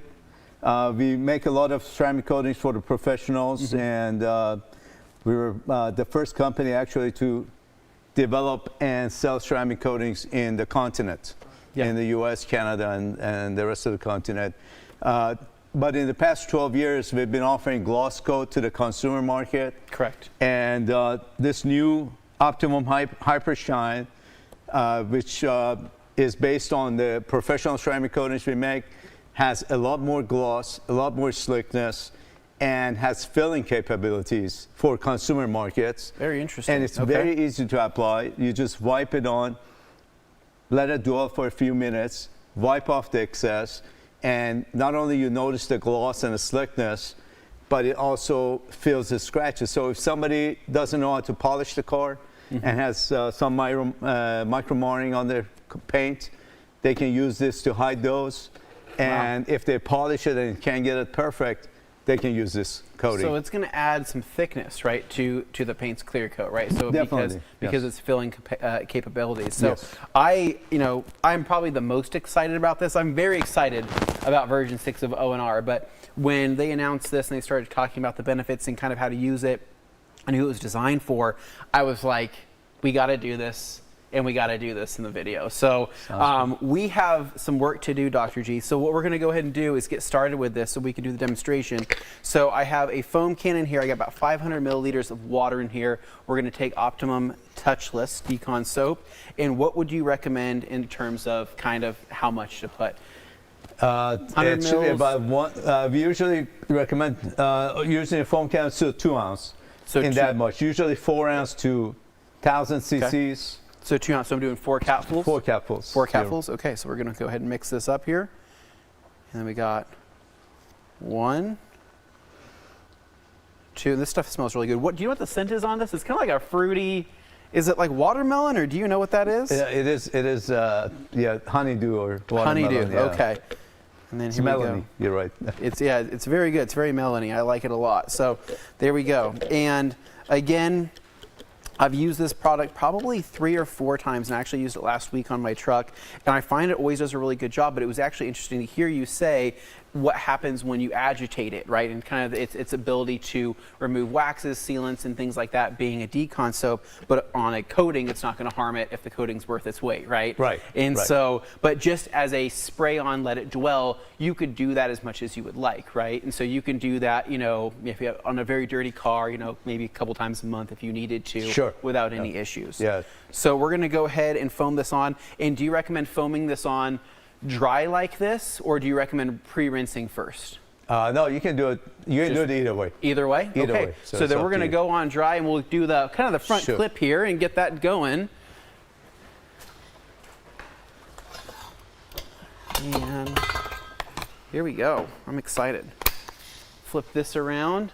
So taking our touchless, so we'll go ahead and do kind of this side here of this Land Cruiser. Here we go.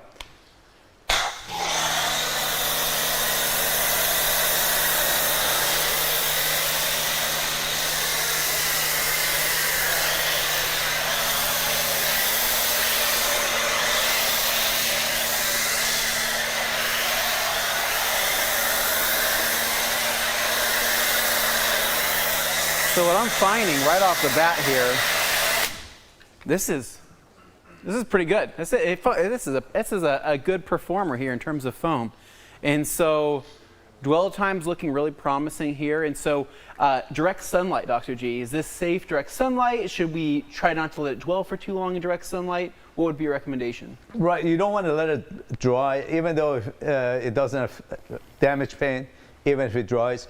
But you want to, you know, give it a couple of minutes to, just like you're seeing, starts dripping and takes all the dirt off. And if this car was dirty and had a lot of dirt on it, you would see the dirt just, you know, dropping off. So yeah. But a few minutes in the, or you know, 10 minutes, 15 minutes in the sun should not be a problem. Okay, very, very cool. So I'm going to go ahead, I'm going to kind of finish this out. I'll kind of just empty the rest of this just to kind of give you guys an idea what this looks like. And then we will do our rinse.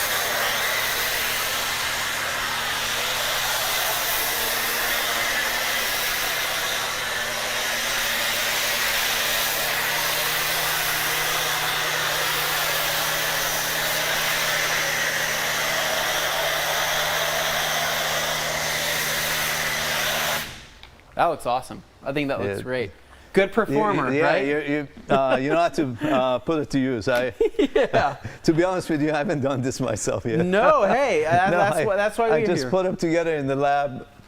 Let you guys tell me if it works or not. Heck yeah, no. Well, you got a lot of great people on your team that do a lot of the testing. Again, you're the doctor, right? You're the person in the lab. You're the person putting everything together, and it's guys like us who put it to the test and make sure that this is exactly that's how where it's you supposed have to you be. and the guys we have. You know, they have the expertise, and so I rather rely on what you all say. But what I want to point out here is, look at the sheeting of this and how flat this is, right? So this is performing like a decon soap should perform, right? So the idea, right, is going to be to use that dwell time to remove a lot of the contamination, right? Especially a lot of that loose stuff, especially when doing this before a rinse, right? So we haven't even touched this car yet with water. We went straight in with foam, but that foam there is actually going to start actively working to pull and yank everything downward.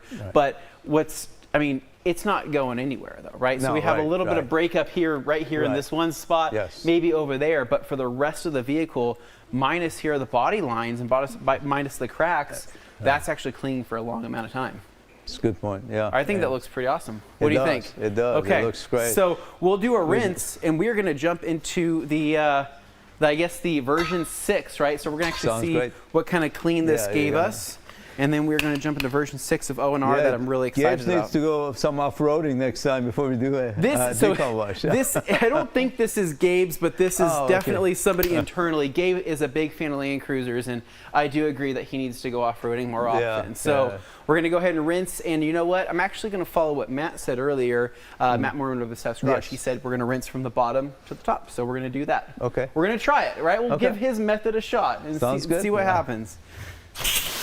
That's new to me. Usually you start from top to bottom. You know what? We'll see what happens here. So go ahead and start our rinse.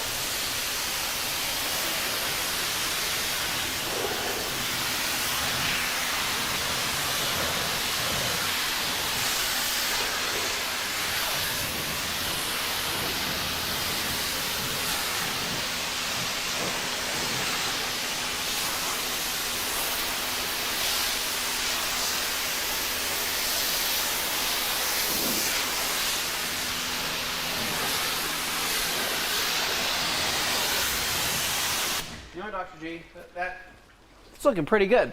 Yeah, it looks clean to me. I mean, considering this was outside in a weather apocalypse that was happening just a few hours ago, right? What was going on? I don't know what the heck it was. It was raining cats and dogs. Birds were falling from the sky. I'm not sure what was happening, but you know what? It cleared up. No, this looks really good. And so I'm going to go ahead, just rinse this off right here. And now, what I want to know, is there any issues with me jumping straight into a rinseless wash, right? So if we want to kind of turn this way over here, is there any issues with me jumping into no rinse right into the bucket and then going straight onto the panel? Do I need to pre-treat the surface with O&R? No. I can if I want to, yes, right? absolutely. Anybody who likes to pre-rinse, you know, that's fine, but there's no need. That's just extra work and extra product. Cool. So then I'm going to put this away and we're going to get to mixing up. Actually, there's one thing I need. If Gabriel can help me out, I totally forgot that I do need a drying towel. So, yes. All right, so we're going to come over here. We are going to grab the new stuff. Now, look how blue this is. Right, yes. Now, the color is not going to be stable long term, so it probably won't always be this blue, but this is pretty vibrant looking, right? Right, yes. So that looks pretty good. So we're going to come over here. We're going to come to our bucket, break our seal on O&R. Still smells like O&R. Yeah. Ah, gosh. To be honest with you, Anthony, for the past 18 years, I've been washing my cars with no rinse. I'm not used to foaming anymore. No, so that's totally fine. And thank you, man.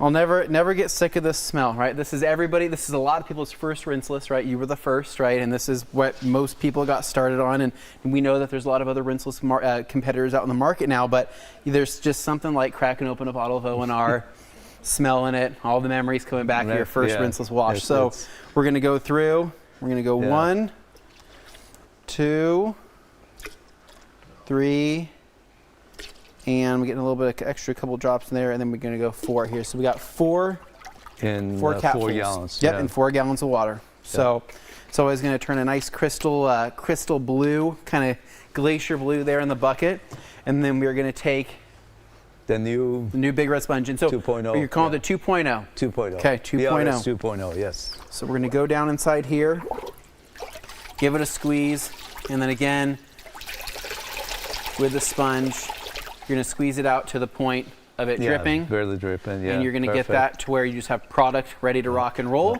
And so again, just kind of get used to that feeling. If you've never used the Big Red Sponge before, or the Ultra Save Sponge, then this is going to be the method, right? It's going to be the dunk, squeeze, find that kind of nice balance point there between feeling the liquid on that verge of dripping, and then that's when you know that it's ready to go. So we'll come over here to our kind of hood fender, and we're going to start laying this down.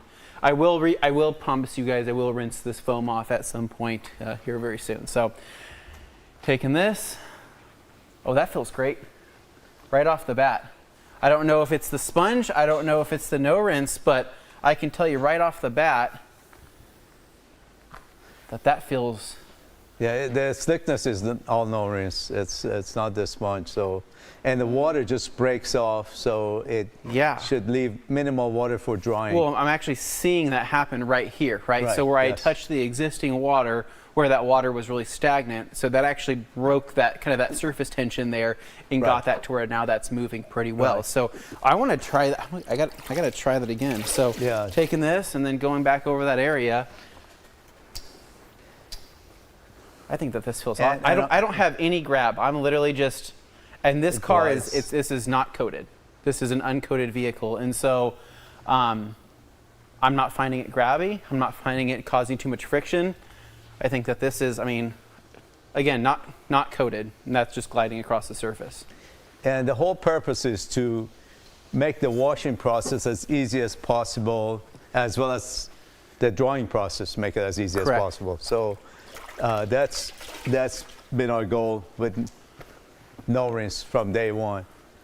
And so glass, knock that out, kind of get some of this foam to go away, and then I'm going to knock out the side glass over here as well because I want to try this on the side glass, especially once I get to the drying And it's step. taking off that little foam that was left behind too. So. Yeah, it is. No, it's very interesting. So where I'm hitting. Some of this, right? That water the water has no movement to it, right? Right. Very little movement, and then I'm hitting this, and then that is just breaks and runs. Yeah. Do you see what I'm talking about? Yes. So look at the break on that. Right. Almost immediately, but that water wasn't moving previously to that. Look at that now.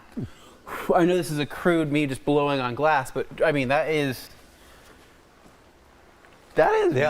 pretty cool. That's pretty slick. I am. I guess this is my first time using it. I didn't know what to expect. Yeah, we just brought it for the show. I've used it. I've used ONR so many times that I know what to expect with that initial wipe, and then seeing that break and fall like that completely threw me off in a good way. Yeah, there are two things that separates no rinse from all the other rinseless washes. One is, besides the slickness and gloss, is how little water is left on the surface for drying. Correct. So I'm going to take that So again, watch this break here, and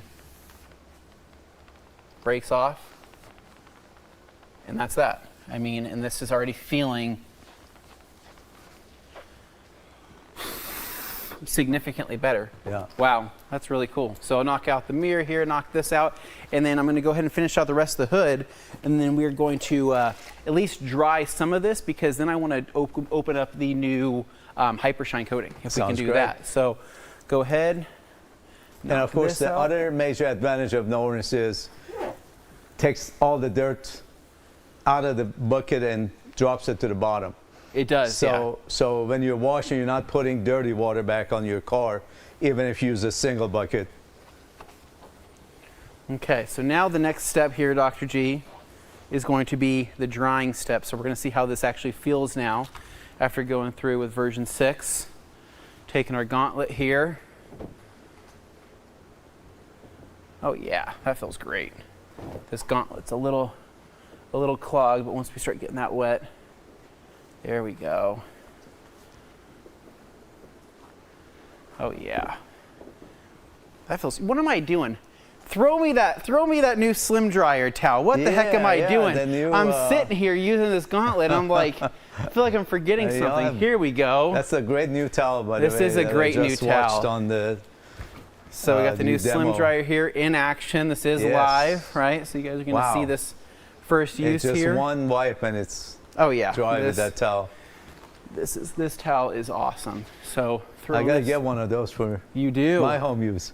You do. This towel is fantastic. And so get the across the top there. Perfect. So how do I say this?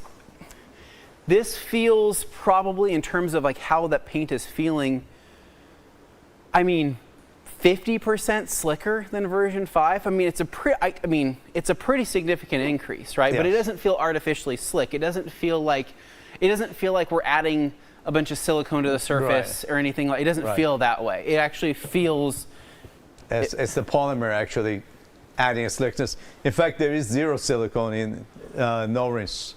From beginning to now, we've never used any waxes or no waxes or anything like that. In no rinse. Because when you want to buy the wax version, you buy O&R Wash and Wax, the green version. Yes. And that's why, if you're coating your car or you want to polish, you want to use the blue no rinse. And for maintenance, then you use the green no rinse wash and wax, or ideally the Opticoat no rinse, gold color. So that feels really nice. I think it feels clean, but it also feels very smooth, right? Yeah. So there's that kind of difference between feeling kind of artificially slick. Right. It doesn't feel that way. It doesn't feel oily. Because there is no oil. No, it feels. It's just a polymer. Clean and smooth. Right. That's the best way to describe it. Yep. So with that done now, we will probably have to knock out the rest of the car here later, but I want to go ahead and open up the new Hypershine, if we can do that. We have one. We do have one right there. There we go. Perfect. Ready. So. Perfect. So, do I need? I'm assuming I need a glove. Yeah, right? ideally on. Glove me. Anybody got a glove on you? Okay, cool. We'll grab a glove, and we'll crack this open here. So, this applicator is the tried and true, right? Right. It stays on your hand with that strap on the back. So stays on your hand. Now, technically, because I was talking to you about this before the show, right? So you can go in there with the Optimum paint prep. And after you're doing something like no rinse, you can go through, paint prep the surface, clean everything up, and that would probably be the best, the confirmed way of the best adhesion, right? Sure. So a combination of maybe doing the touchless wash, doing the decon wash, doing a clay bar, clay scrubber, something like that, and then following up with a paint prep, right, is going to be probably your best bet overall. But what you were telling me earlier is that technically I can jump straight into using Optimum Hypershine after using O&R. Right. You can go straight to Hypershine. If you use paint prep, it helps bonding a little bit also. So if somebody is not sure if their surface is perfectly ready, they can use paint prep. Okay. But if you want to demo it whichever way you want, that's great. But it goes to show though too that for years you've always said that O&R doesn't leave anything behind that would interfere with a coating, a wax, or a sealant. That's correct. And this is proving that right here. Yes. That I can take this and immediately apply this after wiping everything down with O&R. That is absolutely right. Cool. Nice. I got you size small. Oh, extra small. Small. Extra small. How small are these? Hold on. No, these are perfect size. Thank you. Did anybody have issues putting these on earlier? Yeah, me. No, yeah. The owner of the car wants you to know that there's still soap on their car and you didn't get the driver's side. Okay, I'm gonna get that here momentarily. We're gonna do this. We are going to do the demo, but we will clean that off here momentarily. So we're gonna go ahead and take the Optimum Hypershine. No, that's the hard part. You have a yeah, we do. We actually have. No, do you have pliers? Oh, pliers. No, do you want me to try to see if I can do it by hand? Sure. Probably not because you got it. Dr. G, these fingers. You told me you were lifting 450 pounds. These are the strongest fingers on this side of the Mississippi. So I can't do that. We're gonna go ahead. My hat's off to you. So we'll twist that off, and then do you prefer adding in the blue tip or using it without the blue tip? With the blue tip, you can have more control and putting the product on the pad. So we'll and it comes with it in the package as you showed people. So we're going to go ahead and add that on there and twist that. And then we are going to take this. And then what I like to do is just kind of start tapping it. Yeah, you can put a good bed on it with that blue tip. It gives you more control.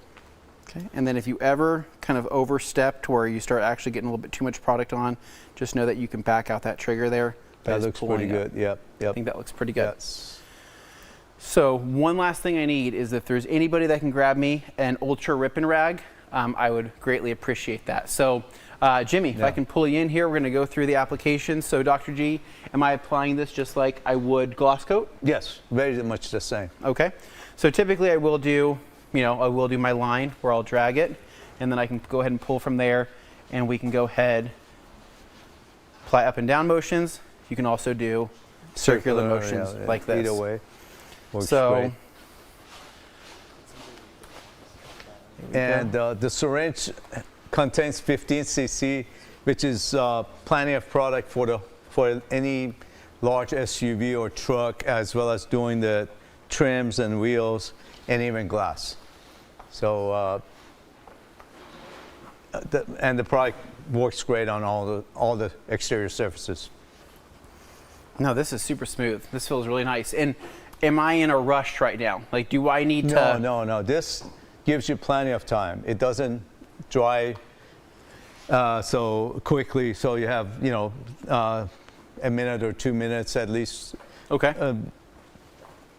You can do one section at a time. You can do the whole hood. It's up to you. So I'm seeing kind of similar to like that of gloss coat, right? Where I'm kind of seeing this rainbowing effect happening, right? So I'm seeing that all kind of happen right here. And so at a certain point, when I start to see a nice separation in the rainbow, that's when I will start to know that the coating is pretty much ready to be removed. But Jimmy, if you want to come over here and you can catch that here within the lights, you can actually kind of see this rainbowing effect.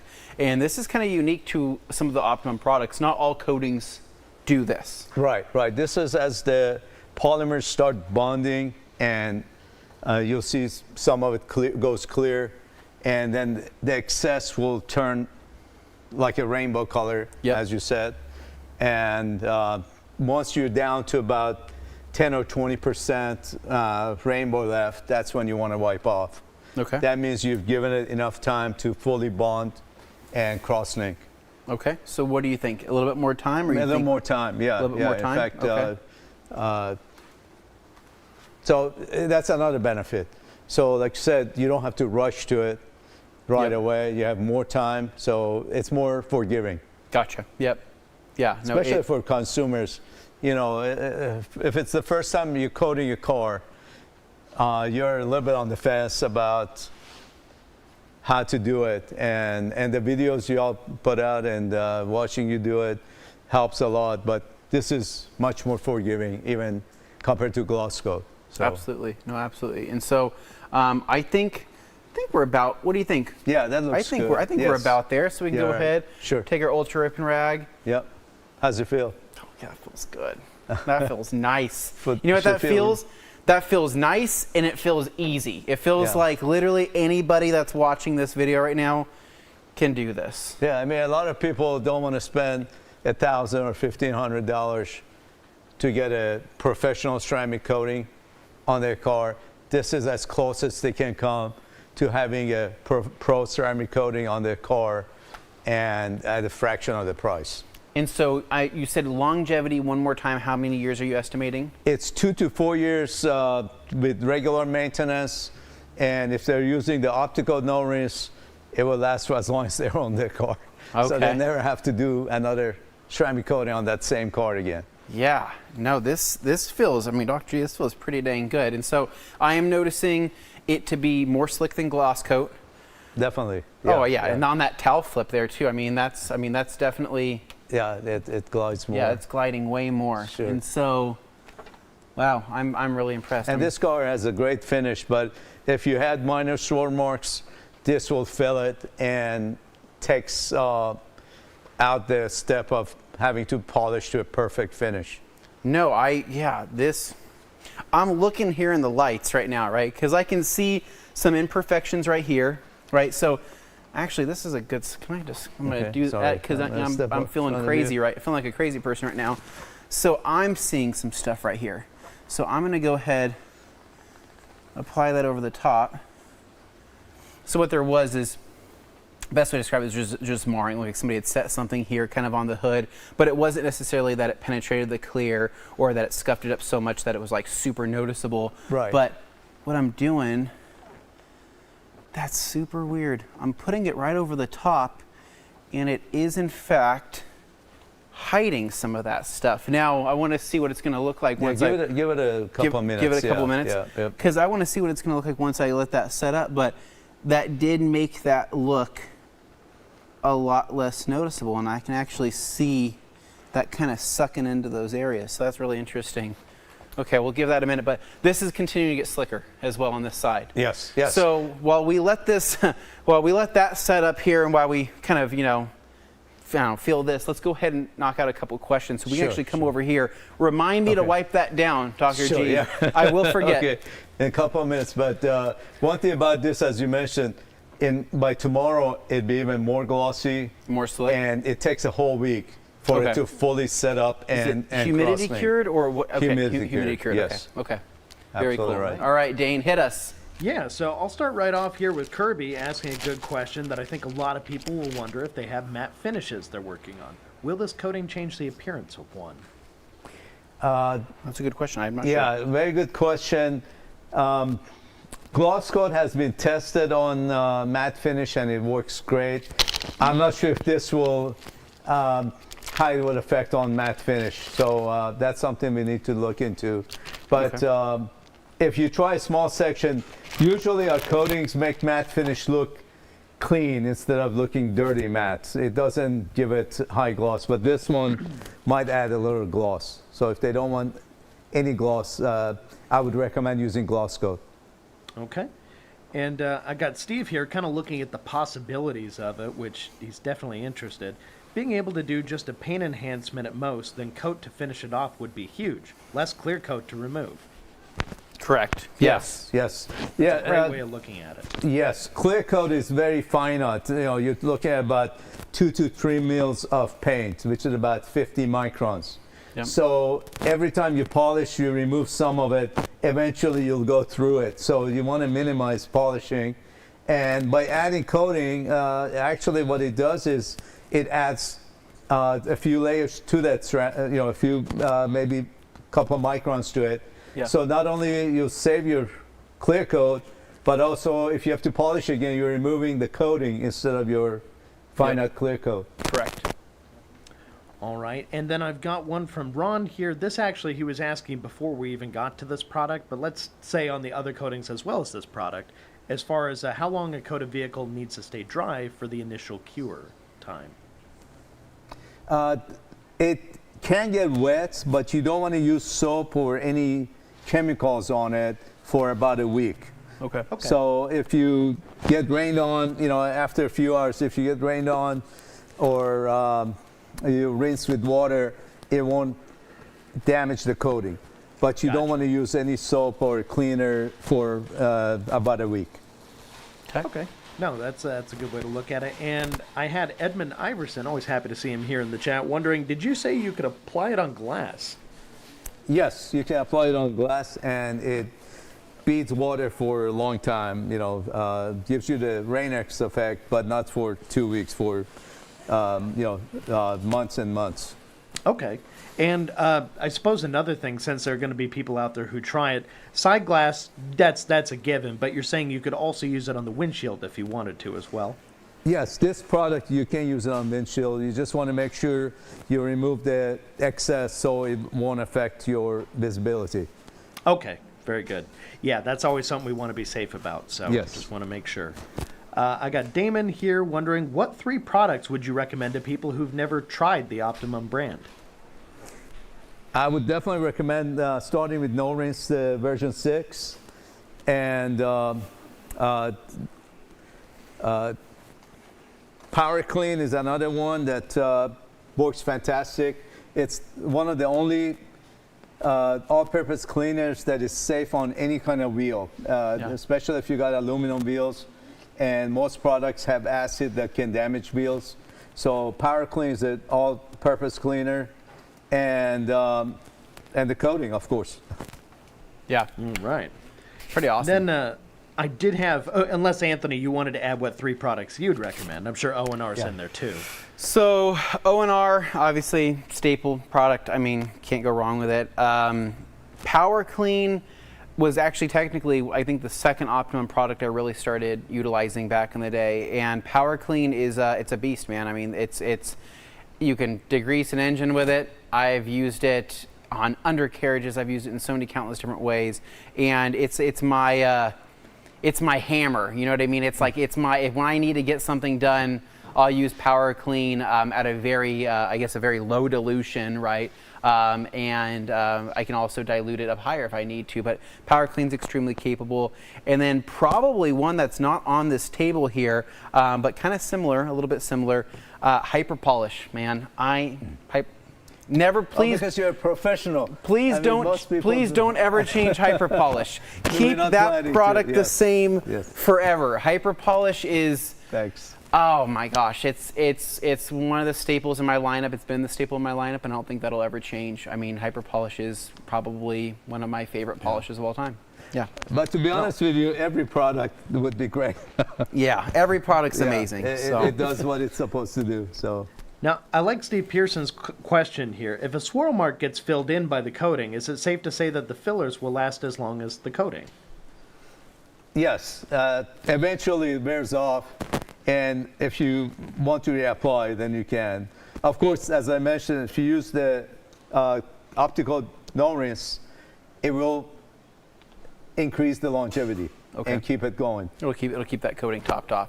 So it's funny because I was looking after I finished that middle section, I just knocked that down, and so there is some scratches that were there in that area, and they are, I'd probably say, much less noticeable. I mean, overall. Now, I'm looking at the scratches. I'm not looking at micromarring or swirling, and so I don't have a light handy on me right now to look at it. But I mean, the paint looks pretty fantastic. I think it looks really, really good.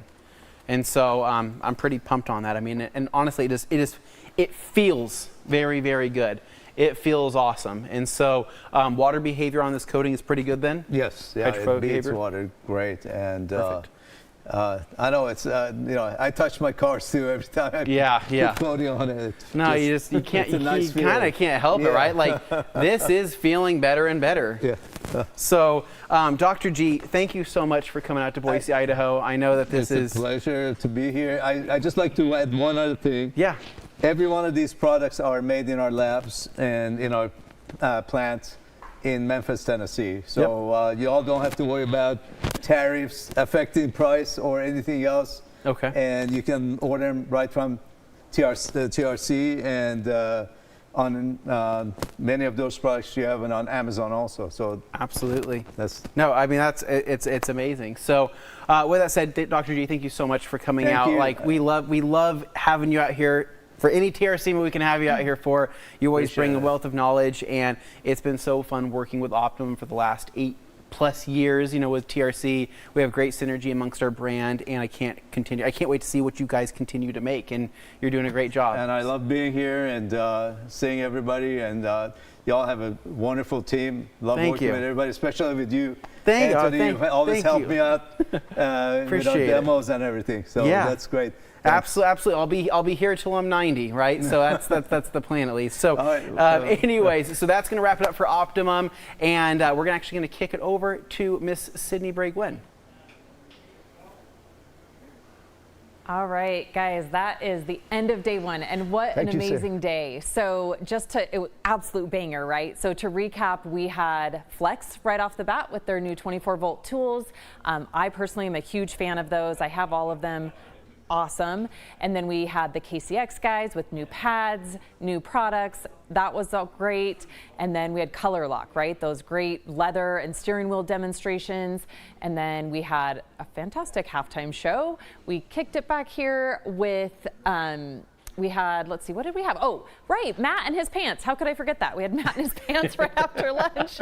And then we had the new towel release from TRC. Super excited about those. Then we had a visit from Piper for the dog hair for the Buff Brite segment. And then we had Dr. G from Optimum. So what a fantastic day.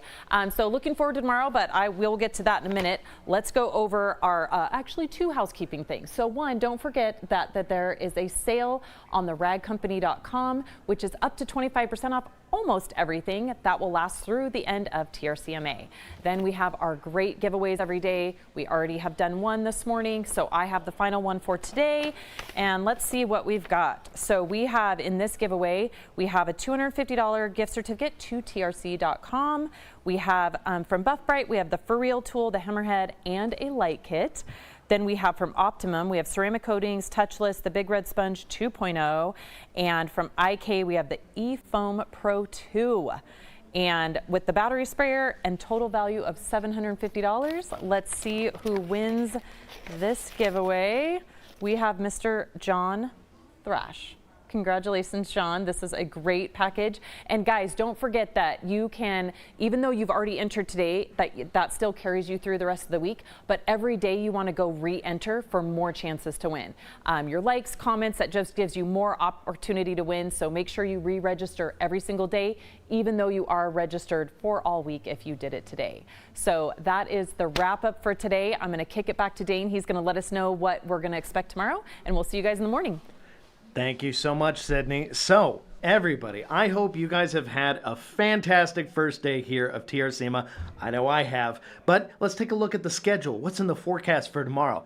Looking like on Tuesday, tomorrow, we have IK Sprayers, a great way to start the morning, followed by the Rag Company, and I may know a thing or two about what that segment is. Look forward to some microfiber talk there. Followed by Armor Detail Supply. You know you love those guys. New to the field, but really enjoying what they brought to the table so far, and we're looking forward to seeing what they do today, or tomorrow rather. And then Buff and Shine, so you can look forward to pads and lots more good stuff there. Then we fall into the late mornings and the early afternoons, segmented in between by the Detail Desk with the halftime show with, you know them, you love them, Alex and Joey. Then into the afternoon tomorrow, we've got Ego. I know you guys are very excited for that. Who doesn't love a great tools segment? Followed by even more tools. Yes, brushes from Detail Factory. And then you can't mistake the guy for anybody else. Chris West at Solution Finish, dropping by, doing what he does, and we always look forward to that segment. It's a good time. And finally, finishing out Tuesday in the afternoon, we've got Diamond Protect, so they're going to bring more coating action to you guys. Yeah, it's going to be a good time. So I hope you guys enjoyed today, and if you haven't already, please hit that like button. It really does make a difference for us here in the almighty YouTube algorithm. Keep those comments coming, and we look forward to catching you tomorrow. Anyway, that's it for now, but take care. We'll catch up with you tomorrow. You're the sunshine on my